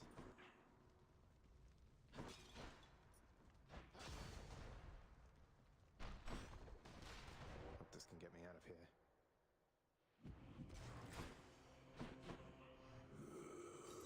Should come in useful. Which tunnel?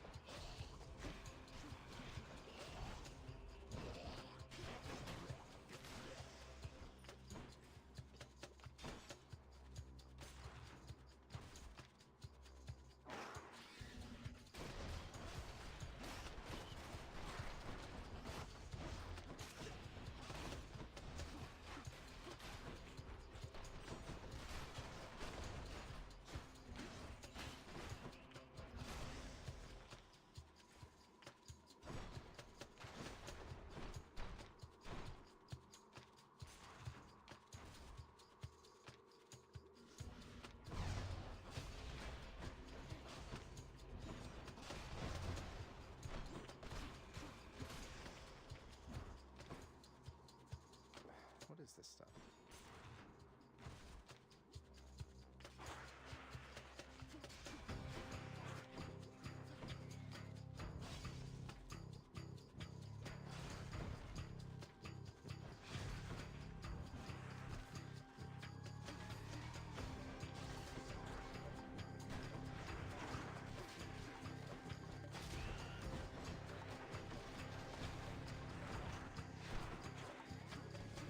Not now.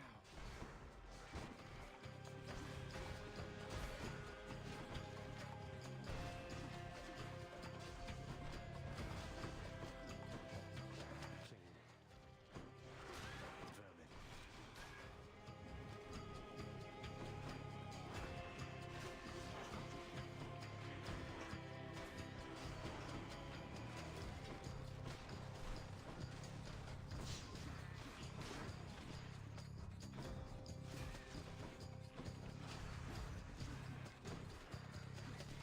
I'm empty.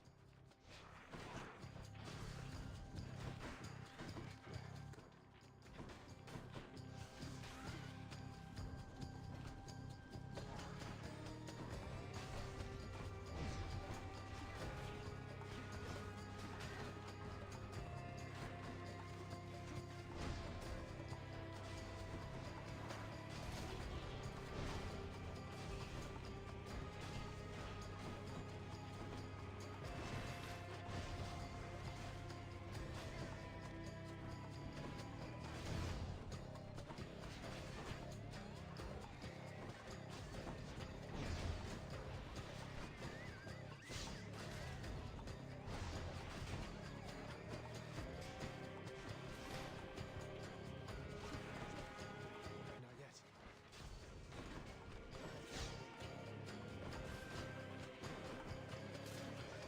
Burning up.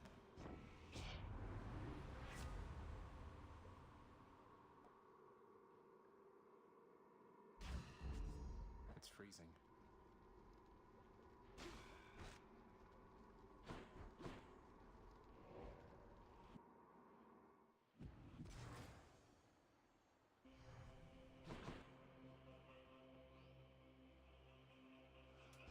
I'll take it.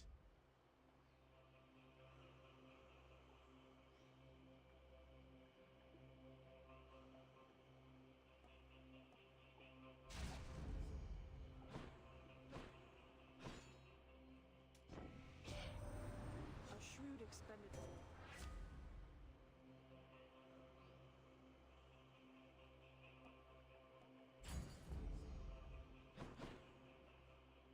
Working on getting you your treat still, boy.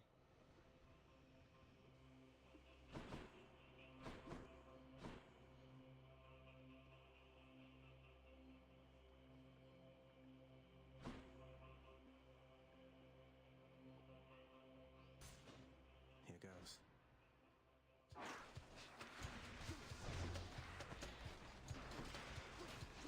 I can't.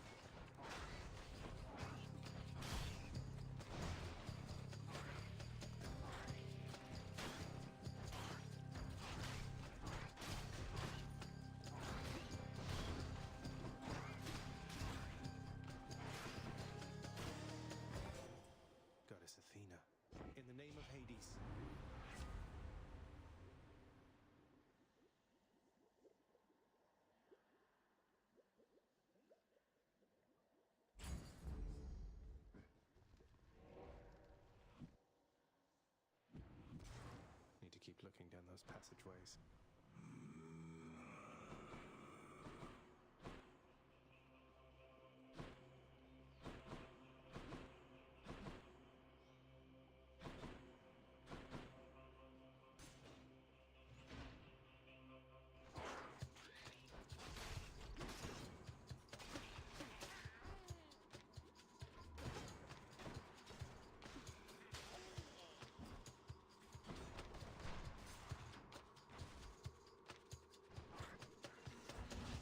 Am I interrupting something?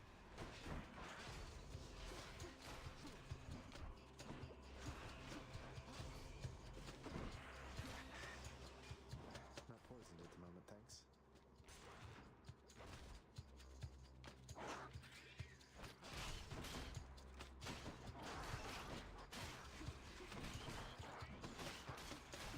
Not now.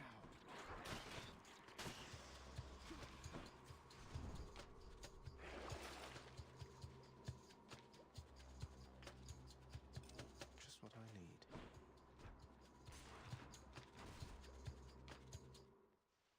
Ugh, finally.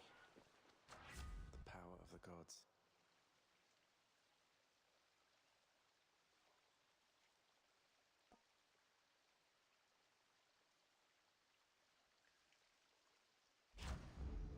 Palmed up.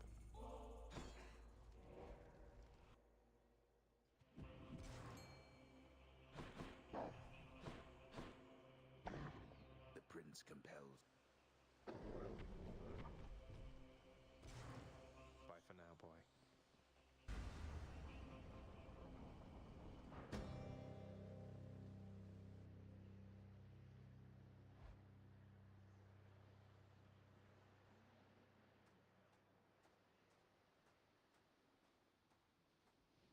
Father.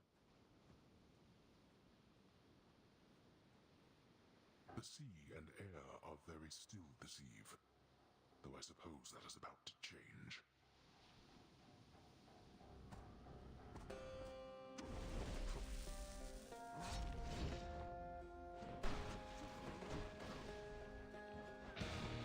Darkness.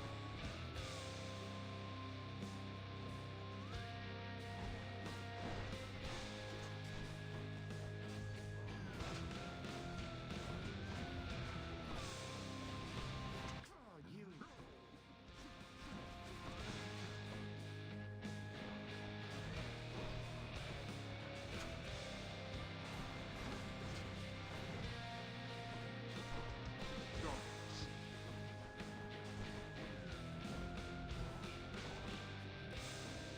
Zagreus? I can't.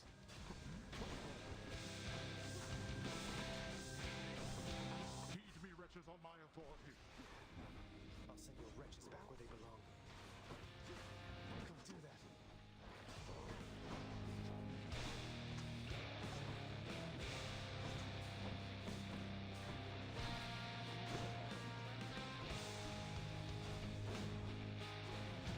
Not now.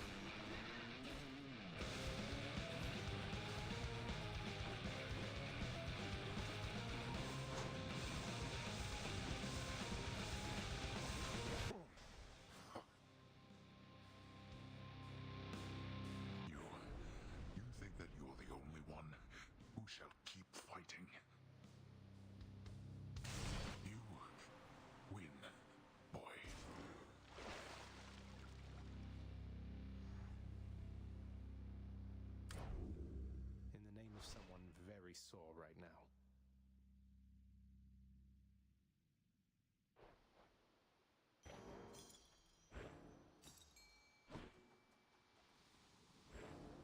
Then, valiantly striding Zagreus was set upon by 7 bloodless slam dancers and slain, or something of the sort.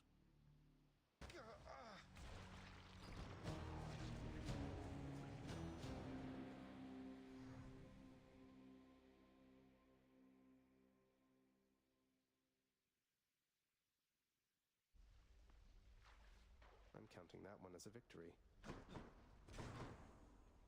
Mother's away, I guess.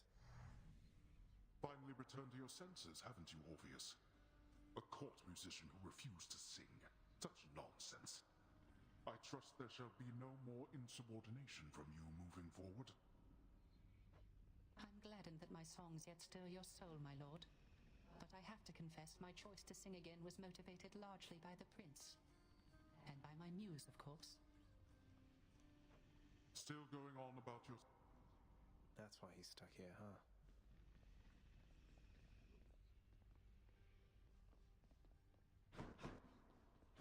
You're back. Achilles, sir, you happen to know whether... I know the chariot you mean. What, you mean the golden matching mask? That it did, most definitely, sir.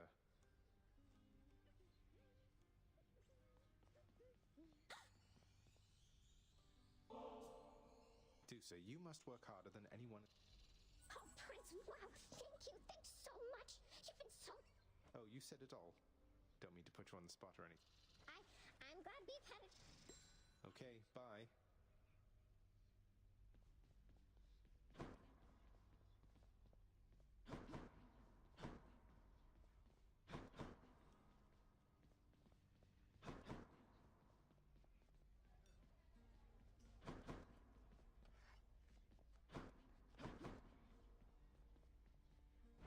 What's new?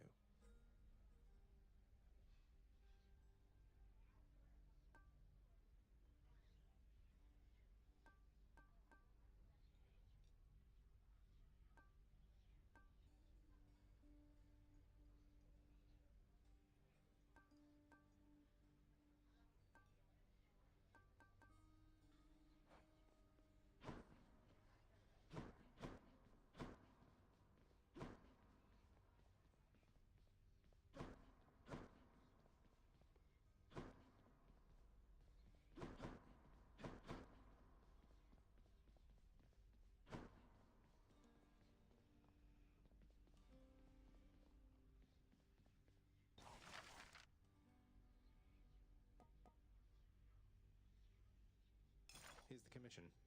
Perhaps a rich green hue for the drapery will feel a little homelier.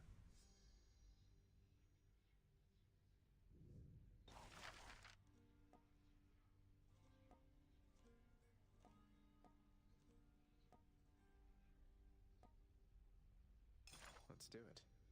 These decorative laurels ought to give us an appreciable touch of dignity, no doubt.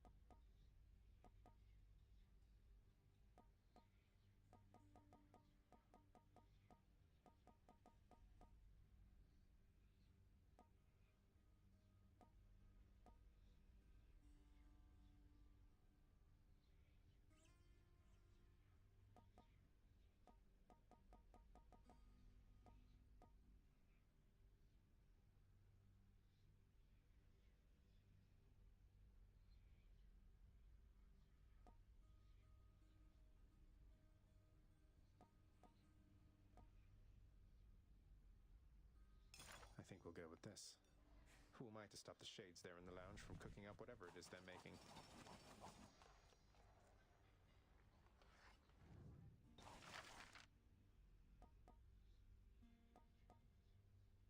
Approved. Hey, they're my bedchambers. I can have whatever wall scrolls I want.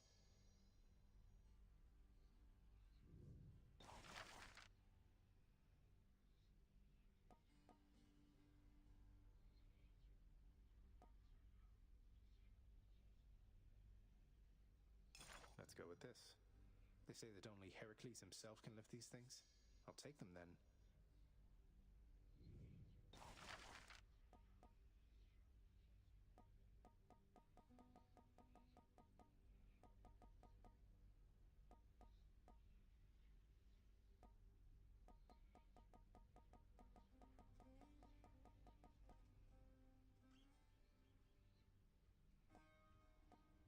Here's the fee. A fine selection.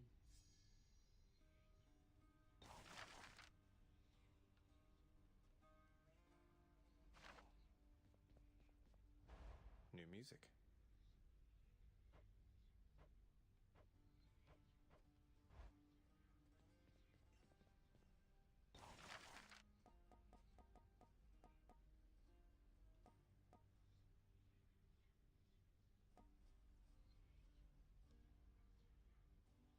Here you go.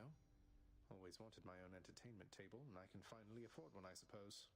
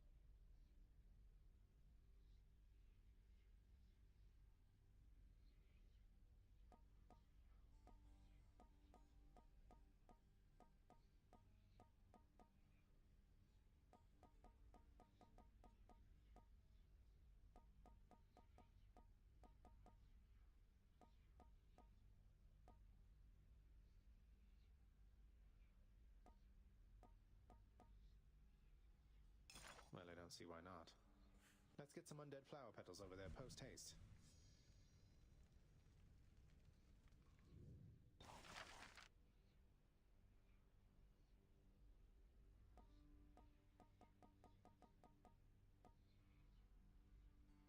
Contractor, I have another job. These undead flower petals ought to add an extra touch of elegance, I think.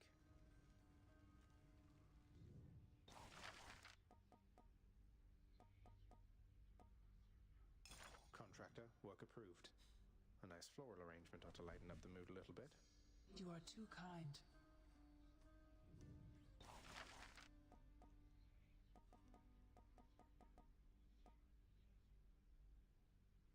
Here's the commission. I won't be needing these, but anyone emerging from the pool of sticks might like them, I suppose.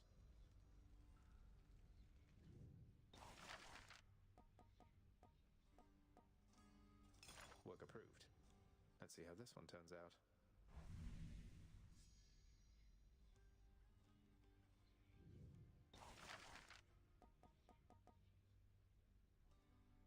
How about this, contractor?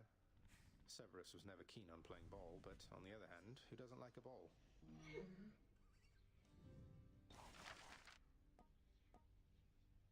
Let's go with this one then. I swear, who would purchase laurels when they could earn them in sporting competition?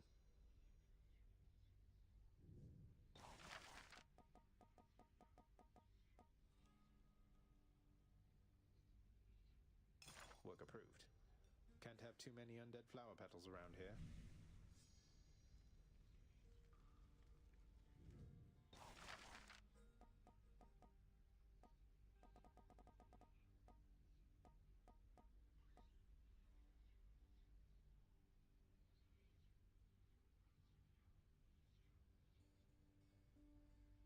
Contractor, work approved. You look a bit uncomfortable, Father. Here, why don't you have a seat?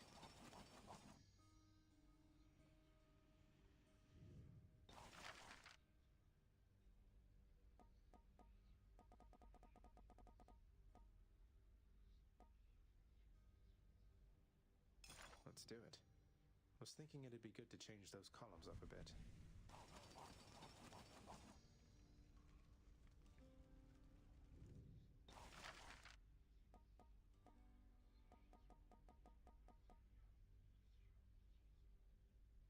Well, I don't see why not. An intricate mosaic just above my bedchambers should make having to go in feel less bad, I think.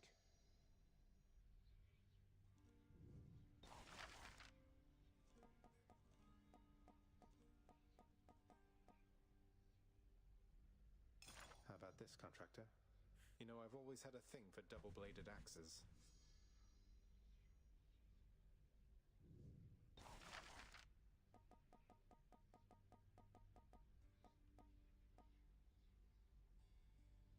Here's the fee. Anything to liven things up even the slightest bit around here.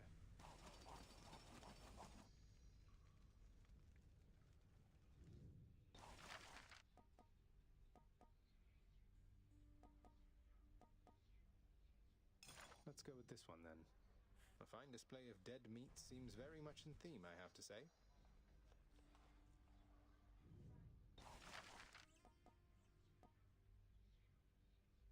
Contractor, I have another job. Think this is going to be a better look for the lounge seating.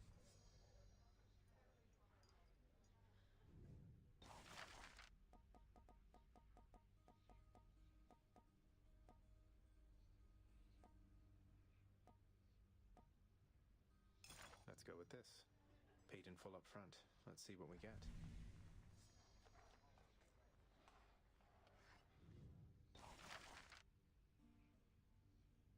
Approved. This ought to make the lounge a little more presentable, until Cerberus wrecks it again.